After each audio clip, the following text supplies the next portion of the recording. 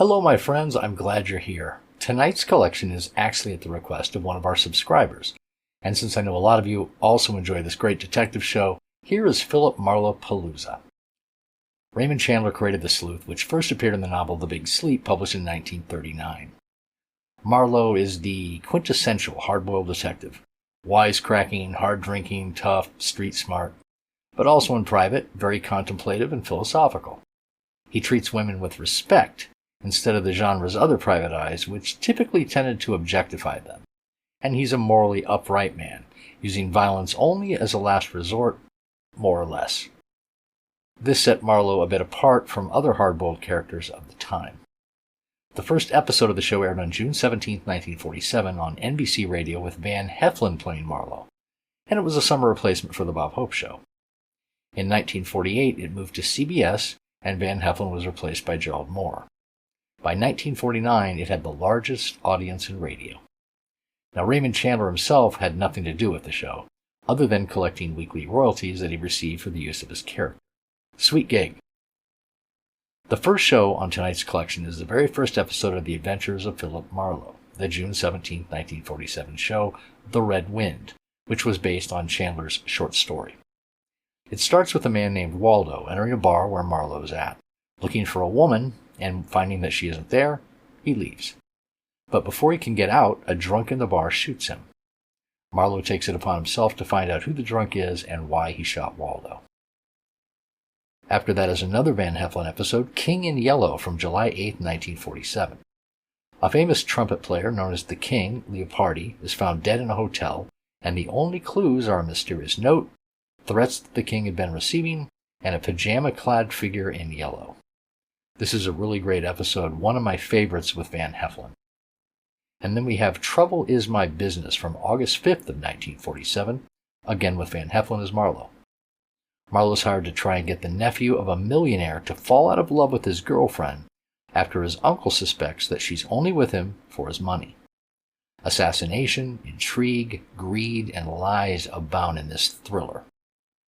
And then we move on to the second iteration of the show with Gerald Mohr in the title role, with The Persian Slippers from October 3rd of 1948. A woman has left her husband and disappeared, and Marlowe has to find her. A fortune teller might be his only lead, as irrational to Marlowe as that sounds. Again, another thriller with a lot of plot twists and surprises, and a really surprising ending. And then finally we have The Panama Hat from a week later, October 10th of 1948. In this one, Marlowe's hired by a woman to investigate threats made to her husband by a mysterious man in a Panama hat. A paid weekend in Malibu and a cash bonus make Marlowe think this is going to be a breeze, but then a corpse and a redhead known as the Dragon Lady make it far from that. An exciting and mind-bending story. I think you're going to enjoy this one if you have not already heard it. Now let's settle in for some great Philip Marlowe shows.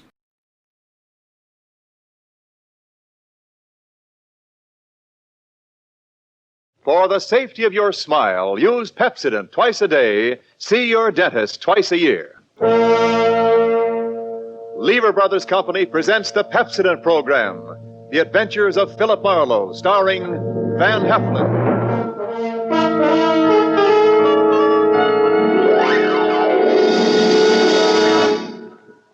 Pepsodent presents Philip Marlowe, Hollywood's famous private detective created by Raymond Chandler. Philip Marlowe, tough, cynical private eye of Murder My Sweet, the sardonic, case-hardened detective of The Brasher Doubloon, The Lady in the Lake, and The Big Sleep.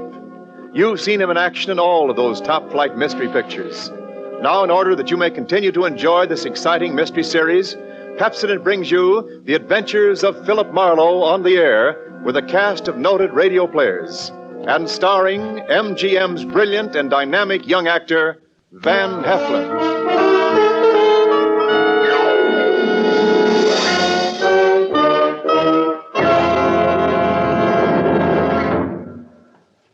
Now, families all over America have named their favorite toothpaste.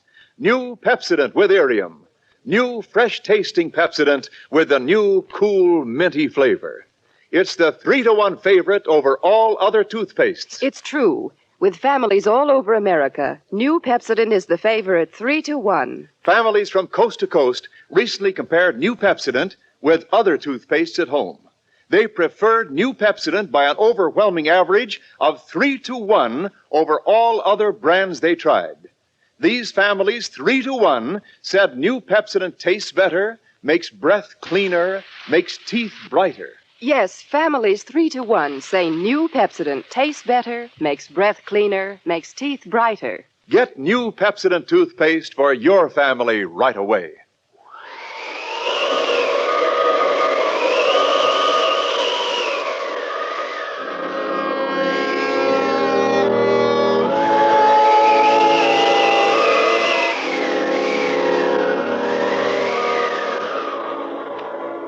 There was a rough desert wind blowing into Los Angeles that evening. It was one of those hot, dry Santa Anas that come down through the mountain passes and curl your hair, make your nerves jump and your skin itch. On nights like that, every booze party ends up in a fight, and meek little housewives feel the edge of a carving knife and study their husbands' necks. Anything can happen when the Santa Ana blows in from the desert.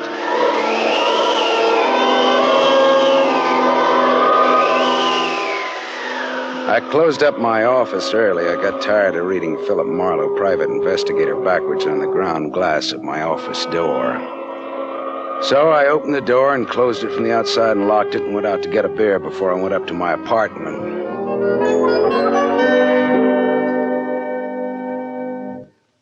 Fill her up again, Mr. Marlin? Marlowe. Marlowe. Marlin is a fish. Yeah, I know. Hey, you bartender. Give me another rye.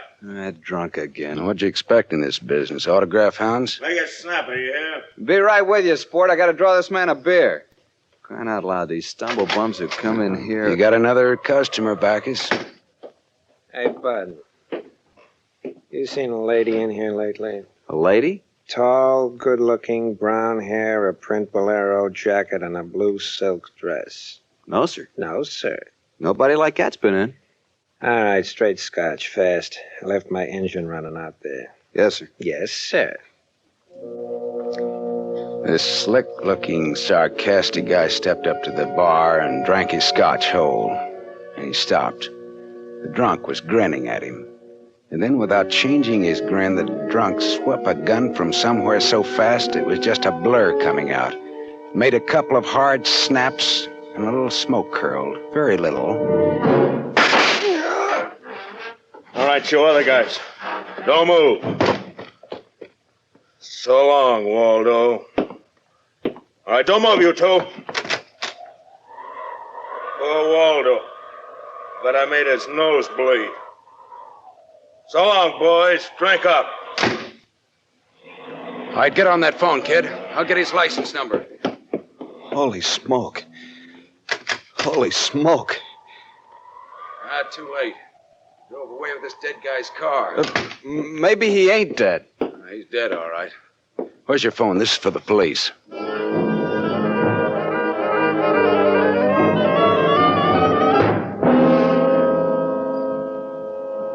The prowl car boys were there in about 5 minutes. Waldo was out of business, all right, and nothing in his pockets told who he was, but he had about $700 on him. I told the cops what I knew, including about Waldo's tall, brown-haired, pretty girl in the bolero jacket. It was about 9 o'clock when I stepped out of the elevator in my apartment house and almost walked right into a tall, brown-haired, pretty girl in a bolero jacket, waiting for the elevator on my floor. Oh, excuse me. Just a minute, lady. I said excuse me. I'm in a hurry. Now, if you'll be good enough to Look, step you better out of... not go outside in those clothes. Just what do you mean by telling me This isn't a make. You're in trouble. Trouble? Yeah, the cops are looking for you in those clothes.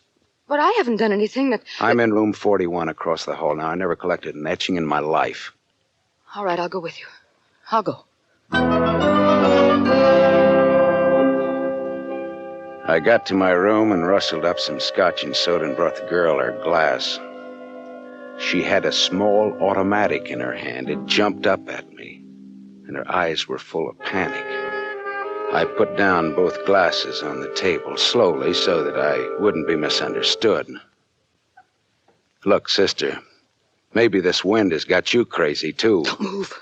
Be careful, don't move. A man just got shot in a bar down the street. Before he got it, he'd been asking about a tall, pretty girl with a bolero jacket, like yours.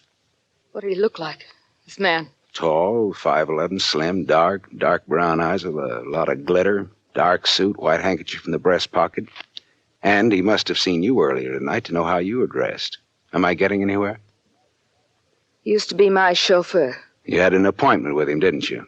Why? Listen, he asked for you, didn't he? Yes, I had an appointment with him. He'd stolen something from me when he left 3 days ago. I was going to buy it back from him. Why didn't you tell the police? I couldn't tell them. It was valuable, wasn't it? Valuable enough for Waldo to steal? $15,000. Oh, it's peanuts. But it wasn't the value.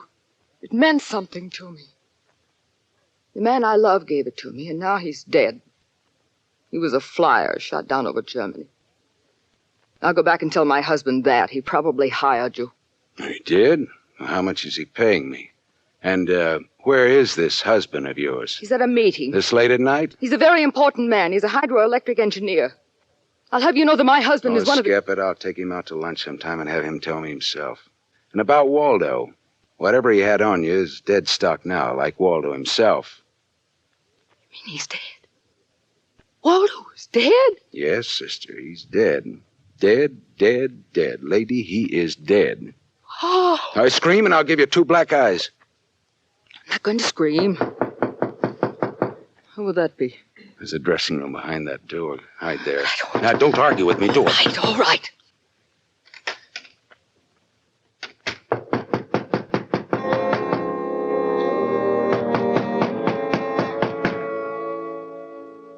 Then I went to the door, making a loud, yawning sound. The backs of my hands were wet. I opened the door. Without a gun, that was a mistake. I certainly knew the gun I was looking into, a .22 target automatic that had already killed 1 man that night. And I knew the bald head and the flat, shiny eyes and the face like a poisonous lizard. Baldy put the muzzle of his gun lightly against my throat. I backed into the room, and Baldy kicked the door shut. You alone? Look for yourself. I'm asking, not looking. I'm alone. You and that dumb bartender saw me dust off Waldo. What did Waldo do to you? Who's asking? Just making conversation. He stooled on me on a bank job we did together. Got me 4 years in Michigan pen. How is he? Dead. I'm still good, drunk or sober. Tell me why I came here, pal. You heard the barkeeper and me talking. I told him my name, where I lived. That's how, pal. I said why. Skip it. The hangman won't ask you to guess why he's there. Oh, you're pretty tough at that, ain't you? But you're slamming off, pal. All right, but you could get that gun out of my neck and try somewhere else. Oh, yeah, sure. Is this better? This suits you all right? Just so it isn't my neck. Say when, pal? It's your party. I leaned against the gun. The door of the dressing room showed a crack of darkness. The crack widened. I began to shake a little. The girl came quietly into the room, but there was white all around her irises. She was scared. She had her gun in her hand, but I was sorry for her. Dead sorry. She'd try to make the door scream. Either way, it'd be curtains for both of us. You're scared, mister? You worried about any little thing? I couldn't talk. The girl floated in the air somewhere behind Baldy, and her horrified face was drifting toward us. My mouth was as cold and dry as yesterday's toast. Well, kid, how's it feel? You ready yet? Go on, say the word. Well, don't take all night about it if you're gonna do something about it. Why not, pal? I like this. Suppose I yell. Go ahead, yell. Go ahead. Put up your hands! Hey, look!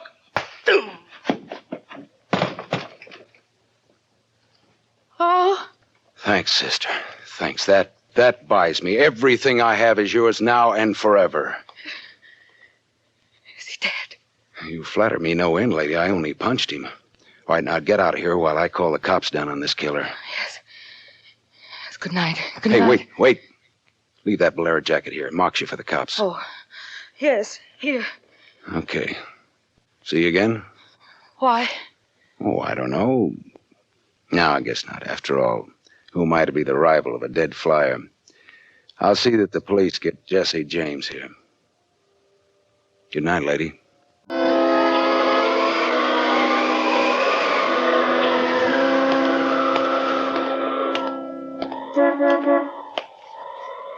Yeah? You mean me? Yes, please. Oh, you. Again, huh? Get in. I must talk to you. You want to know what happened at headquarters, huh? Yes. Well, I went down there with the law and gave them the story. I left you out of it. Oh, thank you. You saved my life, so no one knows a thing about you. Well, incidentally, neither do I. Well, my name is Mrs. Frank Bossley. 212 Fremont Place, Olympia 24596. Is that what you wanted? I guess so. Well, there it is. Now, why did you really come back? I wanted my pearls. Pearls? Yes. Pearls, too, huh? All right. Tell me about the pearls. We've had a murder and a beautiful mystery woman and a sadistic killer and a heroic rescue. Now we will have pearls. I was to buy them back from the man called Waldo. Well, I saw everything that came out of his pockets, and there weren't any pearls. Could they be hidden in his apartment? It's possible. Waldo lived on the same floor you do in this apartment house. And why didn't I know him, at least by sight? He moved in last week. He managed to get a sublet. Great, a sort of an amateur magician on the side, huh? It's getting rather late. Yeah. What about your husband this hot, mysterious night? He's still at his meeting. You could have brought him along. You could have sat in the back seat working out a problem in hydroelectrics while...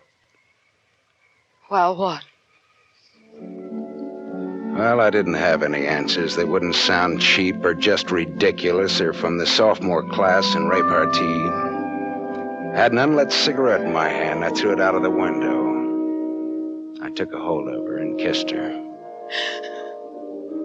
She sat very still. I was shaking when I let go of her. Her voice trembled a little when she spoke. I meant you to do that. I wasn't always that way. Only since Johnny Dalmas was killed in the war. He gave me those pearls. 41 of them perfectly matched with a diamond propeller clasp. I'd have loved them if they'd been wooden beads because he gave them to me. I love Johnny. The way you love just one time.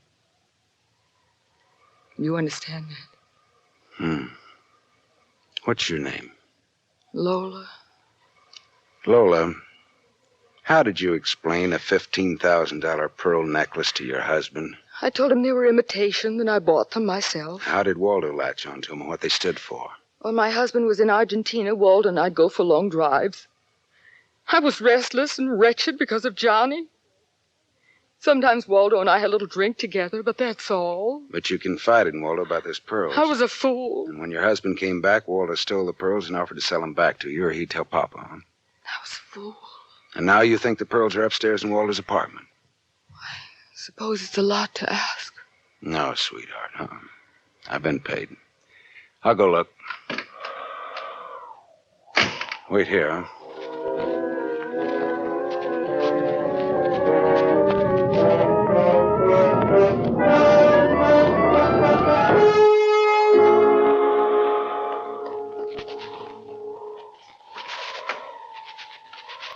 Was the gun along, Lola? No. Well? No. No pearls? No pearls. Oh. There was a man in Waldo's room. A man? Who? You know a man named Leon Balsanos? Not by name. I don't know. Mexican, South American, about 45, small, iron gray hair, very neat, fawn-colored suit, wine-colored tie. No, I don't think I know such a man. Is he the one in Waldo's room? Yeah. What does he have to say? Very little. In fact, nothing. He's dead. You are listening to The Adventures of Philip Marlowe, starring Van Heflin, with music composed and conducted by Lynn Murray. Yes, families all over America have named their favorite toothpaste. New Pepsodent with invigorating Irium foam. New fresh-tasting Pepsodent with a new, cool, minty flavor. It's the 3-to-1 favorite over all other toothpastes. It's true. With families all over America, new Pepsodent is the favorite 3-to-1. The Farrell family of Evergreen Park, Illinois, preferred new Pepsodent on every single count. The Farrells say new Pepsodent tastes best of all, makes breath cleaner, makes teeth brighter. On all these counts, by an overwhelming average of 3-to-1, families prefer new Pepsodent over all other toothpaste they've tried. It's a fact. Families 3-to-1 say new Pepsodent tastes better, makes breath cleaner, and makes teeth brighter. Remember, this is not just our opinion. It's the honest conviction of the Farrells and other families who compared new Pepsodent with other toothpaste they had at home. Get new Pepsodent, the only toothpaste containing irium. Get it for your family without delay.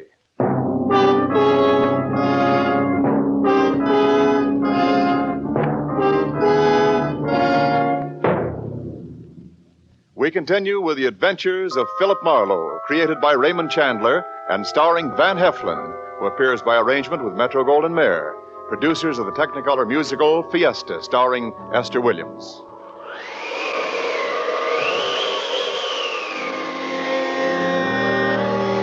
I sat with Lola Barsley in her car listening to that jittery, infuriating desert wind gallop around in the midnight streets. I just told her about the Latin-looking man I'd found in Waldo's room in a very dead condition. I held her hands until they stopped trembling. Then I gave her the few remaining details. He had a gun in a shoulder holster, but someone had strangled him before he could use it. Someone? Waldo? Maybe. You see that convertible coupe 2 cars ahead of us? It's been there for hours. It was there before I parked here to wait for you. Leon, the man in Waldo's room, came in that car, but according to the key containers he carried, that isn't his car. Whose car is it? Does it matter? Well, it belongs to a lady according to the tag on the keys. A lady? Well, anyway, a woman, if you're going to split hairs. Eugenie Kolchenko. In West Los Angeles? Never heard of her. Oh. All right, well, you go home now, huh? What are you going to do? Drive that flossy convertible around, wave at my friends, impress people.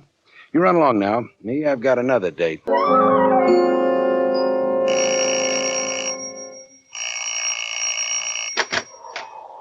Yes? What is it, please? Miss Eugenie Kolchenko, Yes? What is it?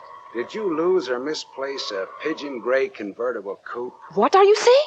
Now, don't be alarmed. I found it and I brought it home to you. Come in, please. It is a reward you wish. Shall we say... Snap out of it, Dragon Lady. Who was he? Who was who? The little guy, Leon. You loaned your car to. He's dead. Who was he? Oh, no. Oh, yes. Eugenie. Darling, come here, please. What's the matter, honey? Who is this man? I came about Miss Kolchenko's car. What about her car? The gentleman who borrowed it couldn't return it on account of he isn't alive. He's dead. Darling, he's dead. Well, that's putting it more bluntly, of course. Dead, huh? Completely. Who are you? Philip Marlowe, private investigator. My card. Mm-hmm. You told the police yet? Never do at once what can be deferred pending negotiations. Aesop. I might negotiate. Oh, peachy. What do you know, Marlowe? A man named Waldo was shot in a bar tonight. I happen to have the inside as to who he was, and when I visited his apartment tonight, I found this Leo Balsanos dead. He wouldn't have had $500 in 20s on him, would he? No, but this Waldo had over $700 on him when he was killed at that cocktail bar, mostly in 20s. Is there a basis there for negotiations yet? Very well, Marlowe. I'm a married man. There were certain unpaid bills for some stuff Miss Kolchenko here had charged to my account. But you told me I might charge to your account. All right, so I wasn't very bright. That might be the understatement of the decade, but go on. I had the unpaid bill safely in my briefcase. Somehow this Waldo had a chance to steal the briefcase. I hired Leon and gave him $500 to buy back those bills from Waldo. Instead, Waldo took Leon's dough and was forced to kill Leon in the process. And then he went out to keep another date and accidentally walked into an old pal hostile enough to blow him down.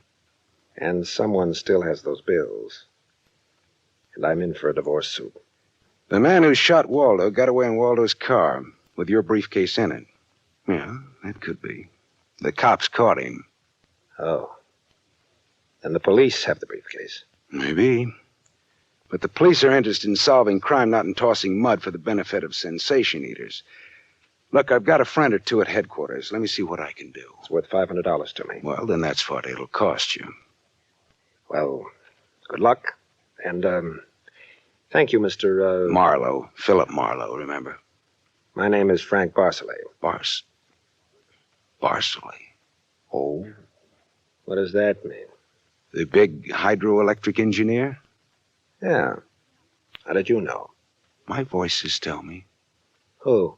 Darling, this man is manifestly insane. It's the heat, Miss Kolchenko. It's the Santa Ana. It's the desert wind. May I use your telephone?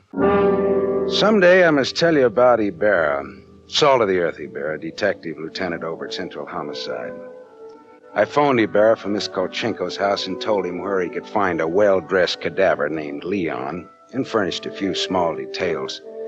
I gave Ibarra time to check my tip, and then I went down to see the good lieutenant and told him why I'd been up in Waldo's room, only to find Leon instead of a certain lady's string of pearls. Pearls, eh? Well, I thought Waldo might have them up there. Whose pearls were they? A lady's. Go on. Or they might have been in Waldo's car that Waldo's killer drove away in. Yeah. What, yeah? They might have. Also a batch of unpaid bills charged to the account of a certain Frank Barcelay? Yeah. Uh-huh. Well, now, the police aren't interested in domestic scandal. They want to prevent or to solve crime, right? So? So I've got $500 for the police fund if those pearls and those bills are returned to their rightful owners. Quit your kidding. No, it's a valuable necklace. Yeah? There's your necklace. That's it. 41 pearls, perfectly matched diamond propeller clasp. That's it. That's the one. Take it away, Marlowe. On the level? Just tell me straight what it's all about, all I ask. Sure. Well, this Waldo was blackmailing a wife with the pearls and her husband with the bills, a guy by the name of Barcelay. Well, Barcelay sent Leon to get the bills from Waldo. Instead, Waldo killed Leon, then stepped out and happened to get shot by that guy at the bar. Now, if Barcelay's name stays out of the paper, I get $500, and that goes to the police fund. We'll keep him out. Well, now, I'm not in this case for money. I just want to get back the bills and the pearls. As you say, Marlowe, the police aren't in business to sling mud. Well, you can deliver the pearls to the lady yourself if you like. No, She lives at... No, Marlowe. You better take them to her. You see, except for the diamond propeller clasp on them, they're phony. Phony? But... All but the clasp, Marlowe. All but the clasp. Well, I stared at Ibarra. So the flyer, Johnny Dalmas, the great lover, had given Lola a string of fake pearls. Well, I didn't know how to tell her, but I called her up and told her to meet me at the Beachcombers at 2. I was going to slip her the bad news slowly. I'm glad you asked me to meet you here, Mr. Marlowe. See, I had to have someone to talk to. Go ahead. Go ahead, talk. I'm listening. Now, Mr. Marlowe, now more than ever, I must have those pearls. Why? Money trouble? Oh, no. It's just that everything's gone wrong. And this morning, my husband told me we're to separate. Oh, I'm sorry, Lola. But if I had Johnny's pearls, it would be a link with the past and with Johnny. And all he meant to me. It's how a woman feels, Mr. Marlowe. I wouldn't blame you for not understanding. Maybe I do, though. So please, Mr. Marlowe, please, you'll try to find my pearls. Lola, look, even if it isn't all of them, any part of them, any single smallest one of them. It'll be Johnny's. Look, will you meet me here again around 4 o'clock? I'll be here. Okay, I'll see what I can do.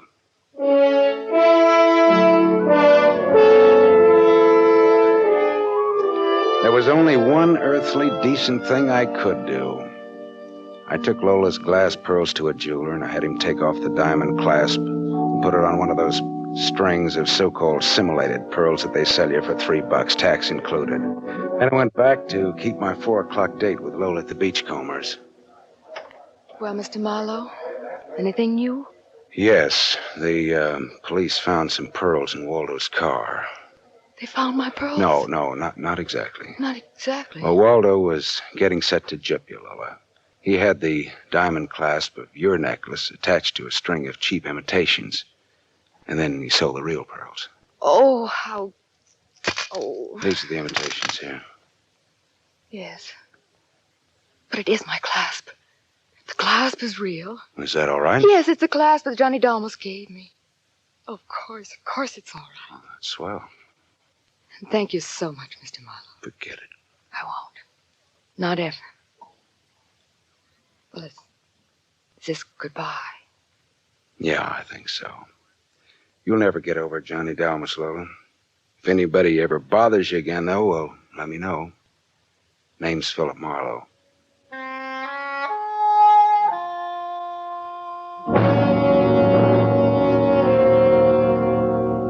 I drove almost to Malibu, and then I parked and walked out on a rock cliff jutting into the Pacific Ocean. Then I reached in my pocket and dug out the string of Bohemian glass pearls that Lieutenant Ibarra had found in Waldo's car. I cut the knot at one end and slipped the pearls off one by one. One by one, I flipped them into the water. The gull swooped down on them and then flapped up again, screaming indignantly. The phony pearls had fooled Waldo and Lola Barsley, but they couldn't fool a seagull. I said to myself, to the memory of Johnny Dalmas, just another four-flusher. I listened a while to the wheeling seagulls. All at once, I realized that the wind had died. The Santa Ana had blown itself out. The red wind was done. It was over.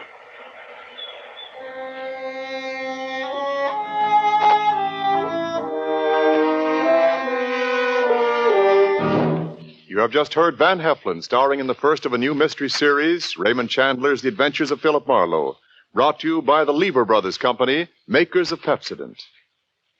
Have you tasted the new Pepsodent toothpaste? Its lingering, minty flavor is so fresh and inviting, families prefer it by an overwhelming average of 3-to-1 over all other toothpastes in a recent nationwide test. They said new Pepsodent tastes better, makes breath cleaner, and makes teeth brighter. Remember, new Pepsodent gives you more invigorating irium foam. It sweeps dulling film away. No wonder it's the 3-to-1 favorite with families all over America. Get new Pepsodent with irium for your family right away. Tonight's story on the adventure of Philip Marlowe is based on Red Wind, written by Raymond Chandler, creator of Philip Marlowe, the screen's most famous private detective. It was adapted for radio by Milton Geiger. Heard with Van Heflin was Lorene Tuttle as Lola Barsley. And this is Wendell Niles inviting you to listen again next week at this same time to another exciting story on The Adventures of Philip Marlowe, starring Van Heflin with a distinguished cast. This is NBC, the National Broadcasting Company. For the safety of your smile, use Pepsodent twice a day. See your dentist twice a year. Lever Brothers Company presents the Pepsodent program, The Adventures of Philip Marlowe, starring Van Heflin.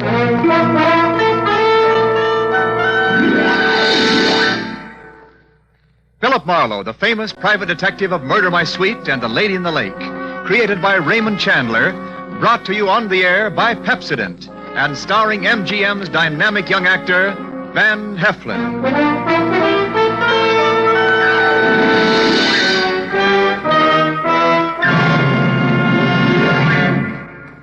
Now, families all over America have named their favorite toothpaste.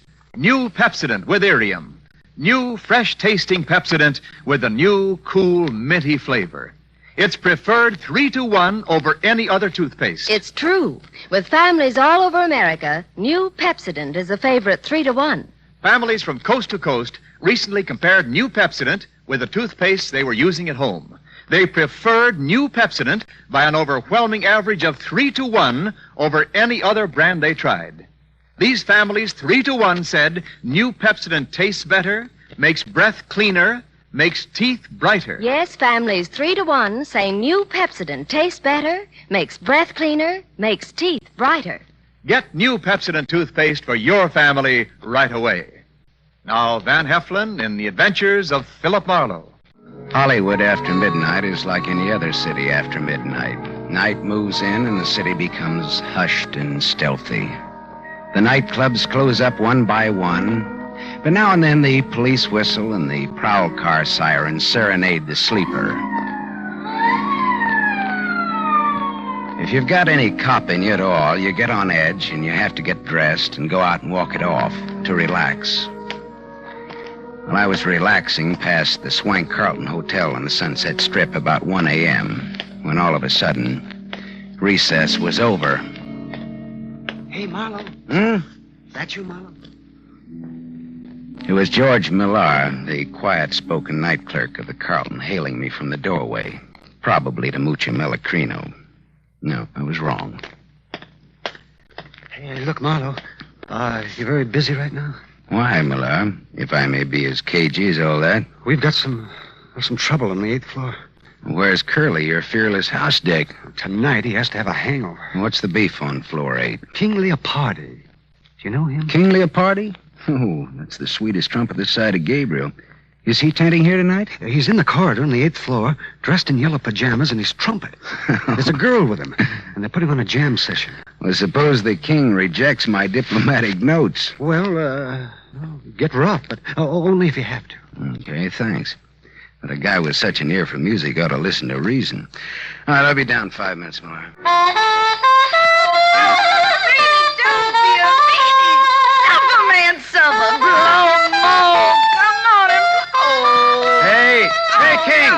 Hey, King, that's all, boy. Oh, suffer, proud, mellow, King and yellow, more, Sereno, more. I said, all right, King, the party's over. Hey!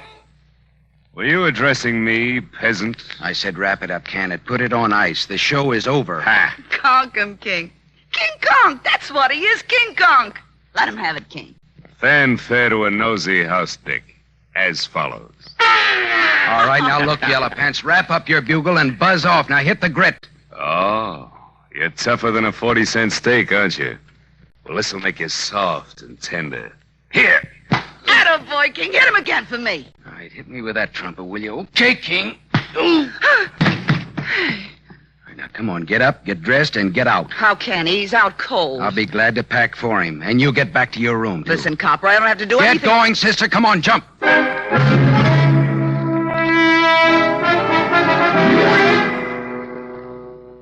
The door to room 815 was ajar. I went in and began tossing a lot of that yellow silk that the king liked so well into his suitcases.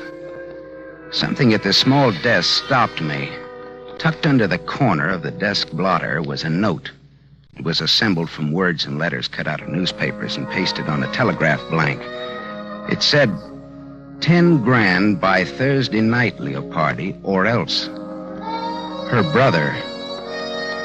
I slipped the note in my pocket and went out in the corridor just as the king staggered past me into his room. I could get an infection from the dirty look he gave me as he slammed the door after him.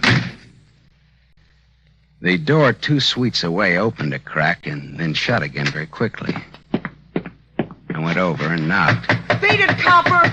I want to talk to you. I don't want to hear from you. Okay, here I come, sister. Ready or not? I'll blow you down, so help me, I'll let you have it. Lay that pistol down, babe. Come on, Get out come on. before you pick up weight you didn't count on. And what would the little girl be doing with a .25 automatic, I wonder? A girl needs protection with insects like you around. Look, what's your name? Little Bo Peep. Okay, but what does Little Boy Blue with a horn mean to you? I admire his work. Do you know King Leopardi? No. Well, what are you doing in a place like this? I can tell you can't afford it. What's your angle? I won a soap contest. All right, baby. You want it that way? What are you going to do? I'm going to make a phone call. It won't cost you a nickel. Hello, desk. Millar, it's Marlowe. I'm calling for the lady in room 811. She's checking out.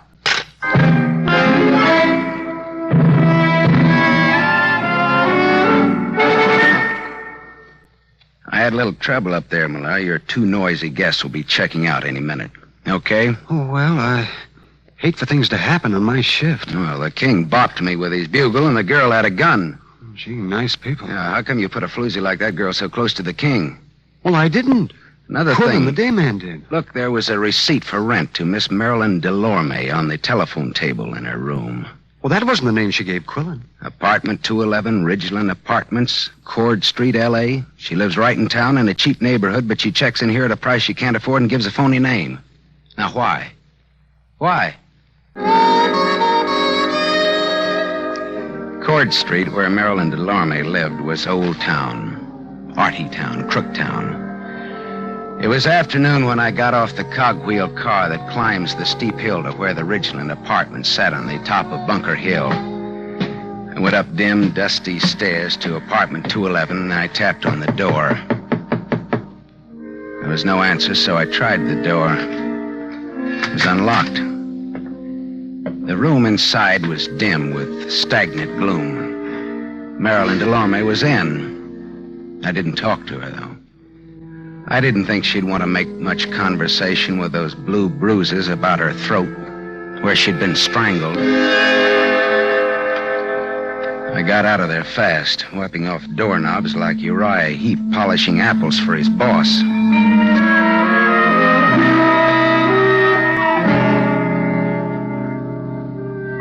I found King Leopardi at his job at the Club Belvedere. He was relaxing at a table in the bar with a kind of a girl commonly referred to as a knockout.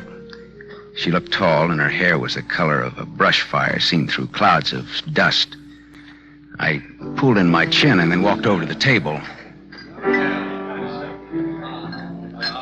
Hello, Leopardio Maestro. You remember me? I'm sorry, I can't say that.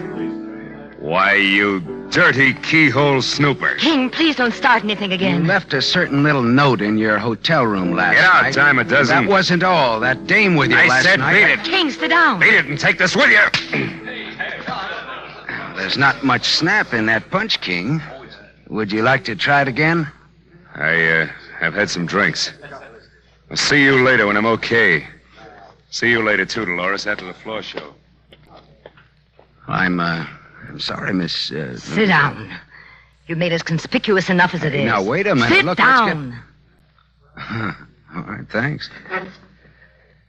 Well, that's what I get for being a little gentleman and letting him pepper me without a comeback. No, he's always spoiling for a fight.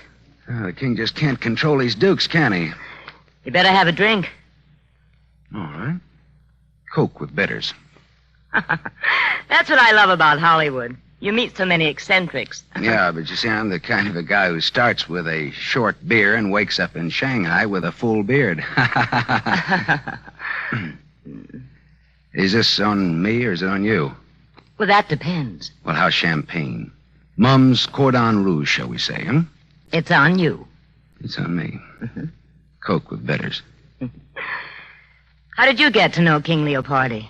Oh, I just happened to throw him out of his hotel last night. Oh, house detective, huh? No, filling in for a friend. Philip Marlowe, private investigator's the general tag. Oh. How did you happen to get to know the king? I once sang in his band, but not for long. Well, then, look, tell me, would it be hard for a woman to get to him? Only if he was surrounded by a wall of fire. If the woman had a gun? Why? Well, I found this threat note on his desk last night. It asked for $10,000 or else, and it's signed her brother. Well? Well? Yes. A woman with a gun could get to him, and everybody would give her a great big hand. Mm-hmm.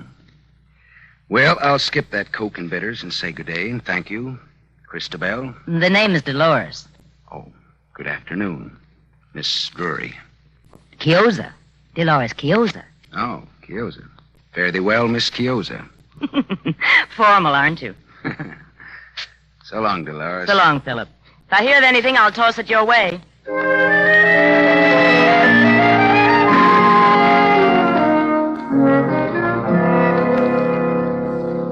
The evening papers carried a squib about Marilyn Delorme found strangled in her Cord Street apartment.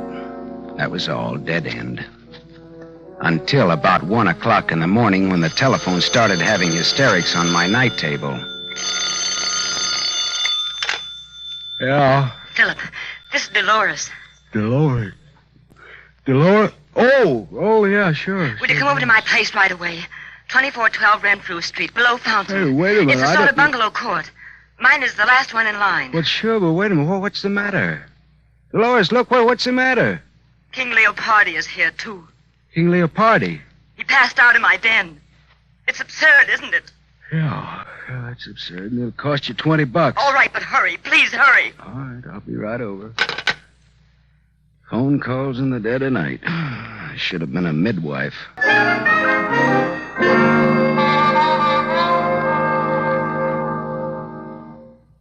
Oh, come in, Philip. I'm sorry I woke you at this hour. That's okay. I always get up around this time anyhow to take my bitters and answer phone calls. Where is he? May I have a cigarette? Sure. Thanks. Right.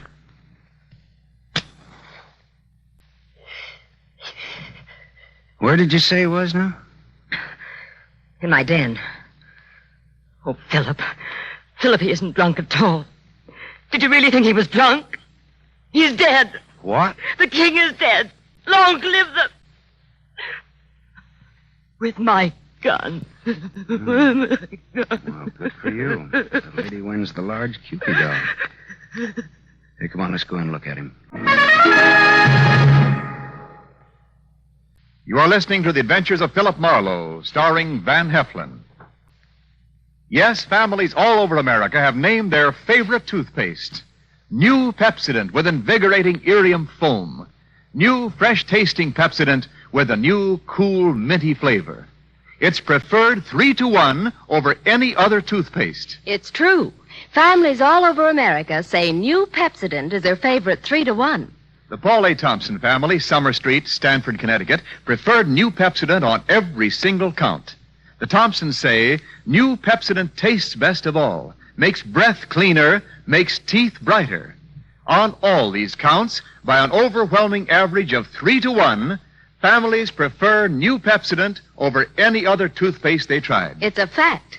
Families 3-to-1 say new Pepsodent tastes better, makes breath cleaner, and makes teeth brighter. Remember, this is not just our opinion. It's the honest conviction of the Thompsons and other families who compared new Pepsodent with the toothpaste they were using at home. Get new Pepsodent, the only toothpaste containing Irium. Get it for your family without delay.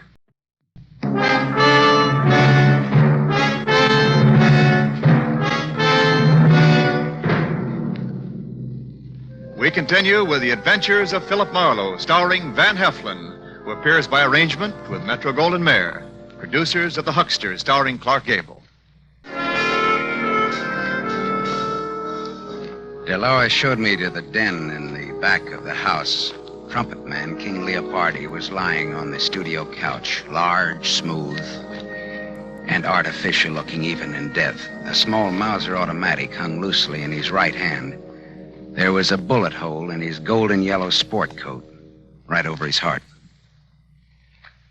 Dolores, is this your gun? Yes. Someone gave it to me once. I don't even know how to use it. Oh, no. Oh, I don't expect you or anyone to believe me. Don't expect anything. Just tell it. Well, I was out late. I sing at KFQC on a late 15-minute program.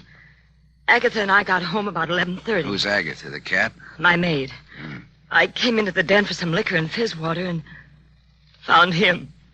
Like that. I sent Agatha home so she wouldn't find him. Finally, I thought of calling you. Well, he got in here. How? I don't know. Were you ever in love with him? The king never loved anyone. I ask if you loved him. I hated everything about him. It's even better to tell the cops that is but copacetic. But I can't help it. It's the truth. Dolores, look. Go on out in the other room and buy yourself a drink. I want to be alone here with tall, dead, and handsome. Go on now, huh?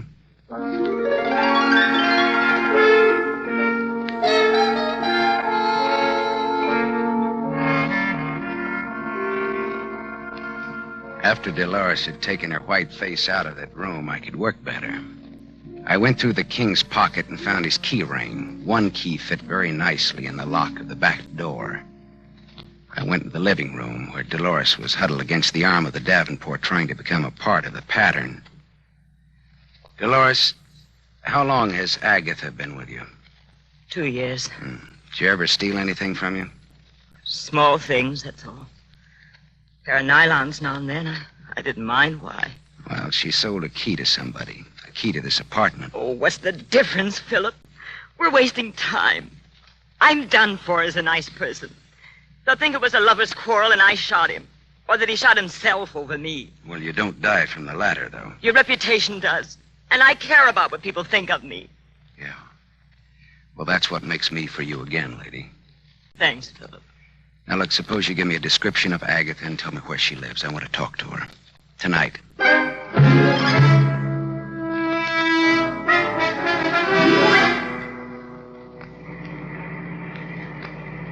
I drove down Brighton Avenue looking for the house Dolores had described to me. All at once, I slammed on my brakes. In the driveway of a vacant house stood a small coupe. Dolores had described Agatha's car, and that was it. And Agatha did not live in an empty house. Well, I got out and walked up the gravel driveway and looked into the car. And then I got back in my own car and drove until I found an all-night drugstore. I phoned Detective Lieutenant Ibarra. Hello, Ibarra. Write this down. Brighton Avenue, 3200 block, west side.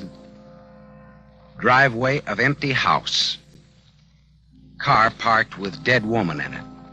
When alive, answered to the name of Agatha. Strangled.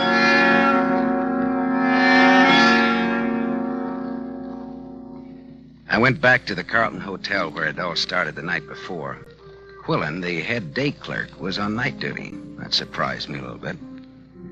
It was 2 a.m. and very empty, very quiet in the lobby. That was fine.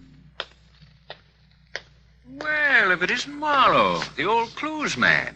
A good morning, and tripe like that. Hello, Quillen. Look, how come you're on duty? Millar went on vacation this a.m. His brother has a cabin at Crestline on the Arrowhead Road. Oh, I didn't even know he had a brother. Now you know. Quillen, look, how come an old hotel man like you registers floozies like that Marilyn Delorme on the same floor with people like King Leopardi? What? You heard me, mine host. I didn't register the girl or Leopardi. Millar did. What? You heard me. Well, why was the room between their rooms empty last night in times like these? Millar had it marked on change. Plumbing out of whack or something. Why? Oh. Well, here's why. A lad with a passkey could have gone into that room and then unlocked the two connecting doors. And then you could have run a bus service between the girl's room and Leopardi's. What are you driving at? That girl in 811 had a gun and Leopardi had a threat letter last night. Now, here's what I want you to do. Call the hotel where Leopardi's staying now and ask if he's there. Why? Because. Good enough? Best reason in the world. Wife always uses it. Wait here.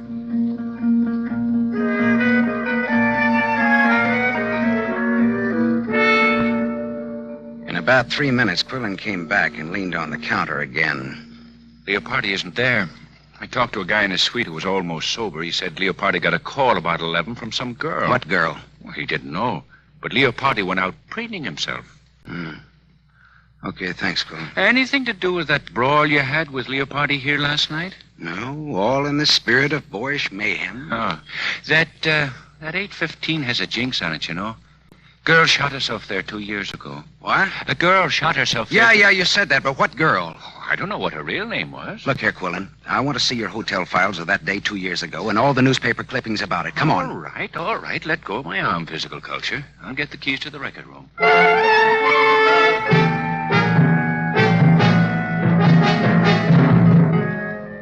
I read the hotel files of that day 2 years ago, and I read the newspaper clippings of that suicide in 815. Then I asked Quillen just where George Millar's brother had his cabin in the mountains.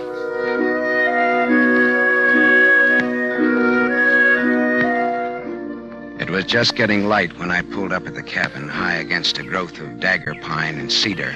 Smoke was curling from the chimney. Someone was awake. George Millar himself opened the door. Well, Marlowe! Well, gee, it's good to see you.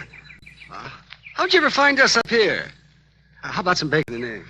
The answer in my brief Marlowe morning manner is yes. Well, that's swell. I'll wake up my brother and we'll all eat together, huh? You don't have to wake me up. I'm up. Oh, hello, Gaff. Who's your friend, George? Oh, Gaff, this is Philip Marlowe. You've heard me talk of him. How are you, Marlowe? Gaff Tally. That the name? Yeah, my brother. That's his fighting name. He used to be a heavyweight boxer. Fighter. Boxers dance. Fighters fight. Let's get coffee started, huh? Marlowe's hungry. Yeah, say, I've had a busy night. King Leopardi's been bumped off. Bumped off? Lowbrow killed. Vernacular for murder. The king is dead, though. Where? How? In a girl's apartment. Nice girl, too. The old suicide gag. But it could ruin the girl. Oh, gee, that's lousy. Yeah, but it won't work. It was murder. What makes you think it was murder? Well, Gaff, the way I cased the job, the kill was supposed to have been pulled in his room 8:15 at the Carlton Hotel night before last. Is that a fact now? Yeah. I spoiled it by giving the king the merry heave-ho before the girl in 811 could get to him. Didn't I, George? I guess you did, Marlowe. Yeah. Of course, it would have been poetic justice if King Leopardi had been killed in the same room where a girl committed suicide 2 years ago, registered as Mary Smith. Usual name, Eve Tally. Did you hear that, Gaff Tally? Eve Tally. I heard it, Marlowe. So we had a sister named Eve, shot herself in 8:15 at the Carlton. So what? So, George here told me that Quillen registered that professional gun girl in 8:15 night before last. Oh, no. George registered her. So? So George kept the room between the girl and Leopardi vacant. When everything was quiet, he'd open the communicating doors, and Marilyn Delorme would walk into the king's room, muffle her .25 in a pillow, and shoot the king in his sleep. How am I doing, boys? Fine, Marlowe. How am I doing? Gaff, put away that gun. I'll bet you even checked on 118 Cord Street. I found Marilyn Delorme strangled. She knew too much. For a few bucks, you boys got Agatha to call Leopardi last night from the radio station and pretend she was Dolores with an interesting invitation. The king always had a yen for Dolores, and he came running. You shot the king before Dolores came home and left him in her den. Then Gaff got rid of Agatha. She knew too much, too. Leopardi was the worst kind of a rat, Marlowe. We loved our sister. She fell for him, and he threw her out. She killed herself. Now, what would you do, Marlowe? Take his gun, George. Don't get between us or behind him. His .45 goes right on through. I'll have to take your gun, Marlowe. Yeah. Well, always treat it like your own, won't you, George? Got it, George? I've got it. Stand out of the way. Does it have to be this way, Gaff? Yeah, it has to be this way. Sure, George and Gaff, the avengers of innocent girlhood in their righteous indignation. Shut up, Marlowe. Lynch mobs, tar and feather merchants, and other laws unto themselves take notice. George and Gaff, they wrote the book. Say your prayers, Big Mouth. Hey, Gaff, there's been enough killing. Get out of No, the way. Gaff, I won't. I swear I'll let you have No, it, too. Gaff! I'm warning you. Goodbye, Gaff.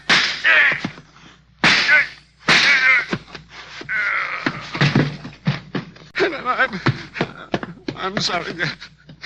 I had to do it. George, he's dead. Listen, I had to do it, Gaff. I just had to. You understand, don't you, Marlowe? Yeah, I understand. He was a killer. He killed 3 people. He wasn't going to kill a 4th. I wanted to finish Leopardo out in the open and take what came, but Gaff tried to do it cute. I didn't know Leopardo was dead until you told me, Marlowe. I believe you, George. Yeah. Here's your gun back, Marlowe. It shoots fine.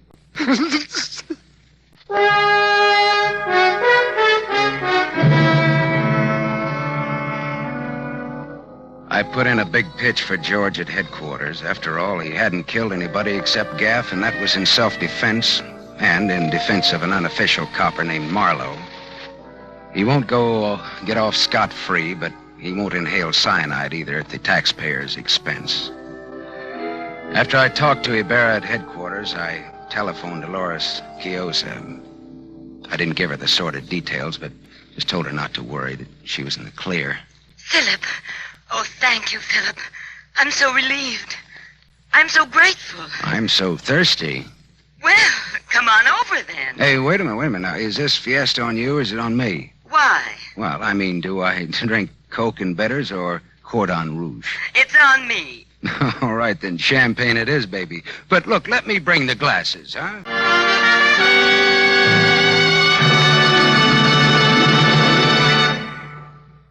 You have just heard Van Heflin starring in the new mystery series, Raymond Chandler's The Adventures of Philip Marlowe, brought to you by the Lever Brothers Company, makers of Pepsodent.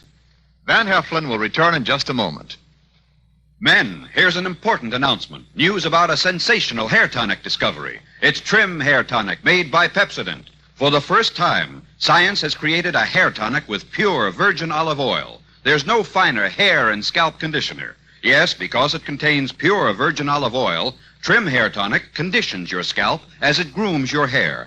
Get new Trim Hair Tonic during the big 1-cent introductory sale at toilet goods counters now. 2 60-cent bottles, $1.20 value, only 61 cents. Ask for Trim Hair Tonic with olive oil.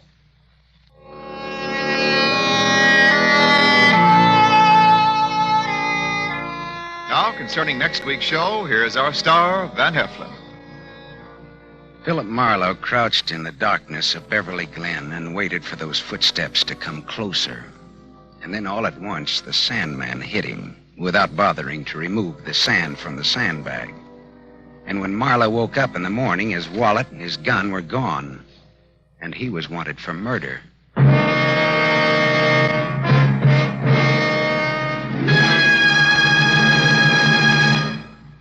Tonight's story was adapted by Milton Geiger from The King in Yellow by Raymond Chandler, creator of Philip Marlowe, the screen's most famous private detective.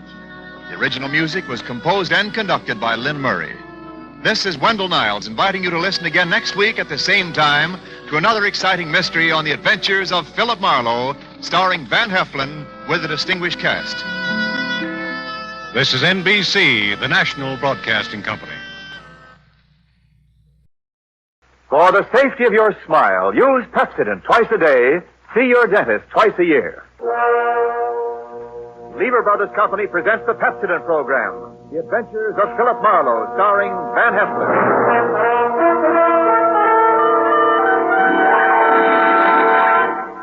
Philip Marlowe, the screen's most famous private detective, created by Raymond Chandler, brought to you on the air by Pepsodent, and starring MGM's brilliant and dynamic young actor, Van Heflin.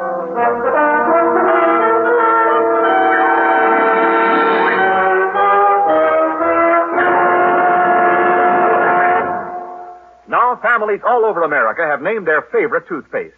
New Pepsodent with Irium. New, fresh-tasting Pepsodent with a new, cool, minty flavor. Yes, in a recent test, new Pepsodent was preferred 3-to-1 over any other toothpaste. It's true. With families all over America, new Pepsodent is the favorite, 3-to-1. Families from coast to coast recently compared new Pepsodent with the toothpaste they were using at home. They preferred new Pepsodent by an overwhelming average of 3-to-1 over any other brand they tried. These families, 3-to-1, said new Pepsodent tastes better, makes breath cleaner, makes teeth brighter. Yes, in a recent survey, families 3-to-1 said new Pepsodent tastes better, makes breath cleaner, makes teeth brighter. Get new Pepsodent toothpaste for your family right away. Now, The Adventures of Philip Marlowe, starring Van Heflin.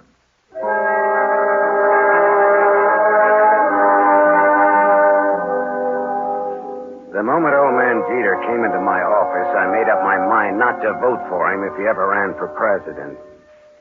He was tall and thin with straight, compressed white lips. He wore a neat pinstripe flannel suit with a small rosebud in the lapel. He carried an ebony cane, and he wore spats. He looked a smart 60, and unless his ulcers got nasty, I gave him another 15 years, which was pretty big of me. He sat down, speared me with those barbed gray eyes, and came right down to business. Mr. Philip Marlowe, I believe? That's right. My name is Wadsworth Jeter. How do you do, Mr. Jeter? You're a private detective? Well, why not?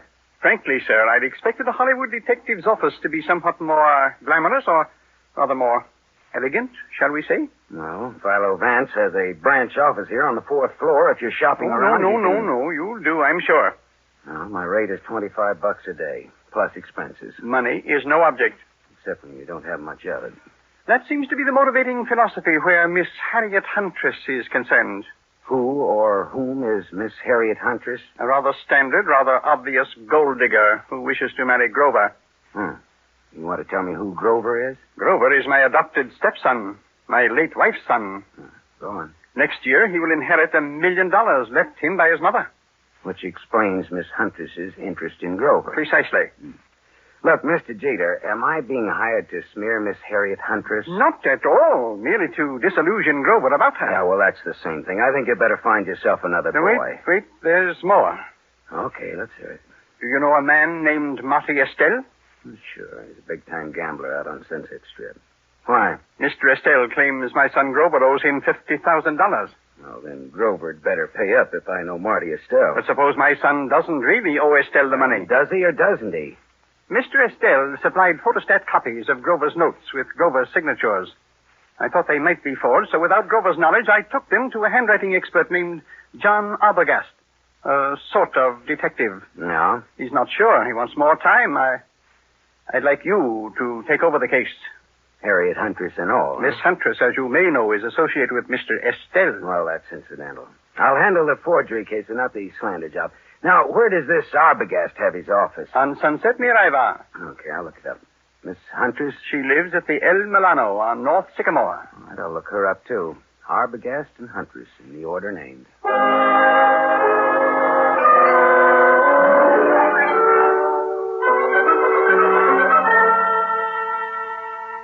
There was no snooty secretary to prevent me from walking right into John D. Arbogast's extremely fat presence on Sunset near Ivar. He was an enormously fleshy gent with a thick neck that was in folds like a concertina. He wore a wrinkled dark suit that needed cleaning and some reweaving where it had some small holes in it. Arbogast just sat and stared at me with the whites of his eyes. Because those 3 holes that needed reweaving were bullet holes. And John D. Arbogast was dead. Very recently dead. I left in a hurry, and as far as I could tell, nobody saw me come, nobody saw me go.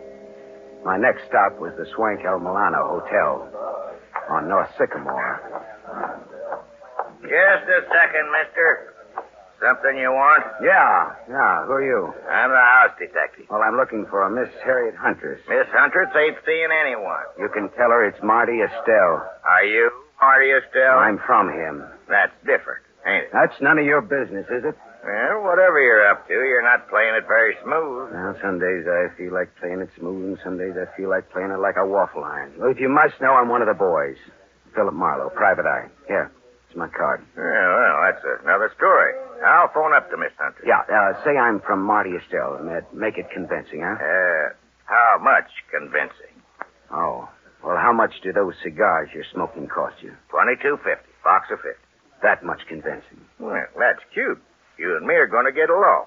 I'll phone Miss Huntress, but you go right on up. Room 814. I just know it'll be all right.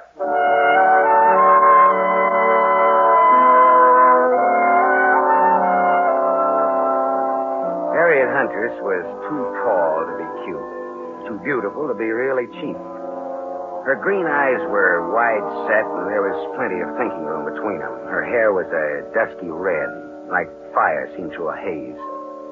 The green eyes were that much green ice as she sized me up in the doorway. Well, what's the big message, Sonny? I'd have to come in. I never could speak very well in public. Come in. Never could speak very well on a dry throat either. There's the scotch. Help yourself. Thank you. So, you're from Marty Estelle? No, not strictly, not even loosely. Not at all, in fact. What's your racket? No racket. Marty will love to know you used his name. I'm shaking in my shoes. You're some kind of detective, aren't you? Yeah, pardon. Philip Marlowe. It's good scotch here. I'm glad you like it. Now, what's your business? All right. How much will you take to give up Grover? You look smart, but you talk stupid. Old man Jeter's pretty tough. His idea is that you get nothing. You get smeared. I don't see it that way. How much How about $50,000? How about $500? How about talking about the effect of the rain on the rhubarb? Now, look, sister. Suppose we skip the footwork, considering the sobering fact that a man named John D. Arbogast has already been murdered in this little case. Does that have anything to do with me? I don't know. He was hired to analyze some notes Grover gave Marty Estelle. He was killed just after I took over the case. Do you think Marty Estelle works that way? You know him better than I do, does he? Have you told the police yet? No, I thought I'd see if I could make a deal with you first. I'm going to tell you something. My people were nice people who never got involved in murders. Old Jeter ruined my father. My dad shot himself and my mother died of the shock. I'm going to fix Jeter for that someday, even if I have to marry his son to do it. Adopted stepson, really. There's no relation at all. It'll hurt Jeter just as hard. And the kid will have $1 million next year. I could do worse, even if he does drink too much. You wouldn't want Grover to hear that now, would you? No? Turn around and have a look, Gumshoe. I turned fast. He stood about 4 feet from me. Big, blonde, powerful. Whiskey in his brain and blood in his eyes. I can say anything I want around Grover. It's all right with him. Isn't it, Grover? That's right, Harry. He's trying to break us up, Grover. What do you think of that? I think maybe I better break him up. That's what I think of that. She laughed, and that made me mad. I turned to growl at her. It was a dirty look. It was the look of the month. That was a mistake. The big guy hit me. I went over sideways. It wasn't a hard punch, but my head hit a desk going down, and the desk got the decision. It gets dark fast in Southern California, but seldom that fast. When I came out of it, Grover, the blonde sucker puncher, and Harriet Huntress were gone. But the bottle of scotch was still there, so I took that for a souvenir and stuffed it in my pocket and floated down the elevator into the street. It was dark by the time I got back to my apartment on Hobart Avenue in Hollywood. I turned on the light, and there stood a big guy, another big guy. This was National Big Guy Week. This one had a big nose, the dead color of wax, and he had a .22 caliber Colt Woodsman pointed straight at me. Close the door and reach. Come on. I turned a little to close the door. I got my hand under my coat. Then I turned back to Waxnose fast. I had my Luger out. We stood there facing each other. Waxnose didn't seem at all impressed with my automatic. I just came to tell you to be smart. You're looking at a Luger, mister. I know. Men of distinction carry Lugers. Me, I pack this small bore because I can shoot. If you think you can take me, go to it. Oh, look, what's the game? Maybe you can take a hint, and maybe you can't. Maybe, maybe not. What is it? Lay off old Jeter's boy. Well, I wouldn't think of contradicting. Anyone who uses a Colt Woodsman .22 with the front sight filed off must think he's pretty good. I am good. Yeah, and that's why I say, okay, pal. We'll see. Speaking of .22s, do you know anybody named John Arbogast? I meet such a lot of people. Well, this one was fat and shot 3 times with a .22. I don't remember shooting no fat guys today. So long, chum. Remember what I told you. Lay off Grover. So long, chum. Yeah. Swell. Ah, shut up. Yeah. Mr. Marlowe?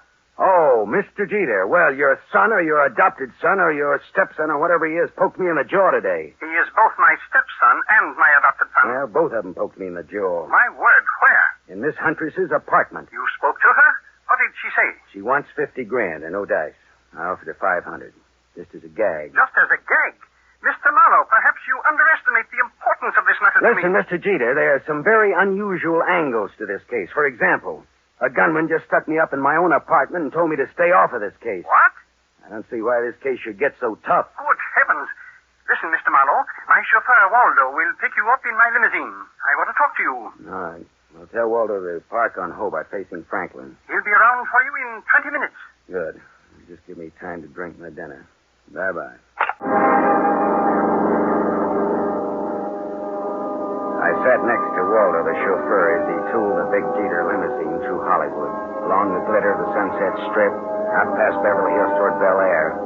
At Cavello Drive, we swung left for a couple of 100 yards, then left again, aiming for a driveway flanked by 12-foot wrought iron gates. Then something happened.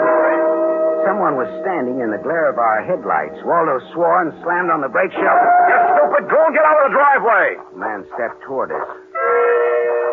In the next minute, there was that same Colt 22 staring into my face again. All right, this is a heist.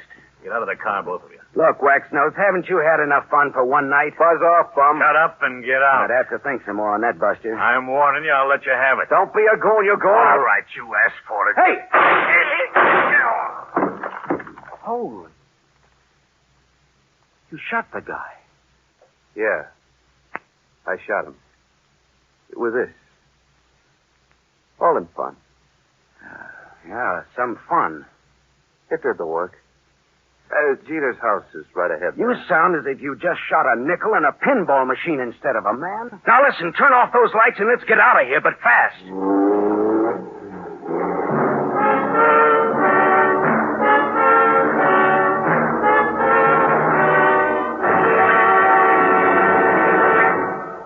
You are listening to The Adventures of Philip Marlowe, starring Van Heflin. Yes, families all over America have named their favorite toothpaste. New Pepsodent with invigorating Irium foam. New fresh-tasting Pepsodent with a new, cool, minty flavor. In a recent test, New Pepsodent was preferred 3-to-1 over any other toothpaste. It's true. Families all over America say New Pepsodent is their favorite, 3-to-1. The William Kilpatrick family, 212 South Missouri, Claremore, Oklahoma, preferred New Pepsodent on every single count. The Kilpatricks say New Pepsodent tastes best of all, makes breath cleaner, makes teeth brighter. On all these counts, by an overwhelming average of 3-to-1, families prefer New Pepsodent over any other toothpaste they tried. It's a fact. Families 3-to-1 say New Pepsodent tastes better, makes breath cleaner, and makes teeth brighter. Remember, this is not just our opinion. It's the honest conviction of the Kilpatricks and other families who were asked to compare New Pepsodent with the toothpaste they were using at home. Get New Pepsodent, the only toothpaste containing Irium. Get it for your family without delay. We continue with The Adventures of Philip Marlowe, starring Van Heflin, who appears by arrangement with Metro-Goldwyn-Mayer, producers of The Romance of Rosie Ridge, starring Van Johnson.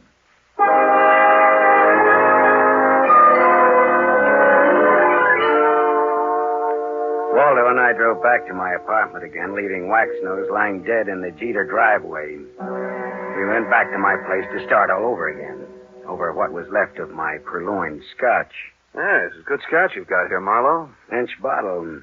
Not this. Sure, I benched it from the apartment of Harriet Huntress. Well, bottoms up. Waldo, do you think that gunman was there to scare young Grover into realizing Marty Estelle means business? Could be. I always drove Grover home around that time. It just doesn't sound like Marty Estelle to pick that sort of a helper. Well, sure. Maybe that's why he picked him. Because it didn't seem like Marty Estelle. Yeah, that's good thinking, Waldo. Dartmouth, 37. Rah, rah, rah. That would be either the cops or Mr. Jeter. Hello. Mr. Marlowe? Yes, Mr. Jeter, and the reason we're not in your study now is lying outside of your front gate.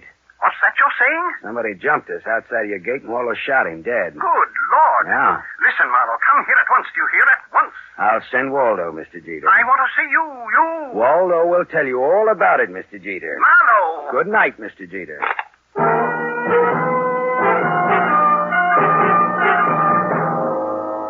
After Waldo, the chauffeur, had left, I went back to the El Milano Hotel. Hawkins, the house stick, was all smiles and open palms. I placed no confidence in his smile and a $20 bill in his palm. Harriet Huntress again? What's the matter? Just take me up to her apartment, that's all, huh? Sure. Right this way, fella. Hawkins took me to the 8th floor, room 814, and opened the door. There was someone in the room, waiting. Here's company for you, Mr. Estelle. Beat it, Hawkins. Yeah, this is the guy I was telling you about, Mr. Estelle. Come in earlier today. Said he was from you. Beat it, I said. Oh, sure. Come on in, Marlowe. I came to see Miss Huntress, not you, Estelle. Well, first of all, Harriet's not home. I came to tell her what happened outside of Jeter's gate. So you keep informed. I can't wait for her any longer. Got to get back to the casino. Well, then, what did you come back for, Marlowe? I'm looking for the Jeter boy. After what happened to him tonight, he needs somebody to walk behind him. You think I play games like that? All I know is we were shot at. I asked you a question. I answered it to the best of my knowledge. What knowledge, for example? Well, for example, you hold $50,000 worth of Grover's notes for gambling debts. I've got $50,000 invested in the kid. Would I be likely to bump him off? Ah. That makes sense, all right. I always make sense. Bully for you. When I have $50,000 invested in a guy, I'm apt to find out all about him. Like about old Jeter hiring a man named Arbogast to work for him. Arbogast was shot today. You know it. I know because I had you followed. You didn't tell the law, Marlowe. That could be very hard on you. Well, it could. Does that make you and me friends? A little blackmail, huh? Not much. We'll call it tattletale grail mail. From now on, do you stop bothering Miss Huntress? Okay, you win, Marty. Swell. That's all. I've got to go. Well, I'll just wait around for a bit, okay? Well, Harriet's scotch is in that cabinet there. Thanks. I'll roll up my pants and go waiting in it. You know, Marlowe, I like you. You're cute. So long, Shaman.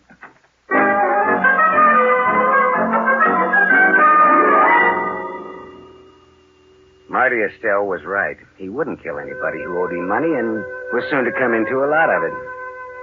Now I was in bed with the police for not reporting Arbogast's murder. Well, I looked around Harriet's apartment vaguely, walked into the bedroom, and stopped. Because mixed with the fragrance of good perfume and good cosmetics was the plain, ordinary, homespun odor of gunpowder.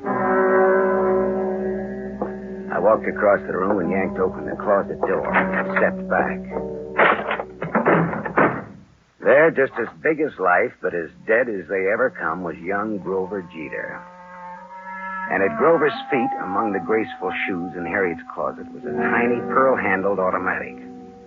I felt bad about that, because I guessed that the dainty holes, the bullets from that dainty gun, would fit the two dainty holes over Grover's heart. I put the neat little pistol in my pocket. I thought old man Jeter ought to know about his son, I thought.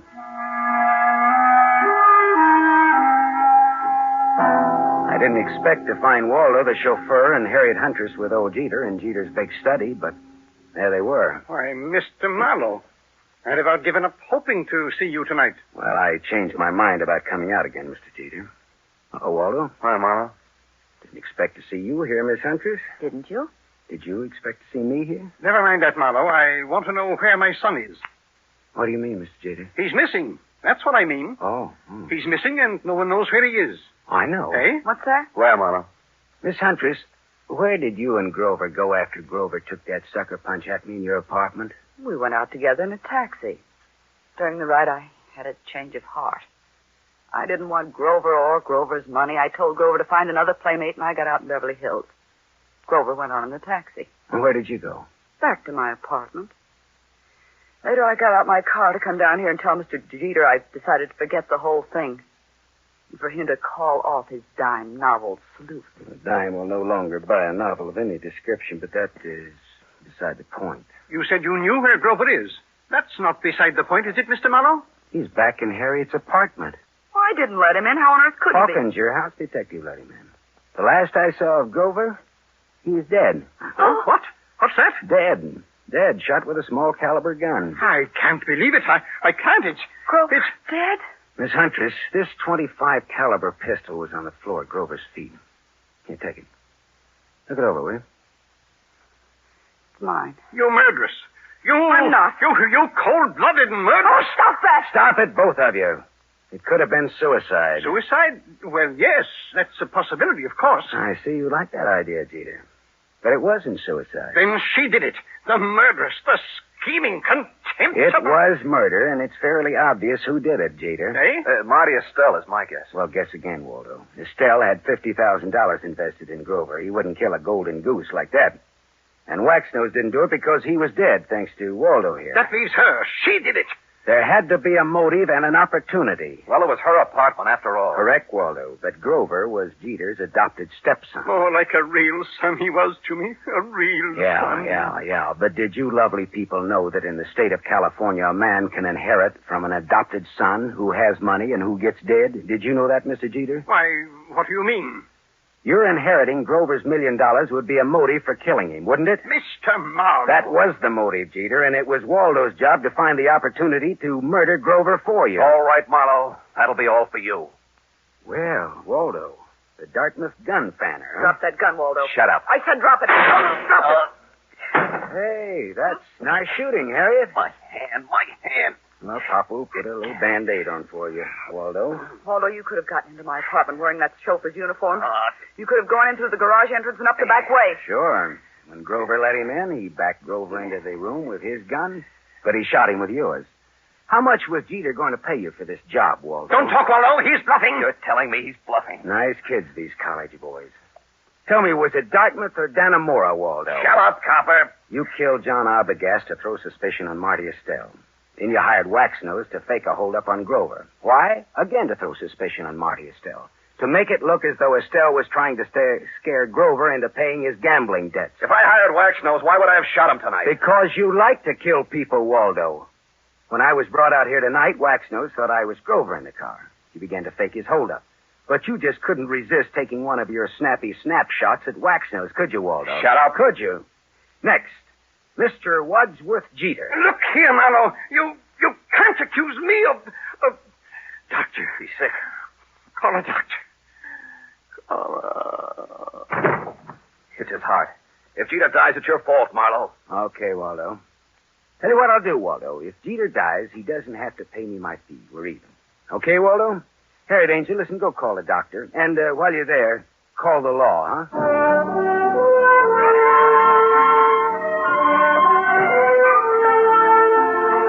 Jeter didn't die. His heart was as good as mine, if you want to make anything out of that. The law had Jeter and Waldo cold, and I mean cold. Me? Well, I went out a couple of times with Harriet, as I sat home with her a couple of times drinking her scotch. It was nice, all right, but I didn't have the money or the clothes or the manners. Still, I was sorry when she went to New York to live. She had absolutely the best scotch I ever tasted. Maybe because it was free. I don't know.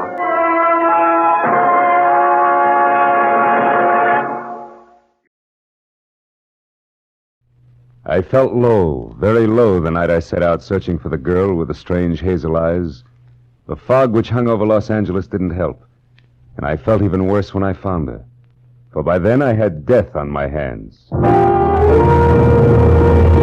From the pen of Raymond Chandler, outstanding author of crime fiction, comes his most famous character as CBS presents The Adventures of Philip Marlowe.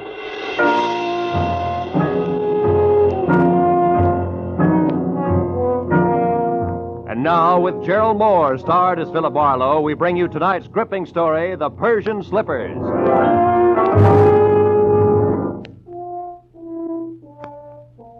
One of those thin, chilly fogs had sneaked in from the Pacific, and it hung vaguely to the streetlights along the Sunset Strip. It was a kind of a fog that you could see through, but everything was out of focus. Made you start wondering what you were going to do when you were 90 and you were all alone. I'd have liked to have spent the night in a room full of noisy extroverts playing charades. But instead, I had to eat a quick dinner and drive up into the secluded Hollywood Hills to meet a guy. A guy who had nothing but trouble on his mind. When I pushed the buzzer, I had the feeling of wishing I was someplace else. Carl Delaney himself opened the door. He was grim and brusque and to the point. Marlowe? That's right. Come in, Marlowe. I appreciate this. You're coming up here after business hours, I mean. I wouldn't have asked except, well, perhaps I waited too long as it is. Sit down. Thanks. Waited too long for what, Mr. Delaney? 36 hours ago, my wife disappeared. Marlowe, you've got to find her for me. Find her just as fast as you can. Wait a minute. Disappeared, you said. Would you mind playing that part back a little slower? Norma simply walked out that door, got in her car, and drove off to get hold of herself, as she always does when we've quarreled. And always before, she's come back in an hour or so. But this time... This time she simply didn't come back, is that it? Look, Mr. Delaney, I could... You'd better let me finish before you do anything. Lately, my wife has been brooding over something serious that she refused to discuss. I've caught her crying several times, and she's not a woman given to tears. Marlowe, I'm sure that unless we move fast, when we do find her, we're going to find her dead. Suicide? Yeah.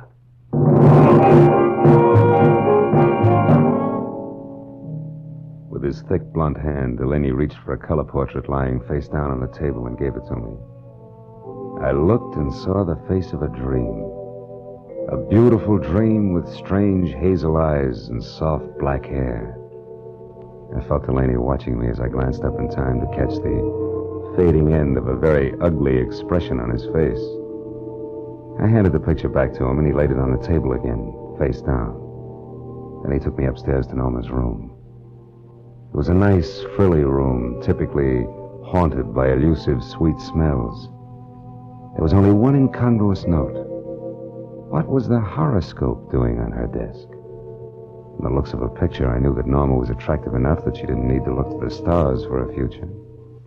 A horoscope? Yeah, you know how women are. Marlowe, will you find her for me? Well, I'll try. My rate is $25 a day plus expenses. And remember, you hired me to find her, not bring her back. Fair enough. You just find her. I'll be satisfied. I'll need a starting point. Were there any phone calls or letters or anything that might be a lead? What about friends? We have no close friends. Norma always stayed to herself. Wait, there was a phone call yesterday from, Madame Jeanette, I think it was. Who's that, a dressmaker? I haven't any idea. She wanted to speak to Mrs. Delaney. I told her Norma was out, and she asked that my wife call her when she got back. That's all there was to it. Anything else you can tell me? No. No, it's not much to go on. I'll see what I can do, Mr. Delaney. I'll be here all night, Marlowe. Call me if you need anything. Yeah, I'll do that. Good night.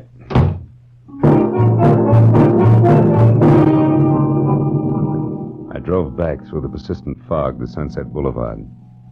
It was 9:30. I knew it was going to be like tracking a hummingbird through the petrified forest by the bent twigs, but I got a classified directory and I started digging. I checked the hairdressers, the manicurists, and the milliners, and I was just about to start on the interior decorators when I remembered the horoscope on Norma's desk. I quickly turned to the personal consultants. Yeah, there it was. Madame Jeanette. Her establishment, located in a dubious neighborhood south of Olvera Street, turned out to be a tacky cottage set back next to an alley. It was as dark inside as out. I was pounding on the door like a vampire at sunrise when a newsboy came up the path. Looking for Madame Jeanette? Yeah, you know her? Sure, she tells fortunes. Says I've got a great career line. You want to see it? Not right now, thanks.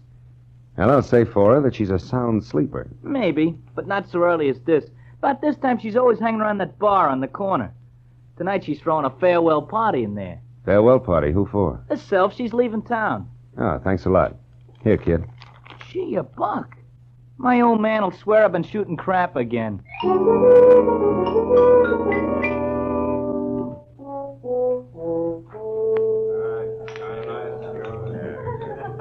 Give me another one, Charlie. Not every night I say goodbye to my dear old neighborhood. Muscatel again, Jeanette? Yeah.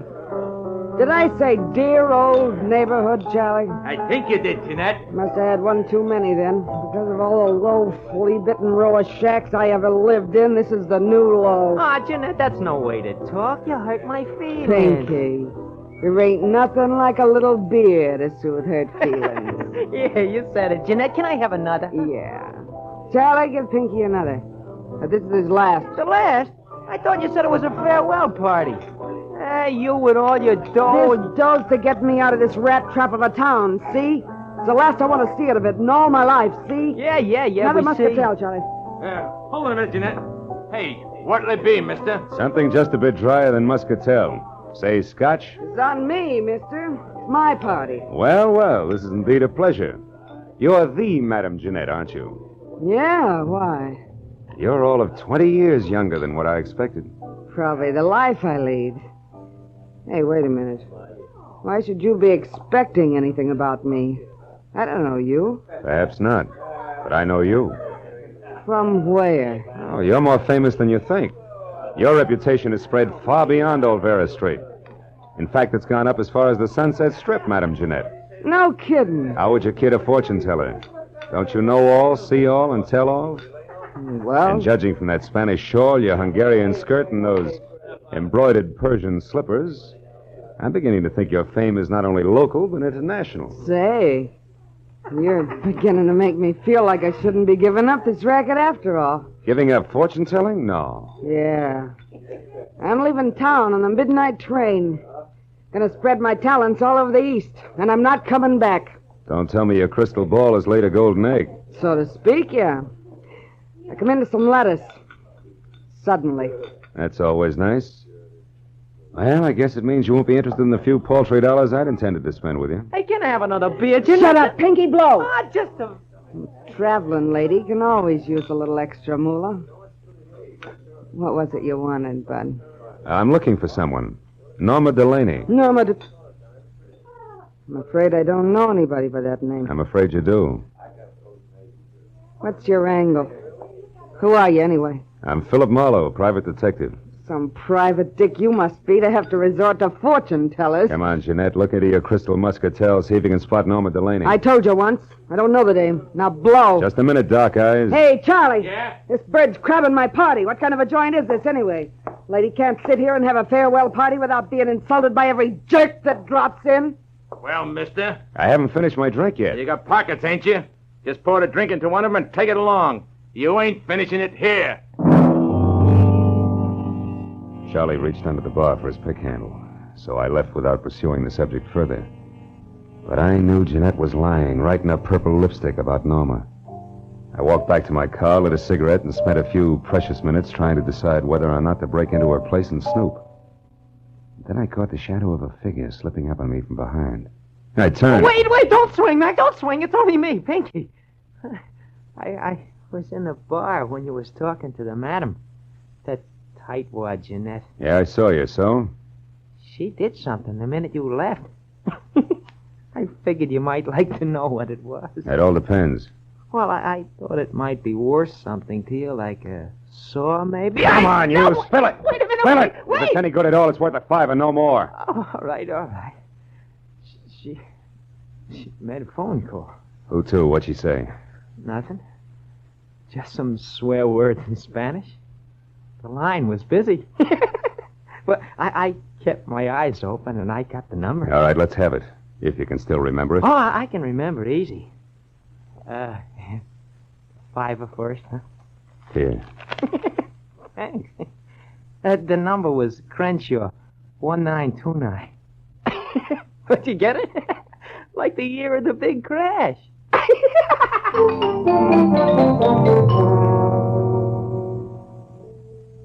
Thanks to the thirst of an underweight lush, I wasn't at the end of my rope yet.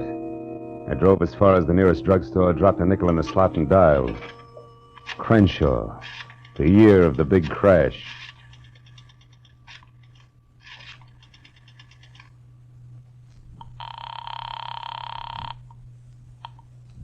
Hello? Hello, let me speak to Norma Delaney, please. I'm afraid you must have the wrong number. Look, you, I'm trying to locate Mrs. Delaney. I suggest you help me. How did you get this number? From a client, Mr. Carl Delaney. But that's impossible. Let's stop sparring. We can save each other a lot of wear and tear if we get together and talk this over. Maybe you're right.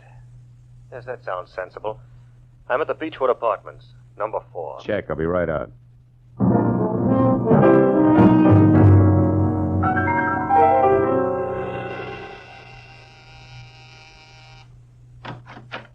Mr. Pierre Gillum, it says here on the door. Yes. You the man who called? Uh-huh. Philip Marlowe. Come in, won't you? You said you were looking for Norma Delaney, Mr. Marlowe. Tell me, what's wrong? Has anything happened to her? Well, her husband seems to think she might have killed herself, but I have a hunch that you might have something interesting to say. No, poor kid. Poor Norma. Well, I'll tell you what I can, Marlowe, but it isn't much. Oh, I'm all ears, and I'll sit, thanks. I was in love with Norma once, briefly, a long time ago. She was a wonderful girl, but her husband was insanely jealous. Mm-hmm. Even though she hadn't loved him for years, he refused to give her up. He even threatened to kill her first. No? Norma and I realized that serious trouble lay ahead, so we parted. Good friends. And I haven't seen her or heard from her in months. I buy it all but the last line. You have seen or heard from her, and recently. I'm not going to argue that. I've told you the truth. You can take it or leave it. I leave it. Suppose we both put our cards on the table. You lied to me when you said Carl Delaney gave you my number. I know because Madame Jeanette called me shortly after you did. Touche. But why did she run to call you at the mention of Norma's name if you two broke up months ago? And incidentally, how did that ersatz oracle Jeanette get mixed up in this in the first place? That is a long story, Marlowe. Good, I like long stories. I'll bet it begins just for a lark. Norma and I went down to Olvera Street once to have our palms read. Yes, that's exactly how it started. Madame Jeanette was an unusual woman, a character, you might say. Uh-huh. Well, we became friendly with her. Norma got quite sentimental about her. One day we made a sort of pact. If ever either of us was in trouble and needed the other, we'd go to Madame Jeanette or get a message to her. She would notify the other. So when I walked in asking for Norma, the madam assumed she was in trouble. Right. Called me immediately because she herself was leaving town in less than an hour. I know. Well, Mr. Gillum, it's all very interesting, but it's getting me no place. Thanks. If I need you again... No, wait, Marlowe, don't go. I know a lot of details about Norma that I'm sure will be helpful. For instance, she drives a Nash coupe, powder blue. Powder blue coupe, huh? Thanks, that'll help. Oh, and she has a fondness for white gloves. Wears them quite often. I see. Well, I better get moving. No, wait just a minute, Marlowe. I've got to go. Now, listen, Marlowe. I told you I was in a hurry. Now, take it easy. Stick around a while. Get away from that door. Look, just who do you think you are? Come busting in here, prying, asking questions, you dirty... Oh! You asked for it, Gillum. Oh! You got a left, too, huh? So have I, brother. I left Gillum sprawled all over his coffee table, as limp as a 5-cent salad. Outside, I glanced at my watch. Madame Jeanette's train left in 40 minutes.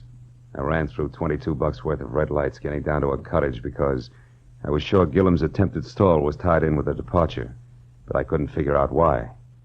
That is, I couldn't until I switched out my lights and coasted to a stop in front of her place. Then I saw it. Half hidden in the shadows back of the house sat a powder blue coupe. I got up on the porch close to the front door and listened. Jeanette was talking to a woman. I couldn't catch what they were saying, but one thing was certain. The woman was Norma Delaney. All at once I realized the talk had stopped. That was my cue. I shoved open the door and went in. Jeanette sat at a table alone, facing me. Well, Mr. Marlowe, you've returned. What is it this time? I'd like my fortune told. Yeah? Now listen close, Gumshoe. I'll make this a short and snappy reading because I'm catching a train in 15 minutes. There's a woman very close to you. In fact, she's right behind you, sucker! What? Oh!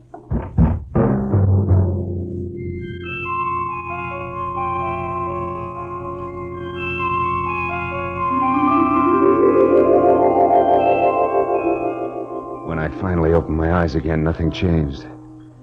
It took me a long time to figure out that the lights were off and it was dark. I climbed up the table leg hand over hand and switched on a lamp. Jeanette's house was absolutely quiet. I had caught a glimpse of a white glove known as a blunt instrument just before I dozed off. And that reminded me what I was down here for. I wobbled through the kitchen and out the back door, but the powder blue coupe was gone. It was 12:15. My head and the fog both had gotten a little thicker. So I just stood there, useful like a ping pong ball in a bowling alley. It was the sound of footsteps that finally moved me, and the newsboy was back. Well, how you again, mister? Did you ever get a hold of Madame Jeanette before she left? Yeah, but not tight enough. Say, a blue coupe left here a few minutes ago. Did you see it? Nope, I didn't. Gee, I'm sure sorry she went away. She gave me $1 tonight, too. Said she was coming into a fortune. You and your career Say, what's that down there, in those weeds? I don't know. It looks like some kind of a shoe. Yeah, it is a shoe. Here, see? What do you know? A Persian slipper. I took the slipper along as a souvenir for my scrapbook and walked back to my car, trying to fit Norma Delaney's lovely hazel eyes in with that crack on the skull. But I couldn't. Between throbs of my headache, I figured Pierre Gillum would know why Norma had dropped in on the madam so close to train time. I decided to go back and ask him. Gillum was as reliable as a two-headed quarter and just as tricky. So when I got to his apartment, I pushed the buzzer, stepped back, and braced myself. There was no fight left in it. He opened the door in his robe, fingered the mouse I had given him, and grinned. Oh. So you found your way out by yourself. Uh-huh. Say, Gillum, what was so important about Norma seeing Madame Jeanette just before her train left? I don't know. Oh, you knew enough to try to keep me here, to delay me. Why? Oh, Marlowe, I did that for old time's sake, for an old friend. Jeanette asked me to hold you here until midnight, and I tried my best. Obviously wasn't good enough. Well, that's all I know about it. I see your phone is off the hook. Do you know that? Yeah, I took it off. It's given me nothing but trouble tonight. I hereby wash my hands of this whole business. I'm going to bed. And I hope to sleep. Good night.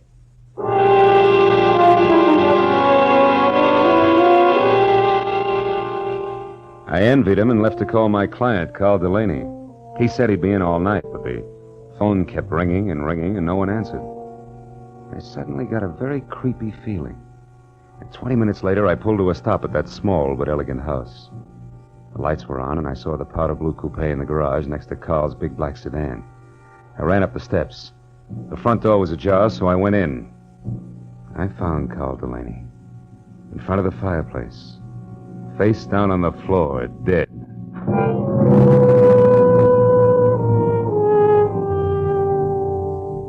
There was a handbag on a chair.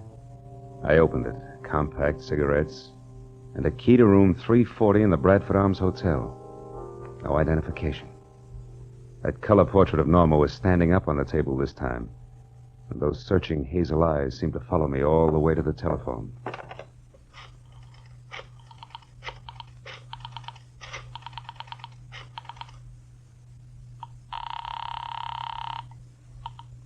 Lieutenant Ibarra speaking. Phil Marlowe, Ibarra. There's a dead one at 1077 Hollycrest Road, named Carl Delaney, murdered. I'll be right out. I hung up the phone, and then the hair on my neck crawled as I heard the unmistakable sound of a woman's heels on the floor upstairs. I ducked behind a door as the heels clicked down the steps. And then she entered the room.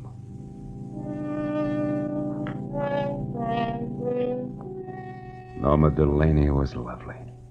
As lovely as a picture. She moved calmly and deliberately, put a note on the table, picked up the handbag, then turned to face the door I was hiding behind. You can come out now, Mr. Marlowe. Hello, Mrs. Delaney. You can call me Norma now. And if you're thinking of using your gun, perhaps you'll be good enough to read this note first.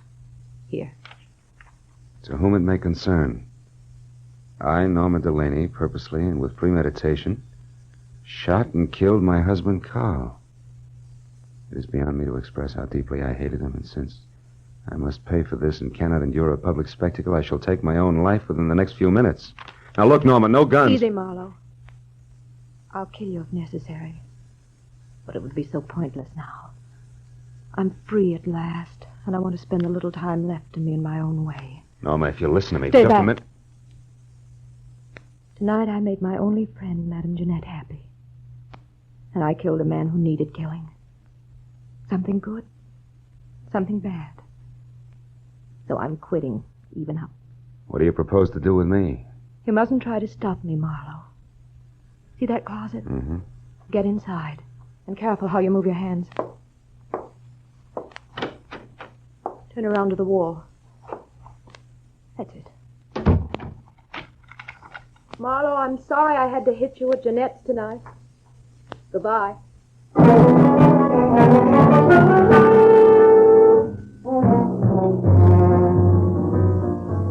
It took 3 shots to smash the lock on that closet door. I heard her driving away just as I got it open. In spite of what she'd said, I couldn't let her kill herself. I ran outside to my car. One glance under the hood was all it took. There was nothing left of the wiring but loose ends. I ran into the street and a miracle happened. The first time in my life, a taxi in Los Angeles when I wanted it. I'm sorry, fella. I'm gonna call. Skip it. This is an emergency. Hey, wait a minute. You Police can't... business. A girl is driving up the road in a blue coupe. We got to catch her before she kills herself. Let's go.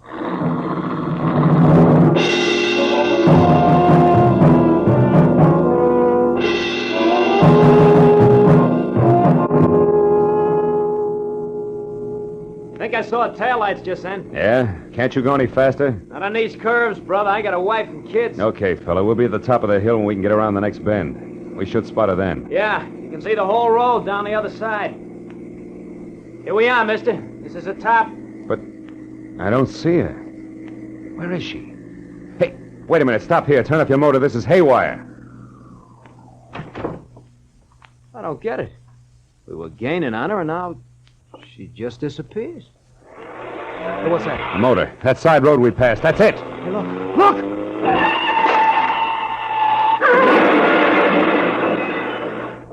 Holy smoke.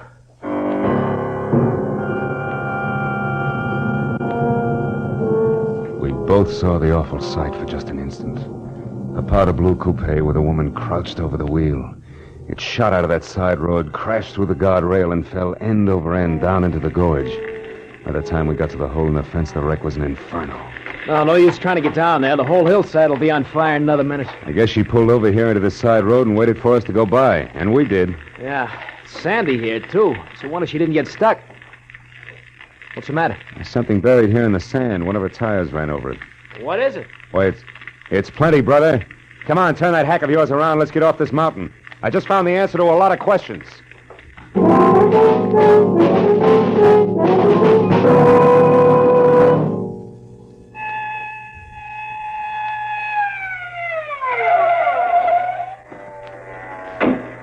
That you, Marlowe? Yeah, Lieutenant. We found the body and the wife's suicide note. And one of the boys spotted that fire up on the hill. What is it? Car went off the road. An accident? Or the suicide? Just a little of both, Ibarra, but we'll talk later. Right now, we got to go to the Bradford Arms Hotel on the double. And please, no siren. The Bradford Arms was a 3-story walk-up. When we got there, Ibarra stationed one man in front, sent another to cover the back, and we started up the stairs. We had reached the second floor when we saw him on the landing above. Gillum. He spotted us at the same time and turned back fast. There, Marlowe. Who's that? That's our boy, Ibarra. Up here, Gillum. Let's go. There he goes. He's heading for the fire escape. Take him, Lieutenant. He's all yours. I got business the other way. Hey, you! Stop or I shoot!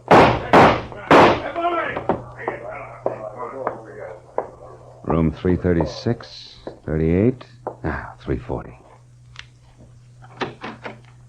It's all over now. You better drop the gun. Please, it's been neat so far. Don't mess it up. Come on, beautiful. Drop it. That's better. Well, Marlowe, I got him. I had to wing him to bring him down, but here he is.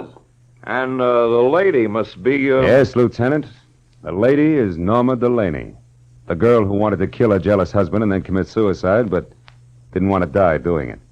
So she used someone else's body, Madame Jeanette's, which was a logical choice because Jeanette was blackmailing her.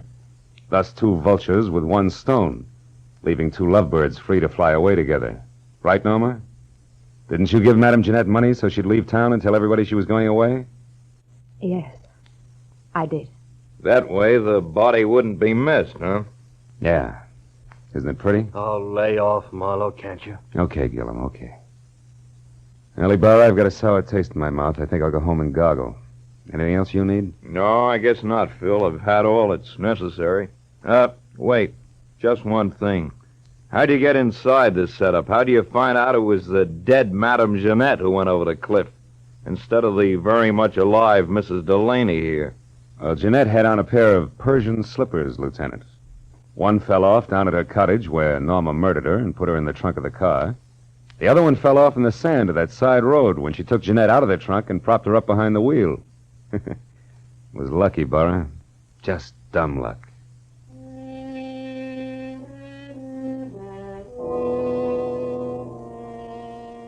I took a walk later. A long walk. All by myself. Through that thin, empty fog in the dark, empty streets. A pair of hazel eyes and a pair of Persian slippers went round and round in my head. And for some reason I kept thinking, a pair of Persian slippers has 2 soles and 2 heels. And it's hard to tell just exactly where the one becomes the other.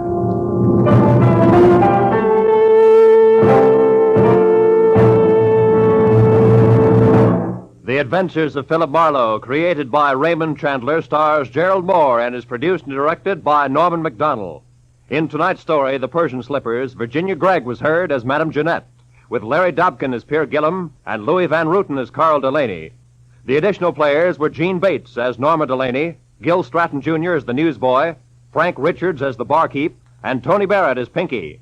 Detective Lieutenant Ibarra was played by Jeff Corey. The special music was conceived and conducted by Ivan Ditmars.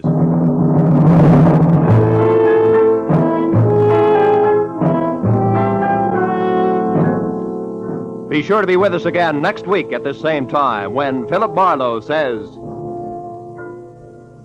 Sounded good, real good.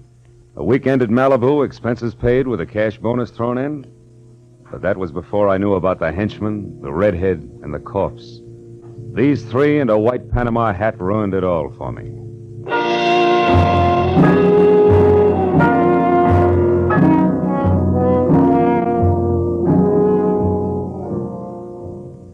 The big star-studded array of CBS Sunday shows starts tonight. 1, 2, 3, 4, 5 top entertainment programs that make listening to your CBS station a happy habit. 1, Cabin B-13, the popular dramatic show by John Dixon Carr, renowned mystery writer. 2, the new Electric Theater, guest starring Henry Fonda tonight, and regularly starring Helen Hayes, First Lady of the Theater, when she returns from London. 3, Our Miss Brooks, the hilarious comedy success starring Eve Arden. 4, Lum and Abner, a brand new half-hour show of smiles and chuckles with the Merchants of Pine Ridge. 5, Strike It Rich, the sensational quiz show with a heart to wind up the sparkling parade of entertainment. Mystery, drama, comedy, excitement tonight over most of these CBS stations. And next Sunday, the first broadcast in the new season for 2 of radio's greatest stars, Amos and Andy. Yes, Sunday nights are great on CBS. Check your local newspapers for program times. This is Roy Rowan speaking for CBS, the Columbia Broadcasting System. Sounded good, real good. A weekend at Malibu, expenses paid with a cash bonus thrown in. But that was before I knew about the henchman, the redhead, and the corpse. These three and a white Panama hat ruined it all for me. From the pen of Raymond Chandler, outstanding author of crime fiction, comes his most famous character as CBS presents The Adventures of Philip Marlowe. And now, with Gerald Mohr starred as Philip Marlowe, we bring you tonight's unusual story, The Panama Hat. I was sitting in my office bombing the ashtray on my desk with paper clips, wondering what kind of a job a private detective gets when clients stop calling completely. I was seesawing between the picture of me as a well-starched huckster and the more comfortable portrait of Marlowe, author in English tweeds, man of distinction. And the telephone brought me to a rude awakening. Marlowe speaking. My name is Isabel Gordon, Mr. Marlowe. I must see you at once. My husband Bruce is in terrible danger. Could you possibly meet me in an hour at the Pelican Inn? It's a small roadside place on the way to Malibu. I'll explain everything then. Pelican Inn, 1 hour, Mrs. Gordon.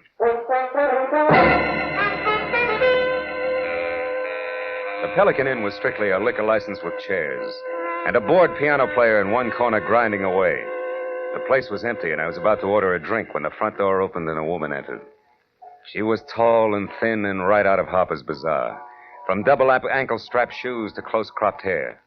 One look at her fear-crowded eyes, and I knew it was Isabel Gordon. I got up and introduced myself. Then we went to a table, and she started to talk. For 2 weeks now, Mr. Marlowe, my husband Bruce has been receiving unsigned, threatening letters.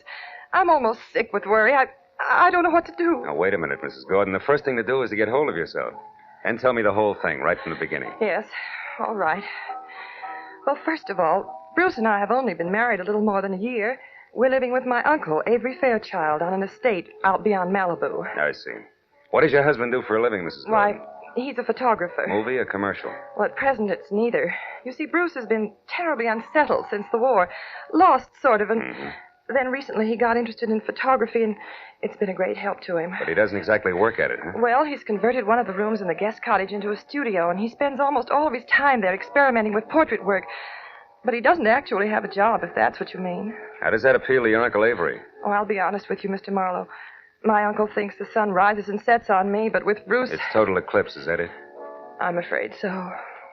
All his life, Uncle Avery has been concerned only with dollars and cents. He simply doesn't understand or sympathize with an artist's viewpoint. Uh-huh. Now, what about these unsigned letters? Well, Bruce has been getting them for the past 2 weeks. They're always made up of words cut from newspapers and pasted on ordinary paper. That's a cheap stunt. What do they say? Each one threatens my husband's life. Yet both he and Uncle Avery consider them nothing more than the work of some harmless crank, in spite of the fact that for the last several days I've seen a strange man lurking around our place every night. Can you describe him? No, except well, he's about your height and build. Is that all? Yes. No, Wait a minute. There is something else. Each time I saw him, Mr. Marlowe, he was wearing a white Panama. Well, that's not much to go on. Tell me, why haven't you called the police? Uncle Avery wouldn't hear of it. He hates publicity, dreads it. That's why I suggested contacting you, a private detective. A sort of a bodyguard for Bruce, huh? Yes. However, Mr. Marlowe, Bruce is somewhat temperamental, and I know he'd rebel at the thought of being watched over, so I'd rather you posed as a house guest, an old college chum of mine, perhaps. My fee is $25 a day plus expenses, Mrs. Gordon. Oh, any price is all right, Mr. Marlowe. Let's see, it's a little after 7 now. Can you be at our place at Malibu at 9? I think so. But as a fellow alumnus, Isabel, one last question. Where'd you go to college? Southern California. Why? Well, I was afraid you might say Vassar.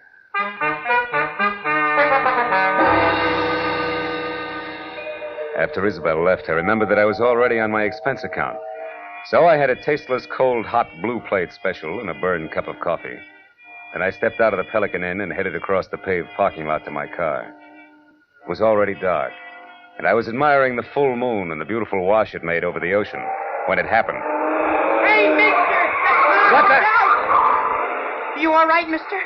Yeah, I think so. Thanks to your sounding off. That nut was aiming right for you. Yeah, looks that way. Did you happen to get his number? No. What about his I face? didn't. Can you describe him? No, matter of fact, I only noticed one thing. What was that? The hat he was wearing. It was a white Panama.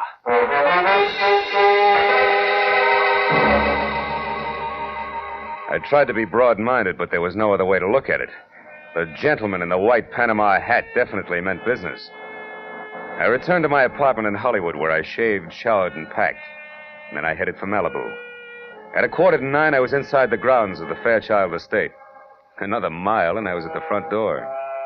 When I entered, Isabel greeted me like I was a keg of brandy around a St. Bernard's neck. Then we waded through an inch-thick carpet to the library where Uncle Avery, fat, bald, and looking like he'd just bitten into an underripe persimmon, was waiting. I wasn't asked to sit down, and I wasn't offered a cigar. Avery Fairchild was not one to waste time. I'm a very rich man, Mr. Marlowe. As such, I'm the target for all kinds of fortune hunters, confidence men, and cranks. In my lifetime, I've been threatened and pestered by a score of crackpots, each one slightly more psychopathic than the last. It's never bothered me, and it never will. However, in this case, the approach is a bit different. Meaning you think somebody's trying to get at you through your nephew, huh? Never refer to him as my nephew. My niece's husband, if you please. And don't forget it. Uncle Avery. Isabel, my feelings about your husband are no secret. You're being unfair, Uncle Avery. Just because Bruce is an artist and he... Artist, is he? Why, Isabel, that man's no more an artist than I am a horse jockey. Good evening, everybody. Hello, Bruce. Hello, darling. You were saying something, Uncle Avery? Bruce, I want you to meet Philip Marlowe. We were great friends at school, and when I heard he was in town for a while, I insisted that he spend a weekend with us. How do you do, Mr. Gordon? It's a pleasure to have you with us, Mr. Marlowe. You're very welcome. I do the welcoming around here, Bruce. Mr. Marlowe's had a long trip, and I'm certain he'd like to turn in early. Bruce, darling, he's going to stay in the guest cottage, the room next to your studio. Will you show him there, please? Oh, I'll be glad to. By the way, Isabella, I'm going to work late, so I'll say goodnight to you now. Good night, dearest. Good night, sweet. Please be careful. Yes, Bruce, by all means, be careful.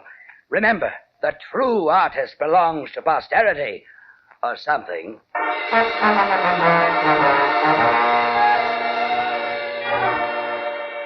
guest cottage was only a landscaped hop, skip, and a jump from the museum that Uncle Avery called home.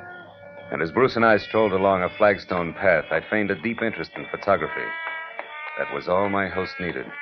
He struck at the bait like a shark with malnutrition. Well, Mr. Marlowe, it didn't even occur to me that photography might be one of your hobbies. Isabel never said a word. Well, good for Isabel. I'm strictly a dabbler. Now, tell me, Mr. Gordon, how long have you been at this? Portrait work? Oh, about 6 months. You see, I divide my time between my studio here and a school I attend in Hollywood. That way I capture both the theory and practical experience at the same time. Oh. Well, here we are. Would you like to see the studio? Yes, I would. Here, let me get the lights. Wow. This is all right, huh? Enlarger, 2 cameras, dark room. Are these your pictures? Yes. What do you think of them? I don't know exactly. They're certainly different, huh? They are unusual, aren't they? Yeah. You see, Marlowe, each picture is actually made up of 2 separate studies which are superimposed. I call it interpretive photography. Uh-huh. Now, this one. A splash of light and a bent pipe cleaner? The sun and the plant shoot. It's called metamorphosis. Oh. Well, what about that one there in the corner? A girl's face and clouds, maybe. Mr. Marlowe, you'll excuse me, but that picture isn't ready for display yet. I'm sorry. I didn't mean to pry. I thought it was just another interpretive photograph. Well, it's not. That is, it isn't finished yet. Now, Mr. Marlowe, I'm afraid I've forgotten what my wife said about your long trip. Shall I show you to your room? Yes, please do, Mr. Gordon. My room on the other side of the guest cottage was wider than Hollywood Boulevard. After Bruce apologized for his display of temperament and bid me a polite good night, I climbed into the silk pajamas that were laid out for me, stretched out on the bed, and tried to figure who belonged to the White Panama Hat. But an hour passed, and I wasn't getting any sensible answers. So I switched out the light, put my gun on the table next to me, and snuggled into what felt like 1.5 miles of mattress. I was almost asleep, and the clatter of a shovel falling on the walk outside brought me straight up in bed. I grabbed my gun and made for the door. But the second I threw it open, I knew that I'd made a mistake. Whoever kicked over that shovel had heard me and met me with a large fist that came straight at my face. Oh!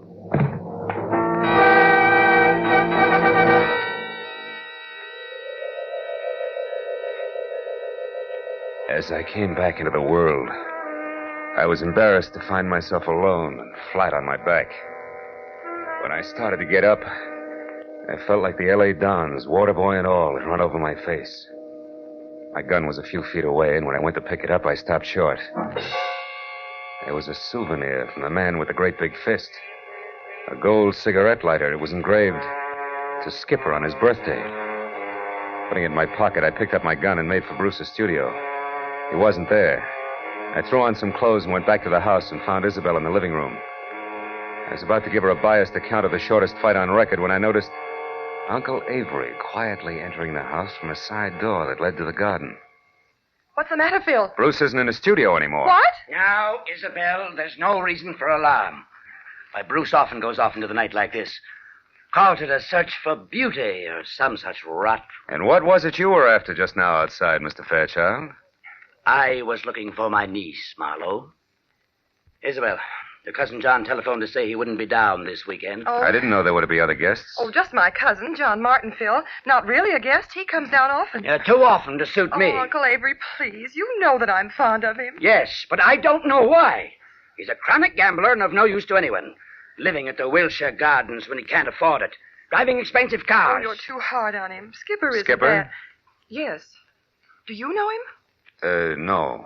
No, I don't. Well, you're not missing anything, believe me. Oh, I do believe you, Mr. Fairchild. I believe your every word. What? Good night, all. I left the house and headed straight for my car with the Wilshire Gardens in Hollywood in mind. It was just a chance that John Skipper Martin might own a white Panama hat. When I got to the prodigal cousin's bungalow, it was dark inside. So I pressed one hand close to my gun and the other against the doorbell. But there was no answer. The side window was open, and I started toward it when a nasty voice greeted me from the shadow of a palm tree. Good evening. Lovely night, isn't it? I hadn't noticed. I've been busy. I know. We've been waiting for you for a long time. We? Uh-huh. Me and my nice shiny revolver here. 38. Oh, I see. Well, you make a handsome couple, and I hope you're both very happy together now. What do you want? I don't want anything. I'm here to give you something. Advice. Look, brother, I've already told you I'm busy, so if this is a heist, let's get it over with, fast. You know, I think you're confused. I'm holding the gun, Mr. Martin. Martin? John Skipper Martin. Surprised that I know your name? Why, yes. Yes, I am. I don't recall having had the pleasure. You haven't. People never forget me, Mr. Martin. My tag is Brock. Does that mean anything? No, what do? Sing, dance, tell jokes? Yeah, that's it. The last one. I tell jokes. I can't wait. You won't have to, Mr. Martin. I'm going to tell you one right now. It goes like this. Once upon a time, a young punk borrowed $10,000 from a generous gambler on his promise to pay the money back within a week. But the young punk never came across. So the gambler told a nice fellow named Brock to call on the young punk and tell him that he had 48 hours in which to get the money together. And that if he didn't, he'd never see the 49th hour. What's the matter, Mr. Martin? Don't you like jokes?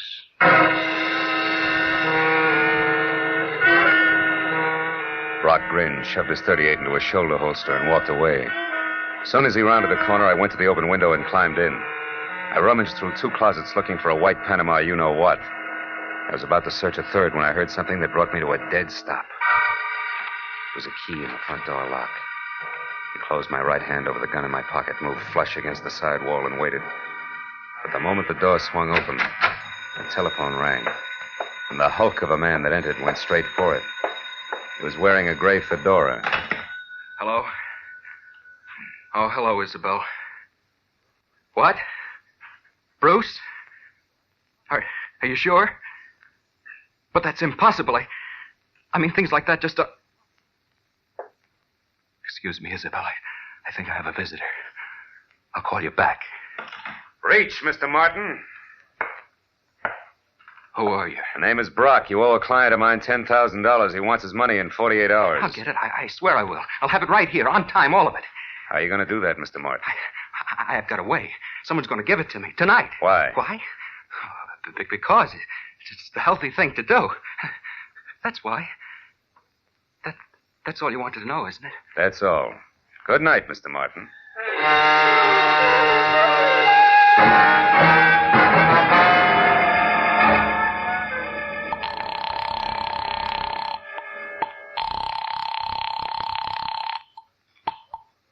Hello?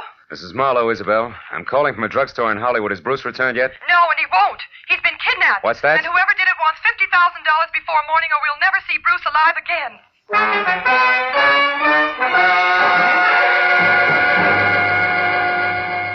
As I walked to my car opposite the Wilshire Gardens, I felt like my brain had spent the night in a cement mixer. I was about to head back for Malibu when I suddenly saw Skipper Martin dash out of his bungalow and pile into a long, glossy convertible. I followed him out to the Pacific Palisades, where he made a call at a little house which sat on a bluff overlooking the sea. Once he was inside, I moved up quietly and saw that the name on the mailbox was Miss Carla Winters. I crawled up to a lace curtain window where I could see what was going on.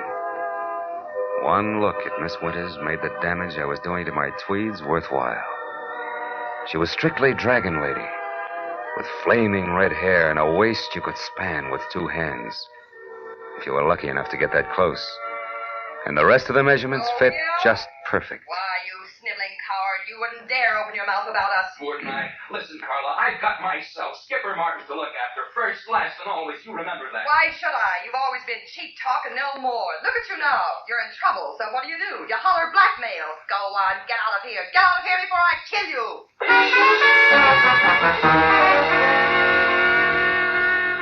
When Skipper slammed the front door, stomped to his car, and roared off, I couldn't figure any reason, legitimate reason, that is, for calling on Carla Winters. So I returned to the Fairchild place. Isabel was somewhere between hysteria and collapse over the fact that she and Bruce had less than $2,000 in their own name. Uncle Avery, of course, was more than reluctant to pay the ransom demanded for the return of a man he'd rather not have returned. But his niece won out. All right, Isabel, I'll give you the money. But understand, I'm doing this for you, not for that no good... Yes, Uncle Avery, I understand, but can you get that much cash at this hour? The banks are... Who said anything about banks? You know I don't like them. Money will be in your hands in 30 minutes. In the meantime, tell Mr. Marlowe here what arrangements you've made with your husband's abductors. 1 minute, Mr. Fairchild. What about the police? The police have already been notified, Mr. Marlowe. They've agreed not to interfere until tomorrow morning. By that time, I suppose we'll have Bruce returned to us. To us, Uncle Avery? That's a mere slip of the tongue, Isabel. I'm only paying for his return. You take over from there. I don't want him.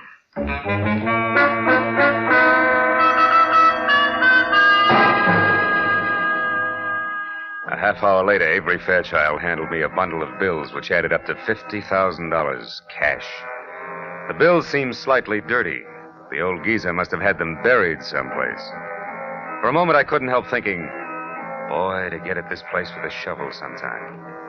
But then I got back to the more pressing matters at hand. I wrapped up the money in a shoebox and I drove north along the Pacific Coast Highway.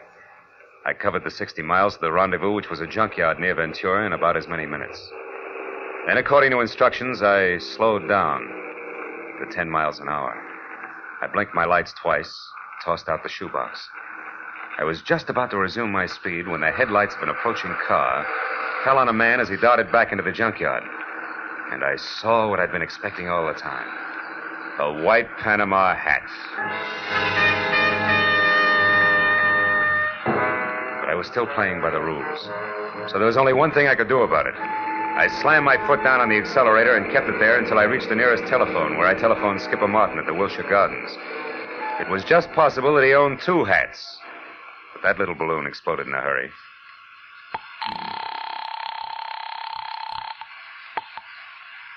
Hello? Mr. Martin? Yes. Who is this? This is Brock, remember me? Oh, yes, of course. I've been hoping you'd call. You mean you got the money right now? Well, no, not this minute, but I will have it in a couple of hours. You're sure, Mr. Martin? I'm positive, Brock.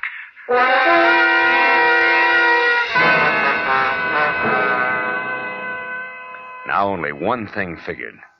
The man in the Panama hat worked for Skipper Martin. It had to be. An hour later, I pulled in at the Fairchild estate. And the moment I put my AA over the threshold, I knew that the kidnapper, too, had kept his part of the bargain.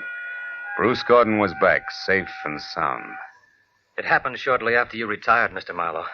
I was working in my studio when a man wearing a white Panama hat. Yes. But how did you know that, Mr. Marlowe? They're very popular this season, Mr. Gordon. Darling, Mr. Marlowe was a private detective. Huh? But I'll tell you all about that later. Go on with your story. Well, this man was wearing a handkerchief over his face, and he forced me to go along with him at gunpoint. Took me to a car parked in the service driveway and told me to turn around. And I was hit from behind and went out cold. Oh, darling, how terrible. It wasn't pleasant. When I came to, I was bound hand and foot, blindfolded, and gagged.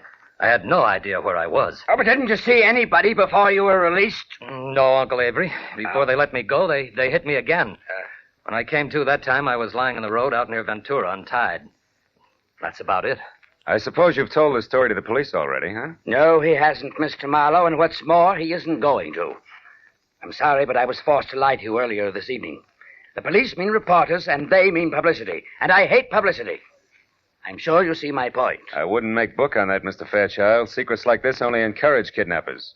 Well, since we no longer see eye to eye, Mr. Marlowe, I'd suggest that we consider your services at an end. I'll have my check at your office in the morning. Good night, sir.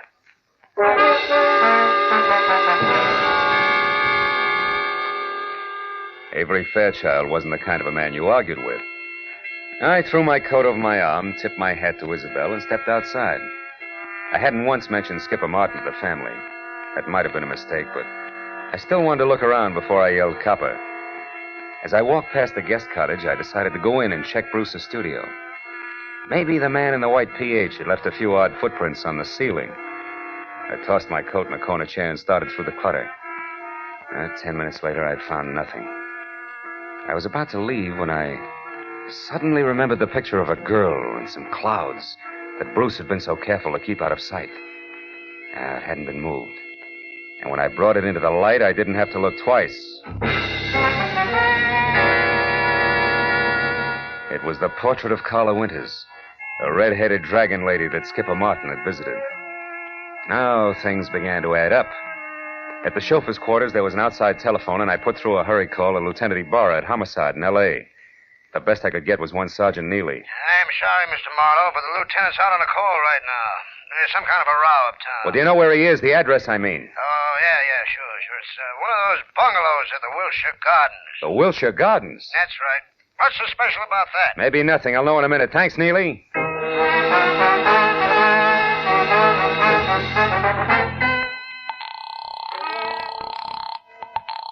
Hello? This is Marlowe, Ibarra. What brings you to Skipper Martin's at this late hour? Well, it seems as though some person or persons unknown fired a gun several times a little more than an hour ago. 4 shots, to be exact. Well, you think Skipper Martin fired him? No, Marlowe, I'm sure Martin didn't fire them. You see, he stopped them, personally.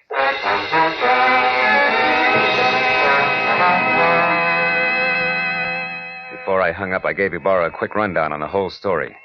After making me feel like a schoolboy for keeping him in the dark so long, he told me to sit on the Fairchild's front steps until he got there. Well, it gave me a half hour to kill, most of which I spent walking around aimlessly, trying to get something close to 4 out of 2 and 2. But I couldn't. Finally, I heard Ibarra siren up to the front door. I was about to head for him when the chill in the morning air reminded me that my topcoat was still in Bruce's studio. I went back and got it. When I turned for the door again, I noticed a little slip of paper that had been under the coat fall to the floor. I picked it up. I must have held it for a full minute before I realized what it meant. Just a small slip of paper, and yet it made everything, the kidnapping, Carla, the murder, fall right into place. When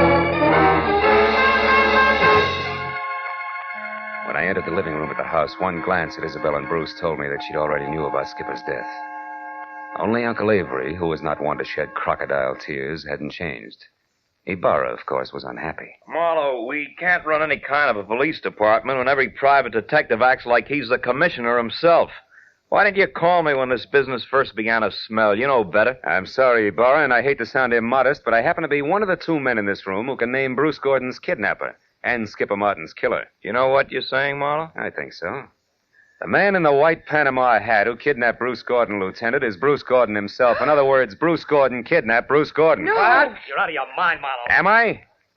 Would you still say that, Gordon, if we paid a call to Carla Winters and asked her to hand over the $50,000 of so-called ransom money she's holding for you two? Or would you prefer... Stop, Gordon, stop. The window, Ibarra! Bruce!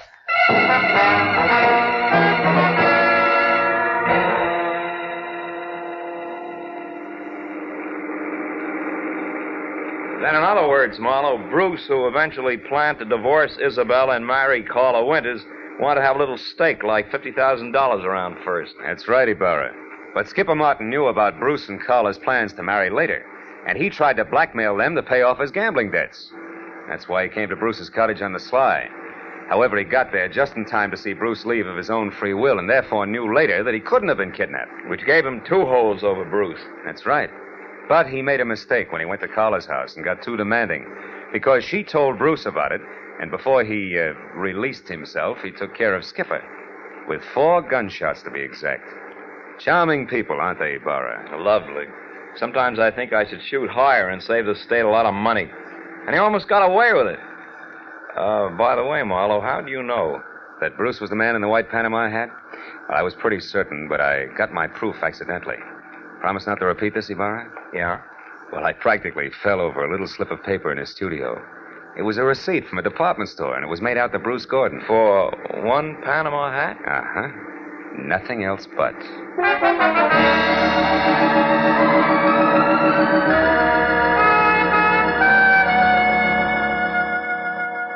When I finally got back to my place on Franklin Avenue, the sun was already up.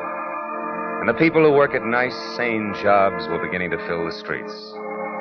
I'd been on the go for a steady 24 hours, so I could think of nothing but my bed. I was about to put my key in the lock when a next-door neighbor walked by, bid me a cheery good morning, and started down the corridor. Now, that alone wouldn't have disturbed my sleep, but why did he have to be wearing a white Panama hat?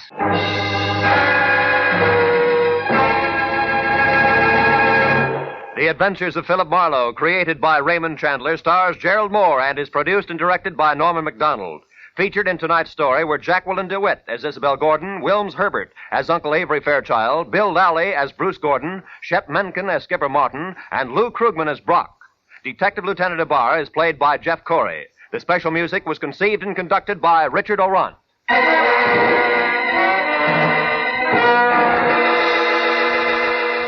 Be sure to be with us again next week at this same time when Philip Marlowe says... When her will was read, everybody figured she'd been crazy when she wrote it, and that included me. But I changed my mind after spending the night on an island with a pig, a cat, and an ape. Because in reality, they were people.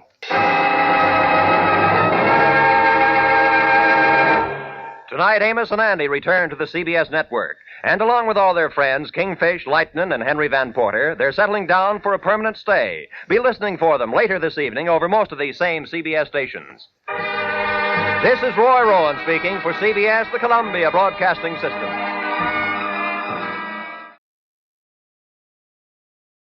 All right, all of the remaining shows in this collection star Gerald Mohr as Marlowe, with the first one up being The Old Acquaintance from December 26, 1948. An escaped convict, a soon-to-be-married groom with 2 women in his life who is being threatened, a woman with a gun who claims to be an acquaintance of the bride, all make for an intense action story and a very complicated mystery.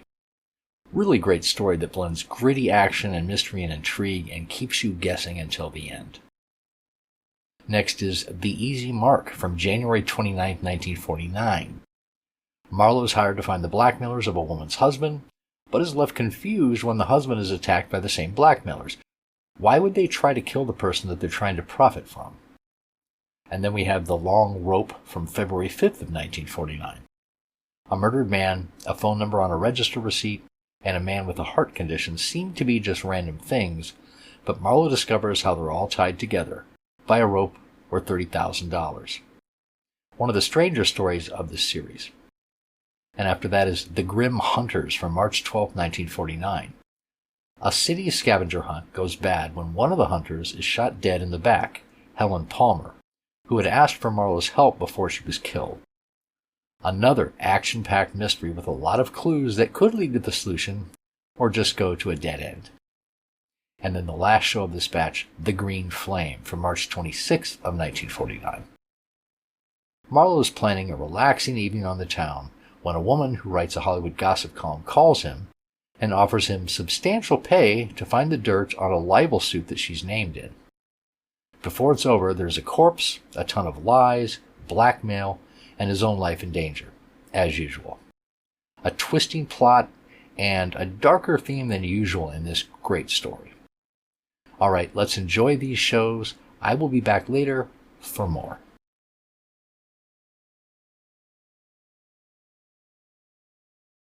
When it started, a girl's wedding and New Year's Eve were only 6 hours away, and I didn't think the bride-to-be would make either one of them. But that was before I ran up against the slot machine operator, the escaped convict, and above all, the old acquaintance. From the pen of Raymond Chandler, outstanding author of crime fiction, comes his most famous character as CBS presents The Adventures of Philip Marlowe. And now, with Gerald Mohr, starred as Philip Marlowe, we bring you tonight's exciting story, The Old Acquaintance.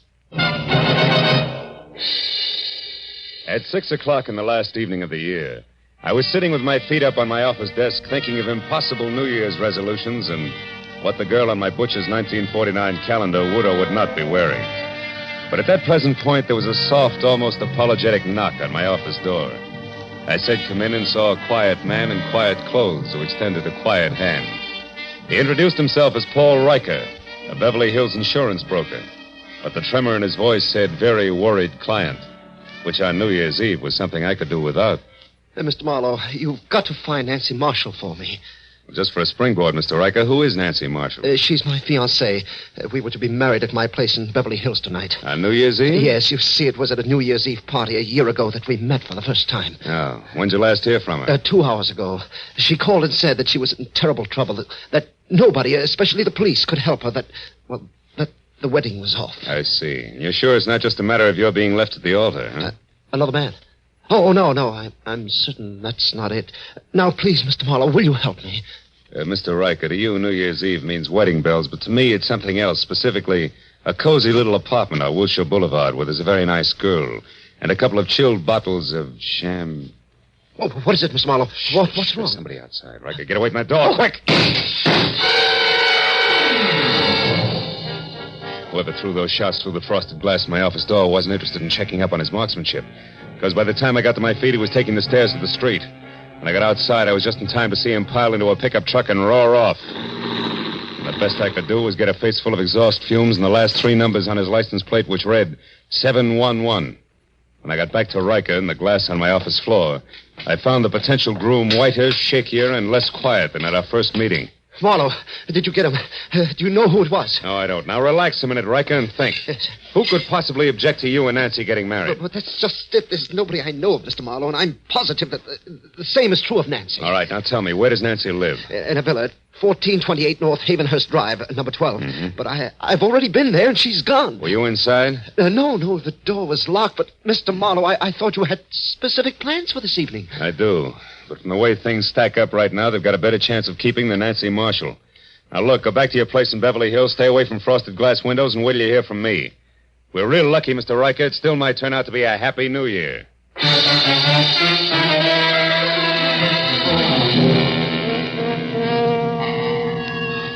When Riker left the office, I called Lieutenant Ibarra at police headquarters. And after being told that it would take at least a half hour to get my kind of lead out of the 7-Eleven I had on the pickup truck's license, I headed for Nancy's villa on North Havenhurst, where it took me 10 minutes to outsmart the catch on the back door. Inside, except for a carelessly overturned box of old snapshots, which meant nothing to me, and a lot of half-open drawers and closets, I was no place. And in the kitchen, where there was a full cup of cold coffee next to an open newspaper, the setup was almost the same. But not quite. Because on the front page of the paper, there was a banner story complete with pictures that shouted the news of 3 men who had broken out of the state penitentiary that morning. And one of them, a man named Steve Doyle, had a face that I'd seen only minutes ago on one of the snapshots in the overturned box. I grabbed the paper and started back to check with the snapshot once again for good measure. But the second I stepped into the living room, I stopped. Hello. I don't believe I know you. Oh, the voice matched the lady perfectly. She was tall, beautiful brunette, about 30. Wearing a beige metallic wool jersey that covered more curves than a ride on a roller coaster. But the large monogrammed A on her purse meant that this was not the woman who had planned to marry Paul Riker. I said I don't believe I know you.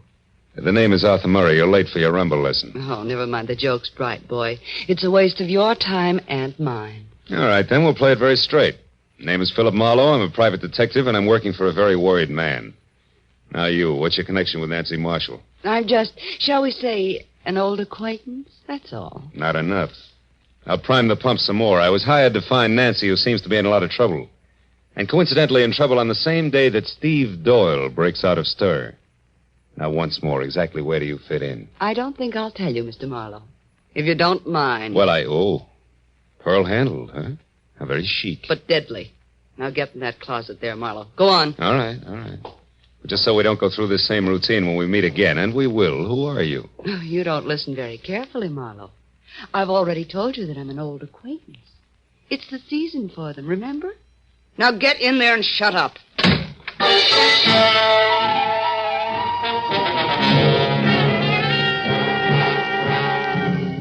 Nancy Marshall's villa was post-war construction at its worst, closets included. So I didn't stay tucked away with the mothballs any longer than it takes to say old acquaintance. The minute I'd kicked my way out, I went right for the telephone and my only 100% bona fide lead. The number's 711.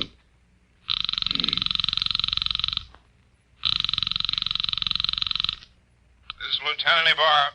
Marlowe, Ibarra. Anything for me on that license number? Oh, yeah. If you're sure it was a pickup truck, the chances are pretty good that it either belongs to a party named Maurice J. Calder at 409 South Main or one Jerome Graff, 3221 and a half Melrose Avenue. Check. What's up, Phil? Anything I might be interested in? That depends. Ever hear of a guy named Steve Doyle? One of that gang that broke out this morning? The very same. Matter of fact, he's probably driving that pickup truck right now. Oh. But look, Ibarra, I think I know what I'm doing, so how about letting me run this end of it until I get stuck? Well, there's a girl named Nancy Marshall mixed up in this, and a delay at this time might cost her life. All right, I'll stay clear, Phil, for a while. Good. But just so you don't get too careless, remember, Doyle got out of jail this morning the hard way. He killed 2 guards. Oh, fine. Goodbye, Marlowe. When I got to 409 South Main, I knew that my first choice had to be wrong, because Maurice J. Calder turned out to be a bankrupt junkman, and his pickup truck, which was loaded with everything including the kitchen sink, had 3 flat tires, and hadn't moved in a week. So if the numerals 711 were going to live up to their reputation, Jerome Graff had to be my man. And that made the time to be careful now.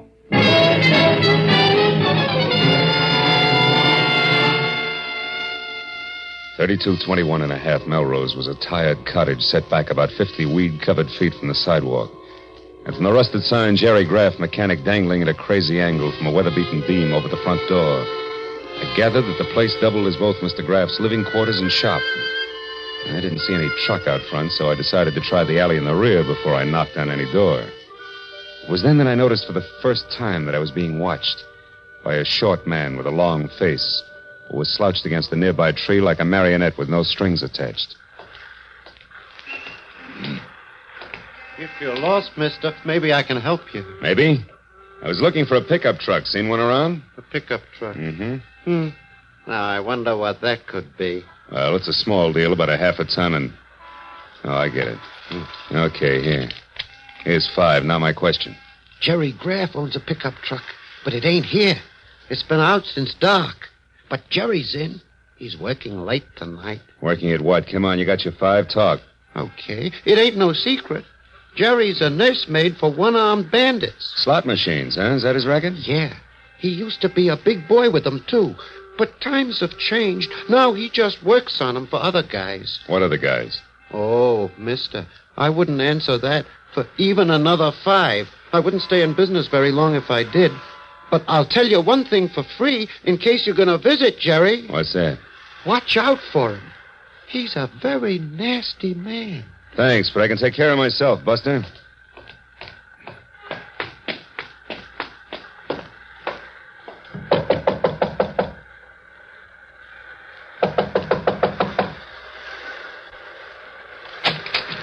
What do you want? Information. Where's your pickup truck, Graff? Somebody stole it, but he didn't leave his card. Why, what are you, a private dick? That's right, but one that works close to the law. So why don't we call the boys in blue and tell them all about it? The cops? No, wait a minute. I don't like the law pattern around here. Come on in, I'll tell you what you want to know. Let's not skip any of the details, huh? Like, for example, the name Steve Doyle. Doyle? I don't know. Well, okay, fella, you win. The story goes something like this. Want to try again? Maybe a monkey wrench will convince you. You don't throw any straight in your talk, Graff. Come on. What do you say? Do we play some more? Come on, talk. Come on. Come on. Wait on it. I'll talk. All right. I've had enough. So far, I know a girl named Nancy Marshall's in some kind of trouble because Steve Doyle broke out of the pen this morning. Now, you fill in the blanks. Oh, sure. Why not? Oh, Steve Doyle, he used to be crazy about Nancy, but she didn't go for him. Then about a year ago, a little more maybe, Steve got picked up for knocking over a grocery store. He figured he was caught because Nancy tipped the law to get him out of her hair. Now he's out to get Nancy for revenge, is that it? Yeah, that's it. And anyone who's close to her gets the same treatment. Oh, chummy. Now tell me, was Doyle here? Is he the one who's driving a pickup truck? Yeah, but it wasn't my idea. He shoved a gun in my face, said we were old friends, and asked for the keys. You know where he is now? No, but if I did, I'd keep it to myself. Doyle's full of hate, brother. You can count on that. Now, what do you say about clearing out of here? Just as soon as I find out one more thing. Now, there's another girl mixed up in this. She's a brunette with a lot of curves and the initial A. Calls herself an old acquaintance of Nancy's. Any idea who she is? No, not the slightest. You're a liar, Graff, and if I had time, I'd beat the truth out of you. No, you haven't, believe me, because if you don't hustle, mister, when you do catch up with Nancy Marshall, you're going to catch up with a corpse. Nothing more.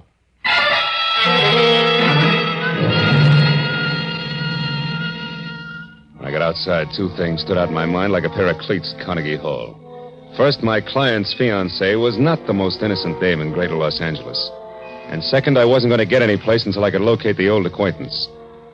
But then, just as I started for my car, the slouch who had sold me the dirty thumbnail sketch on Jerry Graff came running toward me. Hey, mister. Did everything work out all right? I was called away on some other business, or I'd have been here waiting. Waiting for what? Well, you know, in my game, I now and again give a guy a little more dope than he bargained for, and in that case, I sometimes end up with a bonus, so to speak. Well, right now, we're about even. But if you can tell me anything about a beautiful brunette whose first name starts with an A, I'll give you a bonus that'll keep you in beer and pretzels from now until the 4th of July. A name that begins with an A? Yeah. Hey, she visited with Graff this morning, maybe? Yeah, it's possible. Come on, think hard. She's kind of tall, Dresses like $1,000,000. That's right. Now, what's the name? Here, look. $20 bill. The name, what is it? It's, Yeah, I got it. Adrian Starr, 1312 Lookout Mountain Road. How do you know that? It was on the registration card in her car. I took a peek while she was... Trouble at Graff's. I'll take my 20. Goodbye.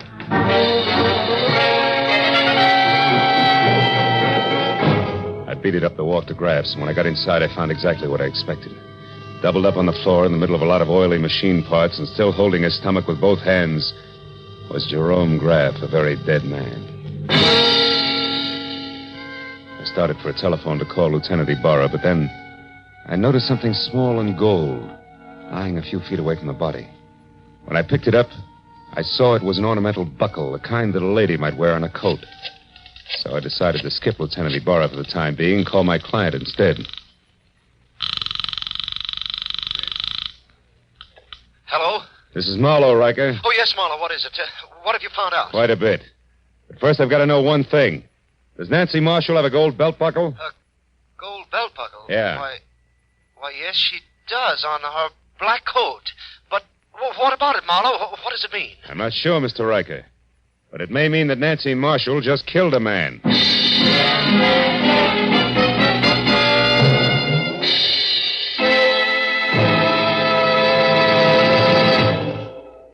In just a moment, we will return to the second act of The Adventures of Philip Marlowe. But first, by this time, a week from tonight, Jack Benny will have made his first broadcast exclusively on the CBS network.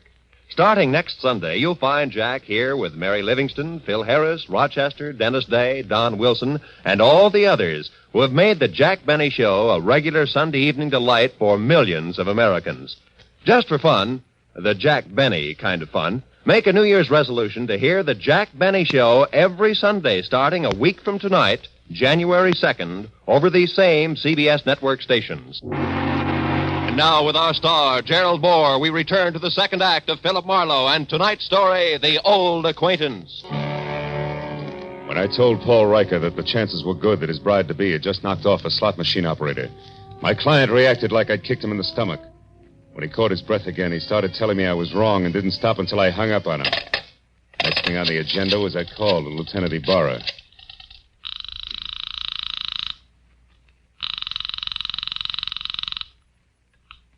Lieutenant Ibarra speaking. Marlowe again, Lieutenant. Oh, did you find the owner of that pickup truck, Phil? Yeah, I found him, Ibarra. I'm calling from his shop now. I had a talk with the guy. It was Jerry Graff. What do you mean, was Jerry Graff? Well, somebody came in here and shot him just after I left. He's dead. He knew Steve Doyle all right, but I'm pretty sure Doyle didn't kill him, Ibarra. No, then who did? Any idea, Marlowe? Well, looks very much like my client's fiancée, Nancy Marshall. I still don't know where she is or how it all fits together, but look, I got a lead on an old acquaintance of Nancy's named Adrian Starr. She lives up on Lookout Mountain Road.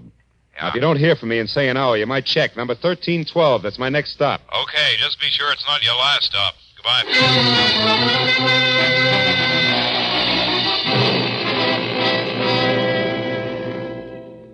I drove up Laurel Canyon to Lookout Mountain. And the only sign of life was a young couple parked where they could look down at the city lights, if they wanted to. I backed into a bushy driveway across from Adrian Starr's bungalow and stopped. It was small, modern, and looked deserted, except for one dim light upstairs. I was about to get out and verify that when a pair of headlights flashed down the road and a yellow convertible swept to a halt in front of the place. It was Adrian Starr who got out. She started up the walk toward her front door, stopped suddenly, and then ran back to her car and drove off again. I kept the yellow convertible in sight. When it turned on Havenhurst and stopped in front of Nancy Marshall's villa, I pulled up in time to see Adrian step inside and close the door. So I followed her.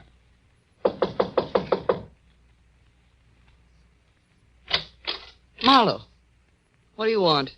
I want to know what Jerry Graff means to you, Adrian. I don't know any Jerry Graff, so it means nothing. Come on, stop it. You went down to his shop to see him this morning. I thought you might like to know that he's dead. Yeah. Mm-hmm. The cops are hungry for anybody who so much as knew his name.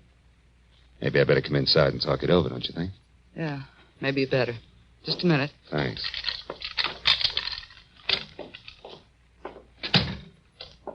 Hey, it's dark. Why don't you turn on more lights? Because I like it this way. Okay. But, honey, if you've still got that pearl-handled popcorn of yours, let's leave it out of the conversation. And let's make it straight. Why'd you drop in on Graff this morning? Because I knew that sooner or later Steve Doyle would head there. I had to know if Steve intended to leave town or was still determined to get his crazy revenge. And all for Nancy Marshall, huh? You know, you're sticking your neck out quite a ways just for old time's sake, baby. Steve Doyle's a pretty tricky guy to mix with at this point. You can say that again, fellas. Steve? Oh, Steve. Steve Doyle. That's right. Who are you, mister? Marlowe, private detective. Sit down over there, private detective. Keep your hands out of your pockets. I don't like you because you're half cop, but play it smart and you won't get hurt. Well, Adrian, like old home week, huh? Oh, it's been a long time, Steve. Yeah, it sure has. Where is she, Adrian? Where's Nancy? I don't know, Steve. You're lying to me. This is her place. You got in with a key. You've been down to see Graff. You know where she is, all right. So tell me and tell me fast. Oh, Steve, listen, forget it. Forget about Nancy. This revenge will only get you in the gas chamber. Please, let's get away. We can still make it across the border. Please take me with you. I love you, Steve, just like I always have, even when you threw me over for Nancy. Shut up. Just tell me where Nancy is. Come on, Adrian. I don't know, Steve. Stop it, Doyle. Where is she? Steve, you're hurting me. Doyle! Don't move, Marlowe. All right, fella, I told you to behave. I've been through a lot, and I'm tired, and I'm running out of time. You're getting in my hair, and that's bad. Oh! Oh, no, Steve, don't! I won't shoot him. I can't afford the noise. I can give him something just as good. Oh!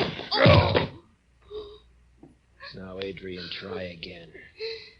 Where's Nancy? I don't know, Steve. Come on, where is I she? don't know. Where's Please? Nancy? I don't know. Where's Nancy?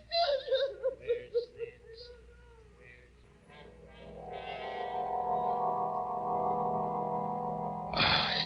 I couldn't remember where I was or how long I'd been lying there, but gradually I got the crazy idea that I was being robbed by a very unhappy crook because I was sure that somebody was crying and going through my pockets at the same time.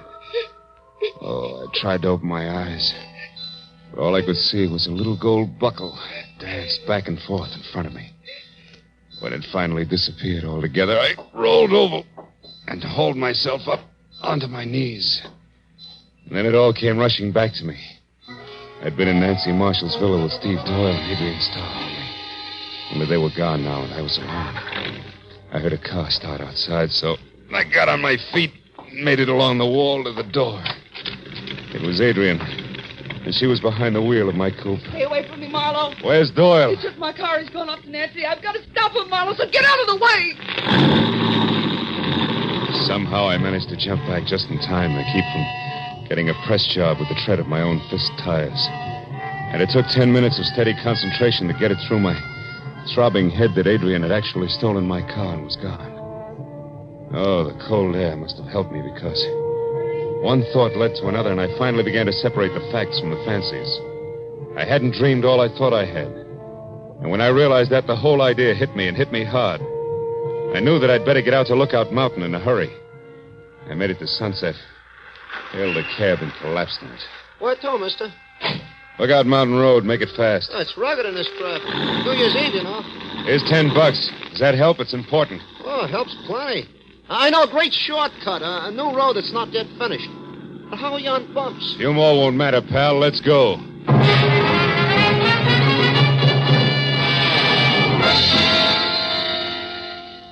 When it was over, I felt like I'd crossed the country on a pogo stick. But the cab driver was a genius, and with a shortcut, we made the distance to Lookout Mountain in less than 10 minutes. When we got near the place, I sent the cab back down the hill out of danger. Went the rest of the way on foot. As I got within sight of Adrian's bungalow, I saw Steve Doyle getting out of the yellow convertible. I ran up to the house, tried the door. It was locked. Nancy, where are you? I know you're in there, baby. I'm going to find you. I have to take this joint apart. We've got some old business to settle, remember? So have we, Doyle. Drop that gun. Stand still. Okay, sucker. Go. You won't need that gun anymore, Doyle. Just kick it over there out of the way. Someday I'll get you for this fella. I doubt it, Steve. You're all finished, but you're too thick-headed to see it. Well, I guess it's time to relax and wait for Adrian. Then we call the cops, huh? Adrian just arrived, Marlowe. Don't What? turn around or I'll kill you. Adrian. There we are, Marlowe. Toss your gun back here to me. Come on now. It's better. Oh, Steve. Steve, are you hurt bad, darling? Can you make it to the car? I'll try, Adrian. Got me on this side. It's bad. Oh, Steve, hurry, darling, hurry. I'll be with you in a minute. I'll make it okay. Well, Marlowe? Yeah. Okay, Adrian. Tell me one thing first, Marlowe. Did Steve get to Nancy? No. You killed Graff in time to shut him up, too, huh? So Steve will never know the truth, will he, Adrian? Could be it was you who crossed him and sent him to prison. You'll never find out. Not now. And you'll never realize how much I love him either. That's why I did it, Marlowe. It was the only way I could hold him for myself. And I was willing to wait. Can you understand that? Yeah. I guess I can. Too bad a love like yours has to be wasted on a guy like Steve. You'll never get away, honey. Not with him. You'll never make it. Maybe not. But if he goes out, at least I'll be with him, Marlowe, and that's the way I want it. Well, if you're going to do anything, Adrian, you better get it over with fast. That siren's a friend of mine. He's coming here. Adrian! Coming, Steve. You're a good guy, Marlowe, and a smart one. Just don't follow us, that's all. So long, Marlowe. Happy New Year.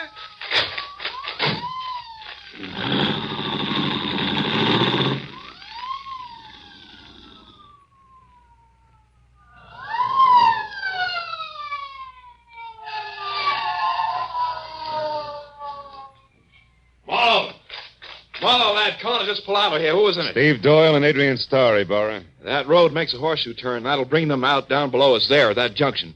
I've got one of those streets blocked, but the other one's wide open. Look, Ibarra, there they are. She's stopping at the crossroad. Yeah, they've spotted my men down there.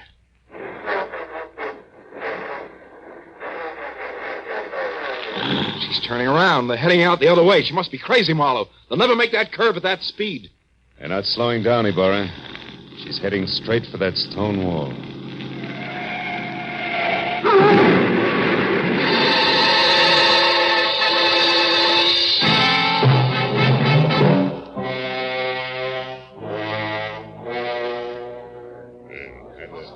Well, Speed, that's it. It's all over. They're both dead when the boys got to them. Killed instantly. By the way, how's your head feel now? Any better? I'm okay, Ibarra. Did you take care of Nancy Marshall all right? Yeah, she locked herself upstairs. Sent her home to Paul Riker in the squad car. The driver hurries. They can still be married on New Year's Eve. You had her pegged as Jerry Graff's killer earlier tonight, Marlowe. What made you change your mind? Well, I found a gold buckle near Graff's body, Ibarra. I figured it was a fancy little belt buckle that Nancy had dropped. But I saw exactly the same buckle when I was coming to after Doyle hit me on the head. And it wasn't on a belt, it was on a shoe. Adrian's shoe.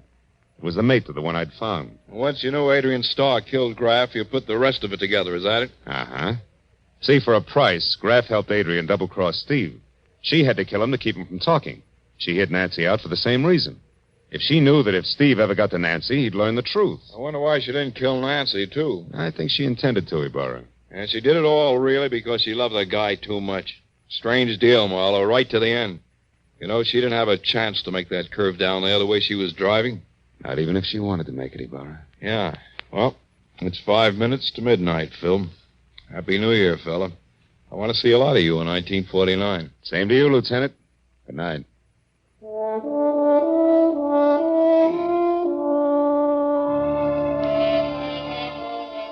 After Ibarra and the others left, I stayed up on Lookout Mountain and watched the new year come to Los Angeles. A new year. Didn't seem to change things much, at least on the surface. Somewhere down the road, a gang struck up Old Lang Syne. I thought again of Adrian Starr, a girl who loved not wisely, who had called herself an old acquaintance. Yeah, I'd never forget her.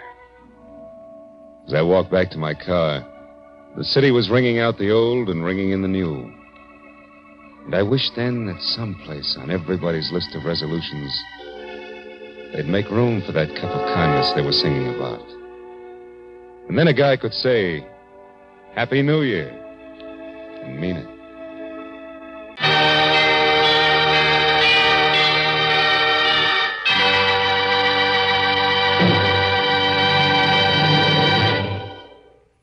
The Adventures of Philip Marlowe, created by Raymond Chandler, stars Gerald Mohr and is produced and directed by Norman MacDonald. Script is by Mel Donnelly, Robert Mitchell, and Gene Levitt. Featured in the cast were Gloria Blondell, Edgar Barrier, David Ellis, Lou Krugman, and Stan Waxman. Lieutenant Ibarra was played by Jeff Corey. The special music was by Richard Arant. Be sure and be with us again next week when Philip Marlowe says... They all knew he was aboard the yacht when it exploded and sank. And everybody called his death an accident. Yeah, that is everybody except the corpse himself. He said it was murder.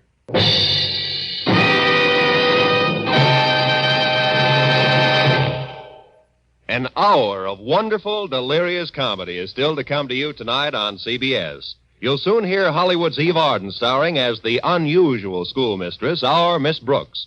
Later, Lum and Abner will open the doors of the Jot 'em Down store in Pine Ridge, Arkansas, and let you stock up on the last from their never-failing supply of wisdom and good humor. Our Miss Brooks, starring Eve Arden, is heard at 9:30, and Lum and Abner at 10 o'clock, both Eastern Standard Time, over most of these same CBS network stations. This is Roy Rowan speaking for CBS, the Columbia Broadcasting System. I was hired to find a blackmailer, and I did. But first I found a badly beaten Adonis, a Jezebel with an accent, and a man who had been an easy mark for murder. From the pen of Raymond Chandler, outstanding author of crime fiction, comes his most famous character as CBS presents The Adventures of Philip Marlowe. And now, with Gerald Mohr starred as Philip Marlowe, we bring you tonight's exciting story, The Easy Mark.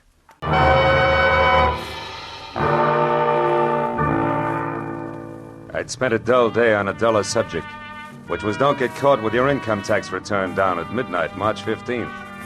After calling time for a thick steak designated to bolster the stamina of a private detective, but nevertheless non-deductible, I reluctantly headed back to my office where I found both my conscience and the long Form 1040 still waiting, which meant there was no way out.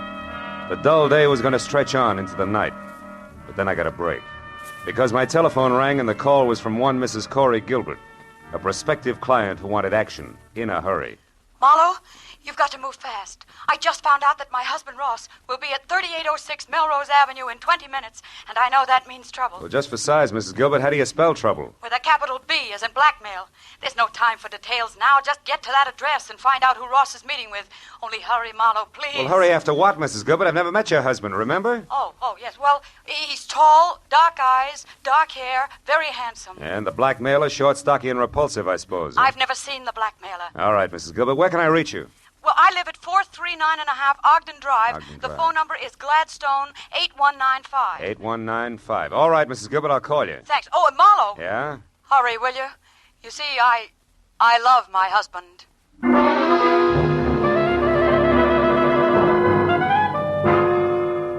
I was a little more than 20 minutes finding the address on Melrose. But when I finally pulled up and parked away from the place, I figured being late didn't matter because number 3806 turned out to be an unfinished house, set deep in an acre of building materials. I was about to head for a telephone and get an explanation from a confused lady named Corey Gilbert when a lot of noise from what would someday be a living room changed my mind. Then I knew that my client had the right address after all, because there in the pale light of a slice of moon, taking the last of an awful beating from a thin man with a thick beard and a lot of muscle, was Ross Gilbert. Dark eyes and dark hair, like she said, but no longer very handsome. Don't hit me again. Stop worrying, Gilbert. I'm almost through with you except for this. A present from Nanette. And just one more from Nanette.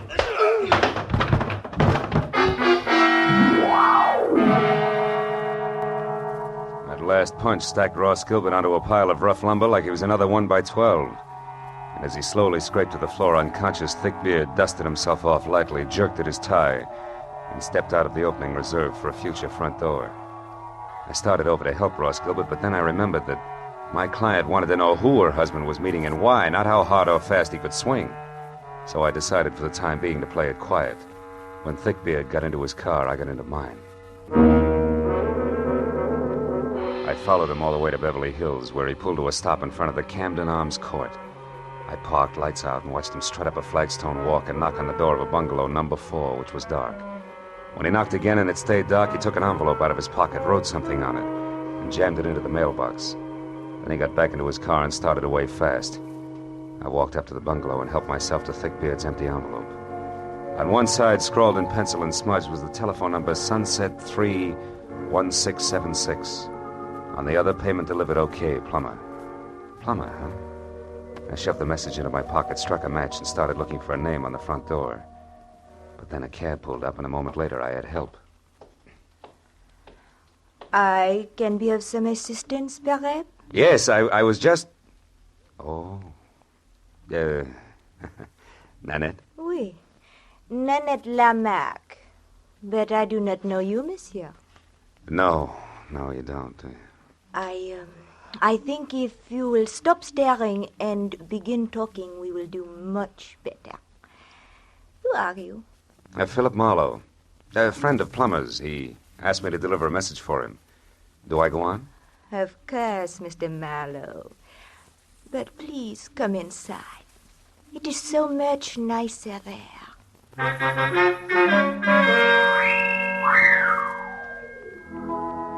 Nanette was so right about it being nicer inside. There were lights. And that made it easier to see that the lady with the thick French accent and the gorgeous waistline was something that could have mustered her own foreign legion. She was narrow green eyes and open red lips, topped by a lot of close-cropped, soft brown curls that kept running into each other. And for a dress, she was wearing about a quarter of a mile of draped chiffon that, in the right places, fitted a little closer than her own skin. When I told her what I claimed had been a message from Plummer himself, she purred her thanks and started to mix me a drink.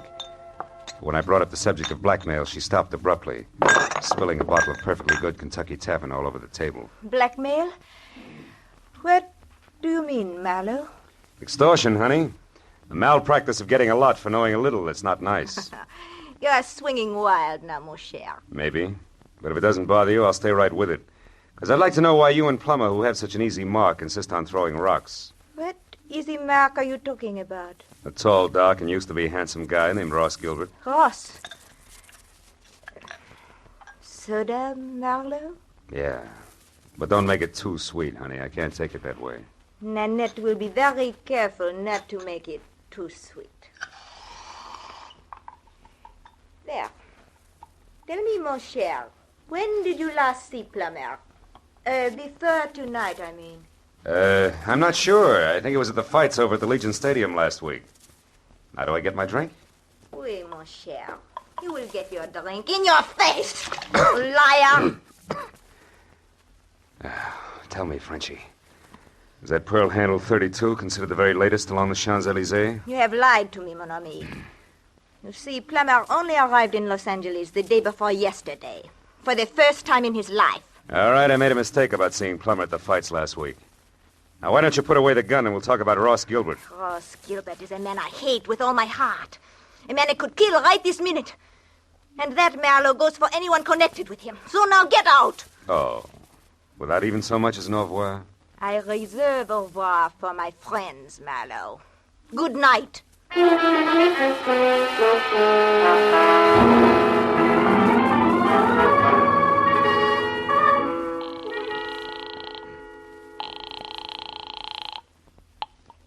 Hello? Marlowe, Mrs. Gilbert, is Ross all right? Ross isn't here, Marlowe. What happened to him? He ran into an ugly beating at that address on Melrose. And something nasty from out of town named Plummer is responsible. Ever hear of him and/or an imported Jezebel called Nanette Lamarck? No, I haven't. But what about Ross? What's wrong with him? Nothing that a pound of beefsteak and enough liniment can't cure. But before we worry about Ross, Mrs. Gilbert, one more thing. It's a phone number I found on the back of an envelope that belonged to Plummer. Number is Sunset 31676. What? Somebody you know? Yes, someone I know very well. It's the telephone number of my ex-husband, Emery Marsh. Emery Marsh, huh? Fancy dress designer on Wilshire? That's right. But what's he got to do with all this? Emery only met Ross once in Mexico, a party at Ensenada. Yeah, well, look, Mrs. Gilbert, why don't we postpone collecting Ross until I find out a little more? Where does your ex-husband Marsh live? In Santa Monica. But there's a good chance that he's still at his place on Wilshire. He does most of his work at night. Well, then Wilshire Boulevard's my next stop. I'll try to make it a quick one. Goodbye.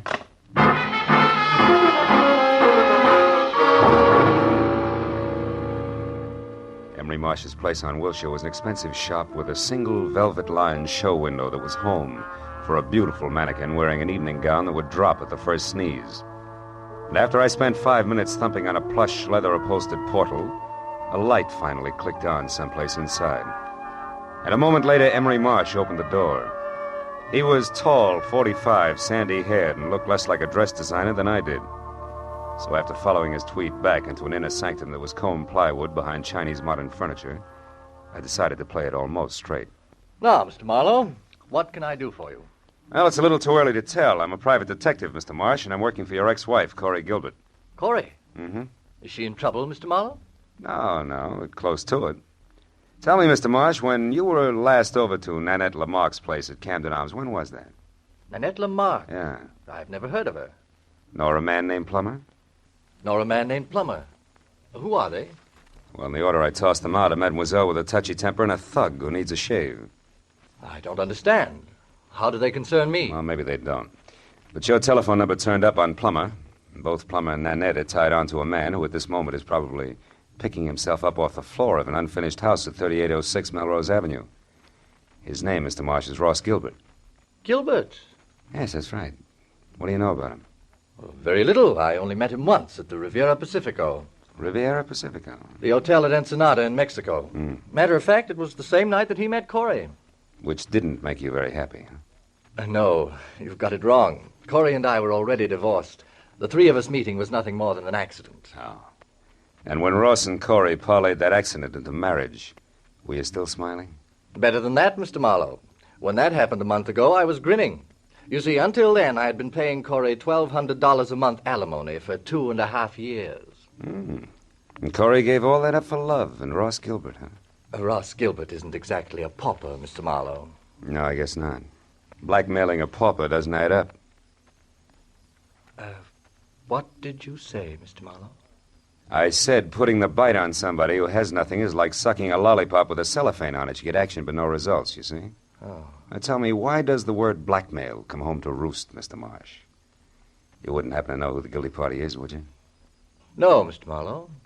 And what's more, if I did, I certainly wouldn't keep that sort of thing to myself. Oh, no, I don't think you would. Well, thanks anyway, Mr. Marsh. You've been a big help. I'm glad. And if I can be of any further help, don't hesitate to call on me, Mr. Marlowe. Please. Oh, I won't, Mr. Marsh. You can depend on it. All the way from Wilshire Boulevard to Mrs. Gilbert's place on Ogden Drive, I kept wondering who wanted how much out of Ross Gilbert and why. About 20 minutes later, when I pulled up in front of the house, I started concentrating on my client, who had to be the woman standing next to a green coupe in the driveway and waiting in double time.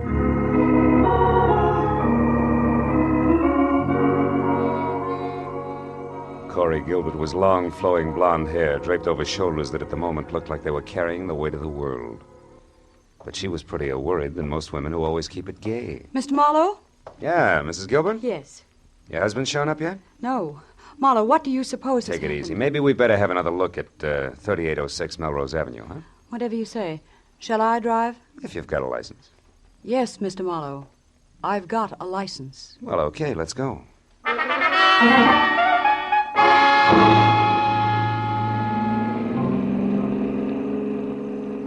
The way we took off in Corey's Nash, I wasn't sure whether her license was for driving a car or an airplane. And while she kept it to 83.5 AAA on the accelerator, she talked about her husband and why she was worried. By the time we were near the place, I knew all about the party in Ensenada, their whirlwind courtship, and what a fine guy Ross Gilbert was. When we got out of the car and started over the last 100 yards toward the unfinished house, I'd learned everything Corey knew about the blackmail angle, which wasn't very much. It started last week, Marlowe, when we got back from our honeymoon. Ross wasn't himself at all. He was worried. He forgot how to laugh. He argued with me over any and everything. Where does the blackmail come in? I don't know. He wouldn't tell me what was wrong. Then this evening, just before I called you, I overheard him talking on the telephone. That's when I caught the word blackmail and this address. Now, maybe Ross will be able to fill in a few of the blanks for us. Oh, he was over here in this room on a pile of lumber when I...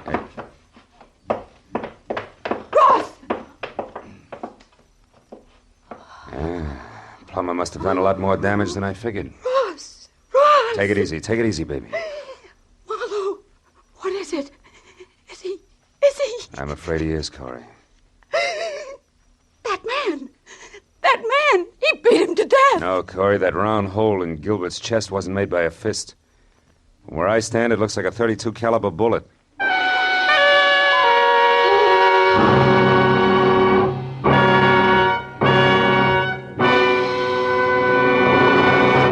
In just a moment, we will return to the second act of The Adventures of Philip Marlowe. But first, for some new wrinkles in the mystery field, look on the face of Mr. Jack Benny, eminent producer of the mystery comedy The Lucky Stiff, which opened in New York today. Although Mr. Benny's stars are Dorothy Lamour, Claire Trevor, and Brian Donlevy, Jack's face is covered with new wrinkles because he couldn't be in New York to sell the tickets himself.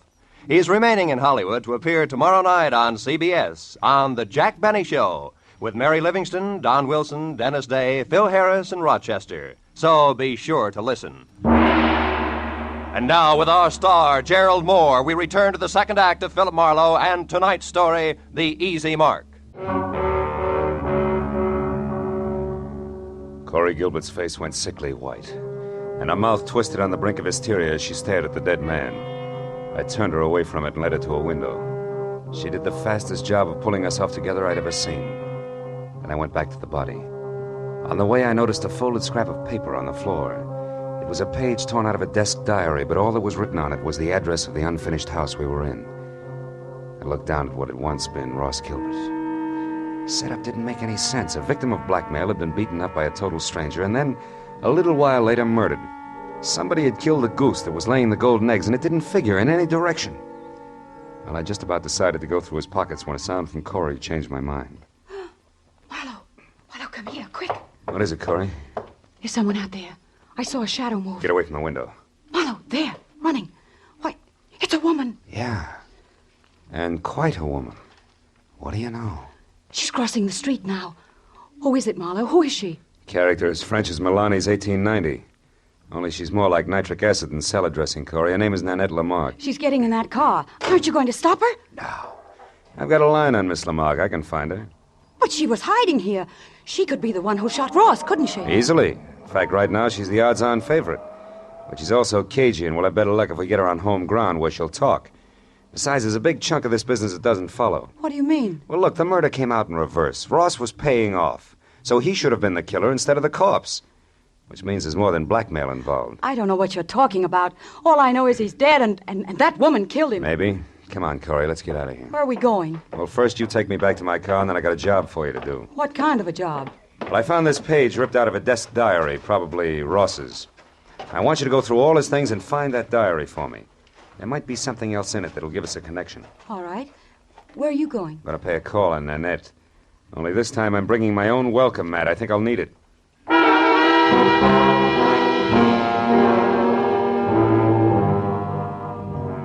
After Corey dropped me off, I called Lieutenant Ibarra at Homicide, reported the body, and then I got into my own car and drove out to Beverly Hills again, to the Camden Arms Court.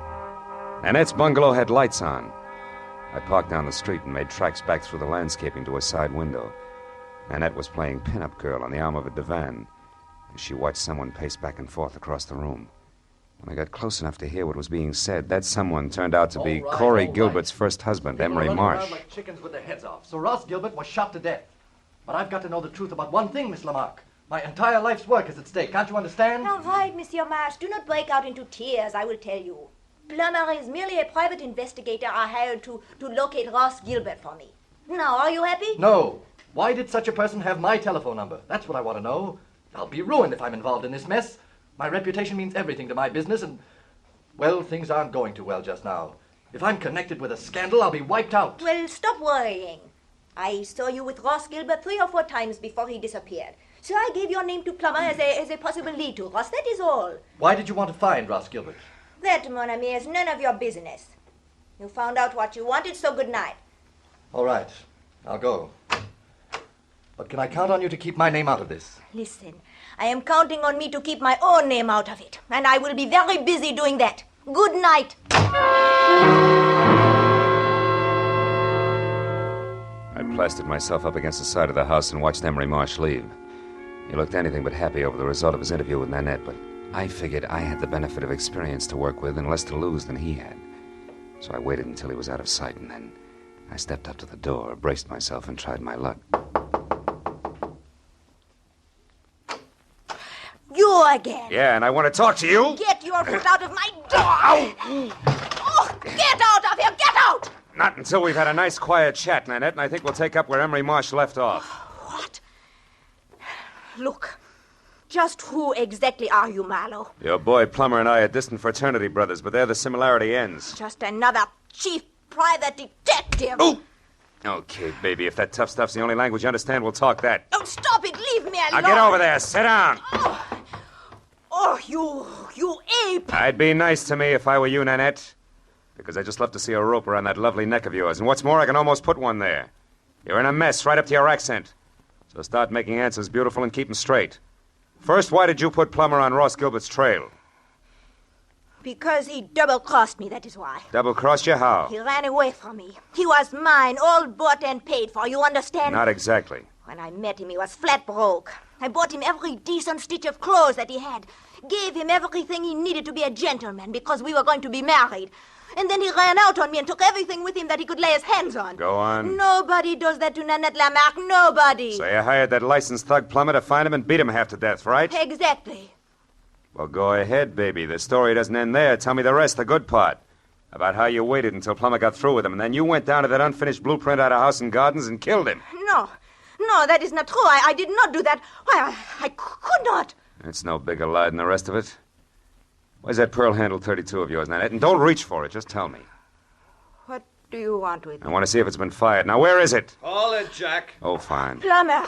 Miss Lamarck might not like for you to see her gun. Oh, I thought you would never get here. Who's this character, Miss Lamarck? Another private detective. Marlowe by name. No kidding. Well, we got a lot in common, haven't we, Jack? Yes. We've each got 2 arms and 2 legs. And the name is Phil. Oh, that's the way it is, huh? Well, listen, Jack. You got no business here in the first place. For 2 cents, I'll chop you down. You're even cheaper than I figured. Why, and you you can put big- away that big, nasty gun, too, because I got you cold. That envelope you stuck in Nanette's mailbox tonight had a slip of paper inside from one of your old clients. Huh? What are you talking about? Can't you guess? Hey, you want to see it? Well, yeah, let's have a look at that. Okay. Take a good look. Come on, drop the gun, Plummer. Come on, drop it. My arm! All right, now, fold up. There's your bargain basement detective, Nanette. You didn't get your money's worth, did you? Now, shall we take a look at that pearl-handled gun of yours? It is over there in my bag. Thanks. Clip's full, and that smell sure isn't gunpowder. Of course not. I did not kill Ross. Why, I was not even inside of that building where he was. Yeah, I know, but you... Wait a minute. Say that again. I said I was never inside that unfinished house where he was found. When I drove up, you were already there, so I left. Yeah, I know. And Plummer's gun is... fully loaded. Hasn't been fired either. Baby, you've just given me a great idea. An idea? But I do not understand. Never mind, I'll explain it to you later. And incidentally, you better be around. Right now, I've got to find out one more thing, and then maybe I'll pop this whole shebang wide open.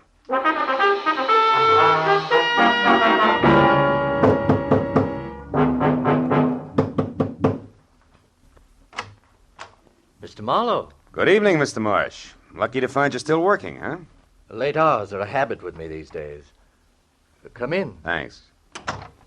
Mr. Marsh, I've come back for that help you offered me earlier this evening. I see. Well, the offer's still good. Fine. I think your ex-wife, Corey, is lying to me. She claims you didn't know Ross Gilbert, that you only met him once at that party in Ensenada, but you did know him, didn't you? Why, yes.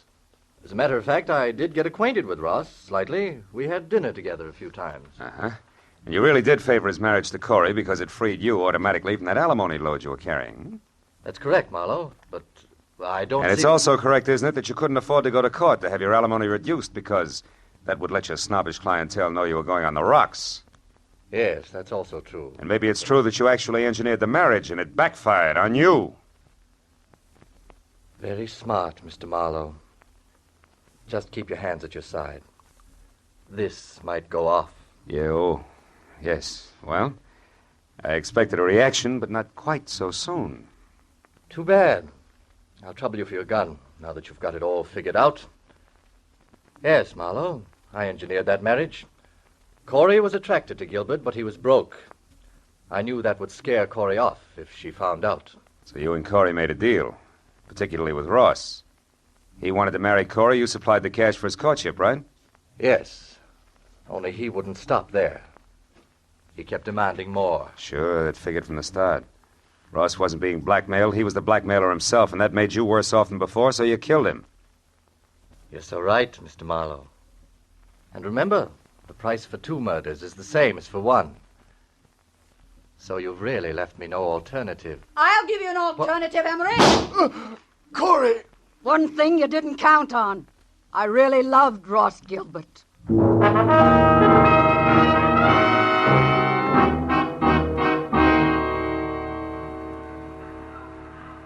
Well, I guess that winds it up, Corey. Emery's in the hospital, and Nanette and Plummer are both in the clink. Too bad I only hit Emery in the hand. I never could trust my aim. It's always been bad, in a lot of ways. It was good enough tonight, baby. Lucky for me you showed up when you did. Say, what made you come to Marsh's place, anyway? Well, that page from the desk diary paid off, Marlowe. Only we made a mistake. No? It didn't come from Ross's diary. It came from Emery's. I finally remembered his handwriting. Mm-hmm. Now, you tell me something, Marlowe. Yeah? How did you know Emery was guilty? Oh. Well, he made the oldest slip in the book. When he was talking to Nanette, I overheard him say that Ross had been shot. Emery had no way of knowing that Gilbert was dead or how he'd been killed unless Nanette told him. And for a while I thought she had, but then I found out that she couldn't have because she'd never been inside the house where we found Ross. So it had to be Emery. Sure. I see. Well, Marlowe, what does a gal say at the end of a night like this? Thanks or something? Just thanks will be enough. I gotta do my income tax. Can I give you a lift? No, I'll walk a while. I've got some thinking to do about marksmanship. But call me sometime later on, will you? Just to see if I'm shooting in the right direction. You can count on it, Corey. Thanks. Good night, Phil.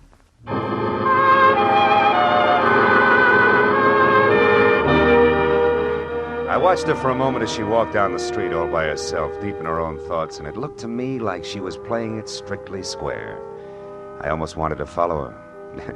The first time in a long time, I felt like I wanted to get to know a client better. But March 15th can slip up awfully fast, and that long form 1040 was still unfinished and waiting for me in my office. So I decided to go back and work on my income tax and play it strictly square, too. After all, that's really the easiest way in the long run. Yeah, I keep telling myself.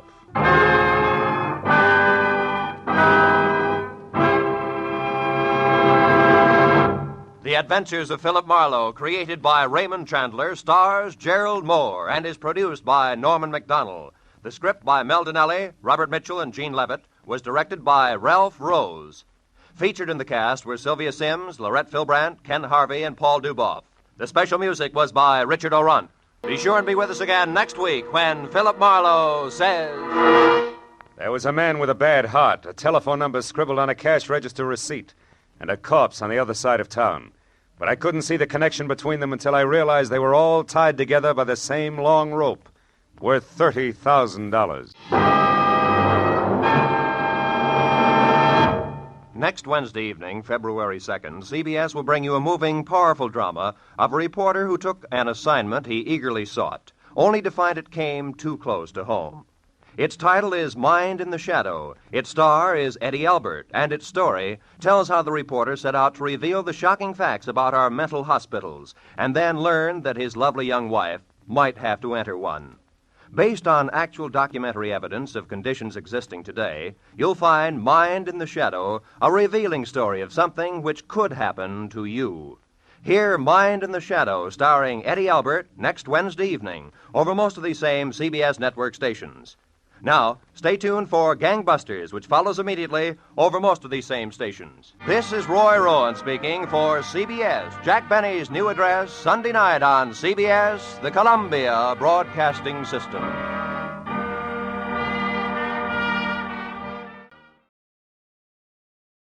There was a man with a bad heart, a telephone number scribbled on a cash register receipt, and a corpse on the other side of town. But I couldn't see the connection between them until I realized that they were all tied together by the same long rope, worth $30,000. From the pen of Raymond Chandler, outstanding author of crime fiction, comes his most famous character as CBS presents The Adventures of Philip Marlowe. And now, with Gerald Mohr, starred as Philip Marlowe, we bring you tonight's exciting story, The Long Rope. I'd finally wound up a sour case in which I'd been kicked around, disillusioned, and shortchanged. And in my book, a routine like that calls for relaxation. So I'd spent the morning sleeping and the afternoon in a Turkish bath, being worked over on the table by Nick Takalakis, a non-talking masseur who untied knots in more muscles than I thought I had. He was trying to tear loose my Achilles tendon when the phone rang. It was for me. Nick wouldn't let me up, so I took it lying down. Yeah? Marlowe speaking? My name is Sidney Vanetta, Mr. Marlowe. I've tried all afternoon to reach you. Oh? Nick, what can I do for you, Mr. Vanetta? I've already made your reservation with American Airlines. You're leaving on the 10 o'clock plane tonight, and you're taking with you a set of pearls for a certain buyer in Chicago. Now, wait a minute, Mr. Vanetta. Maybe I can... No, maybe, Marlowe. I've checked thoroughly on you and find you entirely qualified, which is important because the pearls are a perfectly matched set in a rope valued at about $30,000. The buyer wants them, and I made up my mind just this morning to sell. The proceeds will go to my niece. Lucky girl. Indeed she is, particularly since I have no respect for her as a woman. She presumes to be a sculptress of all things, but she's my only heir. I'm selling the pearls simply because I know she would, and I can get more for them. Yeah, Hey, Nick, wait a minute, will you? Why all the hurry, Mr. Vanetta? First, the buyer is leaving Chicago tomorrow. Second, my heart may fail me at any moment. That's the hurry, Mr. Marlowe. I see. Well, I'll take the job, conditionally. But suppose I come out and talk with you. Telephones are deceptive. Very well. Come to 7241 Adams, just below Western. I'll expect you in an hour, at 6, sharp. Side door will be open, so let yourself in. Sounds like you're alone out there. I am. I just fired my nurse, a Miss Drew, and as stupid a woman as the earth was ever cursed. But I shouldn't get excited about it. I've engaged a new one, due here at 5:30, but who will no doubt be late. So as I say, Marlowe, when you get here, just let yourself in. Goodbye. Goodbye. Well, Nick, you better hurry it up. I gotta see a man about a rope worth $30,000. Yeah, that's right. A rope worth $30,000.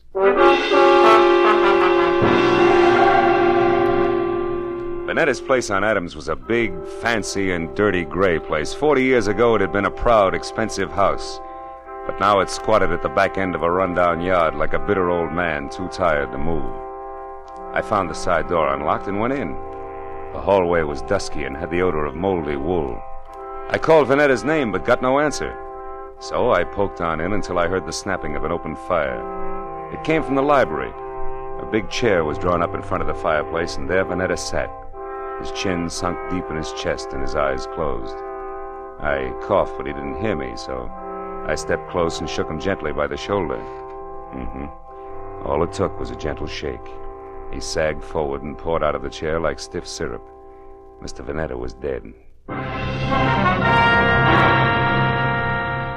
I started for the phone to report the body, but then I heard gravel crunch in the driveway. Someone else was coming in that side door, so I stepped out into the hall and waited. Mr. Vanetta, it's... Oh. Who are you? Philip Marlowe. Who are you? Steve Temple. I'm Mr. Vanetta's business agent. Here on business now? Yes, I am.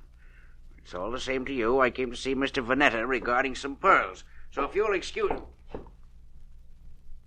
Oh. Yeah, the pearls can wait. Their owner's dead. So it finally happened, huh? You're taking the news very well, Temple. I've been expecting it every day for 5 years. You found him, I suppose? We had an appointment at 6. He wanted me to fly his pearls to Chicago. What are you staring at, Temple? Why, there's a bottle of medicine here. What about it? For years, he's kept this stuff beside him in case of an attack. Yet, when he actually needed it, it was over here on the sideboard out of his reach. Ironic, isn't it? Very. He fired Miss Drew, his old nurse, today, and didn't expect the new one until 5:30. Say, do you happen to know her name? No one. You mean he's engaged a new nurse? That's right. She's an hour late already. Yeah. Well, for once, that doesn't matter to Mr. Vanetta. Say, Temple, are you acquainted with his niece? Vivian Russell? Of course. She's a sculptress. There's a studio out on Fountain, near Bronson, I believe. She was to get the proceeds from the pearls. Well, I assumed that, although nothing was ever said. She's his only heir. Where would those pearls be now? I kept them in a wall safe behind that picture there. Consistently against my advice. Yeah, sure. Opens with a key. Where would that be? He carried it with him on his watch chain. Why? Hey, what are you going to do? I'm going to take a look at the pearls, and then have them impounded. Yeah, this must be the key. Now, let's open it up. He's there, that velvet case. As big as an overnight bag. Must be some string of beads. It is, Marlowe. Here, let me open it. There. Right. It's nothing but tissue paper. Yeah. It's not too surprising. While Temple called the police and tried to keep the details straight on a natural death and an unnatural theft, I went over the room again with a new viewpoint. All that turned up without an easy explanation was one, a cash register receipt for $1.34 with the phone number Republic 2809 penciled on the back. And two, the peculiar position of Mr. Vanetta's medicine bottle, which Temple had already noticed. I dropped the receipt in my pocket and told Temple to wait for the law. He gave me his home address and phone number, and I promised to check in with him later and left. The first stop was a phone booth where I dug into the nurses' registries and hit pay dirt on the fourth call. Miss Drew? Yes, we have a Miss Drew. Is she the one who worked for Mr. Sidney Vanetta but was fired this afternoon? That's his opinion. Actually, Miss Drew quit. All right, have it your way. Where can I get in touch with her? She's right here where she's been since 3 o'clock this afternoon. What is the nature of your business, sir? Never mind. You've already answered my question. But look, Mr. Vanetta hired another nurse to replace Miss Drew. Is the new girl one of yours? Absolutely not. Mr. Vanetta will never get another nurse from this registry or from any other that I know of. You're so right. He's utterly impossible to please in any way, and we're through trying. Goodbye. Well, Miss Drew was in the clear, and Vanetta began to focus as a pretty odd Johnny. But I was still trying to figure why the new nurse hadn't shown up when I reached for a cigarette and brought out the cash register receipt with the phone number on the back. So I tried it. Republic 2809. It rang, but nothing happened. I got in my car then and drove up to Hollywood and out Fountain to Bronson, where the only Vanetta heir, Miss Vivian Russell, had a studio. It was a converted double garage with a lot of north windows, so her new close-to-the-ground Hudson sat outside in the driveway. The adjoining four-room apartment looked cozy enough, if you liked wading through chunks of marble and eating off of last week's newspaper. Yeah, I was braced for a dowdy Amazon with broken fingernails as I rang the bell. That's why the dainty 118 pounds of taboo-scented blonde, who was clad in 10 chartreuse yards of whispering silk cut like lounging pajamas, caught me as flat-footed as a duck when she opened the door. Hi. Did you want something? Yes. Yeah. My name is Marlowe. I'd like to speak to Miss Vivian Russell. You are. So go ahead and enjoy yourself, Marlowe. May I come inside? I have some bad news, Miss Russell. Oh, sure. Come on in. Now, shall I sit down or just hang on to something? Suit yourself. Your uncle, Mr. Vanetta, died this afternoon. Oh, his heart finally gave up, did it, huh? Yeah, but you shouldn't go all to pieces like that, Vivian. Now, wait. He meant nothing to me, but I'm glad his suffering is over. The pearls are missing, too. Well, really? What happened to them? They were stolen, and don't tell me that means nothing to you, because you're getting the money, $30,000 worth. What? Uncle Sidney intended to give me the money from those pearls? How do you know that? I'm a private detective. He told me he was my client. Oh, then you're out of a job. Say, how would you like to work for me, Marlowe? I'm serious. Now I want those pearls back, you know. Now, for $25 a day in expenses, it's a deal. Now, you tell me something. Who did your uncle hire today to replace Miss Drew? The nurse? Hmm. Why, I didn't even know Miss Drew had been fired. How did you know she didn't quit? With Uncle Sidney? Try me again. Republic 2809. That doesn't mean a thing. Hmm. You know, Marlowe, you've got an awfully good head. Are you speaking as a sculptress or just an ordinary chiseler? And what is that crack supposed to mean? You didn't know you were getting the money legally. You might have taken the pearls yourself. Oh, stop it, Marlowe. Okay, client. Well, I'll run along. I've got work to do. All right, but don't forget that all work and no play makes for a dull companion. Yes, and it also makes $25 a day. I'll be seeing you. All the way down Sunset to Vine Street, I kept telling myself $1's a buck regardless. But the idea that I'd been grabbed at stayed with me. Vivian Russell had plenty of motive as a dry land pearl diver, and if that's true, she'd need a patsy just to keep her abreast of the situation. I turned north on Vine and twisted up Beechwood Drive to 2000, the number Steve Temple had given me. He had had 2 hours of playing 20 questions policeman style, and I figured it was time to check his score. Also, Temple was the man to fill in a few blanks on my new client for me. His place was dark, but I got out anyway and started up the walk to his door. I'd gone about a dozen steps into a tunnel of overhanging shrubs when I heard it. Psst. Hey, you. I turned as a man stepped out onto the walk and came toward me slowly. He was tall, wiry, with a thin, arrogant face that sneered out from under an expanse of forehead big enough for 3 sets of eyebrows. All shaggy. We're gonna have a talk, Mr. Temple. Hey, you're not Temple. Now we both know that. I'm a friend of his. What do you want with Temple? I've got a message for him, but it's personal. Who from? Like I say, it's personal, mister. I'll be back later. Come here. I said I'm a friend of Temple's. If you got a message for him, I'll see that he gets it. Well, okay, then. Tell him that some of his friends are too blasted nosy. Go! The guy with the forehead had a great left jab and a pair of hurdler's legs, and by the time I untangled myself from the brush and got out on the walk again, he was gone. Well, I knew it was a waste of time, but I tried Temple's doorbell twice before I went back to my car. Nothing made sense, except that somebody who knew his way around had stolen a long rope of pearls, and somewhere in the city was a nurse who hadn't shown up on a new job. Beyond that, it was all question marks. Well, I drove down to the filling station on the corner and went inside to the phone. I started to call police headquarters, but instead dropped the nickel in and dialed Republic 2809 again, just on a hunch.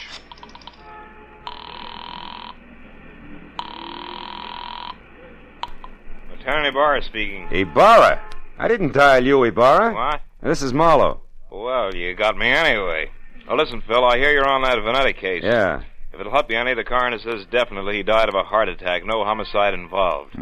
Thanks, Lieutenant. Hey, but look, where are you now? In a flat on the corner of Union and 59th Street. Why? Well, is that phone number there, Republic 2809? Well, that's a great piece of deduction. You just called it. Ibarra, listen, I found that number at Vanetta's place this afternoon. What's going on down there? There's a girl here named Betty Larson. Yeah, she's a nurse, right? No, wrong, Phil. She's a corpse. Before that, she was a waitress. Just a waitress. Somebody came to her door and killed her for no apparent reason whatsoever.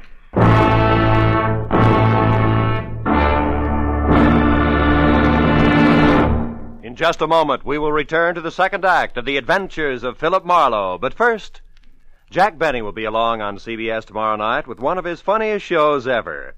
In addition to his regular hecklers, Dennis, Don, Phil, Mary, and Rochester, Claudette Colbert and Vincent Price will pay a call on Jack.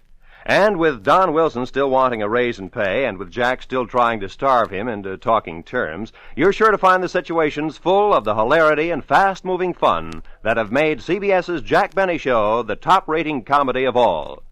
Yes, remember, CBS also means Catch Benny Sundays. Now, with our star, Gerald Mohr, we return to the second act of Philip Marlowe and tonight's story, The Long Rope. It was 40 minutes of thick stop-and-go traffic from the time I quit talking to Ibarra until I pulled up near the 4 stories of faded, sagging tenement on the corner of Union and 59th. But even then, the crazy question that had been weaving in and out of my mind like a 2 a.m. drunk looking for the way to go home was still with me. Why was the telephone number Republic 2809 bracketed by a couple of dead people who, as far as I could see, should have had nothing to do with each other in the first place? And right there, for the 10th time running, I drew a complete and unabridged blank. But a minute later, when I climbed out of my coupe and over the bumpers of the half-dozen squad cars that were jammed into the narrow street like so many toy autos that a kid had forgotten about, I quit asking myself riddles and started looking for Detective Lieutenant Ibarra, a quiet man who always preferred fact to fancy. I found him in a cheap but clean uniform-crowded room on the second floor, standing a few feet away from the body of Betty Larson, a girl in a bathrobe who had once been something pretty in her early 20s. Well, Phil, the coroner says she was shot twice in the chest at close range, died instantly. Is that where she fell, Lieutenant, there near the door? Yeah, looks like she'd just gotten home and into her robe and someone she didn't know knocked on the door. The safety chain was still on when we got here. The windows lead no place. Those chains let a door open just wide enough for the barrel of a gun, is that it? Yeah, but how does all this add with those missing pearls and the rest of that business over on Adams, Marlowe? Not like 2 and 2, believe me. So far, Ibarra, the only question is the telephone number. Tell me, where did this Betty Larson work? Well, we haven't gotten that far yet. So long, Lieutenant. Yeah, so long.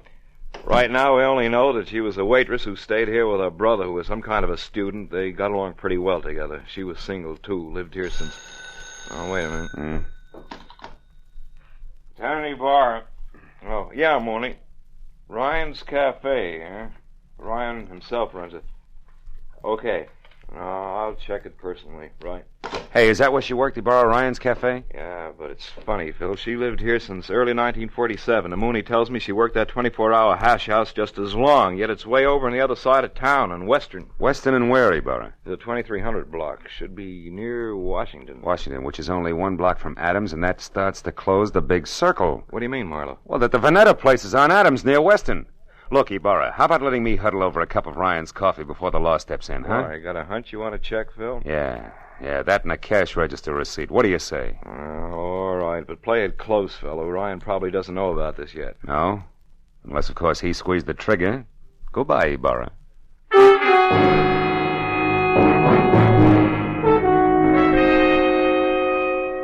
I was a half hour getting over to Ryan's Cafe on Weston, which turned out to be a lot of steamed-over plate glass, bragging about a 40-cent hot roast beef sandwich in 2-foot-high white chalk letters. And inside, the motif was the same. Everything that Mr. Ryan sold was a bargain. I slid onto a shaky stool opposite a cash customer who was something dirty in a torn overcoat buried deep in a handicapper's sheet and coffee. He looked up once, grinned no teeth at me, then hollered for Ryan in the kitchen, who said that he only had 2 hands and would be out in a minute. But before those 60 seconds ran out, I looked around, and over in a corner, in a collection of trash piled next to a broom, I saw a very welcome piece of paper. It was a brother of the cash register receipt that I'd found on Sidney Vanetta's desk, the one that had tied Betty Lawson's murder onto the rope of pearls. I turned back to the counter just as Ryan started toward me. He was a little bigger and a little better looking than the average ape, and on his right arm, under thick, coarse black hair that was long enough to braid, there was a tattoo of a dancing girl who, if Ryan ever shaved about his wrist, would freeze to death. What'll it be, mister? Coffee? Yeah, and a little information. You know Sidney Vanetta, Ryan? That screwball with a bump ticker over on Adams? Yeah, I know him. Why? What's up? His time on Earth, for one thing, he's dead. Too bad. Should have taken it easier. Cream? No. Pearls. What'd you say? Nothing. Ryan, who brought that tray up to the Vanetta place this afternoon? I did. Sure it wasn't Betty Lawson? I'm positive. None of the girls would go near that place. Vanetta was hard to get along with. Now you tell me something. What are you, mister? Newshound, collection man, or cop? Getting warm, Ryan. I'm a private detective named Marlowe. I'm thrilled. Good night. Before I finish my coffee? Before I throw you out. I don't like too many questions. Not even easy ones, huh? Like who murdered Betty Lawson? Betty's dead? Yeah. Over in her flat on 59th Street, shot twice with a .32. When'd you last see her, Ryan? A couple of hours ago when she quit for the night. Marlowe, the cops got any idea who did it? I don't know. Right now they're looking for a boyfriend. You're crazy. Betty didn't have a boyfriend. Outside of you? Outside of me. So I'm going over to straighten them out now. Mitchie! Mitchie! Yeah? Get out here and take over. Okay. I gotta move fast. No, you don't, Ryan. Betty's dead, remember? Yeah, but whoever did it ain't. Now, don't try to stop me, Marlowe. You'll get hurt. Look, Ryan, why don't you play smart and... what's the use? Go on, start running. You won't get very far.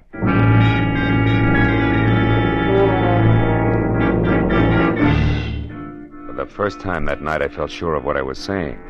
Because even as Ryan had squared himself away to play bounce the private detective, I suddenly noticed a friendly face working hard over a stale donut at the far end of the counter. It was Lieutenant Ibarra. And when Ryan tossed his apron aside, grabbed at his coat, and slammed out the front door, Ibarra turned and nodded at a short man nearby who was idly picking his teeth with the end of a book of matches. At that, the man dropped the matches into his pocket and left. Then Ibarra moved over to me. Didn't mean to crowd you here, Phil, but after you left, we found out that Ryan and Betty Larson used to see quite a bit of each other. Don't apologize, Ibarra. Probably would have cost me a couple of front teeth if I hadn't noticed you. Warm up your coffee, mister? Yeah, please. You, Ibarra? No, Phil, I gotta move now. You see, I don't think Ryan did this. I told Mooney to follow him, but not to pick him up. The chances are good that Ryan's heading straight for Betty's apartment to demand that the police find out who killed his girl, so I'm going the other way, to Ryan's house. There may be another woman in this. Jealous one. But no rope of pearls, huh? No, Marlowe, I don't think so. Good night now. Night, Lieutenant. Well, Mitzi, how long have you worked here? A couple of days. But I don't know nothing about Mr. Ryan. I'm a married woman, and What do you think you're staring at, mister? Maybe something wonderful, Mitzi.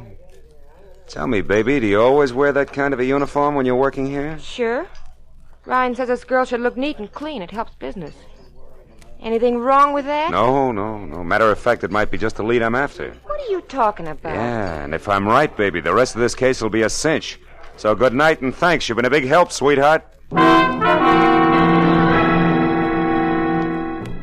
When I got back to the corner of Union and 59th, I took the stairs up to Betty Lawson's flat 2 at a time, crossed the fingers on both hands, and prayed that Ibarra was right about Ryan returning to his girl's place. When I stepped into the room a second later, I knew that I'd never doubt the good lieutenant again because standing next to an open window and staring out at nothing was Ryan himself, numbed and red-eyed. I asked him one question, and although his answer was only a couple of words mumbled between trembling lips, it was all I had to know.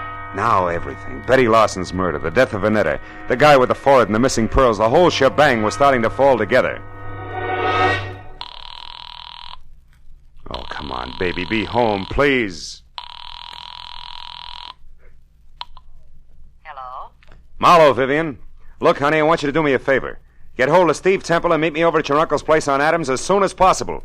I need your help. Goodbye. Well,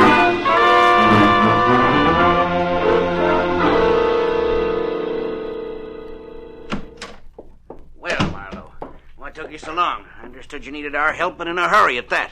I had quite a way to come, Temple. Is Vivian here? Yes, Marlowe, Vivian's here, and that means that we can stop counting noses.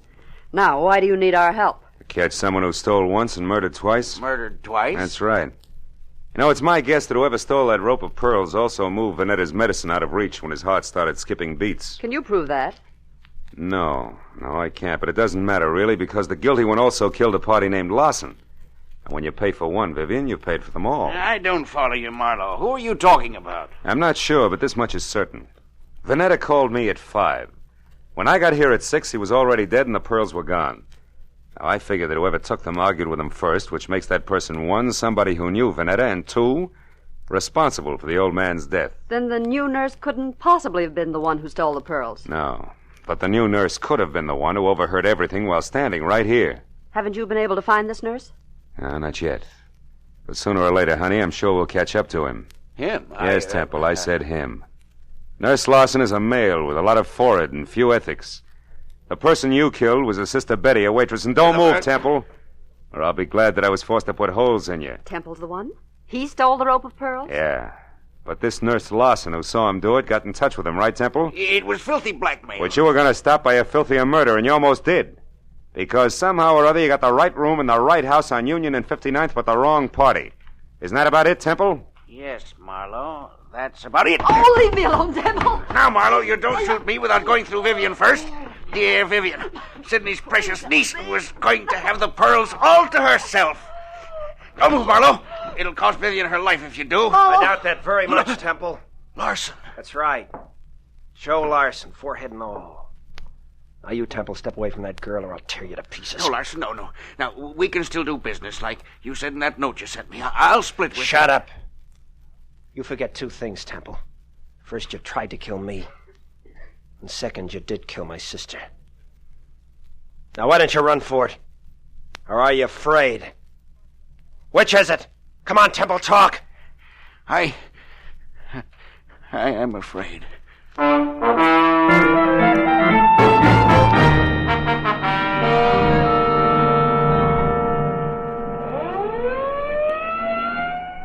Marlowe, that just about winds things up. Yep. Joe Lawson sent up for attempted extortion, and Temple... Sent up for good. Mm-hmm. Say, Marlowe, when you called a while ago and said that you wanted Temple and me to help you, did you know then that Temple was the murderer? No, I didn't, Vivian. Then I only knew that whoever had killed Betty Lawson had mistaken her for the new nurse, and that the actual nurse was Betty's brother, Joe. Where'd you get hold of that, Phil? Well, it started in Ryan's Cafe, Barra, just after you left. I had nurses on the brain, I guess. And when I took a good look at the waitress there, I suddenly realized that her white uniform, white shoes, and white cap could easily confuse a guy like Temple, who also had nurses on the brain. Well, I can see a killer making a mistake about appearances, all right, but I still don't understand how it is that the telephone number of my uncle's nurse turned out to be Betty's apartment. Because a nurse did live there, honey. Betty's brother was a medical student, part-time male nurse, and full-time bum. You see, Ryan, who brought food to Uncle Sidney, knew that he needed a new nurse, and he sold him on the idea of Joe Lawson. Because he wanted his girlfriend's brother to have a job. Oh, I get it. Say, I know what I'm going to do with those pearls. Sell them? To the highest bidder. Oh, no, I'm going to break up that set. Break up the set? Yeah, I'd like very much to get a pair of earrings out of them. Oh, and for each of you, a set of cufflinks. Good night, gentlemen.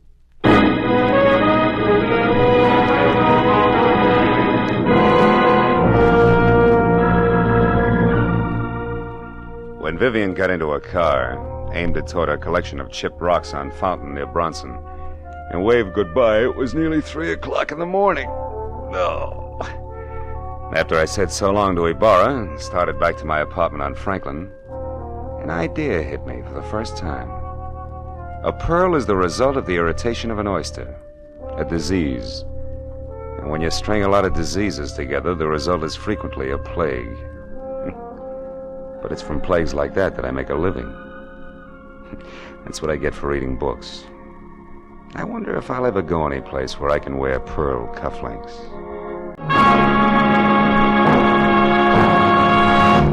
The Adventures of Philip Marlowe, created by Raymond Chandler, stars Gerald Mohr and is produced and directed by Norman MacDonald. Script is by Mel Donnelly, Robert Mitchell, and Gene Levitt. Featured in the cast were Junius Matthews, Louis Van Ruten, Fay Baker, David Ellis, Lillian Baeff, and Ed Begley.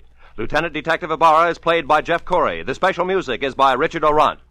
Be sure and be with us again next week when Philip Marlowe says... A corpse that wouldn't stay dead, a pistol with a silencer on it, and a fortune in a black satchel spelled death for the big city boys when they finally got together in lonesome Arizona. Population 802. Stars light, stars bright, and that's no optical illusion. The brilliant gleaming list of stars on CBS tomorrow night. Van Johnson's the star on the Prudential Hour drama. Spike Jones will positively appear in a sketch getting the war paint off Bob Hope's latest movie. Jack Benny will have Claudette Colbert and Vincent Price as his special guests.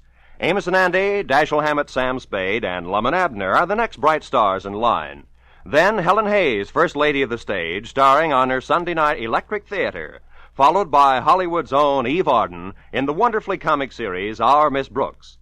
In the next to closing, another bright comedy, Life with Luigi, and the whole star lineup, topped off by the world's most brilliant addlepates, the experts on It Pays to Be Ignorant. Jack Benny's program will come to you over all of these same stations, and the others in this vast array of stars will be heard over most of them. Top writers, top directors, and top stars of American show business come to you on CBS. Now, stay tuned for Gangbusters, which follows immediately.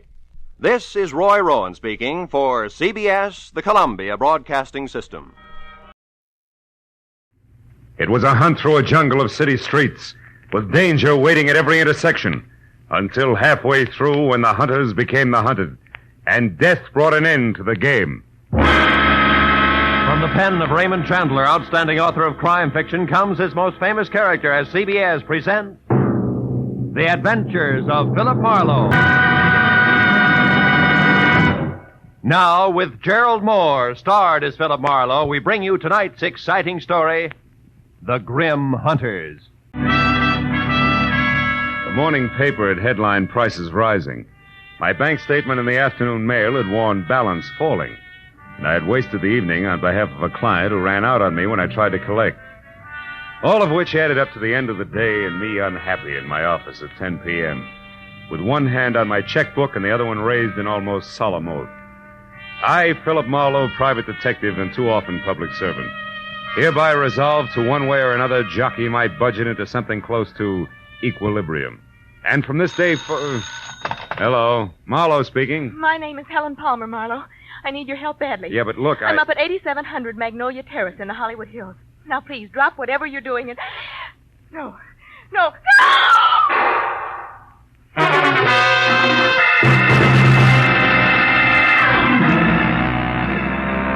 I must have let go of the phone, grabbed my hat and coat, opened and closed the office door, piled into my car outside, and raced up into the Hollywood Hills because the next thing I remember after Helen Palmer's scream was swinging off North Bronson Drive onto Magnolia Terrace. But a minute later, when I screeched to a stop away from number 8700, scrambled out from under the wheel and started on the run for the front door, I was no longer sure of anything. Because the house in question, a stock southern mansion complete with stable boy statue in a gravel driveway, which according to the book should have been as dark and as quiet as the inside of a coffin, was anything else but. And when I got to the oversized bronze door knocker and dropped it hard, I was beginning to doubt that I had the right address. Can I be of some assistance, sir? I don't know. I'm looking for a woman named Helen Palmer who called me at my office. Said she needed help. And a second after that, she screamed, huh? Tell me, sir, what is your name and occupation? In that order, Philip Marlowe, private detective. Good for Helen, good for Happy, aren't you? What's going on here? What is this? Why, it's a party, sir. A scavenger hunt. It looks like Helen Palmer's the Now, winner. wait a minute, laughing boy. I had a call that was interrupted by pistol shots, and I... All just part of the play, sir. Yeah, Helen Palmer had to bring back one private detective.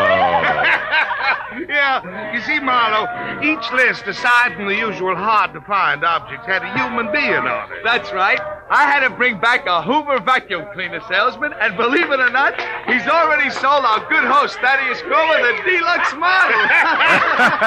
Yes, sir, he did it bad. You see, Mr. Marlowe, Helen Palmer wasn't permitted to actually hire you.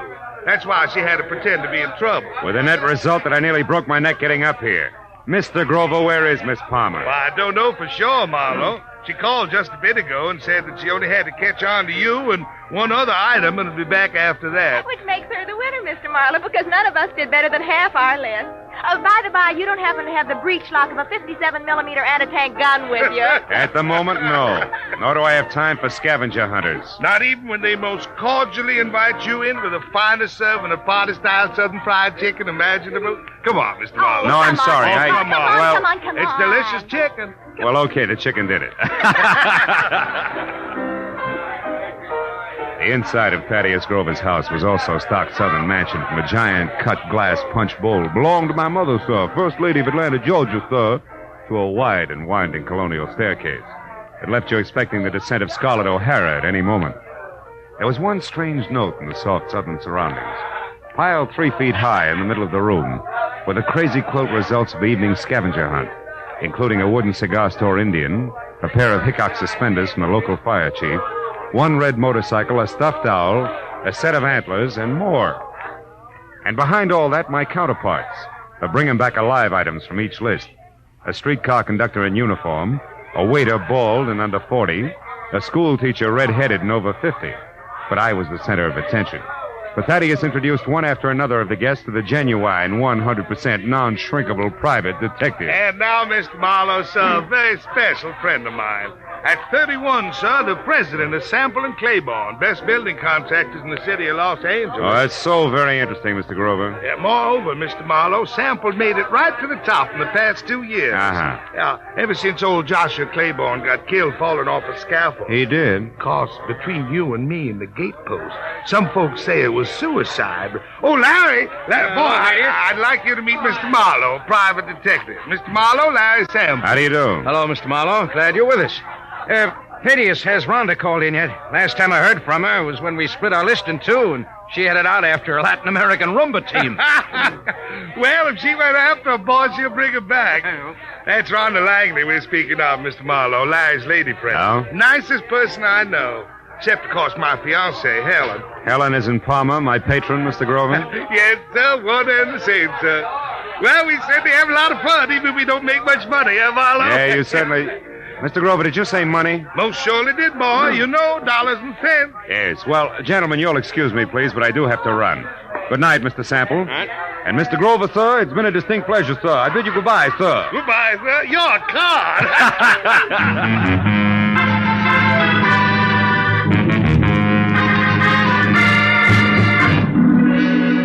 When I got back to my office, which I had left lights on and unlocked, my telephone was ringing. At this late hour, gullible me took faint hope that it could be a client who might still save the day. When I picked up the receiver... Marlowe? I let go of that straw fast. Marlowe? It was Detective Lieutenant Ibarra. Marlowe, do you know a girl named Helen Palmer? Hey, Ibarra, don't tell me there's a pair of somewhat flat feet on the ladies' scavenger hunt list. Very funny, Phil. How do you know her? No, not beyond a panic telephone call that ended in a make-believe scream and a couple of pistol shots. All designed to bring me running to a party at 8700 Magnolia Terrace. Mm-hmm. Well, that adds all right, because the only items not checked off a list or a night watchman's badge and one detective private, which must be you, since your name is circled in the classified directory here in this phone booth. Here in what phone booth? Where are you, Ibarra? At a closed filling station on Van Ness off Hollywood Boulevard. Yeah, but wait a minute. Why is the girl's list there with you? Because it's clenched in her right hand, Phil. And she's folded up on the floor of this booth. Dead. Oh, no. 2 bullet holes in her back. Oh, yeah, but Ibarra, her call was a gag. The shots weren't. Anyhow, it looks like a stick-up since the lady's purse is gone and a wino we picked up. A wino we picked up saw what he calls a curly-headed guy with short legs do it and run. Also, the wino says that the murderer had been hanging around for a couple of hours like he was looking for a well-to-do prospect. Yeah, I know, but it's still kind of strange. Me getting that call, I mean. Well, I'll drop around to headquarters tomorrow morning, Lieutenant, if you need any statement from me. I think you'd better make that tonight, Phil. At the 8700 address. I'm sending Mooney up there now. Oh, but wait a minute, Ibarra. You don't need me, and I do need business. If you think I'm going to get it by... Phil. Huh? Phil, let's say that I'd appreciate it if you'd show for a few minutes. Okay? No. Well, okay, a few minutes. Just so long as you appreciate it. Goodbye.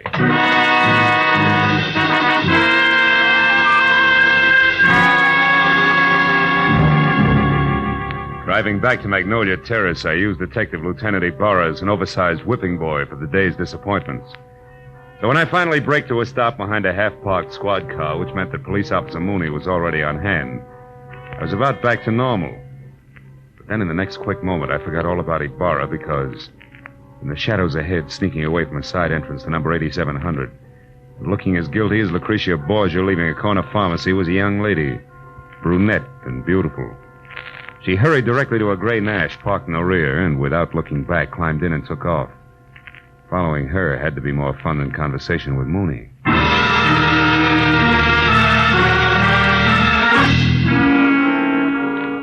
10 minutes later, the lady came to a stop in front of a dark, politely landscaped cottage on North Ogden Drive. In another 2, she was inside and the light was on. When I got to the front door and leaned against the bell, a card over it said that this could be one Rhonda Langley, Mr. Larry Sample's girlfriend. But that same card also gave another name, Helen Palmer, the lady dead in the phone booth. I rang again. When the door opened, it was the brunette, still beautiful. Only this time something had been added. In her right hand, a .45, ugly and pointed straight at my head. What do you want? One straight answer, Miss Langley. Why did you run away from 8700 Magnolia Terrace? And a cop with routine questions. Wait a minute. Who are you? How do you know my name? I'm a private detective, labeled Philip Marlowe. Item number 8 on the late Miss Palmer's list. And I know about you because I've already been to Thaddeus Grover's party. Now, after you put this gun away, we'll get back to my question. Why'd you run? Come on, talk, lady, now before I yell copper. Well, all right. Come in. Thanks. Mr. Marlowe, I don't think Helen Palmer's murder was any run-of-the-mill robbery. You don't think what? I stayed just long enough to hear the policeman say Helen had been killed. Oh. When I got to your welcome mat, I was greeted with a .45. Talk some more, Miss Langley. Real plain Well, all like, right, huh? give me half a chance, will you? I didn't say anything to the police about this because I don't want to do any damage before I'm sure about a few things. Like what? Like the kind of a mess that Helen was in. Mr. Marlowe, I need help. I've got to know some facts. Please, will you work for me? I'll pay you anything. Well, at this point, let's call anything 25 a day in expenses, huh? About Helen and the mess you spoke of, how much do you know? Very little. Only that I think Helen was blackmailing somebody. Somebody who was at the party tonight. Like Grover, your boyfriend Larry Sample? I don't know. Oh, you've got to believe me, Mr. Marlowe. Well, all right. For the time being, I will. Now, first of all, how'd you latch onto this blackmail? Well, yesterday morning, I accidentally overheard Helen talking to someone on the telephone. She spoke of a payoff that was to be made at Thaddeus's party. I don't know who she was talking to, but she warned the person not to try anything rash. As in murder? She didn't say. But she did say that she'd already airmailed a letter to her lawyers in San Francisco that would protect her from any harm. And she laughed about the scheduled scavenger hunt and hung up. Mm-hmm. You said nothing to her about this, huh? Well, no, I was afraid... All right, the letter to San Francisco. Did you see her mail it? Well, I mailed it myself earlier in the day, along with one of my own. Mm-hmm. I didn't think about it until after her call, when she pointedly asked me if I'd remembered to mail a letter. My letter, that is, which she knew that I'd written to an aunt I have in Passaic, New Jersey. Well? Well, that's the whole story. If you want me, I'll be over at Thaddeus's place. Thaddeus? Yes, he was in love with Helen. Yeah. Maybe she was returning that love with blackmail. What do you think, Rhonda? I don't know. The thinking is now your job, Mr. Marlowe. left Rhonda Langley and started back to my car as a bona fide private detective with client. I wasn't sure whether or not I was happy about the whole thing. A second later, at the sight of a man in the dark ahead, half crouched behind a tree, I quit deliberating the point and got ready for trouble because, from what I could see, the gentleman in hiding had both the curly hair and very short legs that Ibarra had mentioned as a sign of Helen Palmer's killer. I kept walking straight until I was abreast the tree, and then I pivoted sharply. Took one step toward him and swung! Come on, brother. Why, you dirty... You haven't got the time. They believe me. Enough, fella. Enough. Will you leave me alone? Sure. Sure I will. After you start talking. Now, get up.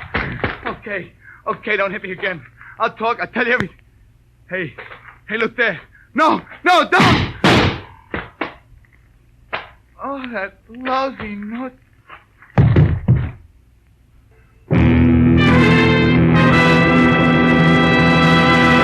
In just a moment, we will return to the second act of The Adventures of Philip Marlowe. But first, you can do a lot of singing for $14,500, so they say. And tonight, some CBS listener may be able to speak with authority on the subject because $14,500 is what's waiting for whoever can solve the mystery behind the new Phantom Voice on CBS's great Saturday night quiz game, Sing It Again.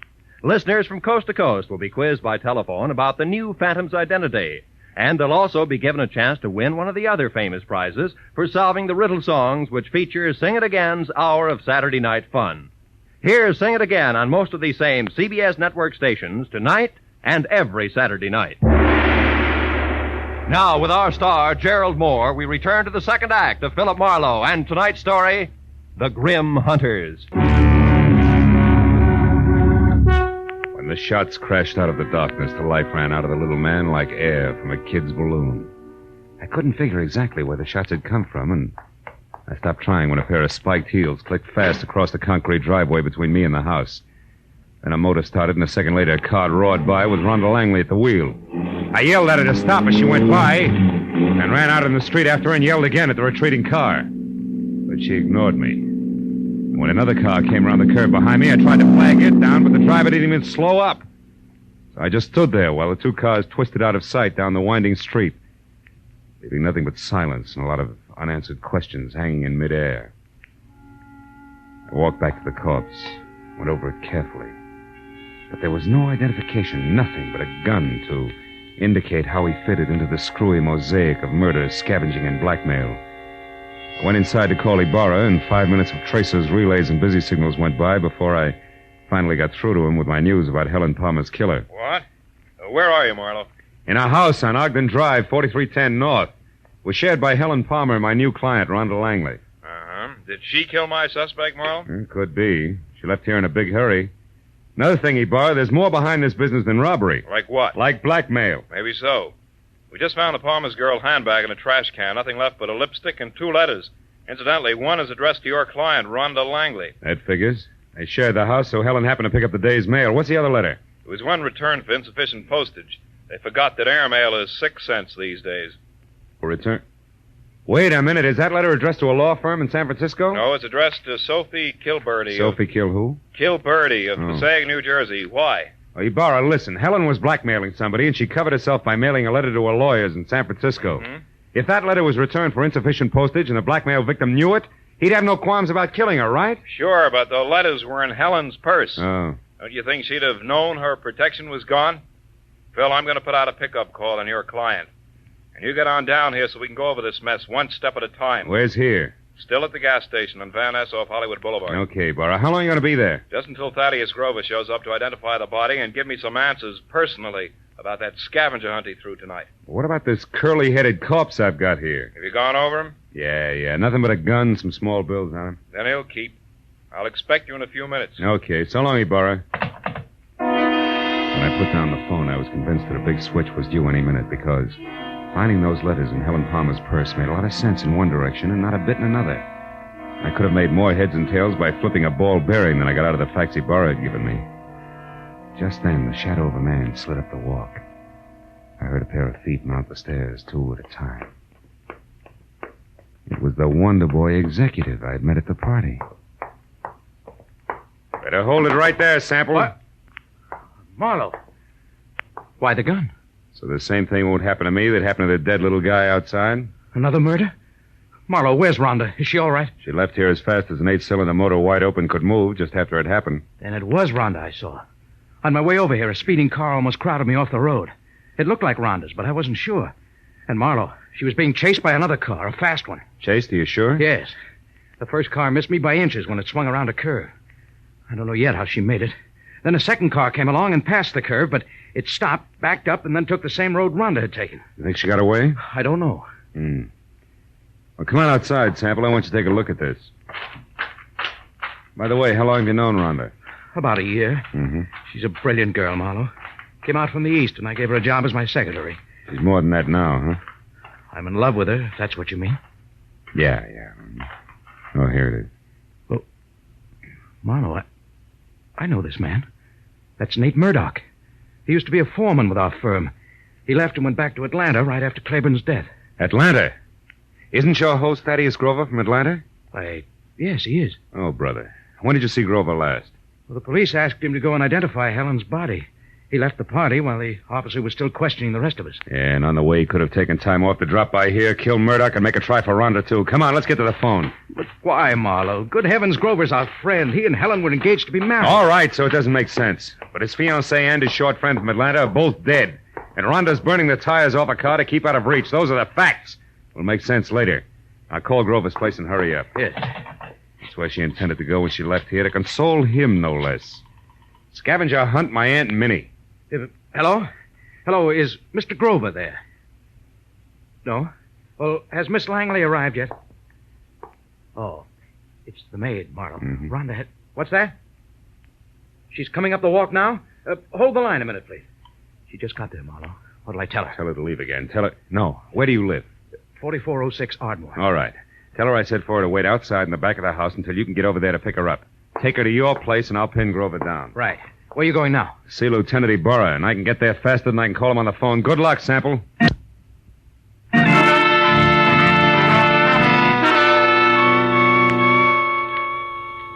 Sample was repeating my name over to Grover's maid on the phone as I left. And a few minutes later, at the Mobile gas station off Hollywood Boulevard, I found Ibarra looking sardonic in the blinking light from a flying red neon horse above his head as he flipped through a stack of papers on top of an oil drum. It's about time, Marlowe. Where's that client of yours? Now, wait a minute, Ibarra. I had her pegged all wrong. She's a pigeon. Has Thaddeus Grover been here yet? Just left. He's quite a character, that guy. You didn't let him get away alone? Yes, he was... What do you mean, get away? Ibarra, there's a big connection between Thaddeus Grover and Murdoch, the guy who killed Helen.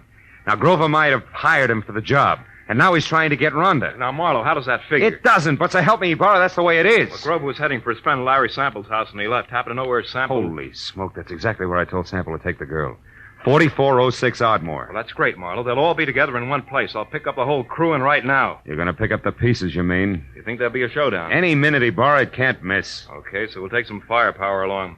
Hemigala, Gray, let's go. Come on, Phil. Now, look, Ibarra, maybe Sample hasn't gotten home with Rhonda yet. I'll go up to Grover's and try to head them off, okay? Okay, Marlowe. But if you get them before I do, bring them in, and no alibis. I'll see you.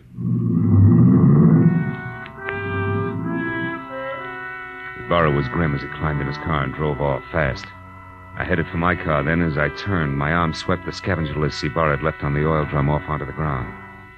When I picked them up, Rhonda Langley's name was on top.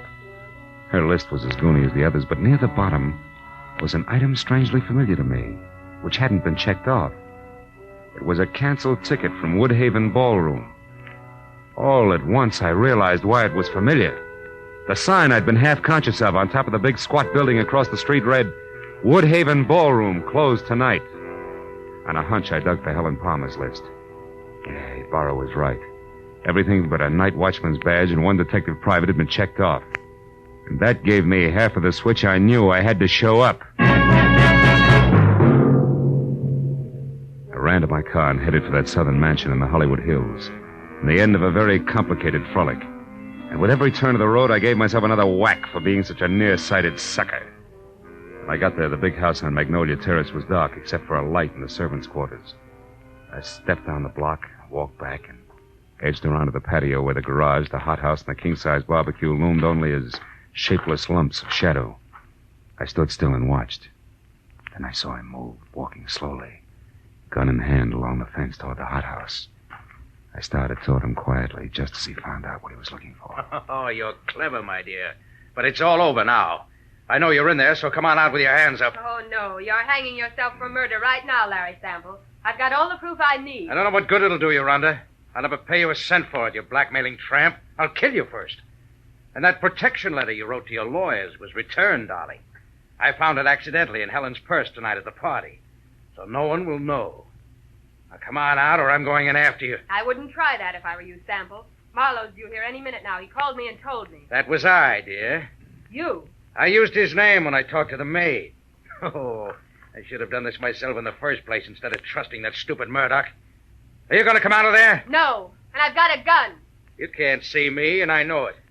But your white dress makes a perfect target, you little fool. Drop it, Sample. Oh. Now let's have that gun. Marlowe, I'm so glad you got here. No, he's not dead. Oh. And he won't be from bullets. Give me your gun, too, huh? Come on. All right. I was too scared to use it anyway. Thanks. Now sit down and shut up. We're going to wait for Lieutenant Ibarra, then you're both going to the pokey. What? But... Listen, you, I don't go for blackmailers, male or female. Even the cute ones are ugly, lady. Very ugly. No, Phil, wait. You've got to understand something. 2 years ago, Larry Sample killed his partner, Joshua Claiborne. I knew it, but I couldn't prove it. So I pretended I could and blackmailed him. Don't you see, if he paid off or tried to kill me, that would be proof of his guilt. And he did, Marlowe. Mm-hmm. Why should you pull a stunt like that? I'm a divorcee, Marlowe. Langley is only my married name. Okay, so what? My maiden name was Claiborne. Claiborne? I'm Josh Claiborne's daughter. Oh. And I can prove that. Is that reason enough? Well, why didn't you level with me instead of labeling Helen a blackmailer? Helen was already dead. And I needed your help desperately. I thought I had to lie to get it. Okay? Yeah. Okay, baby.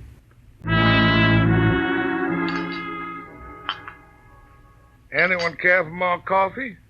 How about you, Lieutenant? Oh, no thanks, Mr. Grover. Well, Marlowe, you got it all to come out even anyway. Frankly, that's more than I expected, and I left you at that gas station. Yeah, we were lucky, Ibarra. I guess I owe you an apology, Mr. Grover. Oh, shucks, that's all right, son. It was a shock to me to be accused of poor Helen's murder, but, well, it's over now. Yeah. You said it was the scavenger list that set you straight. How'd you figure that, boy? Well, there was a Woodhaven ballroom ticket on Rhonda's list, so she had to go there for the ticket, you see. Now, Sample knew that. And he told his killer, Murdoch, who incidentally he hired to murder Claiborne 2 years ago, that the girl who went to the Woodhaven ballroom was his target. Uh-huh. But Helen happened to go there after the night watchman's badge. Which he could have picked up any place in town. Yeah. What a terrible coincidence for Helen. That was all that saved my life, really. That's right, honey. Murdoch made the mistake, and when he and Sample discovered it, they made another try at Rhonda's house. But I caught Murdoch there, so Sample shot him before he could talk. And when I left, he followed me in his car. I knew they were after me, and I thought for sure they'd killed you, Phil. That's why I ran. Yeah, that threw me for a loop. Then Sample came back to make sure that Murdoch was dead and sold me a great big bill of goods at the same time. Ah, it's a terrible, terrible thing. Yes, Mr. Grover, it is. Lieutenant, I want to thank you personally for your participation. Thank you very much. Well, I've got everything I need, so I'll say good night. Yeah, me too. Oh, Phil. Yeah? Shall I mail you a check? Why, yes, I think... No. Wait a minute. Yes? You know, honey, with your knowledge of postal rates, why don't you just deliver it in person, maybe, huh? Love to. Count on it, Mr. Marlowe. Good night.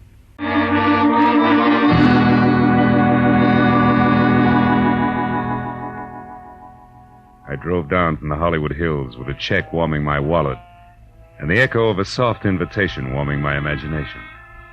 You know, that was quite a party at Grover's house. Scavenger hunt. People determined to have a good time even if it killed them. You know what? It did. I know another game. Associations. It goes like this. Grover's party. Rhonda Langley. Rhonda... Date. I wonder if she likes baseball.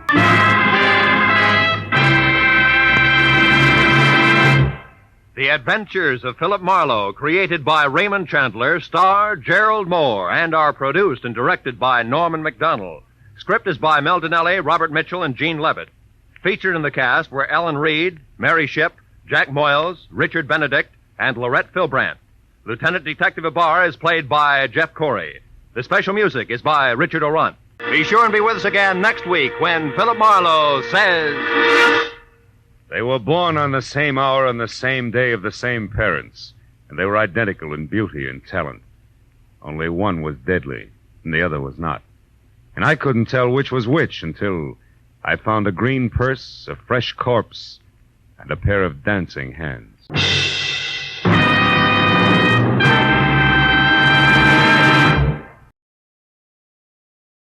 When it started, it was simple, just a lawsuit for damages. But before it was over, it was far from simple, and the damages were murder. All because of a red-headed woman, a ghostwriter with ambition, and a match that burned with a bright green flame. From the pen of Raymond Chandler, outstanding author of crime fiction, comes his most famous character as CBS presents The Adventures of Philip Marlowe.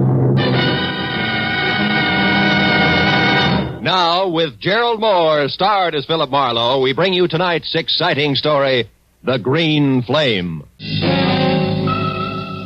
It had been the kind of early start, late finish crowded in between day that had made breakfast coffee, lunch a ham sandwich on the run, and dinner nothing. So by the time it finally ended, it was pushing 9 o'clock, and I was both a little tired and a lot hungry. All of which made the feast I could imagine spread out in front of me over an emerald green tablecloth something better than good enough to eat. Blue Point oysters on a half shell, a Caesar salad, veal scallopini topped with mushrooms the size of silver dollars. Oh, I was ready for it. Yes, well, the oysters once again became a blue ashtray. The scallopini a notebook. The green cloth underneath all. My desk blotter. Hello, Marlowe speaking. Dodie Whitmore, Marlowe. Ever hear of me? I have. I've also heard you own half a dozen screen magazines, a local radio station, and a daily published for the motion picture industry called the Hollywood Trades. Does that cover it? Not quite. Today I acquired something else. A libel suit for $100,000 that was just slapped against the trades by a has-been actor named Bradford Colby, which, Marlowe, is the reason I'm calling you. Oh? So drop whatever you're doing, boy, and get over here to the Whitmore building. Whitmore building? We're on El Centro near Gower, and closed. Tomorrow is Sunday, no addition. Figures. When the night watchman lets you in, turn left, keep walking till you get to an office numbered 116. You got that? Yeah, 116. But if you don't mind, Miss Whitmore, I'd like to do something. I'd like to eat first. Make it coffee and a ham sandwich at the outside and get over here fast. Coffee? Look, Miss Whitmore, I'm starving. Marlowe, how much do you get a day? 25 in expenses. Why? I'm willing to pay 125, and you keep track of the expenses. Now what do you say, boy? Boy says coffee and a ham sandwich will leave him stuffed. Goodbye, Miss Whitmore.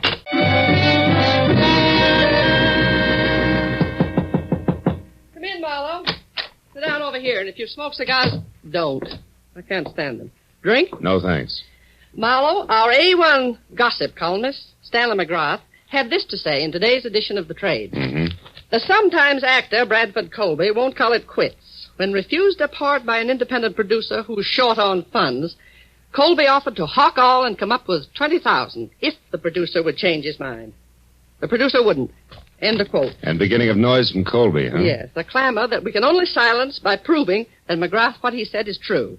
Which shouldn't be impossible because Max was a thorough man and never heard of the word rumor. Wait a minute. What do you mean was a thorough man? He died of a stroke, Marlowe, at 5 this morning en route to the hospital, age 61. His column, as usual, arrived here yesterday afternoon in the mail.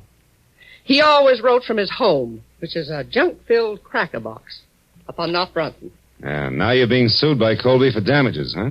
The late Mr. McGrath isn't around to prove what he said is true. You catch. And being very unpopular with producers myself these past 30 years, Marlowe, I've no chance of any help from the one who actually turned Colby down for that part, whoever he is. All of which makes my job what? Precisely this. Find Mac's source of information. Come in, Larry. Larry North, Marlowe. My editor and anybody's Napoleon. Larry, meet Mr. Marlowe. How do you do? How do you... Dodie, I've just found out that old Mac's only legman, a queer duck named Leonard Phipps, left town sometime yesterday for San Diego. May or may not be back by now. Where's Marlowe going to start? Well, I figured... At old Mac's place. Larry and I have already checked there, Marlowe. 8312 North Brompton. Maybe you'll grab onto something that we overlooked. Here's the key. Thanks. Mac lived alone. Don't get wrapped up in his notes. They're gibberish. And remember, my lawyers are sure that we lose this case if we can't prove what Mac said was the truth. Well, yeah, Call as soon as you get a lead, and if I'm out, Larry will be in his office next door. And, Marlowe, don't waste any time. There's a lot at stake, boy. What Dodie Whitmer had labeled a cracker box turned out to be a 5-room, slightly beat-down, almost square house set back some 50 carelessly landscaped feet from a high stucco wall that said the late Mr. McGrath had lived alone and liked it. And when I entered and went to his study where I turned on a desk lamp, I saw what my client had meant by junk. There were the odds and ends that a man collects in a lifetime. On his desk, a tarnished loving cup for excellence in reporting, dated 1927. Beyond that, on the mantel, an autographed picture of Teddy Roosevelt, and next to it, a paperweight from Niagara Falls. And then an item I hadn't expected. In a shadowed corner of the room, there was somebody else. A tall, gaunt somebody else, wearing horn-rimmed glasses and papers sticking out of every pocket. He was slowly, an inch at a time, backing off from the edge of the circle of light in which I stood. I took one casual step toward the desk and then nailed him. Get your hands off me. Why? So you can start running, Mr. Leonard Phipps? How do you know my name? I'm psychic. I also know you just got back from San Diego. What I don't know is what you're doing here. Now, come on. Talk fast. Please let go. Leave me alone. I'll talk. I've got nothing to hide from the right party. Who are you? Philip Marlowe, private detective, was working for Dodie Whitmer, a lady impatient to know which producer McGrath was talking about. In that article on Colby this morning. Now, do I qualify? Yes. Of course, we're both after the same piece of information, Mr. Marlowe. No? I want to find that answer, too, and then whisper it into Dodie's ear. Just to save her $100,000? No. Just to get a chance to fill McGrath's shoes. And don't laugh, because I've been ghosting that column for the past month now. Didn't McGrath write this morning's column himself? No, he didn't. I did. But the piece on Colby was not mine. McGrath must have added that himself, the fool. Well, you don't sound like you're happy in your work, Phipps. I wasn't. Mac was a tyrant. I put up with him because he promised sooner or later to let Dodie Whitmer know that I was doing his work. Don't be too bitter, Phipps. Mac couldn't have known exactly when he was going to die. Well, what if he But could? to get back to the subject. Have you any idea where we can get a hold of something real to go on? Yes, I do. Out there in the living room. Oh. Follow me, Marlowe. If you can, in the dark. Come back here. Ow! Ooh.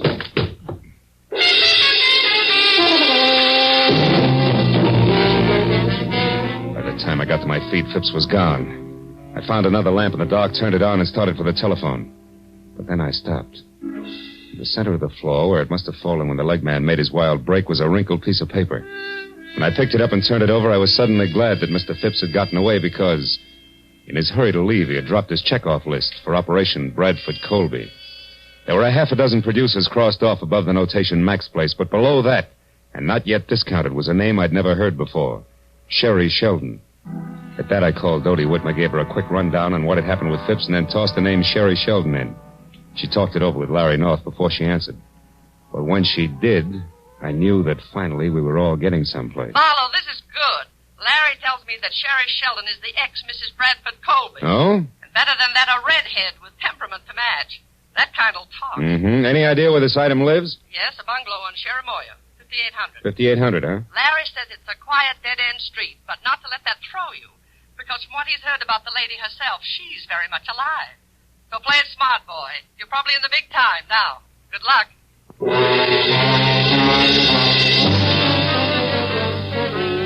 It's only a furlong plus the bungalow on Cherimoya, so when I pulled up and parked away from number 5800, I was still wondering exactly what play it smart, boy, meant. When the lady in question was known far and wide as a shock of red hair capping so much dynamite. But a minute later, as I walked toward the house, I labeled that thought introspection, dismissed it, and concentrated instead on an acre of tweed jacket that was unfolding out of a long, honey-colored sedan, parked a little ahead of me.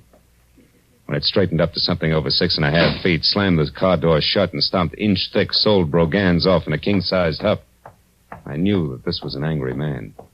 And in the next second, I knew that it and the thespian Bradford Colby were one and the same. When Colby got to Sherry's doorbell and jabbed at it impatiently for attention, I ducked below a hedge nearby. When the door opened and then slammed shut again, I left the hedge in favor of an on-the-bias palm tree that bowed toward Milady's chamber, where I could both see and hear what had to be an exciting reunion. You said that you knew something that couldn't fail to intrigue me on this of all days. So now that I'm here, start intriguing, Sherry, darling. All right. How's this for a starter? I want, to the penny, exactly 1/2 of the money you're going to get from Dodie Whitmore. Oh, Sherry, how droll. Now, why in the name of the great American dollar do you think I'd give you so much as a sly glance at that delightful little fund? For 2 reasons. The first, I deserve it for putting up with both you and your abominable conceit for exactly 1 year. Still droll, darling. Go on, keep laughing, Mr. Colby. Keep laughing while I light my cigarette with one of these matches, these cute ones that burn with a green flame. Where did you get those? In a little known lodge out beyond Malibu called the Green Flame. Don't you remember, darling? I ran into you there one day last week when you were having lunch with a mysterious stranger whom you tried to keep me from seeing. You nasty little sneak, Sherry. When you were so engrossed in keeping yourself between me and your guest that you left the souvenir book of matches at the bar after you graciously lit my cigarette for me. And what of it? They give those matches out by the thousands. That they do, but, Brad, dear, they all don't have numbers penciled on the inside. Numbers? What numbers are you talking about? Now who's being droll? What are you getting at, Sherry? This. I had a call a minute before I got in touch with you from a delightful gentleman who's very interested in what I'm getting at. So here, take your stupid book of matches and get out. No. I don't need them anymore. No, wait, Sherry, now please. Brad, I am going to have exactly 1/2 of that easy money that's coming your way. And after the gentleman I mentioned and I get together, I may want more. So don't say anything you'll be sorry for later on. Oh, Just Sherry. get out now. And don't come back until I send for you. Dear Brad. It was the better part of a minute before Colby, the actor, quit running the gamut of theatrical expressions indexed onto hate, and Colby, the man, stopped biting down hard on his lower lip. Then, without another word, he slammed out of his apartment, ran to his car, and started off. I waited long enough for the steam in the room to condense, and then I walked to the front door and rang the bell delicately, the way I imagined a delightful gentleman like Mr. Leonard Phipps might. Yes? Can I help you? I think so, Miss Sheldon. It's only a matter of a simple question. Did you give that Brad Colby story to McGrath yesterday? Wait a minute. Who are you? Why, Leonard Phipps, of course. I talked to you on the phone, remember? Oh, yes. It was only half an hour ago, Mr. Phipps, and yet in those 30 minutes, it's surprising how your voice has gone from tenor right down to bass. Good night, Dad. Not so fast, baby. It's out on my shoe shine. All right. Come in. I'll tell you what you want to know. I did give that story to McGrath. I did it for revenge. I hate Colby. Uh-huh. And when your revenge boomeranged and the ex came out 100,000 ahead of you, you decided to cut back in. Is that it? Yeah, Wait a minute. You've been listening. How else would you know all this about Brad and me? Same way I know you're a liar about giving McGrath that story. Your in, honey, is strictly something different, like a book of matches that burn with a green flame, an accidental meeting at the lodge of the same name. Let's take it from there. Huh? Yes, why don't you? Right outside, where both you and it belong. Good night, mister. Marlowe, Philip Marlowe, Sherry. But tell me, why the hurry? Anxious to powder your nose before Mr. Phipps arrives? Frankly, Philip, I'm anxious to do just about anything that doesn't involve talking to... What is this? Somebody's hit. Come on. He's over there near the curb. The car didn't stop, Marlowe. No, and that scream sounded pretty bad. Oh, he's dead, isn't he, Marlowe? Yeah. That can mean only one thing to you, baby. To me? Why, who is it? Your late date, Sherry. One Mr. Leonard Phipps. In just a moment, the second act of The Adventures of Philip Marlowe. But first, on a special program, One Great Hour, later tonight on CBS, President Harry S. Truman will be joined by Gregory Peck, Ida Lupino, and Quentin Reynolds to tell the story of what American religious groups are doing to bring relief to the world's war-stricken people. Be sure to hear One Great Hour tonight at 10 o'clock Eastern Standard Time over most of these same CBS network stations. Now, with our star, Gerald Mohr, we return to the second act of Philip Marlowe and tonight's story, The Green Flame. As the red-haired, sophisticated eyes stared down at what seconds ago had been Leonard Phipps, the sound of the powerful car that had slammed the life out of him whirred into silence far down the street. All that was left of Stanley McGrath's overambitious leg man was a twisted, broken scarecrow, sprawled over the curb and half up on the sidewalk. It wasn't pretty. And the sight of it cracked Sherry's self-assurance like a rock through a window pane. When she stopped pressing the knuckles of one hand against her mouth and looked at me, she was scared. Clear through. Marlowe, this horrible thing, it was an accident, wasn't it? Oh, sure. About as accidental as if they'd use a sledgehammer on him. Oh, yes. I only wish it was an accident because you're next in line and you know it. Remember, he was on his way to see you when this happened to him. I don't know what you mean. I mean, it's a high-priced game, baby, and they're playing for keeps. So you better level with me and fast. What's so important about those green matches? I don't know. You're a liar. You're going to wind up looking like Phipps here before the sun comes up. No, And tell me the truth, you little fool. Come on. I am, I swear. Phipps called me because he thought I might have given McGrath that story on Brad, but I didn't. And why was Phipps still interested? Why did he want to talk to you? Because I told him I'd seen Brad with someone at the Green Flame last week, and that Brad was very upset when he found me there. All right, who is he with? I don't know. That's not the impression you gave your ex-husband, beautiful. I was swinging in the dark, Marlowe. 5 people left the Green Flame at the same time. I couldn't tell which one had been with Brad, but I'd know them if I saw them again, and Phipps thought that together we could figure out who it was. Go on. What about the numbers in that book of green matches? What were they? 811. 811? Yes. What does that fit, a hotel room? Well, I don't know that either. You mean it was just another swing in the dark? Yes, but it connected, Marlowe. It scared him when I mentioned it, so it must be important. Yeah?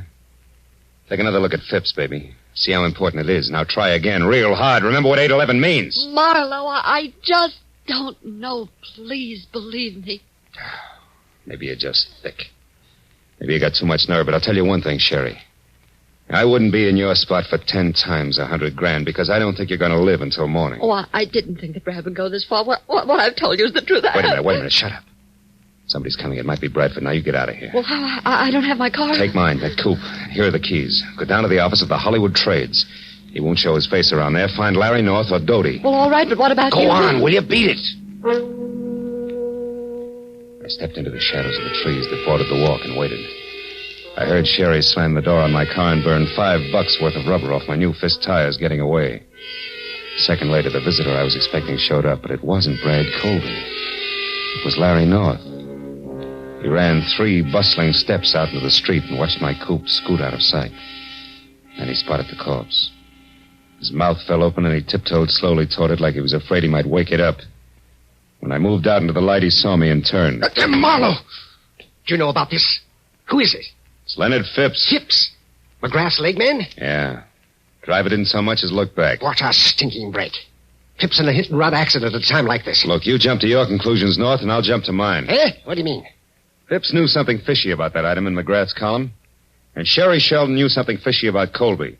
So from where I stand, Colby couldn't afford to let them get together. No accident? That's a daring observation, Marlowe. For $100,000, I know plenty of guys who do a thing like this every day in the week. You can buy a lot of distance with that kind of money. Hey, you're right, of course. What exactly does the Sheldon girl know? Did you find out? Only partly. Bradford's mixed up with someone else on this deal. Sherry doesn't know who, but if we can get the other tie-in, she'll be able to identify that person on sight. Yeah. Well, did she have anything else? Number 811 in a book of matches. Mean anything? 811? No. Hey, come on, North. Quit staring at him. You're making yourself sick. Let's get out of here. Yes, all right. Well, I guess I better. Bradford Colby must be out of his mind. Maybe. I'll let you know. I'm going to drop in on him now before the cops do and check my theory over with him. Where does he live? Yeah, on Wilcox, a villa in the Midcliff Gardens. Marlowe, I'm going in and talk to Sherry. Maybe I can find out who Colby's working with. She's not here. I sent her down to the paper in my car to stay with you or Doty until things cool off. Yes, but Doty isn't there. She went out for some reason right after you called. There's no one there now but the night watchman. Oh, great. Now, look. Drop me off at Colby's place, and you get down there and find Sherry. She's worth $100,000 to Doty Whitmer, but only if she lives. Now, let's go. While the natty little Napoleon in elevator scurried off to fetch his car, I ran inside, put a fast call through to the police, and submitted the shortest report on record of a hit-and-run death. By the time I got back, North was waiting at the curb with the door open. I piled in beside him, and 10 minutes later we glided to a stealthy stop on Wilcox at the ivy-covered archway over the Midcliff Garden gate. Neat slices of amber light poured through a big Venetian blind on the window of a villa at the rear of the court, which North identified as Colby's. And in the same breath reminded me that the actor was a strapping 6'6" and a desperate man.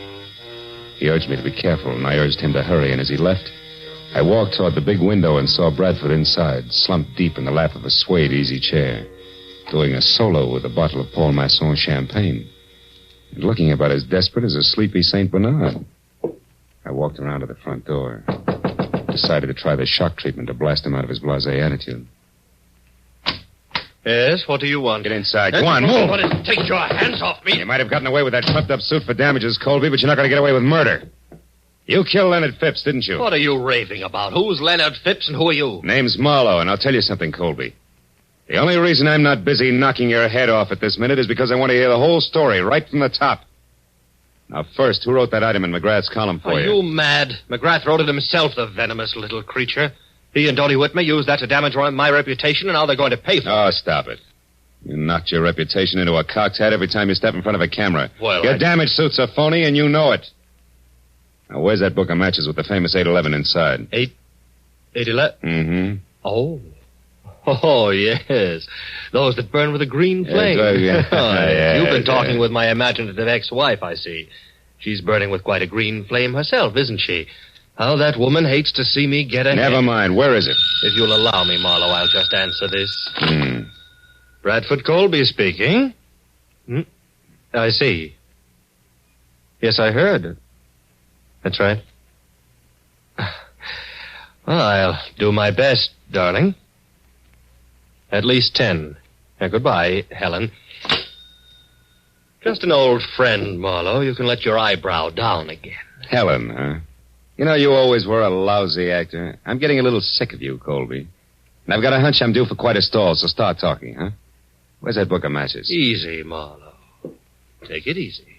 Here it is. Come on, let's see it. Of course. Here, take a good look. Oh! What a character. Up to your chin in trouble and you make waves. Lousy snoop. Oh! That does it. Tough guy. You're not leaving, Marlowe. You're staying right here. And just to make sure... No, you don't, Colby. Oh! You sucker. Should have loosened your corset. I waded through the chunks of glazed ceramics that Colby had smashed on my head and worked hard to hold back the wave of darkness that kept rising up under me until I made it to the kitchen, where I splashed a few quarts of cold water on my face. Then I went back. Colby was still holding down the hooked rug he landed on, and the book of matches that had started the argument was on the floor beside him. I picked it up and opened it. The number was there, inside, written in blue wax pencil.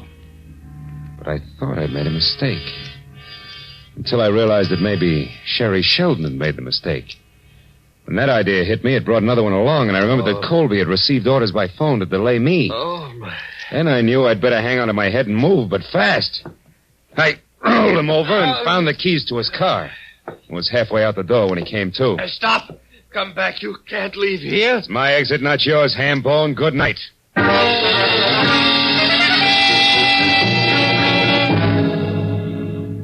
It took all of 5 minutes to get from Wilcox to El Centro in Colby's long, honey-colored sedan. And on a hunch, I drove down the alley to the back door of the Whitmer building. The hunch paid off. Because I had stopped and turned on the parking lights when the door opened and I saw exactly what I'd expected. The watchman was on the floor out cold, and the little Napoleon in elevated shoes was staging a big exodus with his arms full of a very limp redhead named Sherry Sheldon. As soon as he saw the honey-colored car, he started talking. Brad, you idiot. I told you to stay home. Did you do it? No, she's only unconscious. There wasn't time. We'll have to finish it someplace else. Put her in the back seat. All right. Here. Now let's get out. Marlowe. Don't move, little man. I'm too tired for any more trouble. I'll shoot first. So you're the boy on the inside with all the brains, huh? You cooked this whole thing up with Colby. He gets libeled and sues Dodie Whitmer for damages, and then you two split the settlement between you. Correct me if I'm wrong, North. You got your chance when McGrath died after turning in his copy. All you had to do was write that one libelous item included in McGrath's column, and nobody could ever explain where the story had come from. That stupid fool, Bradford. I could never trust him to do anything right. Is that why you killed Phipps? Yes.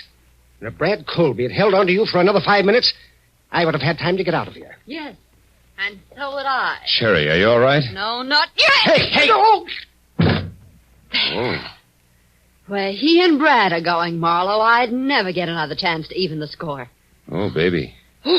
You handle a spiked heel like Babe Ruth handled a bat. He's out. Yeah, but Phil, you should see what he hit me with. Oh, brother. Come on, beautiful. It's time to turn out the lights, get in touch with Dodie, and call the law. Let's go.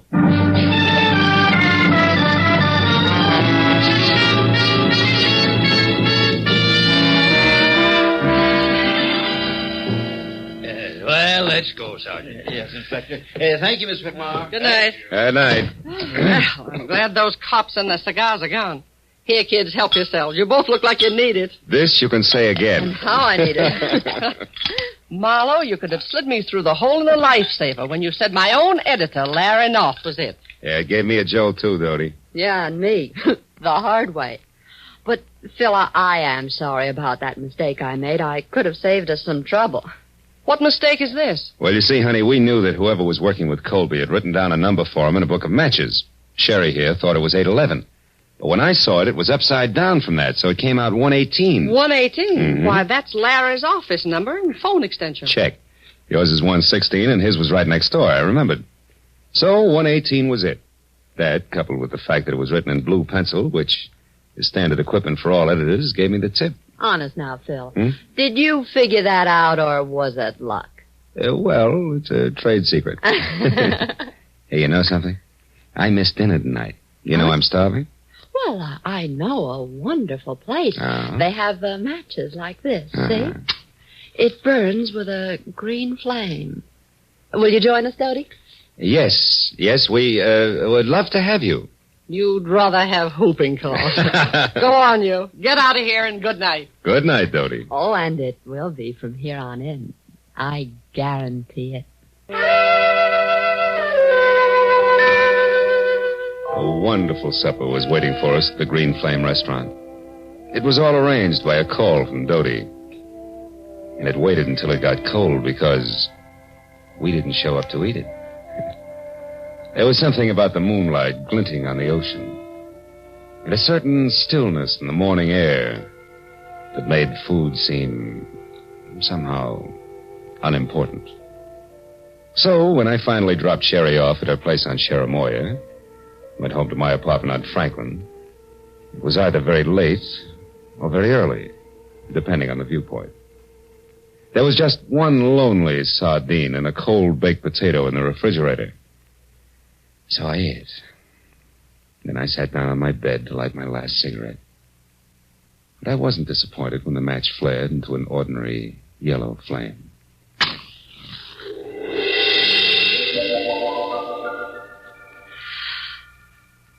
Good night, Phil.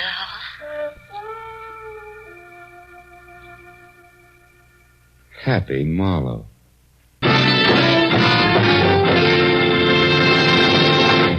The Adventures of Philip Marlowe, created by Raymond Chandler, star Gerald Mohr, and are produced and directed by Norman MacDonald. Script is by Mel Donnelly, Robert Mitchell, and Gene Levitt.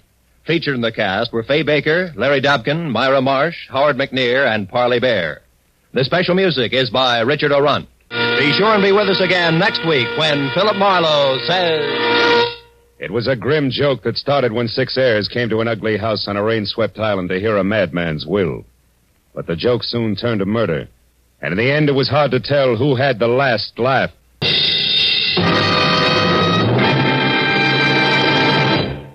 Tomorrow night, Helen Hayes stars in the famous comedy The Farmer Takes a Wife on CBS's Electric Theater. And Eve Arden stars as America's favorite schoolmistress, our Miss Brooks. You'll delight in the expert comedy of these two great feminine stars when the Electric Theater and our Miss Brooks come your way tomorrow night over most of these same CBS network stations. This is Roy Rowan speaking. This is CBS, the Columbia Broadcasting System. I hope you've been enjoying this Philip Marlowe Palooza so far. Our last few shows, again, all star Gerald Mohr, and span the spring of 1949 and then one show in 1950.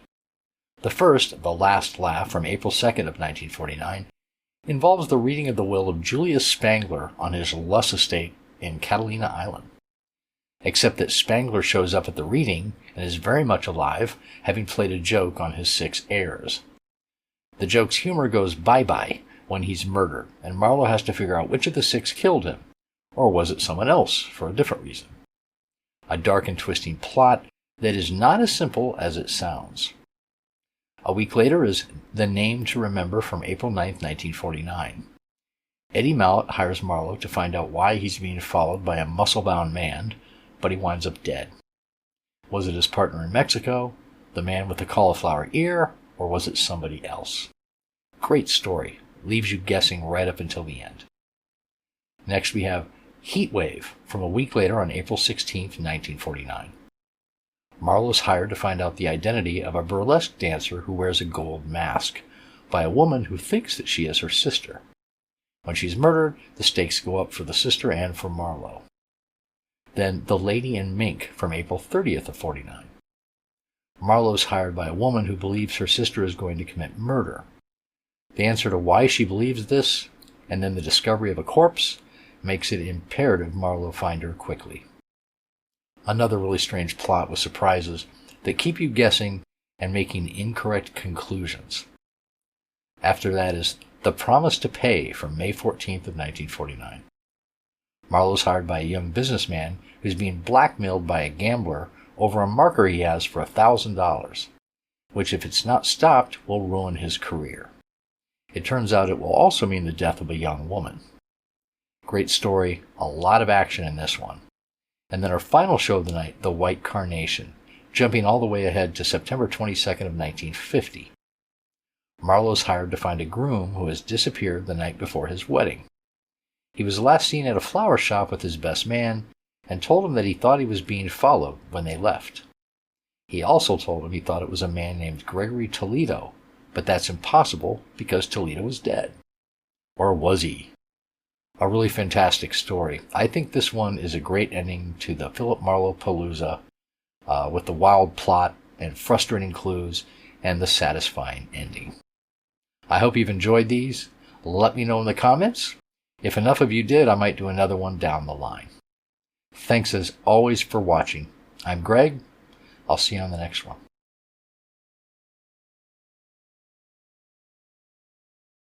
It was a grim joke that started when 6 heirs came to an ugly house on a rain-swept island to hear a madman's will. But the joke soon turned to murder, and in the end it was hard to tell who had the last laugh. From the pen of Raymond Chandler, outstanding author of crime fiction, comes his most famous character in The Adventures of Philip Marlowe. Now, with Gerald Mohr, starred as Philip Marlowe, we bring you tonight's exciting story, The Last Laugh. I'd spent a week wading through moldy beer joints and cheap hotels after a dancer on the downgrade. And when I found her, she was 2 days dead in a coal cellar, all of which left me with a rancid taste in my mouth. But when I woke up after a night's sleep to the tune of a robin on my windowsill, I realized it was spring and time for Marlowe to take a long, easy weekend someplace. Someplace where the surf meets sand like it does at, say, Ensenada. Without so much as a second thought, I threw some clothes in a bag, phoned the Riviera Pacifico for reservations, and charged out the door, where I ran head-on into a funny man with a studious face charging in. I'm awfully sorry. Why, you're Philip Marlowe. Yeah, I know. My name is Darwin. I represent the law firm that handles the interests of Julius Spangler. Therefore, Did you say Julius Spangler? Goodbye, Mr. Darwin. Now, wait, Mr. Marlowe. Now, listen, I had a run-in with that screwball Spangler less than a month ago. A man was knocked down a flight of stairs, I got shot at, an apartment house was set on fire, and Julius called it a practical joke and laughed himself silly. Best I could do for him was 3 days in jail. It should have been 3 years. Goodbye, Mr. Darwin. But that sort of thing is all over now, Mr. Marlowe. Mr. Spangler is dead. Spangler's dead? Yes, he died last week in Brazil, the result of a hunting accident. And he has named you in his will. He's named me? You mean I... Precisely. You're one of Mr. Spangler's heirs. Oh. I shall read the will tonight at 8 o'clock in his home on Catalina Island. I trust you'll be present. Not on your life. It's me for Ensenada, and nothing's going to stop me. Goodbye, Mr. Darwin. There are only 5 other heirs. Huh? And the estate runs well over $500,000. Oh? Almost any way you split that much up, Mr. Marlowe, it comes out something more substantial than a weekend at Ensenada. Goodbye, Mr. Marlowe.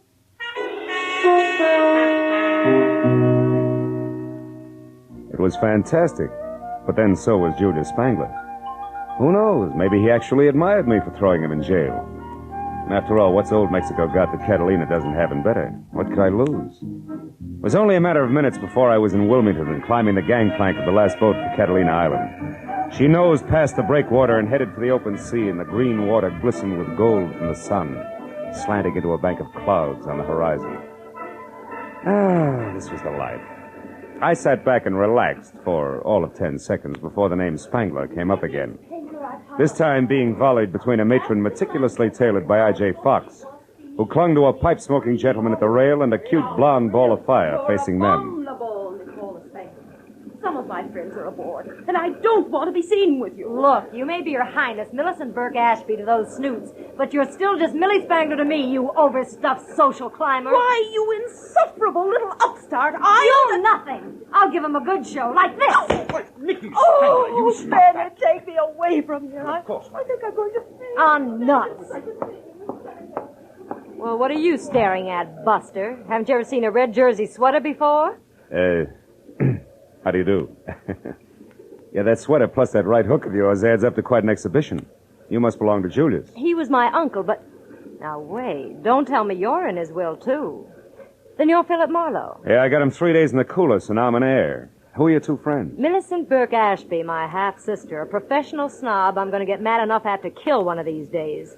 The jerk with her is Bennett Haynes, a cousin not enough times removed. They're also heirs. Which still leaves two more. Yeah, an old geezer who collects butterflies and that blockhead Roderick who passed for secretary and companion to Uncle Julius. Yeah, I know Roderick.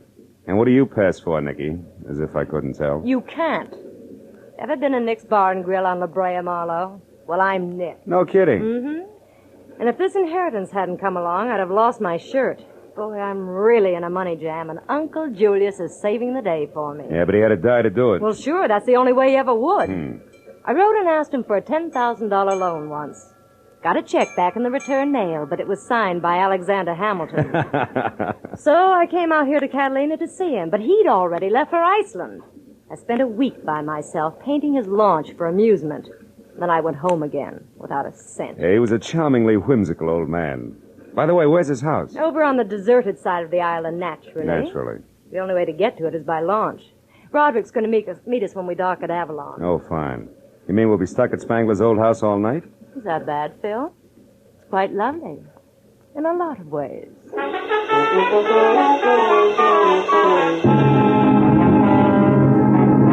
2 hours later, we docked at Avalon. The clouds that had been on the horizon were now overhead and looking very soggy. Roderick, the late Mr. Spangler's secretary, in a striped silk shirt, gold hickok cufflinks, polka dot bow tie, and derby, was waiting for us with a launch. And after we had all shivered through another spray-splashed, wave-bucking hour and a half, we finally pulled into a small cove. A house squatted alone on a point of rocks 100 practically vertical feet above the water. And as we laboriously made our way up to it, the rains came. Julius Spangler would have loved it. When the door closed behind us, everyone dashed for the nearest fireplace, except me. I was cornered by a septuagenarian with a shock of white hair, a scraggly yellow mustache, and spectacles so thick they looked like shot glasses with horn rims. He rolled up in a wheelchair, which he handled like it was a hot rod, skidded to a stop, and shoved a fistful of brandy out at me. Howdy, young fella. This, I figured, was the butterfly-collecting cousin, Yeah. Matthew Spangler. Better have a slug of this before pneumonia sets in. Well, sir, I suppose you're here for the reading of Cousin Julius's will? Yeah, so that's right. So am I. Wouldn't miss it for the world. Oh. He's leaving me his collection of nymphidium. Butterflies, you know. I don't like money, just bugs. Figures. Yes, sir. Been an entomologist for 50 years, lepidopterist for 40. I've got specimens of 12,000 species. Only a few thousand left to go. Practically nothing. You've a keen mind. Mhm. Here, have a cigar. Thank you. No, Go on. It's the best. Save it for later when you got something to celebrate. Oh, there's Roderick. He'll show you around. I want to go meet these young ladies. So long, son. I'll see you. Out of the way, Roderick. Hey, watch it. Crazy wheelchair jockey almost ran me down. Well, Mr. Marlowe, it's nice to have you with us. Yeah, I'll bet. Look, Roderick, why did Julius stick me in his will along with all his relatives? I don't know. Maybe he was nuts. You can say that again. Keeping all his junk, for instance. Junk? Well, these are trophies. That burnt match there was used in the first Hartford. Julius perfected that gag in 1903. Spangler contribution to American culture, huh? Well, get you. What did you ever do? Wait, wise guy. This one's even better. He panicked the whole city with this morning newspaper headline. Here. Report of baby snakes in city water system falls? Yeah. He tells them there's nothing to it, and they still blow their tops. That's tremendous, huh? Yeah, quaint. Julius was right. You got no sense of humor. The lawyer Darwin will read the will in 30 minutes, so be ready.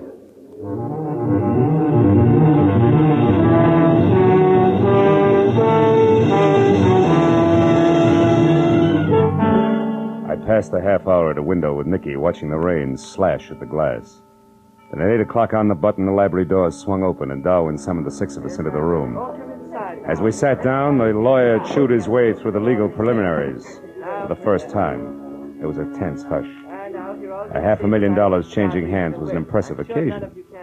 And what was more impressive was that I might get some of it.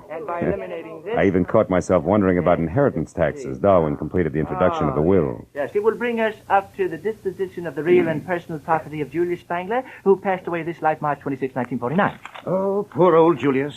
I can't believe he's really gone, Millicent, you know. Oh, he was a darling beneath it all, Bennett. Poor, lonely, dear Uncle Julius. Oh, quiet, quiet. Get on with it, you old relic. Read it. Yes, go on, please. Yes. Well, very well. First, to my dear cousin Matthew, I leave my cyanide jar, the silk net, and the collection of Nymphalidia. Good old Julius. I knew he'd do it. Bless his old bones. Yes, well, to Philip Marlowe, intrepid shamus. That's private detective, I think. Oh. Yes, private. With no sense of humor, 10,000 empty beer bottles worth 5 cents apiece. Clean. These aren't. Yes. Well, for this, I skipped Ensenada. I should learn. Oh, Phil, I'm so Oh, sorry. please, Nicky. What did you expect, really? Millicent, be quiet. Go ahead, Darwin. What about us, his real heirs? Yes, well, to Millicent Burke Ashby, grant each $50,000, which is... Dear Uncle Julius. Which is the value of a fish market at Central and Northrop Streets on the condition that she personally operate this market for 1 year. Fish market? Oh, good heavens, I think I'm going to faint. Oh, shut up, Matthew. Go on, Darwin. Am I next? Yes, you are. Yes. $75,000 and a dog sled. Dog sled? Well, what's that for? Why, to get your claim. You see, the money is the assayed minimum value of a gold claim at Point Anxiety, Alaska. Oh, no. Which it says here you must develop with your own hands. Why, that doddering old fool. I'll fight this travesty of a will through every court in the state. You'll never get away with this. Oh, wait a minute. You've never worked for anything in your life, Bennett. What was that? Oh, you two got no more than you deserved. Why? What about me, Darwin? I've worked at least. Well, Miss Spangler, I believe you better sit down. To my grandniece, Nicola, who has learned how to work hard for what she wants, I leave my sincere congratulations and $1. Oh, no, he wouldn't. I need money now. And finally, all the remainder of my property, real and personal, I bequeath to a most genteel, brilliant, and loyal man, my secretary, Roderick D. Driscoll. Signed by me this first... Now, ain't that sweet of the old man? Oh, my... You left me all that That's money. Over $300,000 to this baboon here. You'll never get it. I'll call my lawyer. He'll fight you here. Fight, I say. Oh, this is horrible. Yeah, it's too bad, baby. Well, you can have my $500 fortune in old beer bottles. Me for Ensenada.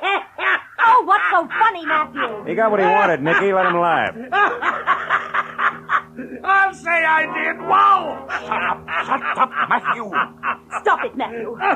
You're hysterical, Matthew.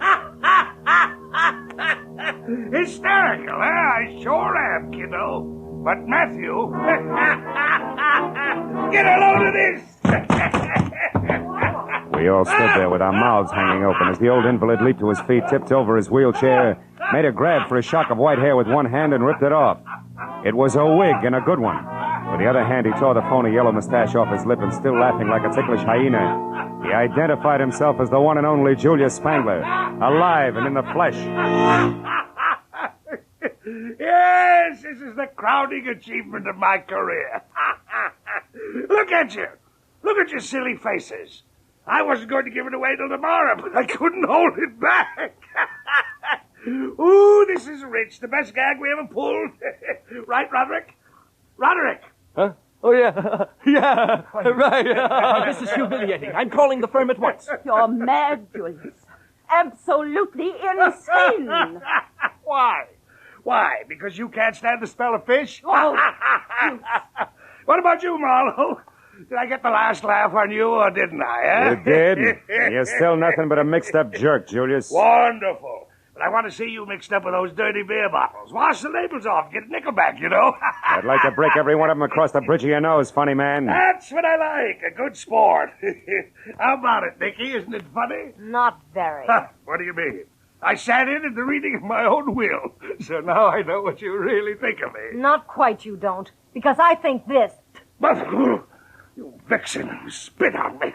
How dare you? I'll kill you for No, that. you don't, Spangler. Stop it. You lay a hand on her, I'll flatten you in spite of your years. That goes for you, too, Roderick. Stay back. None of you can take a joke. Look after these fools, Roderick. Give them anything they want. I'm going to have a good laugh all by myself.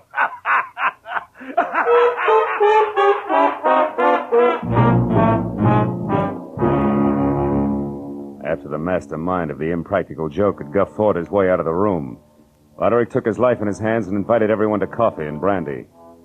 But the zest had gone out of the erstwhile airs like the snap from a second-hand girdle. So without as much as a backward glance, they all went their separate ways to their rooms. All but Marlowe. I drank coffee and brandy, and since the rain had stopped, tried for 20 minutes to threaten, bribe, and argue Roderick out of a way back to Avalon. But he swore it was impossible, and I was about to swear back at him when we heard it. We ran to the French doors at the end of the room and out. Millicent was on the walk outside, her hands clamped against her mouth, staring down at the rocks near the surging water 80 feet below. Mrs. Ashby, what happened? What is it? Millicent, what's the matter? It's Julius. He's down there. He must have fallen. Yeah. Either that or he was pushed by somebody who couldn't take a joke. In just a moment, we will return to the second act of The Adventures of Philip Marlowe. But first, it stands to reason. It's a proven fact. If we all work together to produce more per man, per machine, per hour, every one of us will gain from the cooperation. This is the American economic system. It operates for the benefit of all the people. We can and should cooperate for better jobs, higher incomes, more of the good things of life. For your free copy of the booklet, The Miracle of America, write Box 10, Times Square Station, New York City. Now, with our star, Gerald Mohr, we return to the second act of Philip Marlowe and tonight's story, The Last Laugh. It was 80 feet from Spangler's balcony to the ugly jumble of sharp black rock that lined the shore. And it was there, minutes after Millicent's all-out scream, that Roderick and I found the broken body of the man whose raucous laugh still seemed to be tangled in the wind around us. And when we turned our eyes up from the death at our feet back to the balcony above, we could barely make out the crosspiece of the porch rail still dangling at a crazy angle from its single remaining support, with all the ominous silence of a gallows. Gee, Mr. Marlowe, I can't believe that he's gone and that all this really happened. So, Mr. Marlowe, what are you looking at? Up there on the balcony. Huh? There's someone moving, Roderick, which makes this a good time to start counting noses. Let's go, huh? Well, what about Millicent? Shouldn't we look after her? No, for the time being. Come on, Roderick. I want the fastest way over those side stairs there. They lead us back up to the balcony because right now I'm in one big hurry.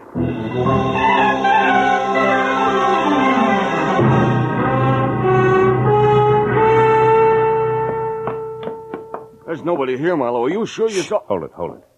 Somebody's coming. Get back away from the rail. Why, it's Bennett Haynes. Yeah. I'm very interested in the spot where that crosspiece came loose from the top of that post. Well, what's he doing there now? I mean, the way he's scratching something across the top of it. The gentleman, Roderick, has forgotten that it rained. Oh. He's trying to strike a match on wet wood. Mr. Haynes! What? Would you like to use my thumbnail? It's dry. Oh, why, Marlowe, what are you and Roderick doing here? It's called spying. And you, Mr. Haynes? I am here, Marlowe, because I think it's very strange that this accident should have happened less than an hour after Julius Spangler left a room full of people who hated him. Which incidentally included you? Yes, but I know that I had nothing to do with this. Now, here, a couple of matches for that stellar thumbnail. Don't go too close to the edge, Marlowe. Thanks, Roderick, I won't. I'll only go close enough to... Marlowe, if you're staring at that mark across the top of the post, stop wasting your time. I just made it with that match that wouldn't light on wet wood, remember? Mm-hmm. But that mark is not what I'm staring at. It's this green one here on the edges of the top of the post. A mark that could mean somebody pried the crosspiece loose with an object that was covered with green paint. All of which points up two things, huh? First, that someone murdered Spangler by loosening this rail, and second, that I've still got a couple of noses left to count. One belongs to a lawyer named Darwin, and the other to the fancy owner of Nick's Bar and Grill. Oh, what's that? It's Millicent there, down below. In trouble. Come on. Let's follow the leader with me out in front, back down the wooden stairs and over to the spot where Millicent Burke Ashby, the tailored lady, was sprawled over a lot of soft ground. Unhurt, but coming apart at the seams in more ways than one. I sent Bennett Haynes off to find Darwin and then helped Millicent to her feet. Shook well and waited for results. Millicent, make sense. Come on. Take it from the top, will you? Tell us what happened. It was Nicky. Yeah? I saw her running away from the house. Go on. She was running toward the water. And when you tried to stop her, she knocked you down? Yes, she slapped me and said I should keep my mouth shut. Did she say why? No, she just said something about green paint. Green paint? What about it? Come on, Millicent, think hard. What about the paint? I don't know.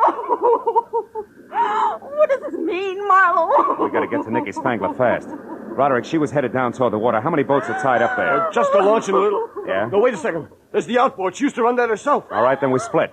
You for the launch and me for the outboard. Now, where is it? We're down there in that boat shed behind the trees. But you better let me take care of that, Marlowe. It's dark and slippery in there, and I know my way around. No, thanks. I'll take my chances. At the moment, I'm very anxious to meet up with that lady again in person. Now, you get to the launch and you, Millicent, back to the house. Whoever finds her, yell. Good and loud.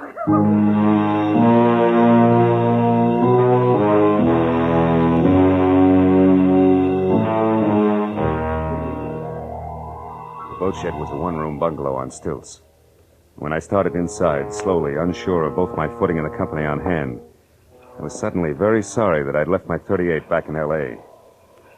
But in the next minute, I began to breathe easier because just visible ahead of me was the Spangler outboard. And when I got closer, I saw that it was empty. Then I heard somebody behind me.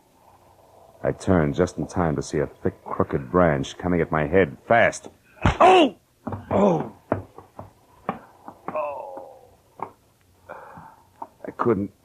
I couldn't tell if the warm blood trickling from the cut just below my ear was from where the branch had hit my head or from where my head had hit the planking. But it didn't matter because either way it hurt. I got to my feet slowly. I reached into my pocket for one of the matches that Haynes had given me in the faint hope that a little light might reveal something about whoever had been guilty of relaxing me like a chocolate soldier in a Turkish bath. But then, even as I was about to strike the match, I stopped. Framed at one side of the open doorway was the silhouette of a man. I stood where I was and waited motionless while he slowly took a step toward me and another. When he started on his third, I grabbed him. Let go of me. I'm twisting your arm, Darwin, just in case you're still carrying a thick branch. I haven't got anything in my hand. All right. Now, what are you doing here? Come on, barrister. At the moment you're my witness, so talk. Why are you here? I spoke to Millicent. How, Mr. Marlowe? Is the witness relieved? Yeah, I guess so. Sorry about your arm, Darwin, but the last visitor here wasn't empty-handed. This time I wanted to be ready. Do you have any idea who the visitor was, Mr. Marlowe? No, I don't. I was just going to strike this match to see if I could... Oh, my head. Oh, here, Mr. Marlowe. Let me strike it for you. Thanks. I doubt if it'll do any good. Oh. Now, there, you see anything? No, nothing. Well, it was a long shot anyway. And what? What do you see, Mr. Marlowe? What is it? Darwin. Something I should have seen a long time ago. And by that I mean that the launch of Nicky Spangler is my next stop. Goodbye, friend. Thanks for the interruption. It may save a life. It was a 440 with plenty of obstacles and no lights from the boat shed down to the launch. But even as I got there, out of breath with the shooting pains in my head making a dartboard out of the lining of my scalp, I knew who had murdered Julia Spangler. What I didn't know were the whys and wherefores of the green paint that had everybody running. A minute later, I quietly climbed aboard the launch and started slowly for the stern where I could hear voices. I knew that the explanation wasn't far off. When I was close enough to see Nicky standing in the reflected light of the moonwash, I didn't have to hear anything because, clenched in her hands and held close to her side, was the answer to the marks I'd seen on the post on Spangler's balcony. It was a crowbar, the business end of it covered with green paint. Opposite her was the reason for the fear in her voice. It was the man who had killed the practical joker, Julia Spangler's ever-faithful secretary, Roderick. You're being awful stubborn, Nicky, which is something you must have got from your late granduncle. Now, give me that crowbar. Why? So you can get rid of it, me too, and then return to the others and mourn the loss of your employer? Sure. I just love everyone to think that I miss him terribly when the truth is that I kill him. I hated him and his stupid jokes every minute of every day that I worked for him. Hated him, Nicky, the way I hate you and your snooping ways. Now give me that crowbar! Don't do it, Nicky. Don't move, Roderick. I'll blow your head off. Oh, Phil, thank goodness. I'll get back, Buster. Get away from her and stay in one place or I'll shoot. So help me. Marlowe, he did it. He killed Julius because he hated him. That and a chance at $500,000, right, Broderick? I don't know what you're talking about. Then, oh, my head. What is it, Marlowe? Nothing, honey. I walked into a branch that our friend here was holding a little while ago. I still don't know what you're talking about. And I'll make it real plain. Roderick, you killed Julius Spangler because you wanted to turn his greatest practical joke into a bonanza for yourself. You wanted that screwy will to stand. Nobody else was in on the gag, not even the lawyer. So nobody else would ever know that it was only a gag. Nor would anybody care that some wacky old cousin who liked butterflies accidentally fell to his death. But, Marlowe, Julius was killed after we all knew the whole thing was only a practical joke. Yeah, but that wasn't part of the original plan, Nicky. Julius wasn't going to unmask himself in the joke about the will until the next morning. Isn't that also correct, Roderick? Yeah, that's correct, smart guy. Yeah. I was going to get everything. But when that failed, I still wanted him to die. And I would have gotten away with that if this dame here hadn't been so curious about those green markings on the railing. And, Roderick, if this same dame hadn't also remembered a crowbar that she'd once spilled some green paint I on. heard enough. Yeah, for the time being, I guess you have. Oh, Marlowe. Marlowe, it's your head again, isn't it? Yeah, isn't it, the poor boy? No, you don't, Roderick. Stay back! Oh, Marlowe, you all right? Huh? Are you? Not exactly, honey. Did you get him? Yeah, with the crowbar, no less. Oh, But you better give me your gun in case he wakes up suddenly. I can't. I haven't got one, baby. You don't have one, but you're going to pass out. What'll I do with him? Oh, baby, there's only one thing to do. Let him have it again.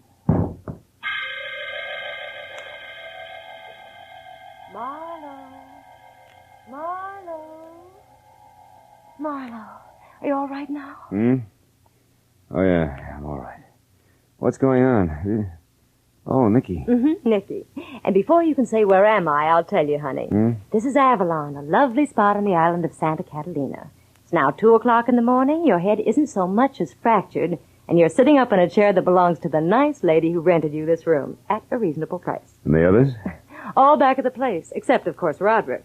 Last I heard of him, he was still answering questions for policemen. Which, by the way, brings me right to the point. This I gotta know. Phil, how did you figure that Roderick was guilty? Wet wood, Nicky. Wet wood that should have been dry. It was up on Julius Spanger's balcony. The top of the post that had green marks on it was wet, even though the tight-fitting crosspiece that rested over it should have kept it dry. So obviously the rail was pried loose just before the will was read, while it was still raining. How do you figure, Marlowe? Well, because it had stopped raining and the moon was shining by the time Matthew identified himself as Julius Spangler. But no one would have wanted to kill Uncle Julius without having heard the will. Nobody but Roderick, who was in on the whole joke and knew that he was going to get $300,000 out of the phony will. So he merely pushed the old man off the balcony, made it look like an accident, see? Yeah. And you doped all this out just like that? Well, no, not just like that, Nicky. Finally, I caught on. And now, sweetheart, in spite of the bandage, I think a little stroll along the beach is going to do me a lot of good. You know, I'm officially on vacation. Rest and recreation for 2 full days at least. Here in Avalon, maybe? Where else? See you later, Nicky. I got outside and down to the pretty strip of beach that runs along behind the spot where the steamer docks. I felt a lot better. I sat down on the moon-drenched sand and relaxed for the first time that night. As I sat there, I reached into my breast pocket for a cigarette, but instead came out with the expensive cigar that Matthew Spangler had given me. It wasn't until I had lit it and was puffing along that I suddenly remembered that Matthew Spangler had really been Julius, so I got rid of the cigar. Just in time. Yeah, I wasn't sure, but maybe Julius Spangler, wherever he was having the last laugh, after all.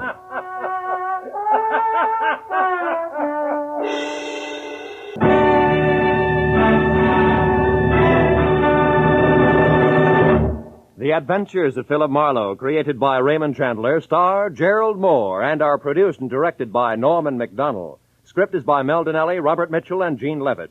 Featured in the cast were Ellen Reed as Julius Spangler and Doris Singleton as Nicky, with Ann Morrison, John Daner, Paul Duboff, and Peter Leeds. The special music is by Richard O'Runt. Be sure and be with us again next week when Philip Marlowe says... The partner from Mexico City, the stranger dead in Nevada, and the man with the cauliflower ear, all added up to a corpse on a concrete floor. But I couldn't figure why until I'd found out that there was one name above all that had to be remembered. Tonight, CBS's great hour-long Saturday night fun show, Sing It Again, will be back on the air after a week's absence.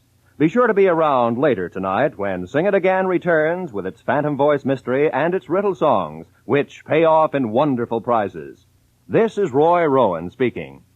Now, stay tuned for The Case of the Red-Headed Bank Robber, tonight's Gangbusters drama, which follows immediately over most of these same CBS stations. This is CBS, the Columbia Broadcasting System.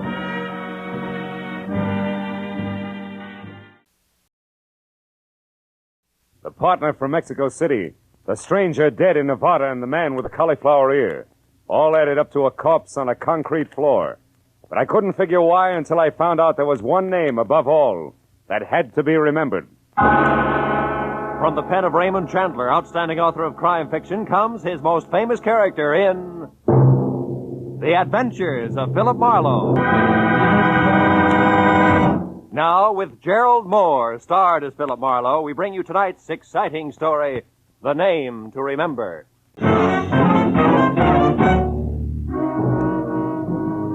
The big clock at the far end of the Beverly Room cocktail lounge with the opaque glass ice cubes where there should have been numbers said it was 20 after 5. That meant my new client, Eddie Millette, was late.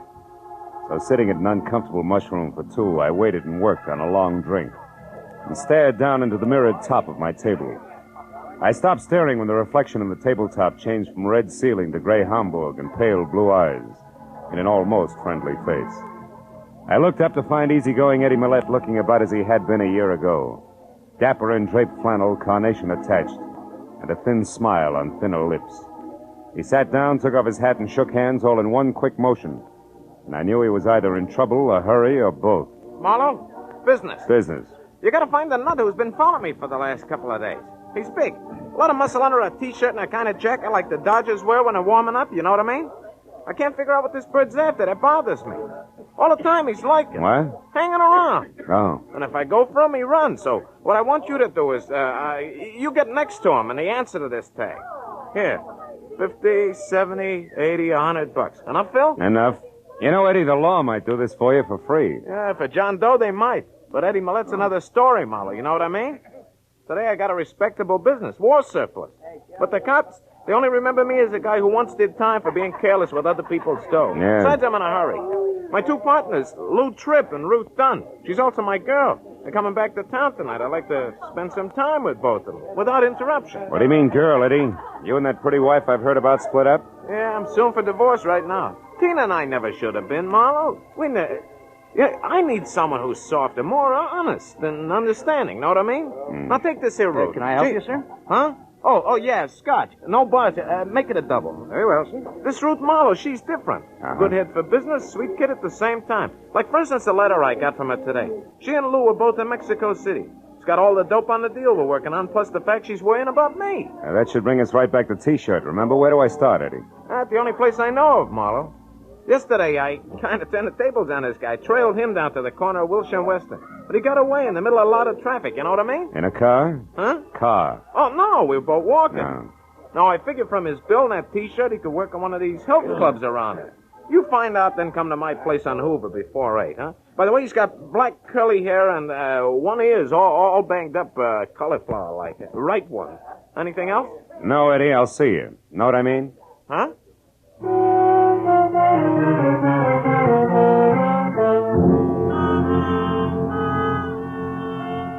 2 hours after I'd left Eddie Millette, I checked with a half a dozen hooray for health clubs in the neighborhood, smelled a lot of liniment, and came away with nothing more than distended nostrils.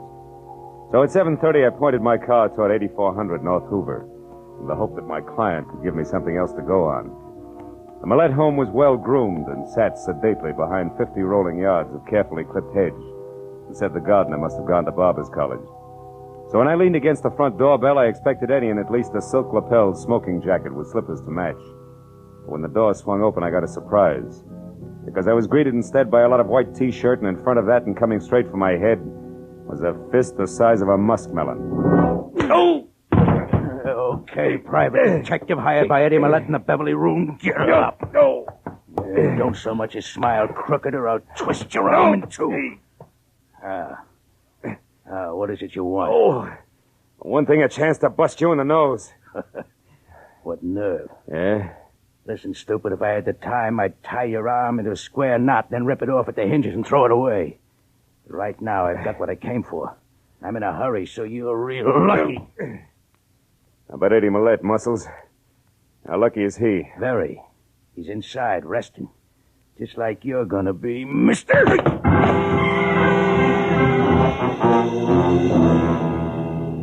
By the time I got back to my feet and had my right arm unscrewed to where I could reach across my chest and my shoulder holster, a T-shirt was gone. So I started into the house, and what I knew was going to be a slightly beat-up client. But when I turned on the lights and found nothing in the kitchen, bathroom, or bedroom, I began to worry a little more. I got to the den and saw that the drawers of a desk that were turned inside out, but there was still no Eddie.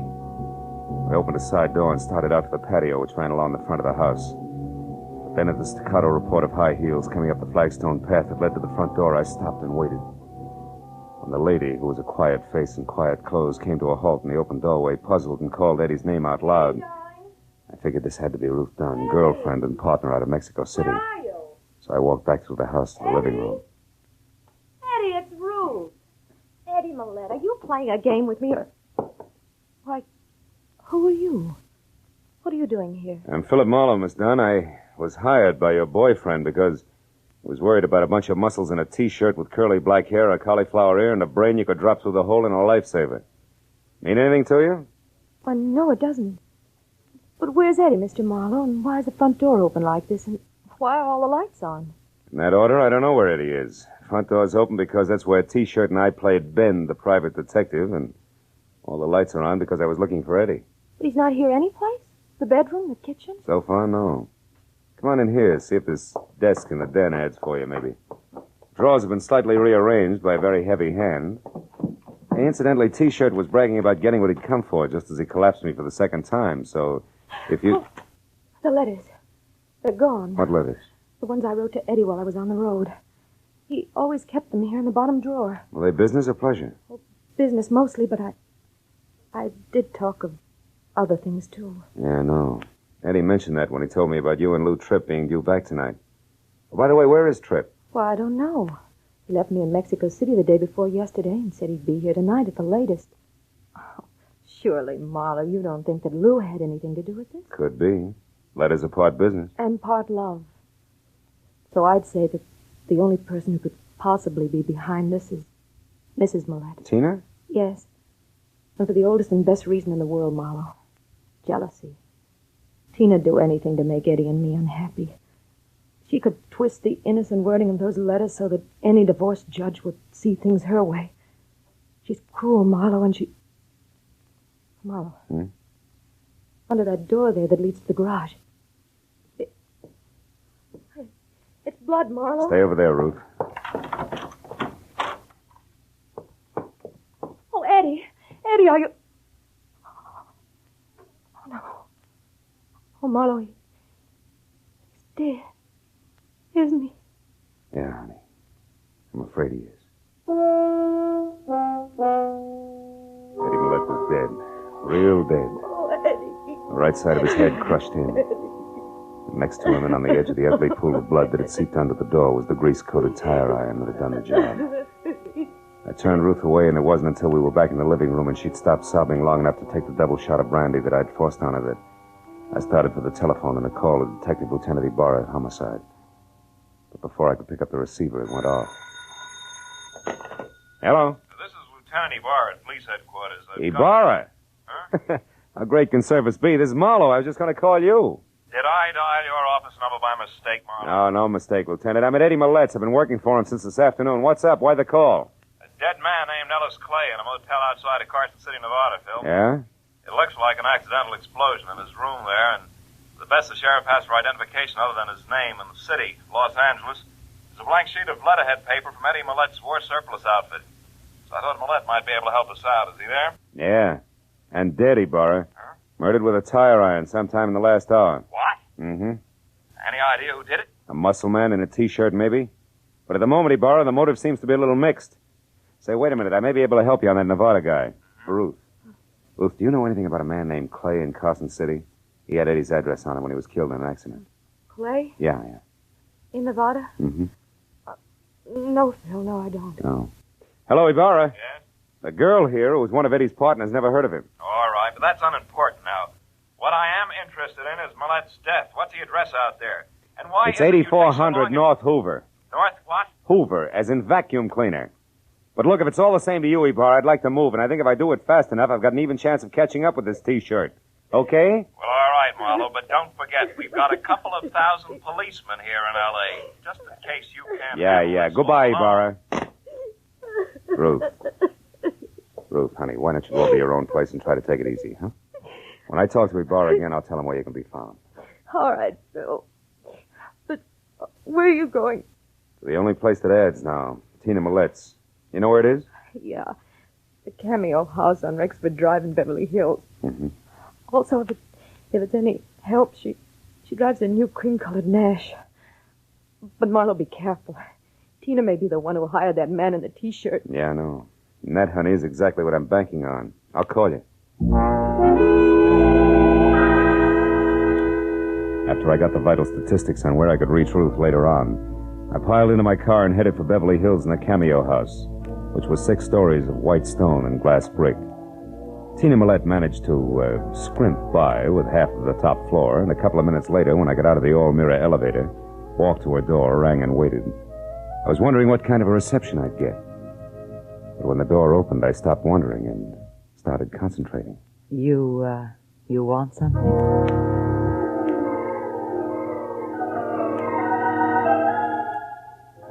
Oh, in something the texture of spun smoke rings. It stood 5 feet 6 inches over the threshold and must have weighed in at close to 120. With every inch a thing of beauty, and every pound just in the right place.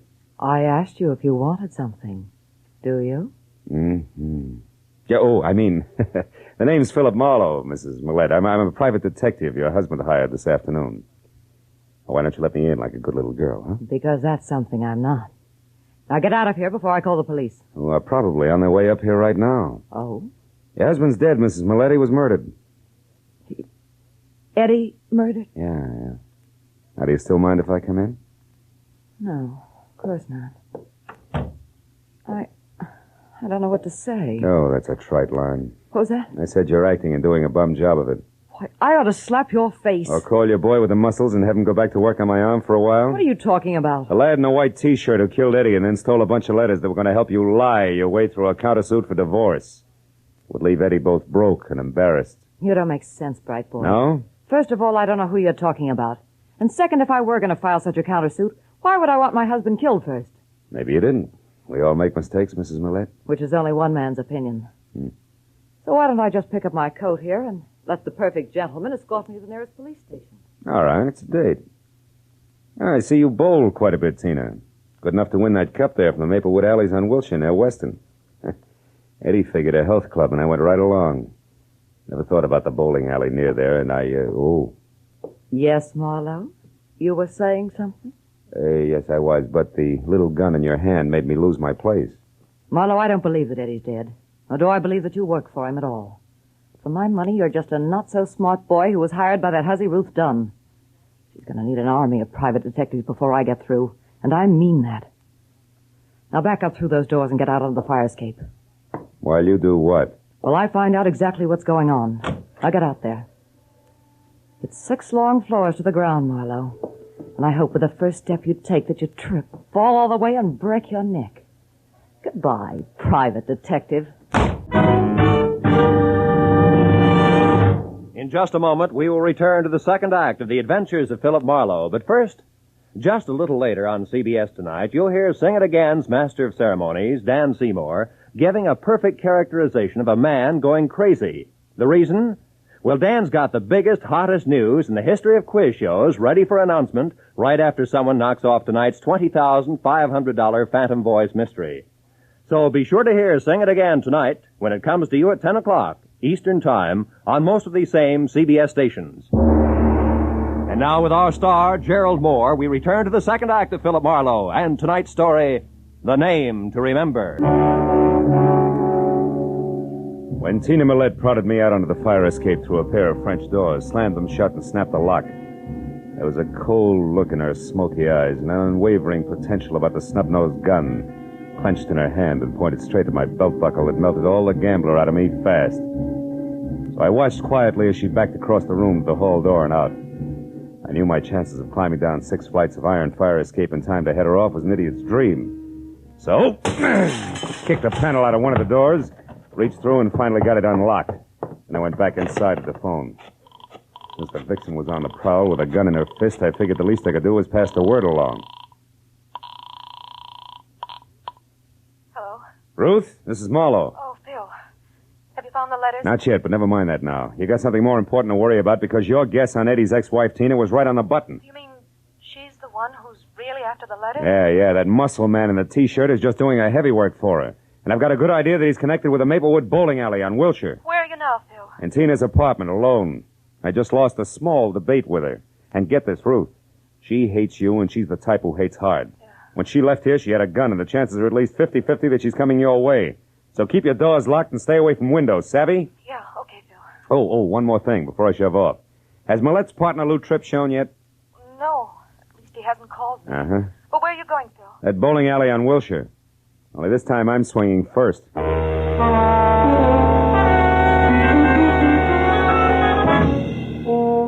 Maplewood was a small and dusky combination 6-lane bowling alley restaurant, bar, and magazine stand, and cigar store, all slightly down at the heel and more than hungry for business.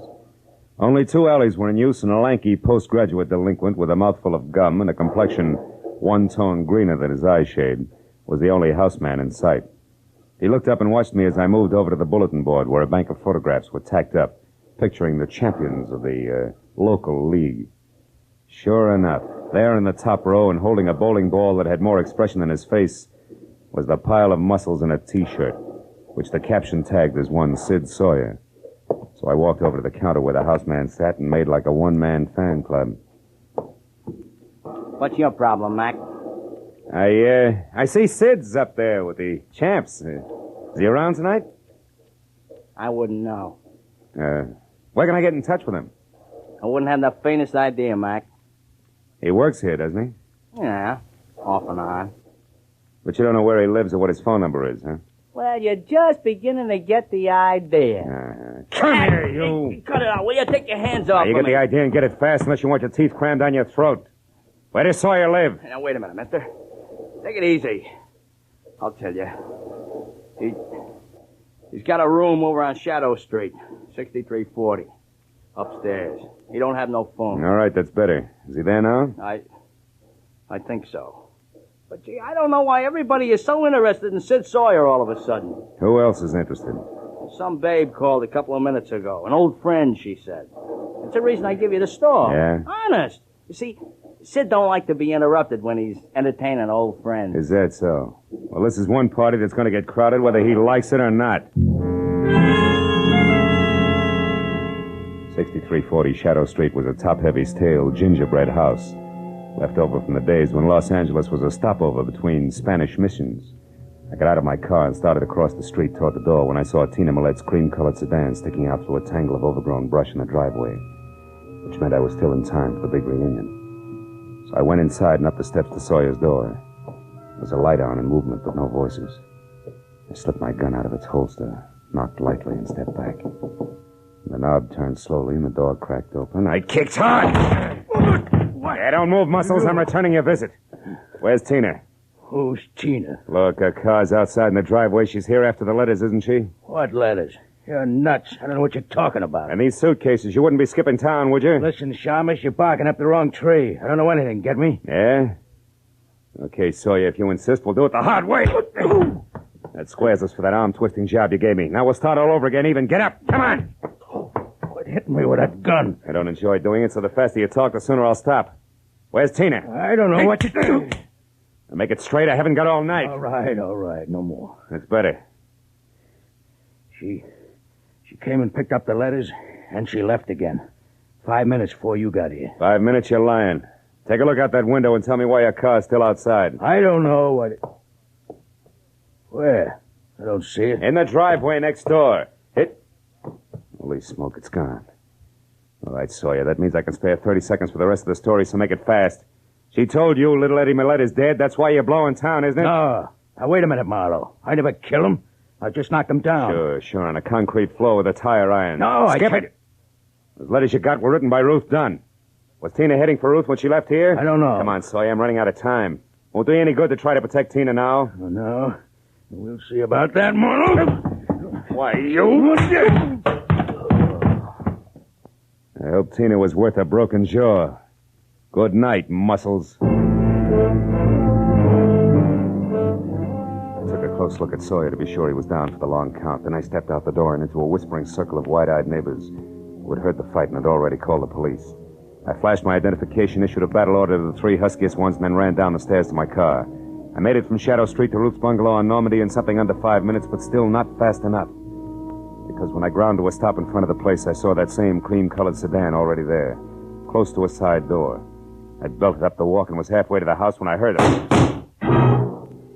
It made me sick. Went up to a front window where the only light was burning and looked in. The room had been torn up, and in the middle of it all, face down on the tangled carpet, was Tina Millette. And it was Ruth who was slumped in a chair, her face buried in her arms and sobbing hysterically. And still dangling from her hand was Tina's snub-nosed revolver. She looked up as I walked in. Phil, I killed her, Phil. I know. Come on, baby. Take it easy. It's going to be all right. Oh, she had this gun. She was crazy, Phil. She was going to kill me. I don't know what happened. I struggled with her, and then I realized I had the gun in my hand. I shot her. I didn't even think. I just pulled the trigger on her. She's dead, Phil. Yeah. Come on, Ruth. Leave it alone. It's over now. Now try to get hold of yourself. She brought the letters back. They're on the desk. She said that they didn't matter anymore, that she was mixed up in Eddie's murder and there was nothing left for her but to run. She said she took the gun out of her purse and said I'd ruined her whole life and that she was going to be sure I got what was coming to me before she left. That's when it happened, Phil. I was so scared I went out of my head, I guess. Yeah, we better call Ibarra, honey. I think we can explain it all now, except one thing. Ruth, do you remember that guy Ibarra called us about? The one who was killed in Nevada? Ellis Clay? Yeah, that's it. Clay. I've had the feeling all night that some way his death is tied up with all this. It's only a hunch, but something seems to be missing. What is it, Phil? What's missing? I don't know yet. Look, honey, I want to take a look at these letters. You go call the police, will you? It was a long shot, but while Ruth went down the hall to phone the police, I flipped through the bundle of envelopes that had caused all the trouble. And the long shot began to pay off. I could hear Ruth talking to a desk sergeant as I picked up Tina's revolver. I broke it open. Then a pair of headlights and a red spot of a police car flashed in the driveway, and I knew that Ibarra had figured out a few things for himself. I put the gun down on the table again, told Ruth to forget her call, and when the lieutenant came in, Ruth and I together explained everything that had happened right up to Tina Millette's body on the floor. Well, it's quite a mess, isn't it? Anyway, this part of it looks like a clear case of self-defense. Right, Marlowe? Exactly right, Ibarra. It looks like self-defense, only there's something missing. Something missing? What do you mean, Marlowe? At least 3 letters in that packet there. I think they're the last ones you wrote to Eddie, Ruth. They're gone. Oh, that's strange. I don't understand it. And another missing item is Lou Tripp, Eddie's partner. He didn't show up tonight because I think he's in Nevada, dead under the name of Clay. What? Marlowe, you mean that Lou and that Clay were really the same man? But what are you getting at with all this theory, Marlowe? You'll see, Ibarra. Lou Tripp was double-crossing Eddie Millette. Lou went to Mexico with Ruth here, only he left early and flew to Nevada to close a big deal under the name of Clay. Meanwhile, some letters were written from Mexico to preserve the illusion that Lou Tripp was still there. Understand what I mean, Ruth? Yes, I think so. Yeah. And then the unexpected happened. Lou, identified as Clay, died accidentally in Nevada. That meant that sooner or later those letters would be exposed as lies. Right, Ruth? Marlowe, that gun on the table, watch it! Too late, Lieutenant. Now, don't move. Either one of you. You haven't got a chance, baby. Stay back. Please, Phil, I don't want to kill you, but I will if you come one step closer. Stay back, Marlowe. She means it. Look, baby, you're licked. Marlowe? It was a good try, but you lost. Stay back. Why not go out? Like a lady! Oh, what difference does it make now?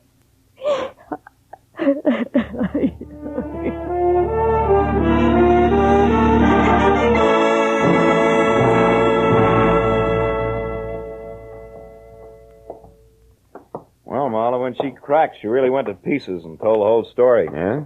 And she and Lou Tripp were working together all right. When he died in Nevada, the lie she told in those letters put her in a tight jam with Eddie, see?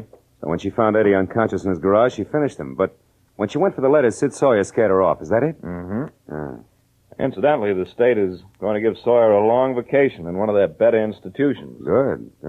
What happened down at Sawyer's place, Ibarra? You know, Ruth had a lot of nerve, Marlowe. Yeah. She found Tina Millette's car at Sawyer's, so she waited in the back seat until Tina came out with the letters. Then she sapped her, drove the car to her house, and faked that slick self-defense setup. And she still doesn't know where she made the mistake that caught her. Hey, where was it, Phil? Well, she was being real cagey, Ibarra. She decided it was too dangerous to write the name Clay down anyplace, so she made it a name to remember. And she did. But too well. What do you mean, Phil? Well, when I asked her for it, the first name Ellis popped out, too. Mm-hmm. There was no legitimate way for her to know that you gave me the full name over the phone, but I only gave her Clay. That was an opening, but I needed proof. Mm-hmm. So you needled her until she made a break. Then you walked into the gun she'd grabbed.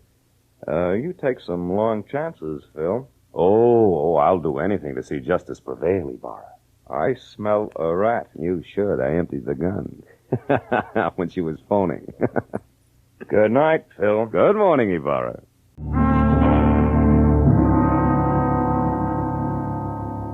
When I left police headquarters and walked to my car, first gray streaks of a new day were breaking in the east. Should have given me a lift, but it didn't. And now it was time for me to go home and go to bed, but instead I sat in my car with the door open and smoked a cigarette while I watched the dawn come up. I couldn't help thinking what an odd trick nature plays on us. Some of her most beautiful creatures are her most deadly. For instance, Ruth. How soft and sweet and lovely she was. And how hard she could swing a tire iron.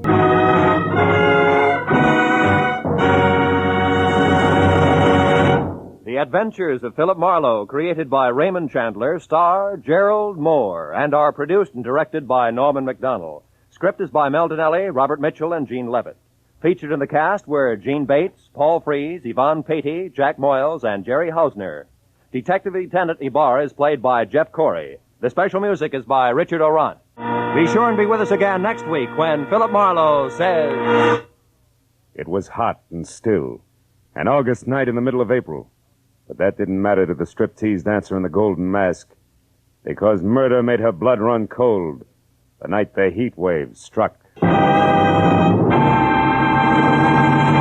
There'll be more dramatic excitement of the chase tomorrow on CBS's two Sunday shows, Broadway is My Beat and The Adventures of Sam Spade. Broadway is My Beat brings you The Adventures of Danny Clover, whose beat is the Great White Way and whose cases involve a vast, strange assortment of Broadway characters. Later, Dashiell Hammett's great detective, Sam Spade, cuts another caper surrounded by mystery and mayhem in the grand style. The Adventures of Sam Spade and Broadway is My Beat are regular Sunday features on most of these same CBS stations. This is Roy Rowan speaking. Now, stay tuned for Gangbusters, which follows immediately on most of these stations. This is CBS, the Columbia Broadcasting System.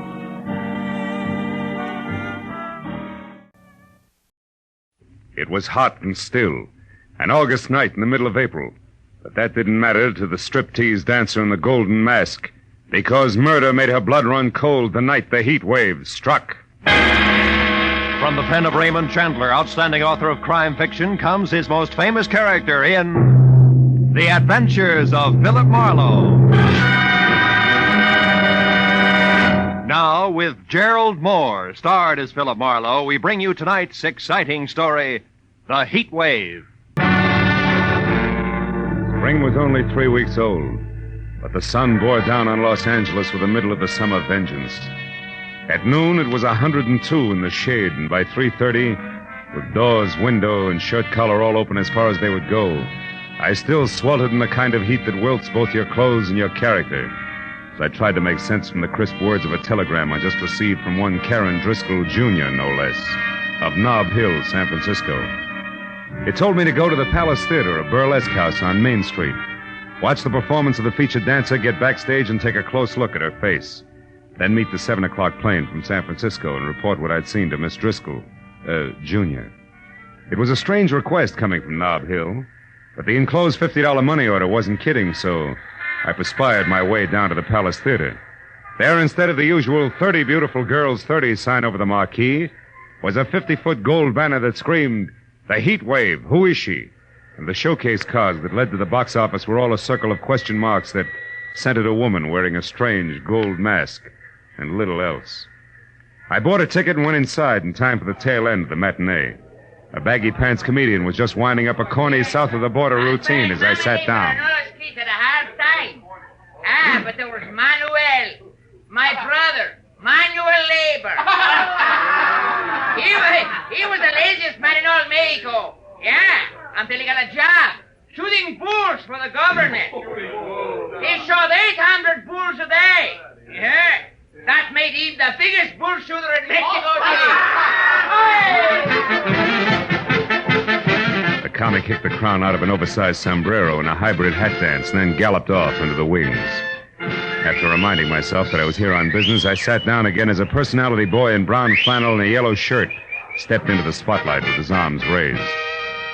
Ladies and gentlemen, you're now privileged to witness one of the most unusual and breathtaking spectacles ever presented on any stage. In a moment, you will see her, the woman of mystery, performing exotic rites to the pagan sun god of the Incas, exactly as they were performed 3,000 years ago in the strange temples of the Andes. But who is she? Who is this woman? And who knows what secrets lie behind her mask of gold? The Palace Theater presents the masked marvelous, the beautiful, the dazzling, the mysterious Heat Wave!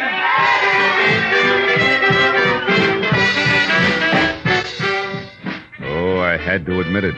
This was special. She was the color of alabaster and as supple as a cat, and as she moved across the stage, she got more convolutions out of her two arms than a restless octopus could with 8. Her costume from the neck down was about as sheer as a new spider web, and above that and covering her face completely was a gold mask, grotesque and glistening. As the dance headed for a climax designed to knock the cash customers right out of their seats, I reminded myself again that I was here on business. So I walked down the side aisle to a door that led backstage and went through it just as the dance ended. And while the audience tore the house down begging for more, the Heat Wave tossed a couple of kisses through a gold mask and ran to a dressing room. I started after her and was halfway there when a bulging hulk in a sharkskin suit that measured 6'6" in every direction lumbered casually out of the shadows and took a bulldog stance with his back against the dressing room door. I started thinking up fast ad-libs and was hot for a switch on the eager reporter gag when the baggy-pants comic slid up beside me. Hey, chum. Huh? They're asking for a load of mayhem if you try to get to the heat wave past Jesse there. Jesse? He the man mountain in the sharkskin suit? Yeah, with orders to break bones. Oh. Maybe I can help you out. Good. But how come? Here, let's go around to the side. You're a reporter, right? Yeah. Well, Inky Barnes can use a little publicity, too, you know. Hold it here by the door. Now, what does you have to know? Well, all I want's one look at her face. Yeah, that's a cinch. I said I'd help you out, and I will. Like this. Shoot! Yeah! Right out there in the alley. And don't come back before midnight, goon. You can see her face then when she takes the mask off. I should have known better, but all I wanted at the moment was to kick the slack out of a pair of baggy pants. So I bounced back up the steps, jerked the door open, and ran head-on into 3 square yards of sharkskin suit. It was Jesse. You ain't welcome around here, bum, so stay out. Have you got it? Okay, Jesse, let's say I've got it. Yeah. Also, don't drop it as you walk away.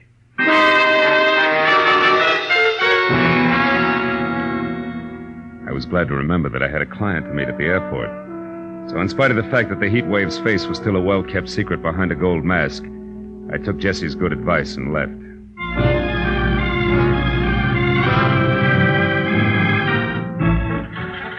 Flight 11 from San Francisco arriving at Gate 4 Will Dr. Robert Reamer please report to the information desk? When the plane taxied to a stop at the airline's gate, it was 7 o'clock sharp. And as the passengers unloaded, a tall, sinuous brunette with arched eyebrows, an imperial gesture, and a hat that had kept some imaginative milliner out of the red for several months had to be Miss Karen Driscoll, Jr. I introduced myself, ushered her to the cocktail lounge, and when a Gibson sparkled in front of each of us, she got down to business. Well, Marlowe, did you see her? Yes and no. I have a photograph here. Look. Is this the same girl? It's a headshot. It's pretty, but no help, Miss Driscoll. You didn't see her face then? No. Look, Junior, do I refund your money now or start asking questions? Don't be ridiculous. I must know who that girl is, and I'll tell you why. This picture is of my sister, Midge Driscoll. Oh? Think your sister's the heat wave? Yes. Oh, she's doing it to humiliate me, Marlowe. Tomorrow I'm being married to a man whose family is distinguished in diplomatic circles. No? And this burlesque heatwave woman is to be revealed at midnight tonight. If she is my sister, can you imagine what the papers will do with that story tomorrow morning? Yeah, some wedding present. But your own sister, I don't get it. Why? Oh, it's an old hate, Marlowe. Midge lost a love affair, and I won it. Years ago. She's never gotten over it. Oh. And she's done things before. The day I was elected president of the Metropolitan Club, she faked an elopement with my chauffeur. The night of my engagement party, she rode a horse into the Flamingo Room. A brawl started, and she spent the night in jail. Last year, I see what you mean, but this heat wave's got a lot of talent for burlesque. A lot of experience in a line. In fact, she's a sensation, let's face it. So what makes you think it's Midge, a hunch? Oh, no. I found the name Tracy Lake in her apartment in San Francisco. He's the manager of the Palace Theater here. I learned that from a newspaper story in which Josh Freeman... Josh Freeman? Yes, the big producer. Oh. He's supposed to be bargaining with Lake for his heat wave discovery.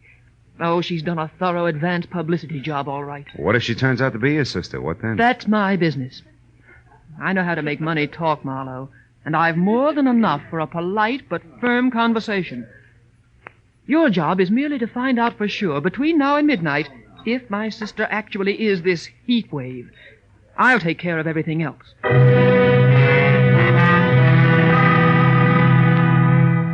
Karen Driscoll, Jr. gave me her local phone number, then got up, cursed the hot night, bid me hurry, and summoned a taxi. All with a regal wave, one hand. And I was left to my own devices in something less than 5 hours to make them work in, so I drove back to the Palace Theater, which was stalling until midnight by showing a triple feature movie. Paid another admission and slipped backstage again. It was deserted except for 2 electricians tied up in pinochle under the switchboard light. The heat wave's dressing room was locked. Jessie was nowhere in sight, and I was about to leave again when I heard a familiar voice cooing into a dark nook that turned out to be a phone booth. It was Hinky Barnes, the baggy pants comic. Beauty to the beautiful, you know. Hey, listen, baby. About that other deal, did you talk to her? She won't. You sure? Yeah. Yeah, well, look, I gotta talk to you. How about dinner? You can't? Well, I know you got things on your mind, but... Yeah, honey, I know you're tired. Well, okay. Don't worry, things are gonna be okay. You'll see. Bye-bye, baby. Hey, Hinky. Oh, you again. Yeah, that's right. That brings us up to date, even Steven. Now get this. First, I'm not a reporter. Second, I represent Josh Freeman's office. And third, I haven't got all night. You mean Josh Freeman, the big producer? Know any other Josh Freeman? I want to talk to Tracy Lake about the heat wave, but I want to see her before I talk. Is she here? No. She won't be back until the big midnight show. Where's Tracy, then? He's home. The Toppert house on in Wilshire. About 2 blocks down from Arthur Murray's. Hey, but listen, tell me something. Is Josh going to make a star out of her? With a talent like hers? What do you think, Hinky? I left Hinky with his mouth hanging open and the fire of ambition burning like an alcohol lamp in each eye as I drove out to the Toppert house on Wilshire. Leaning on the bell at Tracy Lake's apartment, I got ready to be a hard-hitting, practical-minded producer's right-hand man. Yeah, what is it? Tracy, my name's Marlowe out of Josh Freeman's office. Caught the Heat Waves Act this afternoon. Willing to wrap her up and take her home right now. But not sight unseen. Who is she? Wait a minute. Huh? You say you're from Josh Freeman, Marlowe? That's right. And I got a blank check right here in my pocket.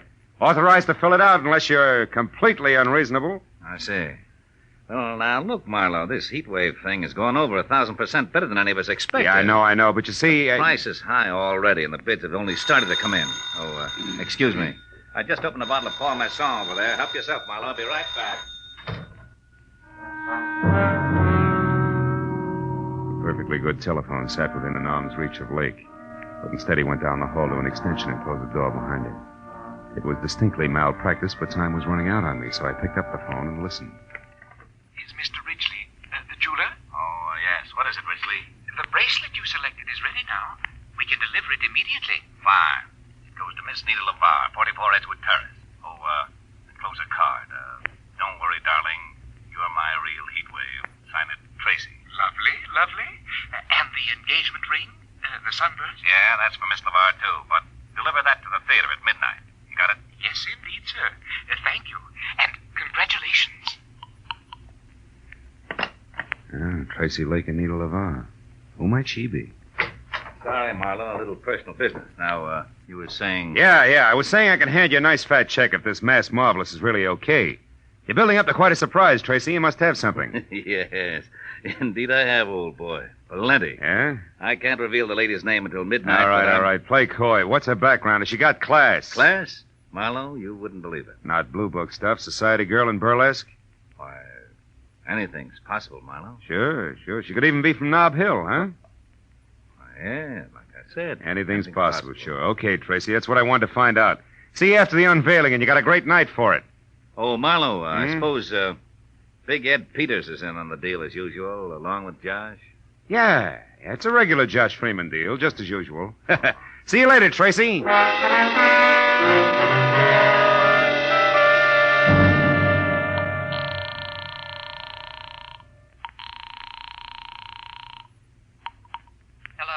This is Marlowe, Jr. I just wound up an interview with Tracy Lake. When I threw Nob Hill at him, he turned green. But it's not official yet. The odds are high that it's your sister Midge, all right, who's knocking him dead as the heat wave. I knew it. That horrible, vindictive little tramp. What else, Marlowe? Did you find out where she is? Yeah. She's going under the name of Nita LeVar and staying at 44 Edgewood Terrace near MacArthur Park. But listen, it's not positive yet, so I'm going there to check right now. Where are you calling from, Marlowe? A phone booth at a closed gas station out here on Wilshire. But Oh. What's the matter? What is it, Marlowe? I am about to start earning that fee of yours, baby. 300 pounds of muscle in a sharkskin suit just walked up. Goodbye. Hello, Sonny. Well, my Piltdown pal. So the boss was right. You're just a cheap, nosy reporter, after all. It's cramped in there, ain't it? But you're not getting out, bub. Now, wait a minute, Jesse. It's a hot night. Let's not work up a sweat, huh? Don't you worry about that. Mr. Lake pegged you as a phony nosy, and that's bad. What do you mean, phony? You said Big Ed Peters was in on a deal with Josh Freeman. All right, what about it? Big Ed's been dead for 12 years. And you know what? He's still gonna look better than you are 30 seconds from now. Oh!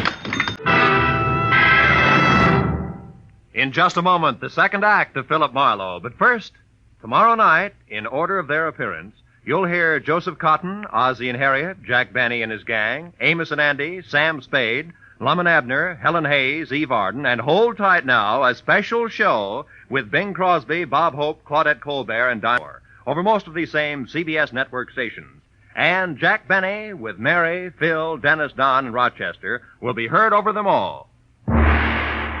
Now, with our star, Gerald Mohr, we return to the second act of Philip Marlowe and tonight's story, The Heat Wave.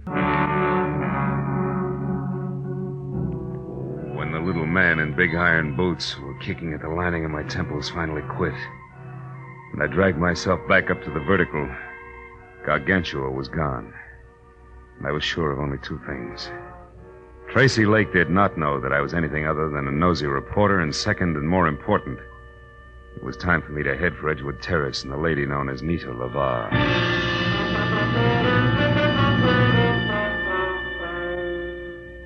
As I started for the front door of number 44, which was an all-alone stucco and a tile L shape that showed a single light, the little men in iron boots went to work again. It reminded me that it might be healthier if I first found out exactly what was waiting behind the mat marked Welcome. So I made a wise circle around to the back.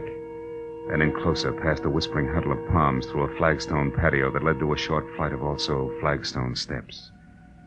But there, when I was only a few feet from an uncurtained window, I stopped at the sight of something I hadn't expected. It was the body of a woman lying in a twisted heap at the bottom of the stairs. When I moved closer, I saw that the ugly cut on the side of her head that had killed her had come from the jagged edge of the last step. I also saw that the woman was Midge Driscoll. Next to the body, there was an overturned, crushed sprinkling can, which meant that she could have fallen to her death accidentally. Also, it could have meant that if murdered, a killer had overturned and crushed the sprinkling can as well. I was somewhere between the two thoughts when I heard a car brake to a stop in front of the house, then high heels on a cement walk. I quietly moved around to where I could see something tall and blonde who, in a better light, would have been better looking. Good evening. What? Who's there? Name's Philip Marlowe. Mean anything? Nothing. Then try this. I'm a friend of Midge Driscoll's. Midge? I never heard of anyone by that name. I'll bet. Step up a little closer, honey. Now, wait a minute, Mr. Bright Eyes. Midge! Yeah, Midge. And Driscoll. Name you never heard of, remember? Now, what do you say? Do we play it straight? Yeah. I'm Nita LeVar, Mr. Marlowe. Baby, you're getting in deeper by the minute, and by that I specifically mean that Midge Driscoll here and Nita LeVar are one and the same. Oh, you're crazy. I know my own name. It is and always has been Nita LeVar. That's Midge Driscoll. All right, since you've grown so cooperative, maybe you can tell me why she's dead. Could be that she fell down those stairs. An hour before her unmasking is the heat wave? You know an awful lot, mister. How come? It's strictly business. I'm a private detective with client. We'll talk about that later. Right now, it's time to go in and call the police. And don't tell me you can't find your key. Don't worry, private detective. I won't. Here, catch. Got it. Now, let's get inside. But let's not call the police, huh? Why not? Are you afraid that they'll... Oh, I see what you and that pretty little gun mean. I'm glad. I'd hate to have to shoot you. Why, want to night your quota? Don't be funny. I didn't kill Midge. Then why no police? For a very good reason. Until tonight, Marlowe, I've been the heat wave. The substitute heat wave for Milady there, who didn't have the time or the talent for the build-up to the great joke she was going to pull on her sister. You mean you were the one I saw today? The one everybody saw every day. And liked. Liked so much that business boomed and all the heads in the front row weren't bald. Which has what to do with me calling the police? In general, everything. In particular, my career. I tried to get that crazy kid there to back off and let me go on with the act that she'd kill after one performance, but no. Miss Bunny Moneybanks wouldn't hear of it. Now that she's dead, you're in, is that it? Solid. And that's also the reason why I don't want to spend the next 2 hours talking to cops. So go on, put the key in the lock, turn it, open the door, and walk in. What happens then? Then, Mr. Marlowe, we call Tracy Lake and arrange for a playmate for you. Playmate named Jessie, maybe. A playmate named Jessie. And no, maybe.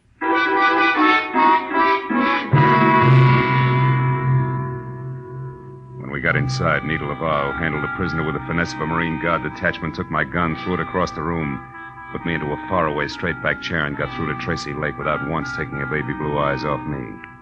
Then when she told the man she called Darling all about Midge's death, which could have been for my benefit, she placed a rush order for the monster. After that, she hung up, sat down, lit a cigarette, and waited. But a second later, she was back on her feet.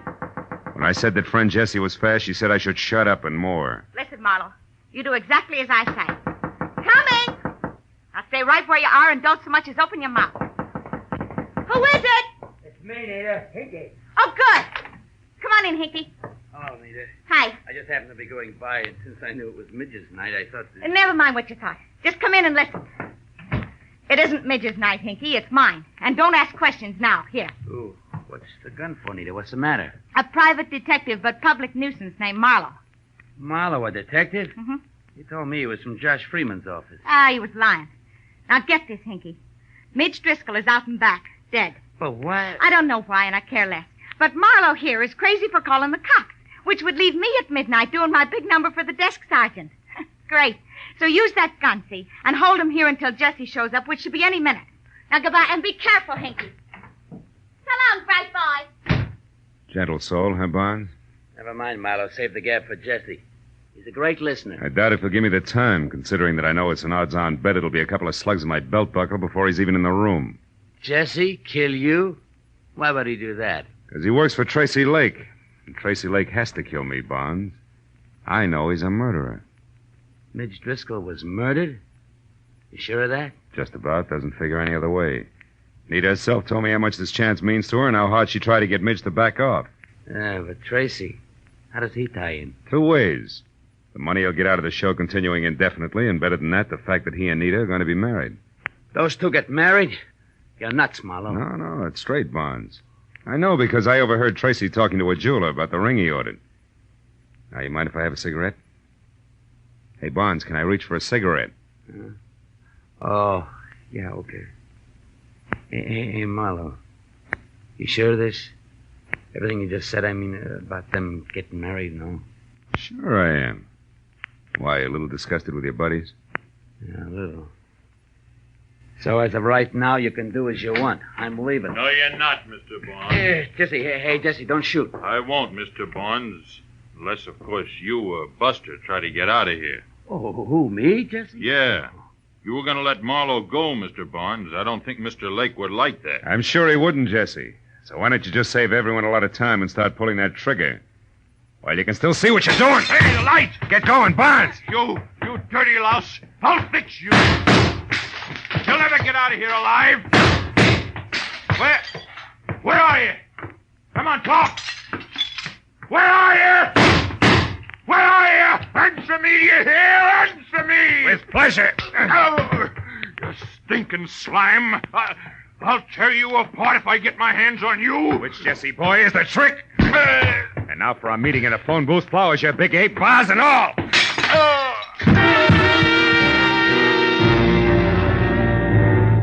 After I got some lights on and found my gun where Nita had tossed it when we first came in, I checked Jesse over once to make sure that he was neither dead nor too alive.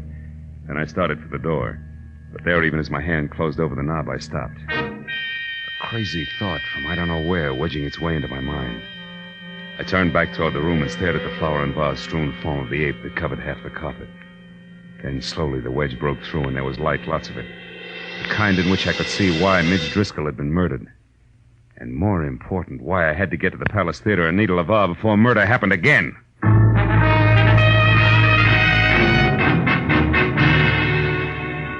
I lurched from the curb in front of Nita's at 20 minutes to 12. When I screeched to a stop downtown at the Palace without somehow hitting or being hit along the way, those 20 minutes were gone.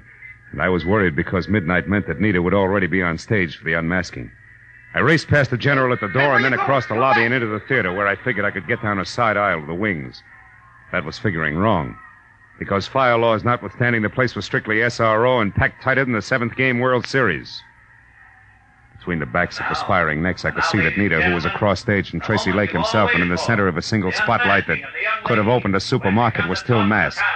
So while I prayed that Lake, who was winding up his spiel, would think of bigger and better adjectives, I ran back to the lobby and around to a flight of stairs that led to the first balcony, where over on one side and near the railing, I found an old man who was daddy to a trio of baby Spots, and the one giant that was on Nita. I shoved him aside just as Lake finished and the maestro took over.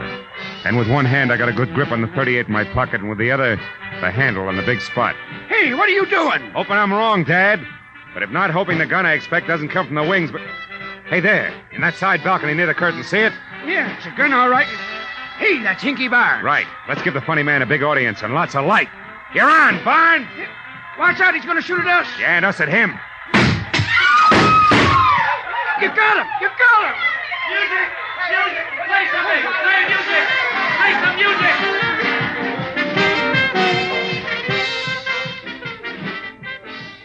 It was 20 minutes of bedlam. Police, music, and 2 quick numbers by Nita LaVar, all of whose shaking was not routine. Before the Palace got back to the quiet business of being a burlesque house, and the show went on.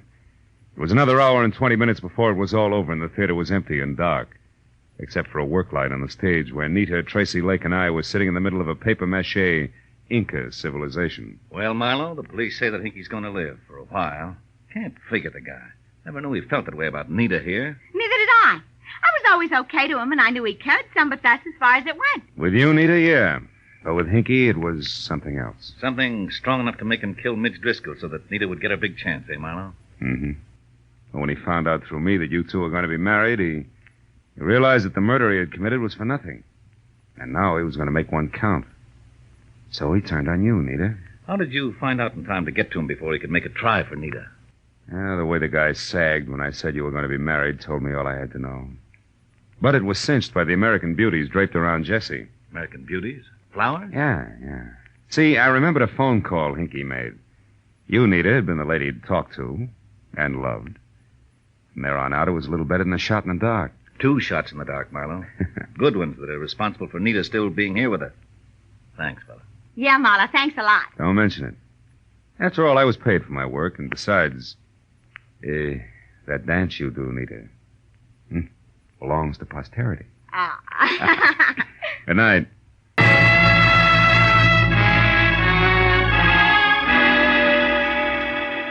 It was still hot in the city. I had no enthusiasm for further conversation, and a very sticky feeling from head to foot. So I took care of Karen Driscoll, Jr. in a fast telephone call and then pointed my car for my apartment. I couldn't help thinking of poor little Hinky Barnes, who brought laughter to everyone else, but could find no happiness for himself. He was like the man who went to see a doctor one day and said, "Doctor, I can't laugh anymore." And the doctor said, "Go and see Grok, the greatest clown of them all. If he can't make you laugh, there's no help for you." The man smiled and said, "Thank you, doctor. You see, I am Grok."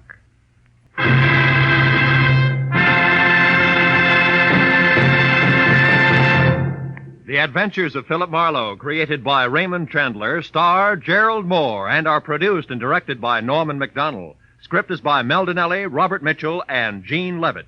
Featured in the cast were Vivi Janis, Wilms Herbert, Ed Begley, Elsie Holmes, Barney Phillips, and Byron Kane. The special music is by Richard O'Runt. Be sure and be with us again next week when Philip Marlowe says... It started at dawn in a Los Angeles taxi and wound up that night on a cliff in the middle of the Pacific.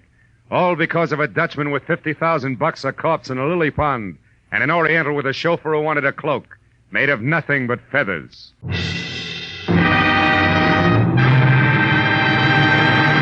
In just about an hour from now, $50,000, the biggest jackpot in radio history, will be waiting CBS listeners from coast to coast on the Sing It Again program over most of these same CBS network stations. This is Roy Rowan speaking. Now, stay tuned for Gangbusters, which follows immediately over most of these stations. This is CBS, the Columbia Broadcasting System.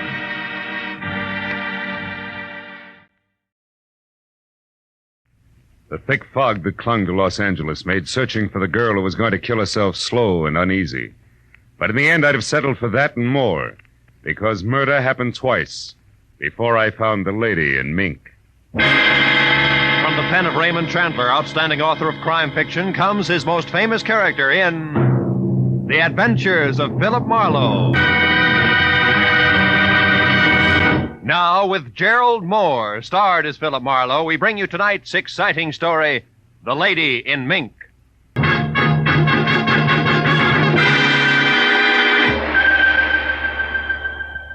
By Pacific Coast time, it was only 5 o'clock in the afternoon. But the dense, billowing fog that was heavy over everything, like a huge, thick hand, said it could be midnight. And Los Angeles could be London in May, December. So when I got out of my car and walked toward the fuzz of red neon that marked the hotel cocktail lounge where I was to meet my new client, Grace Tyler, I felt all alone and a little sorry that I wasn't in some nice, cozy 9-to-5 business that would leave me heading for home now. And maybe an evening with people who like to laugh. But when I was inside the lounge, which was imitation hunting lodge and friendly, I perked up some. My client was young and almost pretty, with dark, shingled hair dressed in somber gray, and wore not enough makeup. Her eyes were swollen and red from crying. When I introduced myself, she tried to come right to the point. Mr. Marlowe, I have to find my sister. She... Oh, take it easy, honey. That won't do it. Who is your sister? I'm sorry. It's all right.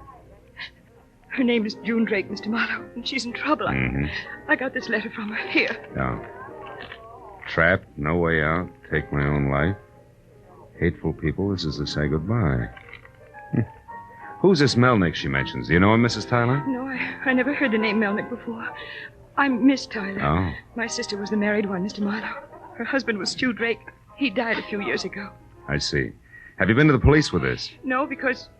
Well, you see, Mr. Marlowe, she's different. More full of fun than I am, and, well, she gets around, and sometimes with strange people. Dangerous ones. Yeah, I think I know what you mean. Grace, what does your sister look like? Well, she's about my height. Has long red hair, and she's pretty, Mr. Marlowe. Very pretty.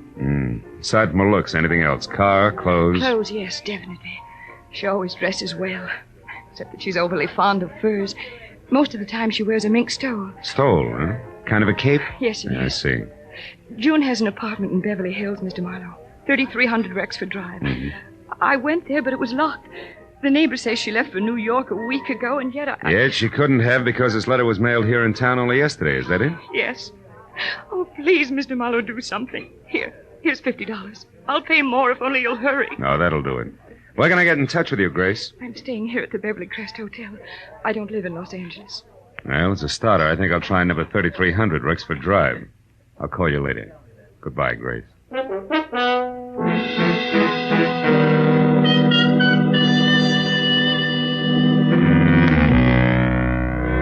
Outside, the fog felt about the same. But there was more of it, so I was 15 minutes getting to June Drake's apartment, which was a ground floor arrangement. Arty and about the size and shape of the ale bowl. I was only half that time outsmarting the cheap lock on the back door, drawing all the blinds shut inside, and turning on a single light. But then I was no place. There were clothes in the closets, prettier ones in the bureau drawers, and it went on like that for 45 more minutes. Everything just as it should be and no lead. Until I was ready to leave. Then on a coffee table, I saw something that stood out in that nest for the idle rich like an ear-to-ear grin on an undertaker. It was a book of matches advertising Duke Gray's Billiard Academy, 3rd and Main, where particular pool players congregate. That and the name Melnick had to dovetail or I was licked.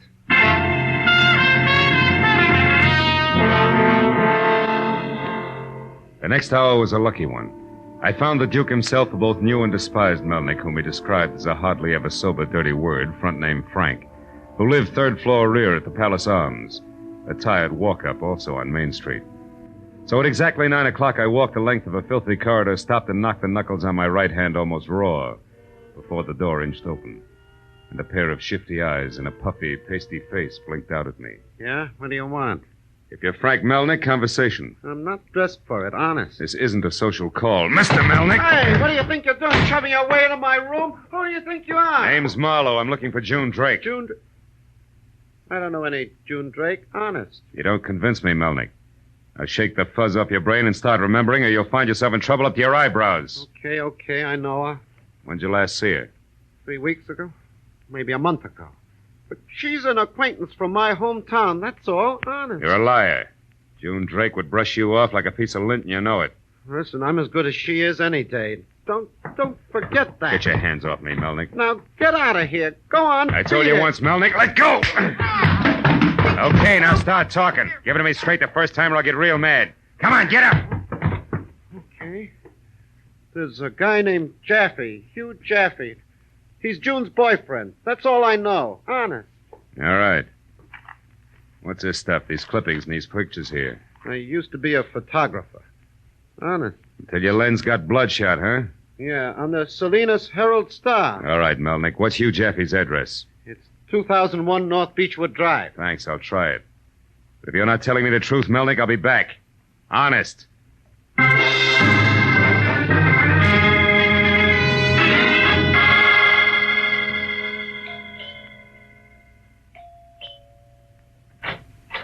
Yes? You want what, senor? Mr. Hugh Jaffe. He is not here. I am Margarita Jaffe, his wife. What do you want with him? A few words, Mrs. Jaffe. Do you expect him soon? Since he does not live here anymore, no. Oh. You and Hugh are divorced, eh? I didn't know that. And I did not say that. Now, what are you looking for? June Drake. What do you want to know about that? I want to know where that is. Can you help me? No, I cannot. I do not know and I do not care. But when you find her, senor, I hope you find her dead. If I'd have followed the approved technique, I'd have lost a leg on the lady's threshold. And I was about to lean on a doorbell again to try once more for an address on Mr. Hugh Jaffe when I saw I didn't need to, because stuck over the mailbox was a letter forwarded to him at 41 Peacock Lane, Brentwood, California, which was a half-hour drive due west of Hollywood. 30 fog-filled minutes later, Hugh Jaffe and I exchanged introductions, and I stated my purpose. Then I stumbled behind him through a 2-inch thick rug that ended in an oak-paneled library, where he cigared me, then settled back and waited. We looked at each other until it became embarrassing. Then he opened. Marlowe, I wish I could help you, but I haven't seen or heard of June Drake in over 3 weeks. Well, I was under the impression that you two were on closer terms, Mr. Jaffe, if you don't mind my mentioning it. Not at all. He used to be, but all that's changed now. She was too expensive for me. A lovely creature, but terribly vain. Now that she's out of the picture, you're going back to your wife, No, I'm not. Frankly, Marlowe, my, shall I say, infatuation for June has completely destroyed everything Margarita and I ever had. Which I suppose makes divorce the next step? Sure, I wish it were that easy. She refuses to give me a divorce, Marlowe. Her way of striking back. Yeah, I know what you're getting at. I had a brief chat with Mrs. Jaffe myself. Well, if you hear from June, get in touch with me, will you? I'll appreciate it. Of course. I'll be happy to help in any way I can. And please, Marlowe, call me if you find her, The number here is Crestview 89122. Yeah, I'll remember it. Even if I find her dead. Dead? What do you mean? Why that? Well, from where I stand, Mr. Jaffe, June Drake is dynamite. And that stuff can blow up right in your face, huh? When you least expect it. Good night. Sure, it was double talk, but sometimes swinging wide and praying for a lucky punch beats waiting in your corner. Besides, that was as far as I could go on the book of matches. So after slowly walking a block through the chilling fog, I found a phone, called my client, and brought her up to date on the Jaffe Triangle and my own contention that if June Drake didn't try actually to kill herself, Senora Margarita Jaffe might. That Grace wouldn't buy. No, Mr. Marlowe, I can't believe that. Well, maybe you just don't want to. But either way, there's still Frank Melnick. We've already met Grace, and believe me, he's got all the charm of a black widow spider. What does this Melnick do, Mr. Marlowe? I mean, what work? Yeah, he's a drunk. He used to be a photographer for some paper, the Salinas Herald Star. Salinas? Yeah. Why, Mr. Marlowe, June used to live in Salinas when she was married to Stu Drake. You sure, Grace? Positive. Grace, how did June's husband die? Stu? Yeah. He was killed in a car wreck. Drove it over a cliff. Mm-hmm. June just got out in time. Nobody knew exactly how it happened. It was a terrible accident. Maybe. What do you mean, maybe, Phil? You might as well face it, honey, because the chances are slim that that's the whole story. What?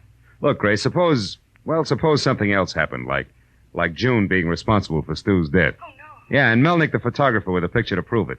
You know, a small case of blackmail. No, Phil, you're wrong. She wouldn't kill. I know that she wouldn't. Okay, she's your sister, honey. I'll do the dirty guesswork for both of us until we get some proof. And right now, that makes back to the hacienda of one Senora Jaffe my best bet. Because the lady there is both jealous and hot-tempered, a daily double that always runs in the money. So long, baby.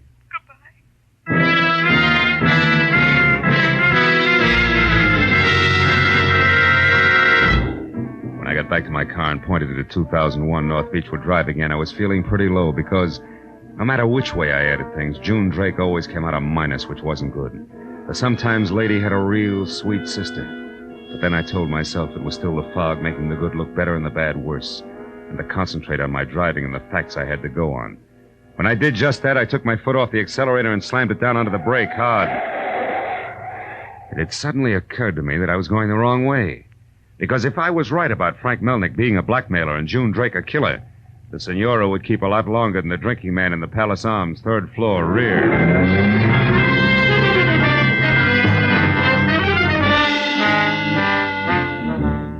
I was only 3/4 of an hour getting back down to Main Street, but even as I started up the foul-smelling rickety stairs, a small voice inside kept telling me that I was too late.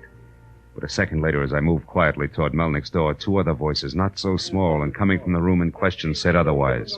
Said that Melnick was still around and as healthy as ever. But better than that his guest was the lady my client was paying me to find. A lady named June Drake. All of which made this a good time for my right hand and the .38 in my pocket to get together while I listened carefully.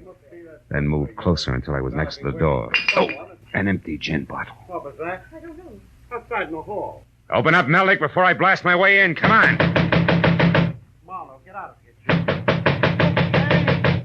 Okay, wise guy, wait a minute. For what? The lady's exodus? I warned you, Melnick. Get back. Hey, what's the matter with you? What are you doing? Looking for June Drake, remember? Now, where is she? What are you talking about? I'm alone in here. Yeah? You always talk to yourself in a high voice, don't you?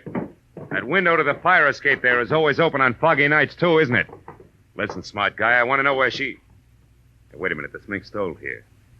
Maybe it doesn't matter where she went. Maybe she'll be back after she thinks I'm gone. I don't think so. You see, mister, June Drake never left. She's right behind you, stupid. Yes! Oh!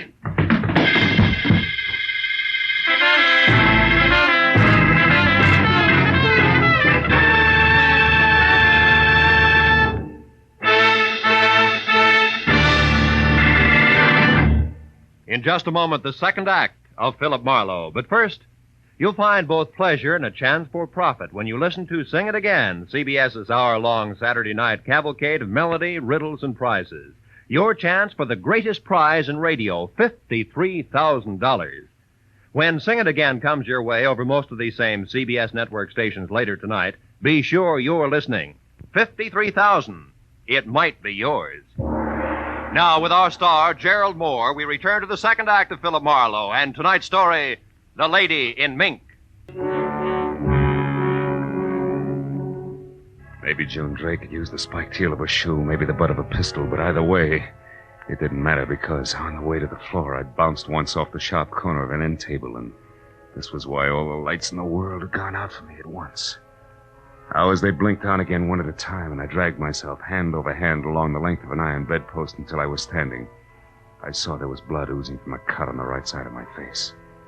But as the two rooms focused into one again, I forgot about the slightly battered Marlowe and concentrated instead on an open newspaper lying at my feet. Because written across it with an eyebrow pencil in firm but feminine hand were the words, "Grace, call off your private detective. It's too late to help me. I'm near the end. But before I go, I'm going to take the two people with me who have wrecked my life. Goodbye, June." At that, I started for the door and a hall phone to call the police. But then I stopped. Conscious for the first time of the half-circle of hushed, gaping faces in bathrobes that stood in the doorway. The gaping faces that weren't turned toward me, but over to a shadowed corner where, face down in a pool of his own blood, was the dead form of Frank Melnick. In the middle of his back, an ice pick. Red to the hilt.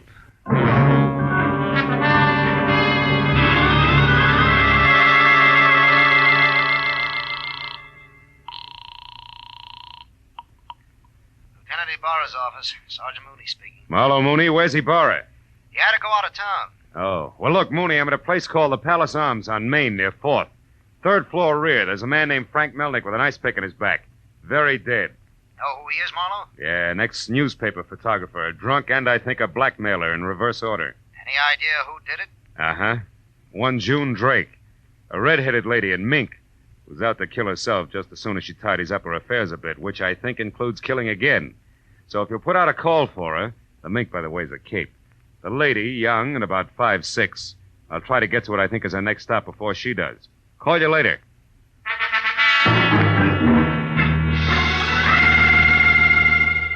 I got through to my client and broke the news. She gasped and kept repeating no in a small, strained voice that kicked at the lining of my insides no matter how fast I talked. So in one breath, I told her that I was going first for Margarita Jaffe, then her husband, either of whom could be next on June Drake's final agenda. Then I gave her the Crestview phone number that Hugh Jaffe had given me. Told her to call me there in an hour, hung up and ran for my car in 2001, North Beechwood Drive. Feeling punk.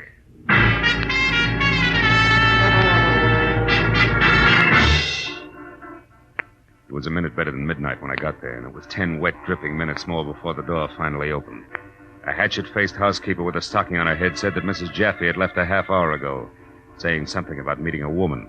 And the housekeeper would have said more, but I was already back in my car heading for Brentwood in number 41, Peacock Lane. There, the Oriental houseboy said the boss man was busy playing poker in the den. In something stronger than Esperanto, I made it clear that my business was more important. A minute later, a door opened on the far side of the room. Excuse me, gentlemen. Well, aren't you working a little late tonight, Marlowe? Murder isn't always done during office hours, Mr. Jaffe. Murder? Yeah, with an ice pick at that. Tell me, have you heard from your wife or June Drake tonight? No, of course not. Why do you ask? Because June Drake just killed a man named Melnick. Killed a man? That's what, Mr. Jaffe? That's hard to believe. Why? Because it was a man? What were you expecting? Don't be absurd, Marlowe. I was expecting nothing like this at all. It's a shock to me.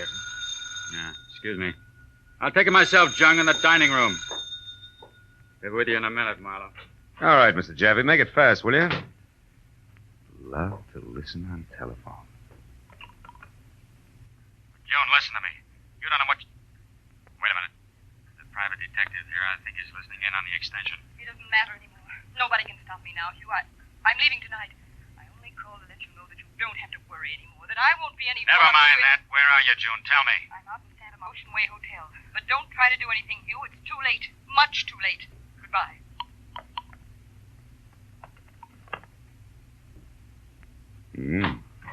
Pretty talkative. Marlowe, you heard that, didn't you? Yeah, I heard it all right. You heard that too, didn't you? And I didn't like it, Jaffe, so... Oh, don't bother. This one's mine. I'm expecting it.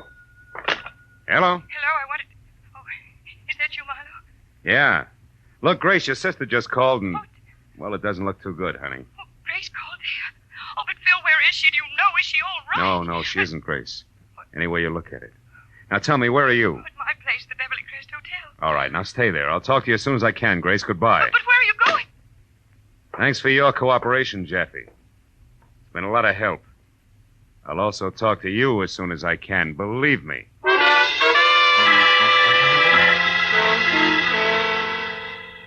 I got outside, piled into my car, and took off, I didn't know if I was racing to keep a mixed-up girl from committing suicide or going after a murderer who was scheduled to kill again. I was 20 precious minutes following the wriggle at Sunset Boulevard from Brentwood to Santa Monica, where it hits into US 101 that parallels the Pacific. And out there with the fog even thicker, I was 20 minutes again finding the Ocean Way Hotel. The landlady there was a fat henna blonde with a mouthful of gold and foul language. She said that she never heard of a June Drake until I lied that I was an L.A. cop and described the girl as a lot of red hair flowing over a mink stole who could be using any name. Then she told me that what I called June had just been a woman visitor a little while ago. At that, we started down a short corridor to a rented room, fast. I wouldn't do this for no one but a cop. Brother, believe me, we both better be talking about the same girl. Raising a fuss at this hour of the night. It's a room there. No light on. I thought you said she had a visitor. Maybe the visitor went home. What do you expect? 2 o'clock in the morning. Not a peep. Come on, open it up. Open it up. Now he tells me. He's got my keys. They're over on the other side in my room. Okay, and then we'll get in the hard way. You cut it out. You'll bust my door. Take it easy, Blondie. You're in for a shock. Oh, Okay, turn the lights on. Oh. That's the woman that visited her. Yeah. Spanish woman known as Margarita Jaffe. Ice pick and all. I better get a little air over here by the window. I don't feel so good. Yeah, and I better get to a phone and... Hey, there's a cigarette over there. It's still smoldering. She may not be very far away. Brother, you said a mouthful. Come here and look. What is it? What do you Across the see? street there. Near the pier under that street lamp. Ain't that the one you're after? Where? Oh, yeah. Uh-huh. Red hair and mink stole She's seen us. Right out to the end of the pier. She's running. Call the cops. Blondie, sit tight. I'll see you later. By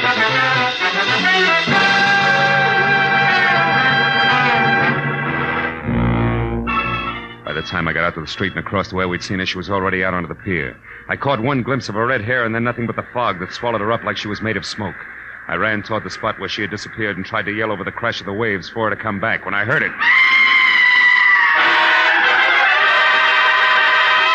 After that, things happened fast. From somewhere, the cop on the beat, then Blondie, then a couple of scared kids who'd been necking in a car, and then more. I knew it. Oh, I knew it. I saw her pass me a couple of minutes ago. Dressed too nice. I should have stopped her. Mr. Chijump. Yeah. Officer, shine your light over there, will you? I thought I saw something move. Okay, but in this fog, we won't be able to see much. Besides, with those waves and the undertow around here, she hasn't got a chance. Maybe not. You never can tell. Hey, move the light over a little. To your left. Yeah, that's it. There on the piling. I don't see nothing there. Just a greasy pole. And... here, look. On that cross piece near the waterline on the piling. Was that hers? Yeah, that was hers, all right. What is it, mister? That Blondie's a very valuable fur. A stole made of mink.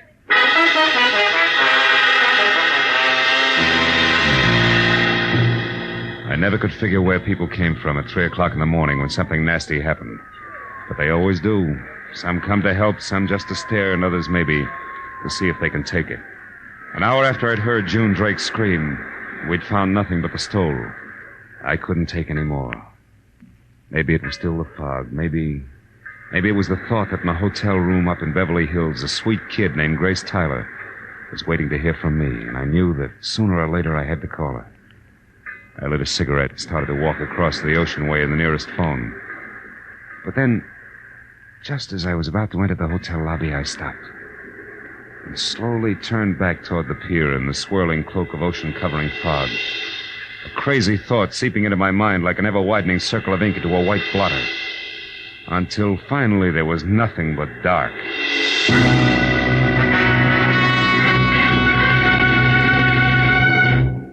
I made my call to Grace and told her to get downstairs into a taxi and over to police headquarters where we had a long story to tell.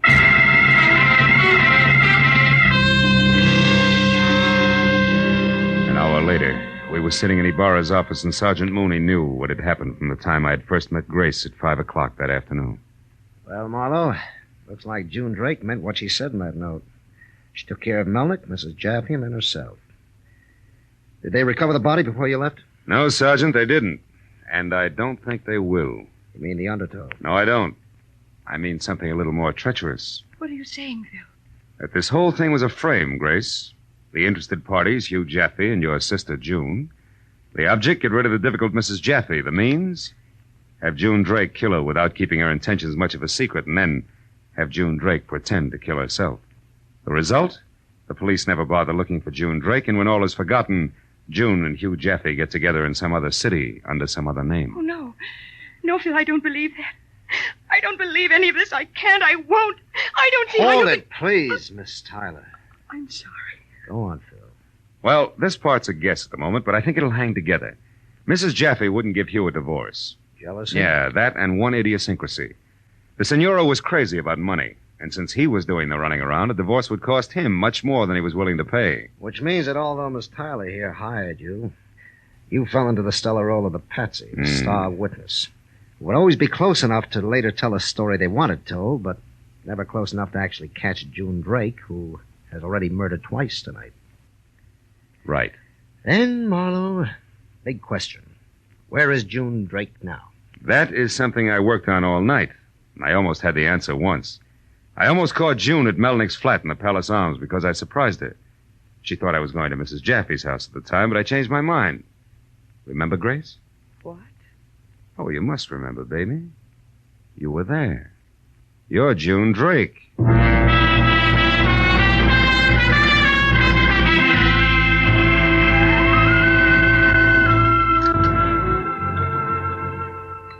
Well, Phil, now that we've picked up Hugh Jaffe and it's all over, I still don't see how you actually knew that Grace Tyler and June Drake were one and the same. I was lucky, Mooney. When Grace called me at Hugh Jaffe's house right after she called as June, I heard a bell buoy in the background over the phone. But I didn't think much about it at the time. Yet Grace claimed to be at her hotel in Beverly Hills. It wasn't until I began to think of the whole thing as a frame that everything fell into place. The clues planted so I couldn't miss them all the way down the line. The book of matches, the mink, the red hair was a fall. And another thing, Mooney. Hugh Jaffe was much too surprised when I told him that June Drake had killed Melnick, a man. He expected the murder of his wife, Margarita. Well, why did June kill Frank Melnick? Because he was blackmailing her. You see, Melnick knew that June had murdered her first husband. June was stuck. She couldn't let her future husband know what had happened to her past one. So she included him in as victim number 2. Besides, that's the only final payment she can ever make to a blackmailer. Mm-hmm. Then, Marlowe, June Drake is the real person. There never actually was a sister named Grace Tyler, was there? No. No, I guess there never was a Grace Tyler. Ever. Good night, Sergeant.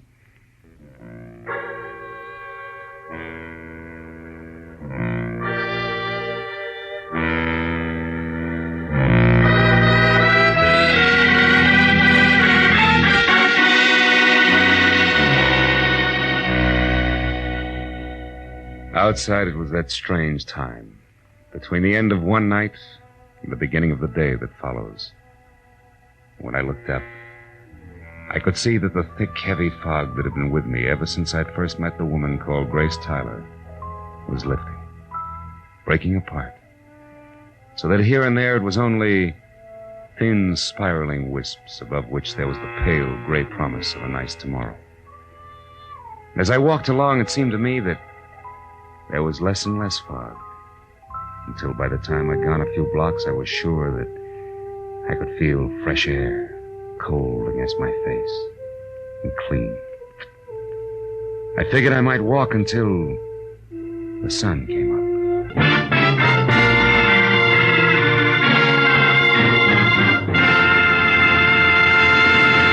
The Adventures of Philip Marlowe, created by Raymond Chandler, star Gerald Mohr, and are produced and directed by Norman MacDonald. Script is by Mel Donnelly, Robert Mitchell, and Gene Levitt.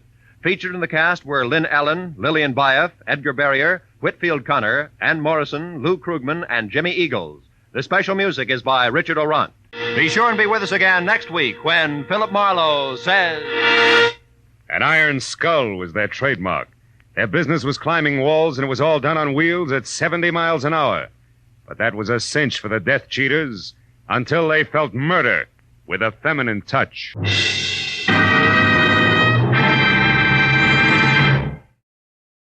It was only a gambler's marker, a promise to pay worth $1,000. And I was hired to find it, which sounded easy, until I realized that it meant the whole future to two men, freedom to a third, and death to the girl in the cottage. From the pen of Raymond Chandler, outstanding author of crime fiction, comes his most famous character in The Adventures of Philip Marlowe. Now, with Gerald Mohr, starred as Philip Marlowe, we bring you tonight's exciting story, The Promise to Pay. It started over a bottle of port at 5 o'clock in the afternoon, when Mama Nodella, a proud old lady who ran a restaurant, bet me I couldn't prepare a dish of chicken cacciatore. I never pass up a bet. So at 5:30, I picked up a can of chicken, and at 6 had gone to work on it. At 7:15, everything was ready for the pan, and my enthusiasm was at a high ebb, until the telephone rang. And what I thought was a check call from Mama Nodella turned out instead to be Garfield Randall. He was a used-to-be client who at 32 was currently setting the L.A. business world on its ear. Say, Harlow, did you see the article about me in this morning's paper? Young Randall, probably next head of Continental Land and Trust? Yes, that's it. Chairman of the board, isn't it, Gar? Yes. Job I've been after for 2 years. So? Well, it's a job that'll go to somebody else at noon tomorrow, Phil. Unless you can get me out of a nasty mess I'm in. What's her name? Terry... How did you know it was a woman, It's Phil? a trade secret. What do you want me to do? Well, come over here to my place, 91 Laurel Canyon, immediately. I'll explain then. You can make it, can't you, Phil? I mean, now, right away? Yeah, I guess so. Right away, Gar. But it hurts. Arrivederci, cacciatore.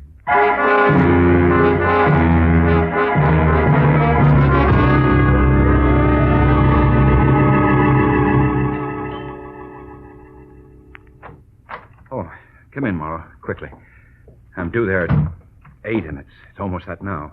Small point, Gar, but just where is there? Oh, Terry Dodge's cottage over in the valley, 3840 Sunsweat Drive, just beyond Arthur Murray's place on Ventura. I'm expected because the lady wants $20,000 to keep her mouth shut. About what? The fact that a few days ago, an innocent evening with some new friends ended up with me gambling and losing $1,000 at Paul Naylor's club on Lancashire Boulevard, also in the valley, 3100 North. I didn't have the cash on me, so he took my IOU.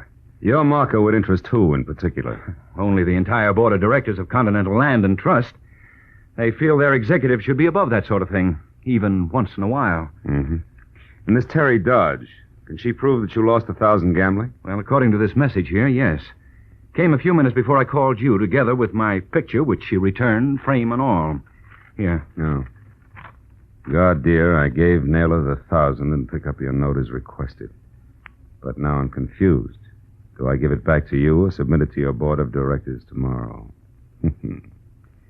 Oh, by the way, the chinchilla we saw last week is on sale. I hear only $20,000 is bought right away. Probably cost more tomorrow.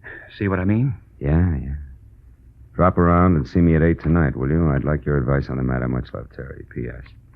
Don't worry about the safety of the note, darling. I have the perfect hiding place for it. Tender, huh?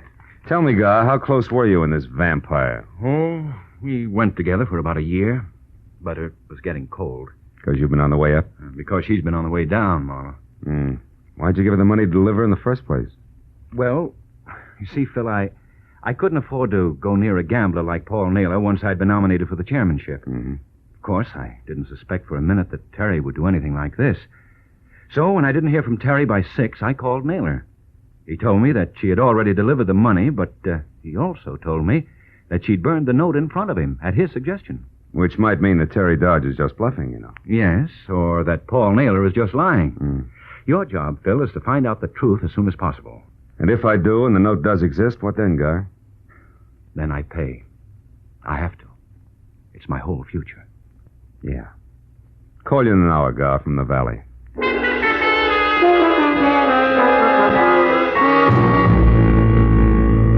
After Randall generously settled the matter of my fee with 2 crisp $100 bills, I got into my car and wound through Laurel Canyon into the San Fernando Valley and Sunswept Drive, where I parked away from number 3840, which was the kind of all-alone green and white ivy-choked cottage that life insurance ads wonder if you'll own when you're 65 and out of work. With one exception. The place was lit up like opening night at a Hollywood delicatessen. And when I got close to the front door, which was half open and splashing bright yellow over the mat-marked welcome, I heard a radio from someplace deep inside, playing slow, sad swing. When I knocked twice and got only more Dixieland for an answer, I walked in, calling Terry Dodge's name out loud as I moved through the empty living room. I couldn't tell why, but even as I said the name, I had the uncomfortable feeling that I was wasting my breath. And a minute later, when I entered the bedroom, I was sure of it. Because there, every drawer, closet, and cubbyhole had been turned inside out. And in the middle of all that, and face up on the carpet, was the still form of a beautiful blonde woman in a black silk hostess gown. The monogram in white over her breast pocket said she was Terry Dodge. The ugly circle of dark red on the side of her head said she was dead. Next to her body, I found the pieces of 2 airline tickets for Mexico City. Beyond that, the brass candelabra that had killed her. I dropped the tickets into my pocket and then went back to the living room and a telephone called my client. But when I reached for it, it went off. Hello? Hello, who is this? Friend of the family. Why? Oh, I'm curious by nature, friend of the family. Now, is Terry there? Yeah. She can't come to the phone right now. Any message? Yeah, there is. Tell her Rip Stranigan wants to talk to, if you don't mind. I don't. Oh, Terry. It's Rip Stranigan. What? Okay. Sorry, Stranigan. She'll have to call you back in a minute and... And what? And excuse me, but an unexpected visitor just dropped in. A beautiful one at that. With a gun. Which she knows how to use very well. The lady was tall with dark eyes and darker hair. It framed her face the color of warm honey, and she was wearing something white and plunging, which from the waist up had all the material in it of the average necktie. Who are you? Rip Stranigan. Mean anything? Only that you're a liar. I've seen Stranigan, and in the first place, Terry's boyfriend's an ex-football player about twice your size. Oh? Also, he's from Texas, and you couldn't be. No. And just between us, you're much better looking. So once more, who are you? Little boy Blue, who are you? Me? Well, I'm Annabelle, Terry's sister. Always come home with a 38 in your hand? Well, I only used this gun, Mr. Blue, because I thought you were a prowler. No. With the radio off so you can concentrate. How about the truth? All right. I'm a private detective named Philip Marlowe. Came here to talk to Terry Dodge. When I found the door open and nobody home, I decided to wait. Now, I can't wait any longer because I'm late for an appointment. So if you'll tell Terry I called, I'll appreciate it. Good night, Annabelle. Wait a minute before you go, one thing. What's that? You were wrong about being little boy Blue. Oh? You're prettier. Good night. My ego sent the lady went for me. But my professional cynicism labeled her local Mata Hari and suggested that I keep both feet on the ground. So when I was out of her sight at the front door, I tried the oldest trick in the book, which was opening it and then slamming it hard from the inside, which worked. Because when I quietly moved back to where we'd been standing, she was already in the bedroom. And I was glad to hear, surprised at what she'd found there. When she ran back into the living room, her face now the color of wet ashes, grabbed for the telephone and dialed a number that was more than the 3 digits that would bring the police. Hello? I was close enough to hear what she This said. is Maxine. She's dead. Yes, in her bedroom, and the place has been turned upside down. So somebody else is after that note, too. No, only a private detective named Marlowe. Well, he didn't act like it, said he was waiting for her. I'll tell you all about it later when I see... What? Keep looking. Listen, maybe you didn't understand me. Terry Dodge is dead. She's been murdered. Well, Maxine Rossi doesn't want to be standing around with jam on her face when the police arrive. It's hard on the reputation. Well, all right, one more look around, but believe me, it'll be a fast one. Goodbye. When she hung up and inched back toward the bedroom like it was a snake pit, I headed for the door and kept going until I was outside and over to where I'd left my car parked in the shadow of a huddle of dwarf palms. But then as I was about to get in, what I thought was just another tree reached out with both hands, grabbed me by the lapels, and slammed me hard against the side of my own car. Before I could get back onto my feet, what had to be the ex-gridiron great from Texas had both my gun and my wallet out and was smiling with more teeth than I'd ever seen before. Well, the friend of the family is a private detective, I see. Yeah, and the athlete's a scholar. He reads. Shut up, Marlowe. Smart aleck talk won't get you out of this. Now, what were you doing in my girl's apartment? Looking for a blackmailer named Terry Dodge. And before you get all worked up, Muscles, make up your mind. You want the truth or hot air out of me? You got a lot of nerve, fella. Doesn't answer the question. All right. I'll take the truth. But if it's anything but that, I'll break you in two. Now start talking. Why'd you call Terry a blackmailer? Because until tonight she was up to a mascara and a deal that called for a man named Garfield Randall to pay her $20,000 to keep his future intact. I don't believe you. I never heard her speak that name. Proves the point, Stranigan. They've been going together off and on for a year now. What? Why, just last night Terry told me that she didn't even want to see any other man. And as of last night, that might have been the truth. Because a few hours ago, this Randall got his framed picture back from her with interest. The demand for the $20,000? The same. Stranigan, what would you say if I told you Terry Dodge has been murdered? No, Hey, Marlowe! let go. You're lying! Stranigan, let go of my throat. Lying! It's through to your head. Let go. Let go. I'm sorry, fella. Do you have any idea who did it? Yeah, but there's still a little groundwork to be done before I go to the police. You mean nobody knows about this yet? Outside of a girl named Maxine Rossi, someone she talked to on the telephone, and the murderer, no. Now tell me, Stranigan, did you ever hear Terry speak of either this Rossi girl or a gambling note that a guy named Paul Naylor held? No, I didn't, Marlowe. But where do those two fit in? That, Stranigan, comes under the heading of groundwork. Now, if you can keep all this under your sombrero until you hear from me again, I'll take my gun and wallet and get going. What do you say? I say yes. On one condition, Marlowe. When you do get to the killer, I'll get first crack at him. Fair enough. Now, where can I reach you? 4812 North Ogden Drive. You think you'll need any help? I don't know. Paul Naylor's my next stop, and according to the talk downtown, he's a hard man to get next to. I'll call you later.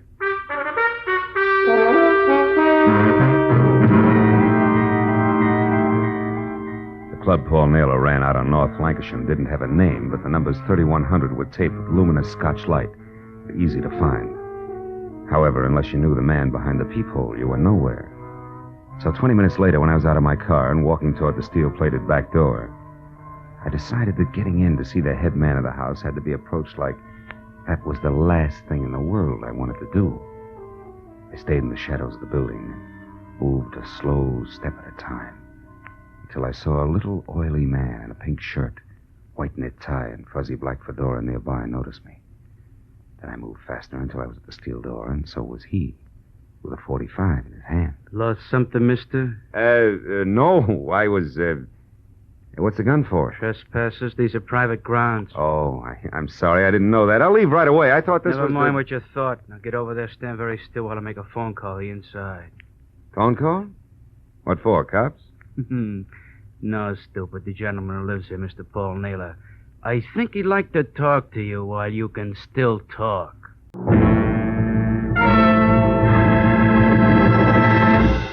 In just a moment, the second act of Philip Marlowe. But first, a man who knows something about cars makes a better driver than a man who's completely blank about what's underneath the hood. And in the same way, a man who knows something about our American economic system is able to be a better citizen than a man who hasn't any idea at all about what makes the wheels go around. Understanding our system of mass production enables one to feel renewed pride in the high standard of living this kind of production has helped provide. And it's understanding, too, that enables us to work at some of our system's defects, like sharp ups and downs in prices and jobs. So read, study, listen. And with all of us working together, we can increase our productivity still further and provide for even wider distribution of benefits. Now, with our star, Gerald Mohr, we return to the second act of Philip Marlowe and tonight's story, The Promise to Pay.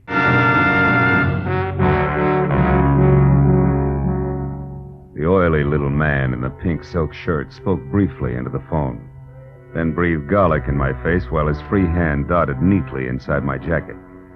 When it came out, it brought 38 with it. Then he jerked me around, unlocked the heavy back door, shoved me through, and marched me on the business end of his 45 down a strip of blue carpet ankle deep to another door of glossy blonde mahogany. He slammed me face first up against it, and then signaled for an audience. The door swung open. He prodded me.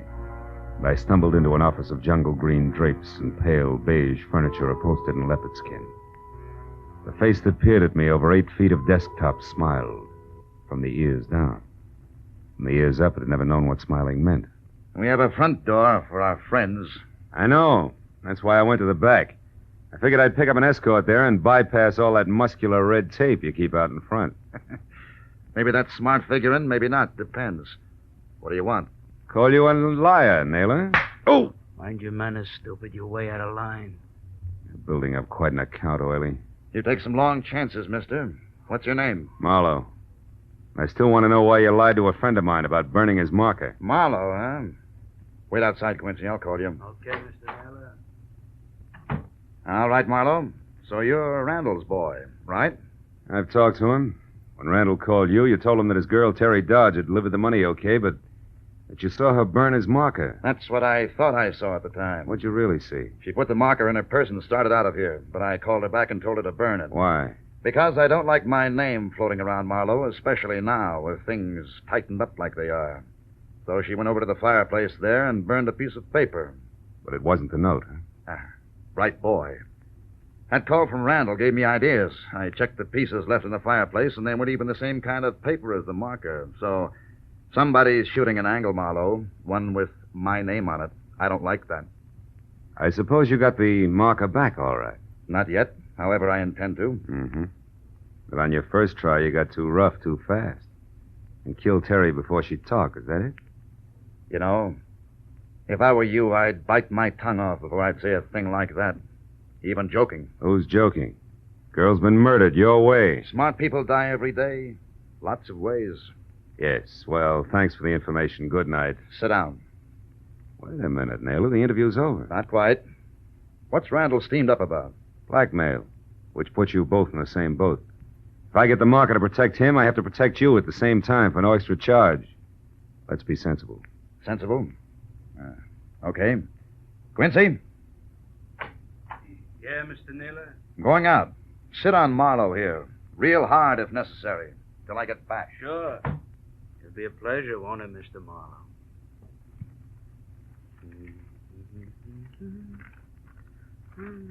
Oily straightened his tie and sat down opposite me, humming to himself. Then he unfolded a racing form, tilted his chair back, and apparently forgot about me. He was a perfect setup for a very old gag. Because the 2 back legs of his chair were perched on the far edge of a green hook rug that I could reach easily. His eyes okayed my request to light a smoke, and then drop my matches. When I bent down to get them, I grabbed the rug instead and yanked hard. Couldn't resist, could you, sucker? I'm faster than I look. Come on, I should have known. Well, 100%. Now I got an excuse to work you. Wait a minute, Naylor will want to talk to me when he gets back, Stooge. You'll be able to talk, only maybe you won't think so good. Get back there in the corner. Go on, move. That's it. Now turn around and face the wall. He kept the 45 pointed at my middle even while he shifted it to his left hand. Then he dipped his right into the side pocket and brought it out, clenched around an ugly set of brass knucks. There was a tight knot in the pit of my stomach as he started toward me. I just made up my mind to try for his gun regardless when I heard it. When I turned and looked, Oily was sprawled face down on the floor and sprinkled with chunks of shattered crockery, and standing over him like a victorious gladiator was Maxine Rossi. Marlowe, I came as soon as I found out you were in here. He is so vicious, this Quincy. Not at the moment, baby, thanks to you. But I don't get it. There's no How did time you... for talk now. Come to the roulette table as soon as you can. Hurry, darling. I watched her slip through a side door. Then, rolled Quincy over, got my gun back in its holster, and all of 7 seconds later went out through the same side door. It opened into a lush room, 50 by 50, checkerboarded with people bunched around evenly spaced gaming tables. I moved toward the click of a roulette wheel and found Maxine there throwing blue chips around, with a subtle recklessness that meant she had a fortune to squander or that she was a shill for Naylor. How's your luck, baby? Still holding? Uh-huh. It is so far. But it may change any instant now. Yeah, well, I guess it's my turn then. Come on, I'll pick up some chips. 10 black. Marlowe, we got to get you out of here. You work for Naylor, don't you, Maxie? Yes, but not like I'd work for you, Marlowe. Oh? He sent you up to Terry Dodge's place tonight. Find out what she wanted with that marker. And it was Naylor you called when you found Terry's body, huh? Yeah. He just left Marlowe not a minute ago. 50-00. Where was he heading? I don't know. But one of those scraps of paper that wasn't burned in the fireplace. There was a telephone number of a travel agency on it. He had that with him. A travel agency? Yeah. That might be the one shot I need. Listen, Maxie, Uh-oh. The boys have got me pegged. They're moving in. I was afraid of this. Wait till the lights go out, darling, and then run for The it. lights. Baby, I love you. What about you, Maxie? Don't worry, my father was a longshoreman in San Francisco. I'll know how to get it. She walked slowly as far as the back corridor, then started to run, and as the two gorillas angled toward the room toward me, I pretended to study the odds on the crap table while I edged for the door. They were almost up to me when the room went suddenly black. And a girl, Maxie. I ducked low and belted for the front entrance, all stops open.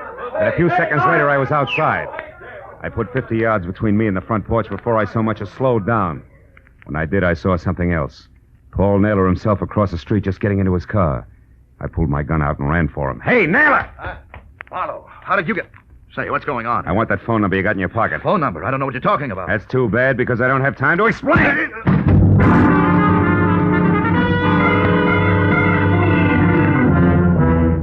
was 5 minutes and all of 5 miles later when I stopped at a gas station and climbed into a phone booth to call the travel agency number on a half-burned piece of paper that I'd taken from Paul Naylor. I was sure now that at least I'd get an answer to fit the 2 airline tickets to Mexico City. But the girl who answered the phone exploded that dream with her opening line. Good evening, Canadian and Northern Railway Agency. Canada. It didn't make sense. On a hunch, I shot a girl the description of Terry Dodge and hit pay dirt on the first try. A woman who matched it had made a reservation that afternoon to leave for Canada at midnight alone. But then the girl asked me a question. And the answer to that made my next stop my client as fast as I could get there. The drive into Laurel Canyon and up the twisting trail they call the road put some new gray in my hair. But before I got to Randall's house, I pulled over, parked, and climbed the rest of the way quietly on foot.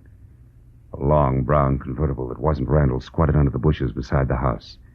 I crossed the patio and went in through an open window. I could hear voices, so I inched along the back hall to an open study door and listened. Don't try anything cute, buddy, or I'll break you in two, and I mean it. Well, what do you say? Give me the money and I'll give you that marker. Well, How do I know you've got the marker? Where did you get it? I killed that double-crossing girlfriend of ours, sweet Miss Terry Dodge, to get it. That's where. What? You mean Terry's dead? Yeah.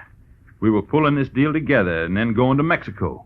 But she got greedy, was going to get the money and take off for Canada alone. So now I'm doing it alone. Get the dough, Randall. Time's short. Wait, I want to see the marker first. Well, sure. Hand me that picture there. That's right, pretty boy. The one Terry sent back to you today. Well, come on. All right. Here. Thanks. Hey, what are you... What? The marker.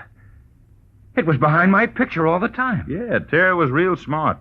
And so was that blabbermouth Marlowe. He tipped me off to the whole thing when he told me Terry sent this back to you today. The marker wasn't anyplace else, so it had to be here. And here it is, Randall. All yours. For 20 grand. No, I won't pay it. I'd have paid Terry blackmail for that note, but I won't shield a killer. All right, Randall, have it your way. But I'm walking out that front door, and that means I gotta leave you dead on the floor. Randall, Doc! Not this time, Marlowe! Oh, Marlowe, that was awfully close. Never mind that. Come on, let's get him. Oh, you missed him. Yeah, stay here. I'll get him. Oh, my car. I left it halfway down the hill. He'll be 10 miles away the way he's driving before I can get to it. He's got to be good to drive those roads that fast. Yeah. Phil. He went over. He was going too fast to get around your car. He went over. Yeah. And if anybody ever had it coming, it was Rip Stranigan. All American.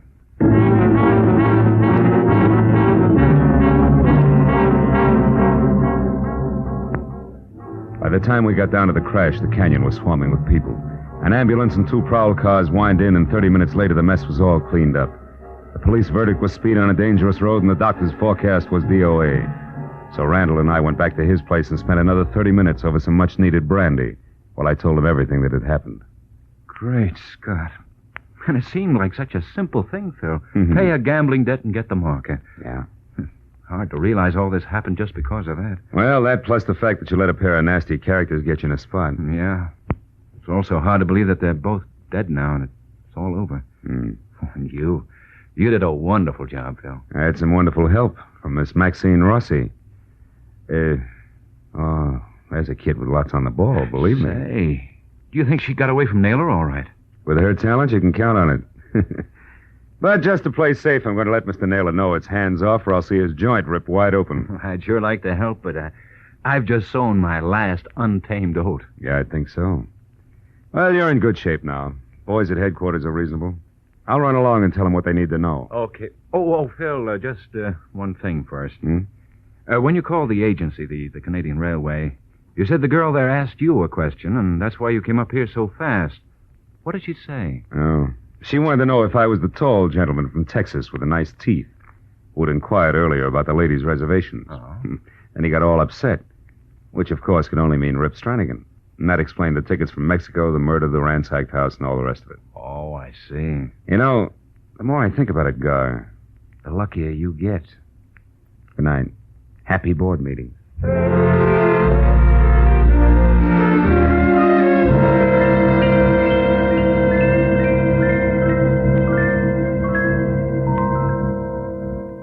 It was 2:00 in the morning.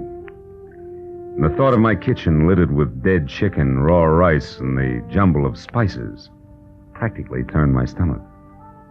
Until I opened my apartment door.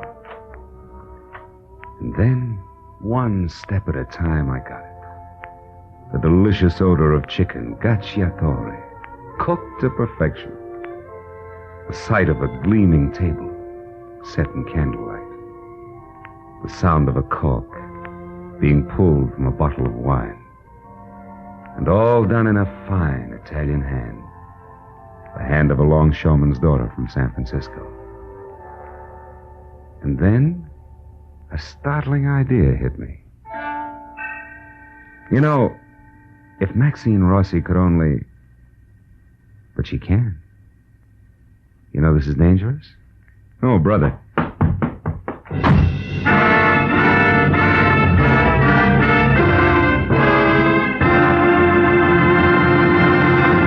The Adventures of Philip Marlowe, created by Raymond Chandler, star Gerald Mohr, and are produced and directed by Norman MacDonald. Script is by Mel Donnelly, Robert Mitchell, and Gene Levitt. Featured in the cast were Bill Johnstone, Betty Lou Gerson, Barney Phillips, John Daner, and Jack Crucian. The special music is by Richard O'Runt. Be sure to be with us again next week when Philip Marlowe says... When it started, the tide was high on the San Pedro waterfront, and a hot-tempered kid had murder on his mind. But there was a knife at my throat, a beating under the piers, and a corpse on the beach before the tide went out again. And the kid was finally stopped.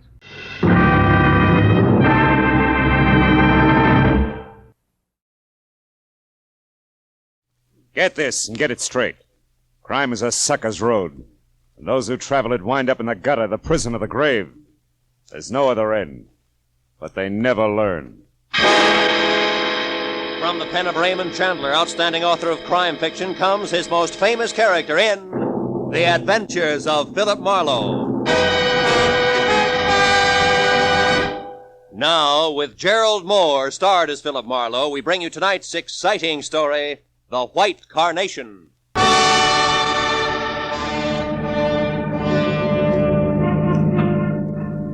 can't understand it. Ben Reynolds is a wonderful guy with a really great future, intelligent, handsome. Well, you've seen his picture. Yeah. You said he's a doctor, didn't you, Casey, an MD? That's right. He's already known as one of the best young medical men in town. Turn left at the next corner, Marlowe. Okay. You also said he's to be married soon. Soon. Tomorrow. Oh. And to the swellest girl in the world, Margaret Vanderveer. Vanderveer. As in Beverly Hills, huh? Yes, you know them? Oh, just a name. Marlowe, we've got to locate Ben Reynolds fast and find out what's wrong. Are you sure it's not just a last-minute case of cold feet? Cold feet? Yeah. Oh, Marlowe, he's in love with the girl. I'm his best man, I know. Besides, this marriage means a lot to the guy's career. He wouldn't run out. It happens, Casey. Oh, not to Ben. Why, he was fine, happy, full of laughs, right up to the minute we went into that flower shop. Flower shop? Yeah, some small place called Steiner's Flowers on Temple Street. Ben and I were driving along there this afternoon when I remember the one thing I'd overlooked was a white carnation for the groom.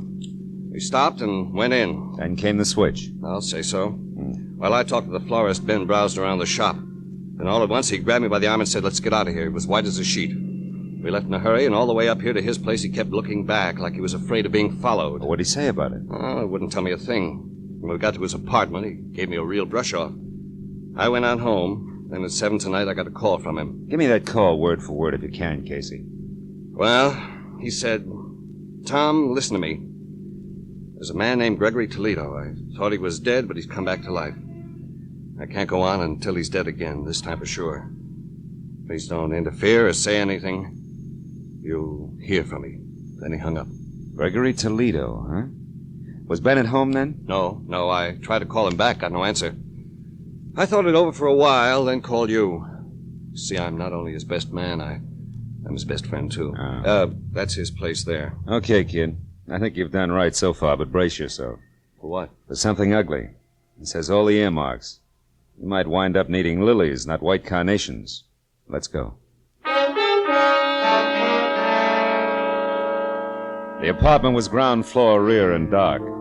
Inside, from walnut paneling to the sweet, nutty smell of good pipe tobacco, Dr. Ben Reynolds' place was neat, clean, and cozy until we got to the kitchen. There the air was thick with a strong disinfectant. The doctor's kit was open on the sink. Beside it was a heap of blood-soaked gauze topped by a pair of forceps.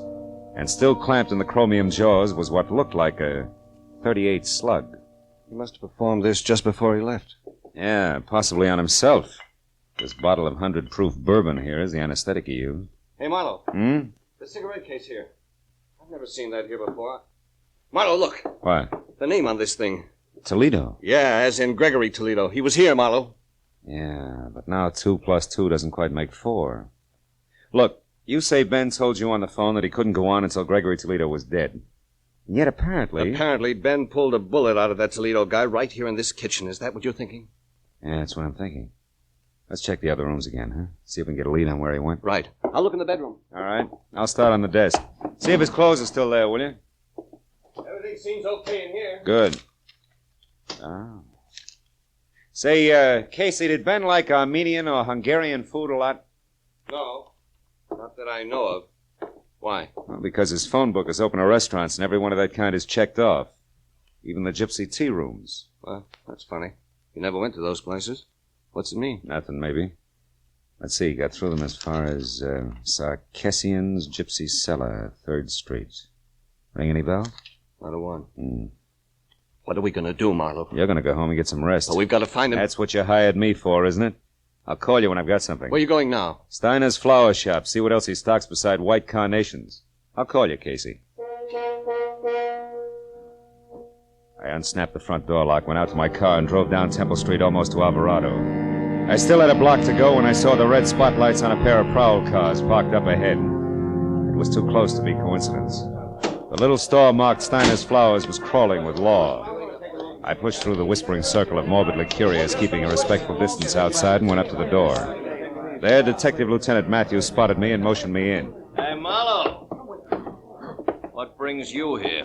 Business. Stop for a bachelor button. Uh-huh. Well, you're a bit late. The joint's closed. Proprietor's been murdered or so, I think. You think? Can't you tell? All right, let's put it this way. He's dead under suspicious circumstances. Ah, that's one way of putting it. You know there's not a mark on him? Nothing. Here, take a look. The back room. All right. There you are. That's him. One Harlan Steiner. There was a gun beside him on the floor, been fired once, very recently. What caliber, Matthews? Oh, 38. And no bullet holes in here, so he might have scored. Hey, why? Just curious. Uh-huh. Now, wait a minute, what's this? Motive, maybe. List of currency denominations and amounts sent over from his bank and dated today. Adds up to $40,000. Hey, that guy had $40,000 cash delivered here? That's right. I didn't realize a small flower business could be that good even on a big day. Oh, at your age, it can't. And there's no sign of that cash around now. Well, maybe he was robbed, huh? Mm-hmm. By a handsome, well-dressed guy was seen running out of here earlier tonight. Steiner probably died of heart failure from the excitement, so that's that. But why did he have so much dough brought in here in the first place? And how did this get here in the back room? What? This. Oh, cigarette with lipstick. Yeah. Well, Matthews, even florists are human, you know. So are cops. I've heard. Yeah. Now give me a straight answer, Phil, huh? Of all the places in town, how come you show up here, this dumpy, out-of-the-way flower shop? I was driving by on my way home, saw your car, so I stopped. Easy as that. Could have done that well all by myself. Mooney. Yeah? You can have it now. Tell him at the morgue I want a fast job. We've seen all we can here. All except that at the front door, Matthews. What? Get a load of it. Maybe she's your lipstick. Oh. Steiner here now? Are you a friend of Steiner's, miss? Not exactly, sir. I sometimes buy flowers from him. I see. Were you in here earlier today? No, I haven't been here for several days. What's wrong? Mm-hmm. You'll find out soon enough, miss. Better move along now. Go on. Yeah, okay. No, she's too dark. Your lipstick's awful blonde. Yes, I know. Well, I guess I'll shove off, too. Take it easy, Lieutenant. Sure, boy. Hey, Phil. What? Look, if you should happen to stumble over 40 grand on your way home, get in touch, will you? Don't I always? Good night, Matthews. I drove down Alvarado to 3rd Street and turned right. In a few minutes, I was parked in front of a gaudy doorway at the foot of a half a dozen steps dimly lit by a rusty hanging lantern under a sign. It said Sarkessian's Gypsy Cellar. Armenian dishes are specialty, Alex Sarkessian, proprietor. Inside, the place was a stone floor, imitation oak booths, all empty. The 5 feet high that hustled toward me out of a dark corner was Sarkessian himself. The welcome smile dribbled off his face like spilled beer when I said all I wanted was some information. Why you come here for it, huh? What kind of information do you want? On some people, Mr. Sarkessian. Do you know a man named Gregory Toledo? No. Well, how about Reynolds, Ben Reynolds? No. Okay. Try, never mind, that girl on the billboard there. Who's she? Madame Vadena, just like it says, she's on the billboard. What's her real name? Ruby Vadena. She works here. Works. If somebody wants to call looking at tea leaves in a cup, work. But the customer expects it. The customer is always right. So Ruby Vadena works here, but not tonight. All right, where can I find her? Why? Because I saw her a few minutes ago in a certain flower shop. Oh, that's a very good reason. Now, look, mister, I run a restaurant, not a Lonely Hearts. You look, Sarkessian, your little gypsy's in a murder right up to her big brass earrings. I gotta talk to her right now. A murder? I knew that fake. Oh, that no good. She ruins my business. What kind of appetite can murder give anybody, I ask you? I ask you for the last time, where does Ruby live? Villa Garibaldi on the end of Reposa Street. Thanks. When you find her, tell Sarkessian says she's fired. She don't come in my place again, you hear? She's washed out.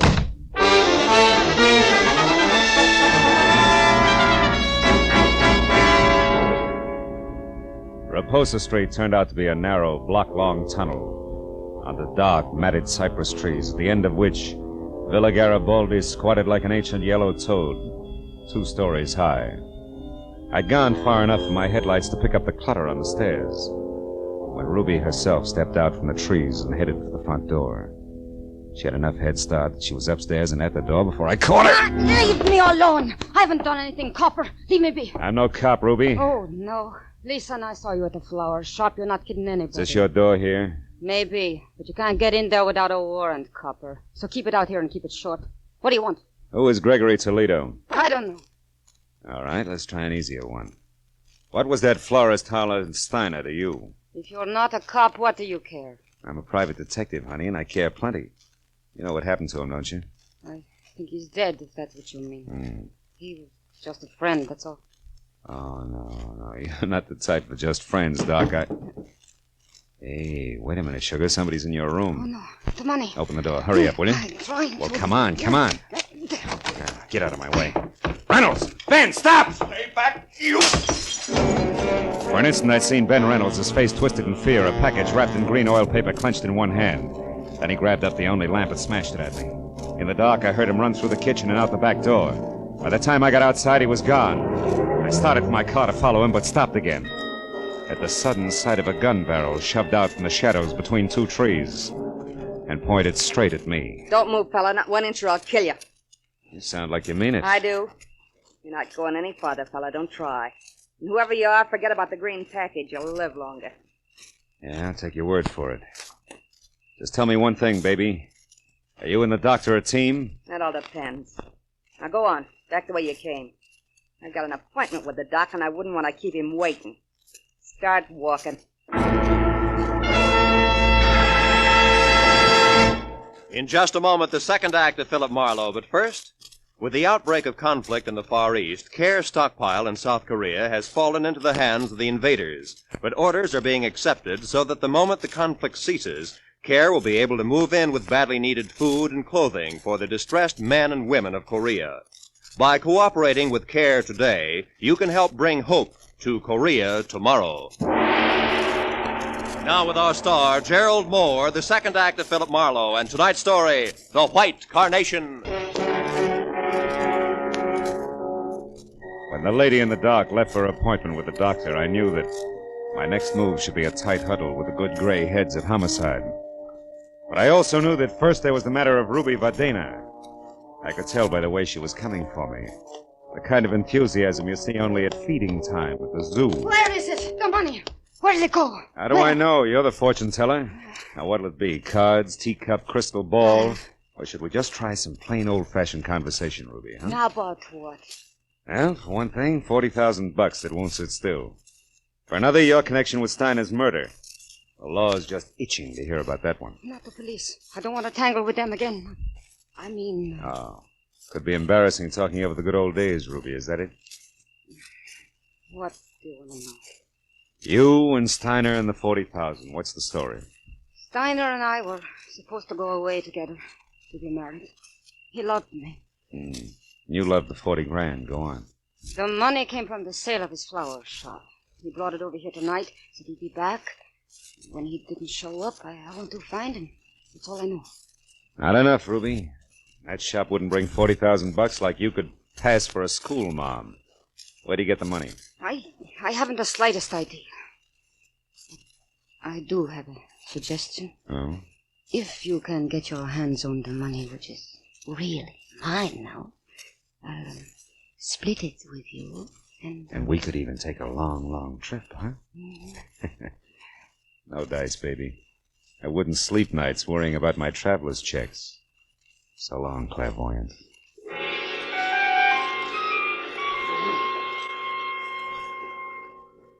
When I left the piano-shawled beauty with the $sign heart, I stopped at a mobile gas station, and while they filled my tank, I made a call back to the flower shop. Learned that Detective Lieutenant Matthews had gone down to the morgue. But 20 minutes later, when I was there, I was still a step behind, because Matthews had since gone on to headquarters. However, I was also a step ahead. They had just learned why Steiner had died. Connor, the attendant, was pleased as punch to tell me all about it. Hey, see, Marlowe? Right here in the back of the neck. Got slap of the hypodermic needle. Holes no bigger than a mosquito bite. Real hard to find. Mm-hmm. And it was an injection that killed him, Connor, huh? Some kind of poison? We'll have it tagged in a couple of hours. Want me to let you know what it is? No, never mind. I'll be in touch with Lieutenant Matthews anyway. By the way, Connor, mind if I use your phone? Why should I? They don't send me the bill. Over on the wall there. Thanks. But, Marlowe, no long distance, huh? Oh, no. Downtown, Connor. Not another inch. That case, help yourself. Mm-hmm. You know, Marlowe, one night some news hawk got on the tube here and talked to his girl in Long Beach for 40 minutes. It was 2 weeks later we found out it was Long Beach, Long Island, not Long Beach, California. Thomas, I'm Lieutenant Matthews. Marlowe Matthews, I'm down at the morgue. Oh, what is it, Marlowe? Steiner, or are you still just a wayfaring stranger? No, it's Steiner. Look, Matthews, I found out a couple of things that might help. I figured you would. Who is it, Marlowe? Well, so far it could be a Dr. Reynolds, but there's more to it. always is. Wait there, Phil. I'll be over. Okay, but one thing first, Matthews. Does the name Gregory Toledo is in Ohio mean anything to you? Offhand, no. Why? Where does it fit in? Yeah, well, I'm not sure. When I started, Dr. Reynolds was out to kill Toledo again. It seems he's come back to life. Come back to what? Sounded like you said... I did, yeah. Well, we'll talk about it when you get here. So long, Matthews. Hey, pardon me for butting in, Mr. Marlowe, but that's kind of funny. What you said, I mean. Why? It was the name you threw at Matthews, Toledo. You see, No, I couldn't. Well, wait a minute, Connor. Huh? What's funny about the name Toledo? Come on, it can count plenty. Oh, it's just a coincidence, that's all. That can be enough. Let's have it. Okay, Marlowe. About 6 or 7 years ago, we had a dead one in here named Toledo. Yeah? The front part I don't recall, but it wasn't that Gregory. Anyhow, the cops shot him full of holes for resisting arrest. What's the kind of funny part? Oh, not much, Marlowe. Only you just tied somebody named Toledo to this Steiner here who was killed with a hypo. And? And the Toledo bird I'm talking about was a dope peddler. Dope peddlers, Marlowe, are sometimes real handy with hypo needles. Nothing, huh? No. Not unless it fits tighter. Hey, look, Connor, you keep files here, don't you? Yeah. You could get me an address on the Toledo you're talking about. A first name, next of kin, so on, couldn't you? Sure I could. What's more, I'd be glad to, Marlowe. Why, if this meant something, it'd be... Yeah, well, let's get to the files, huh, Yeah, Connor? yeah, sure, Attaboy. this way. Morgue attendant cracks keys. Gosh, it'll be right over here. Hey, here we are. Bias, Toledo. Yeah, Toledo. Here it is, Marlowe. Let me see that. Toledo, John Edward, August 18th, 1943. Shot to death by police officers Celestes and Hogenberg. Resisting arrest. Address, 31 Juniper Place, Ocean City, California. Next of kin. Holy smoke. Gregory Toledo, a son. Connie, you're a genius. Oh. Now, do one more thing for me, will you please? Yeah, sure. When Lieutenant Matthews gets here, tell him I'm sorry to stand him up, but that if I'm real lucky, he won't be mad at all. Yeah, but Marlowe, this address at Ocean City's 7 years old. I know, Connor. That's why I said real lucky. I'll see you.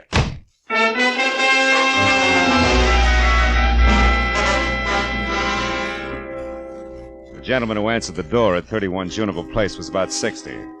Wore a spotted torn bathrobe that read like a menu and needed a shave, a haircut, and peeping through his torn slippers, I saw a Blue Jay corn plaster. However, his spirit was bright. Seems he liked having visitors. Yes, sir. You're the manager? Oh, I am indeed. Have been for 18 years. Albert A. Keyline. You were looking for a room, sir? No, just some information, Mr. Keyline. My name's Marlowe. I'm a private detective, and A private detective? Well, come right in, sir. My goodness, don't often get to chat with a man in your profession. No, I welcome the opportunity. I usually keep the living room closed except on Sunday, but tonight I think we can forget that regulation. Yeah, well, look, The Morris chair there is the best one. Make yourself comfortable. Thank you. Mr. Keyline, did you know John Toledo? Toledo?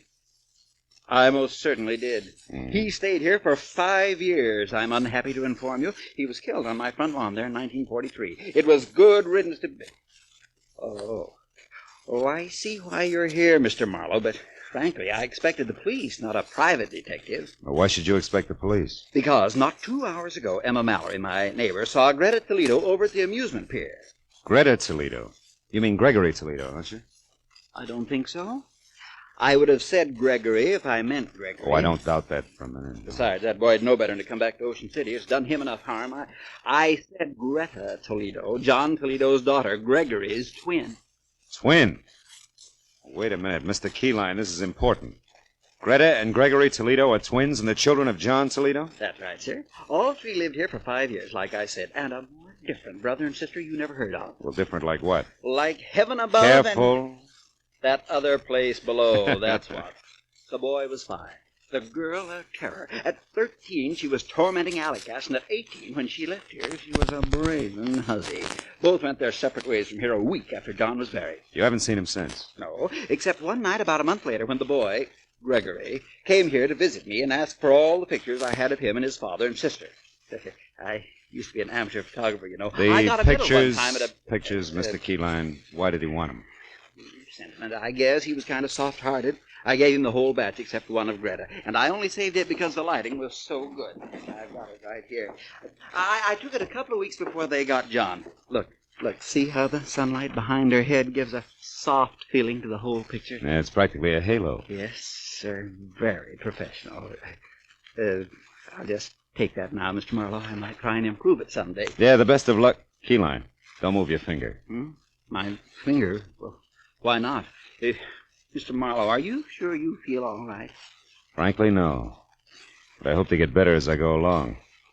Listen, Keyline, that neighbor of yours, that Emma, who said she saw Greta Toledo at the amusement pier, was it the big one off the foot of Surf Street? Oh, sure was. Emma saw her go behind one of the concessions and take a flight of stairs down to the beach. Which flight of stairs? There's a half a dozen of them, Keyline. Think, will you? You don't have to. I know, because Emma said it was the flight by the cotton candy concession. You know, that fuzzy stuff. And he's near the merry-go-round. I'm sure of that because Emma mentioned the merry-go-round. She never leaves out any details, you know. Emma's a thorough...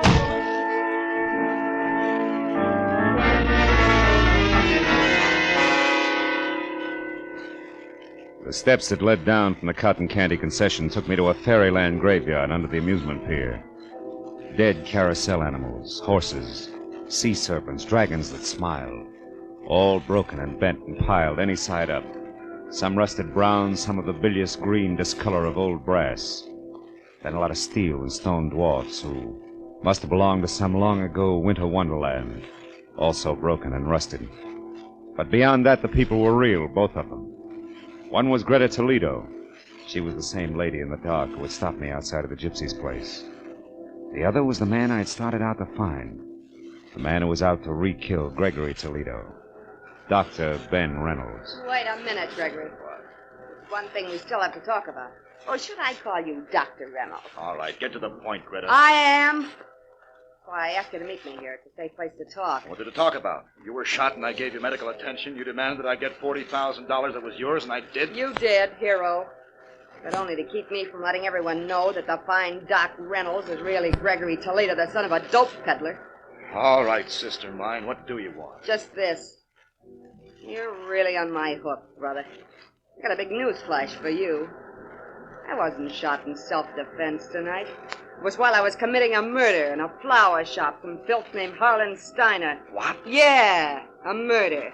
With a hypodermic needle. I murdered a man who was double-crossing me.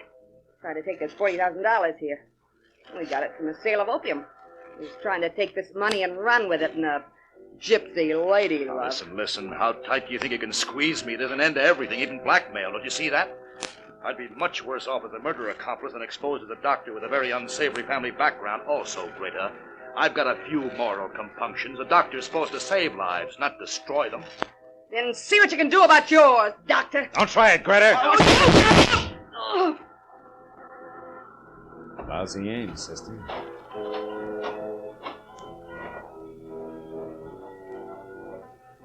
She's dead. Yeah. And so is Gregory Toledo, finally. We better get to the police, Dr. Reynolds.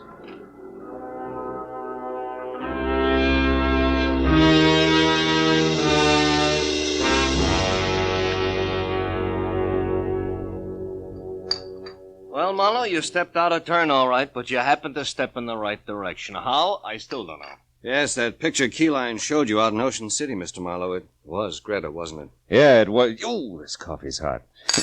Didn't mean a thing, though, Tom. I'd only seen Greta in the dark at the Gypsies. Yeah, then how did it help? More coffee here, please. Huh? Coffee. Oh, sure. Well, it helped, actually, when Keyline added his finger. That covered the girl's hair. And when I could only see the face... It looked like a man, and you saw not Greta, but her twin brother, Gregory. Wait a minute. Right. Who you knew as Dr. Reynolds from a picture you'd seen earlier? Good work, Marlowe. No. Good luck, Matthews. There was Connor in the morgue, a gabby woman named Emma Mallory, Keyline's hobby as a photographer, and, lots of little things. Pardon me, Lieutenant. I don't quite know how to say this, but what about the publicity, the newspapers, and what it'll do to, well, Dr. Reynolds being Gregory Toledo. Dr. Reynolds being who? Hey, miss, I'd like that coffee tonight. You know, I always did like you, Matthews. Good night, fellas.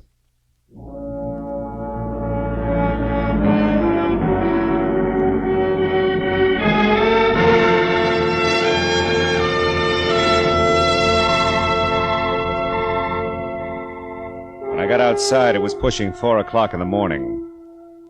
And I was tired of a long night that had been crowded with a lot of death and a lot of people. But I was also looking forward to a lot of life. Good life. For Dr. Ben Reynolds and his bride. So, thinking about them, I drove slowly through the quiet city streets until the black melting into gray in the corners of the sky said it was almost tomorrow. And then I went home, found a telegram. It was from the groom.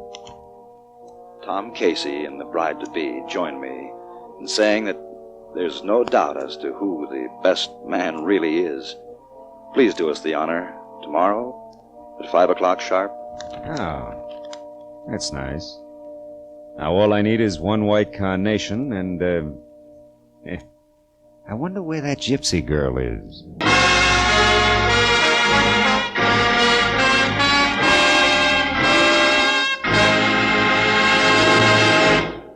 The Adventures of Philip Marlowe, bringing you Raymond Chandler's most famous character, star Gerald Mohr, are produced and directed by Norman MacDonald and written for radio by Robert Mitchell and Gene Levitt.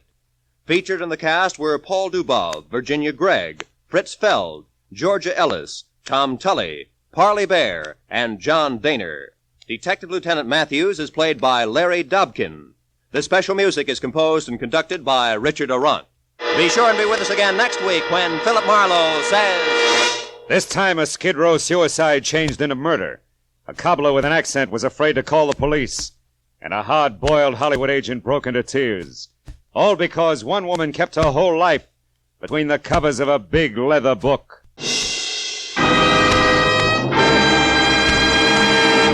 There's a very charming, very amusing young couple to be found at CBS The Stars address every Saturday evening. They're Liz and George Cooper, and Liz is played by the glamorous Hollywood comedian Lucille Ball. It's wonderfully hilarious. It's comedy at its best. My Favorite Husband, starring Lucille Ball, every Saturday night on most of these same CBS stations. THESTARSADDRESSISCBS.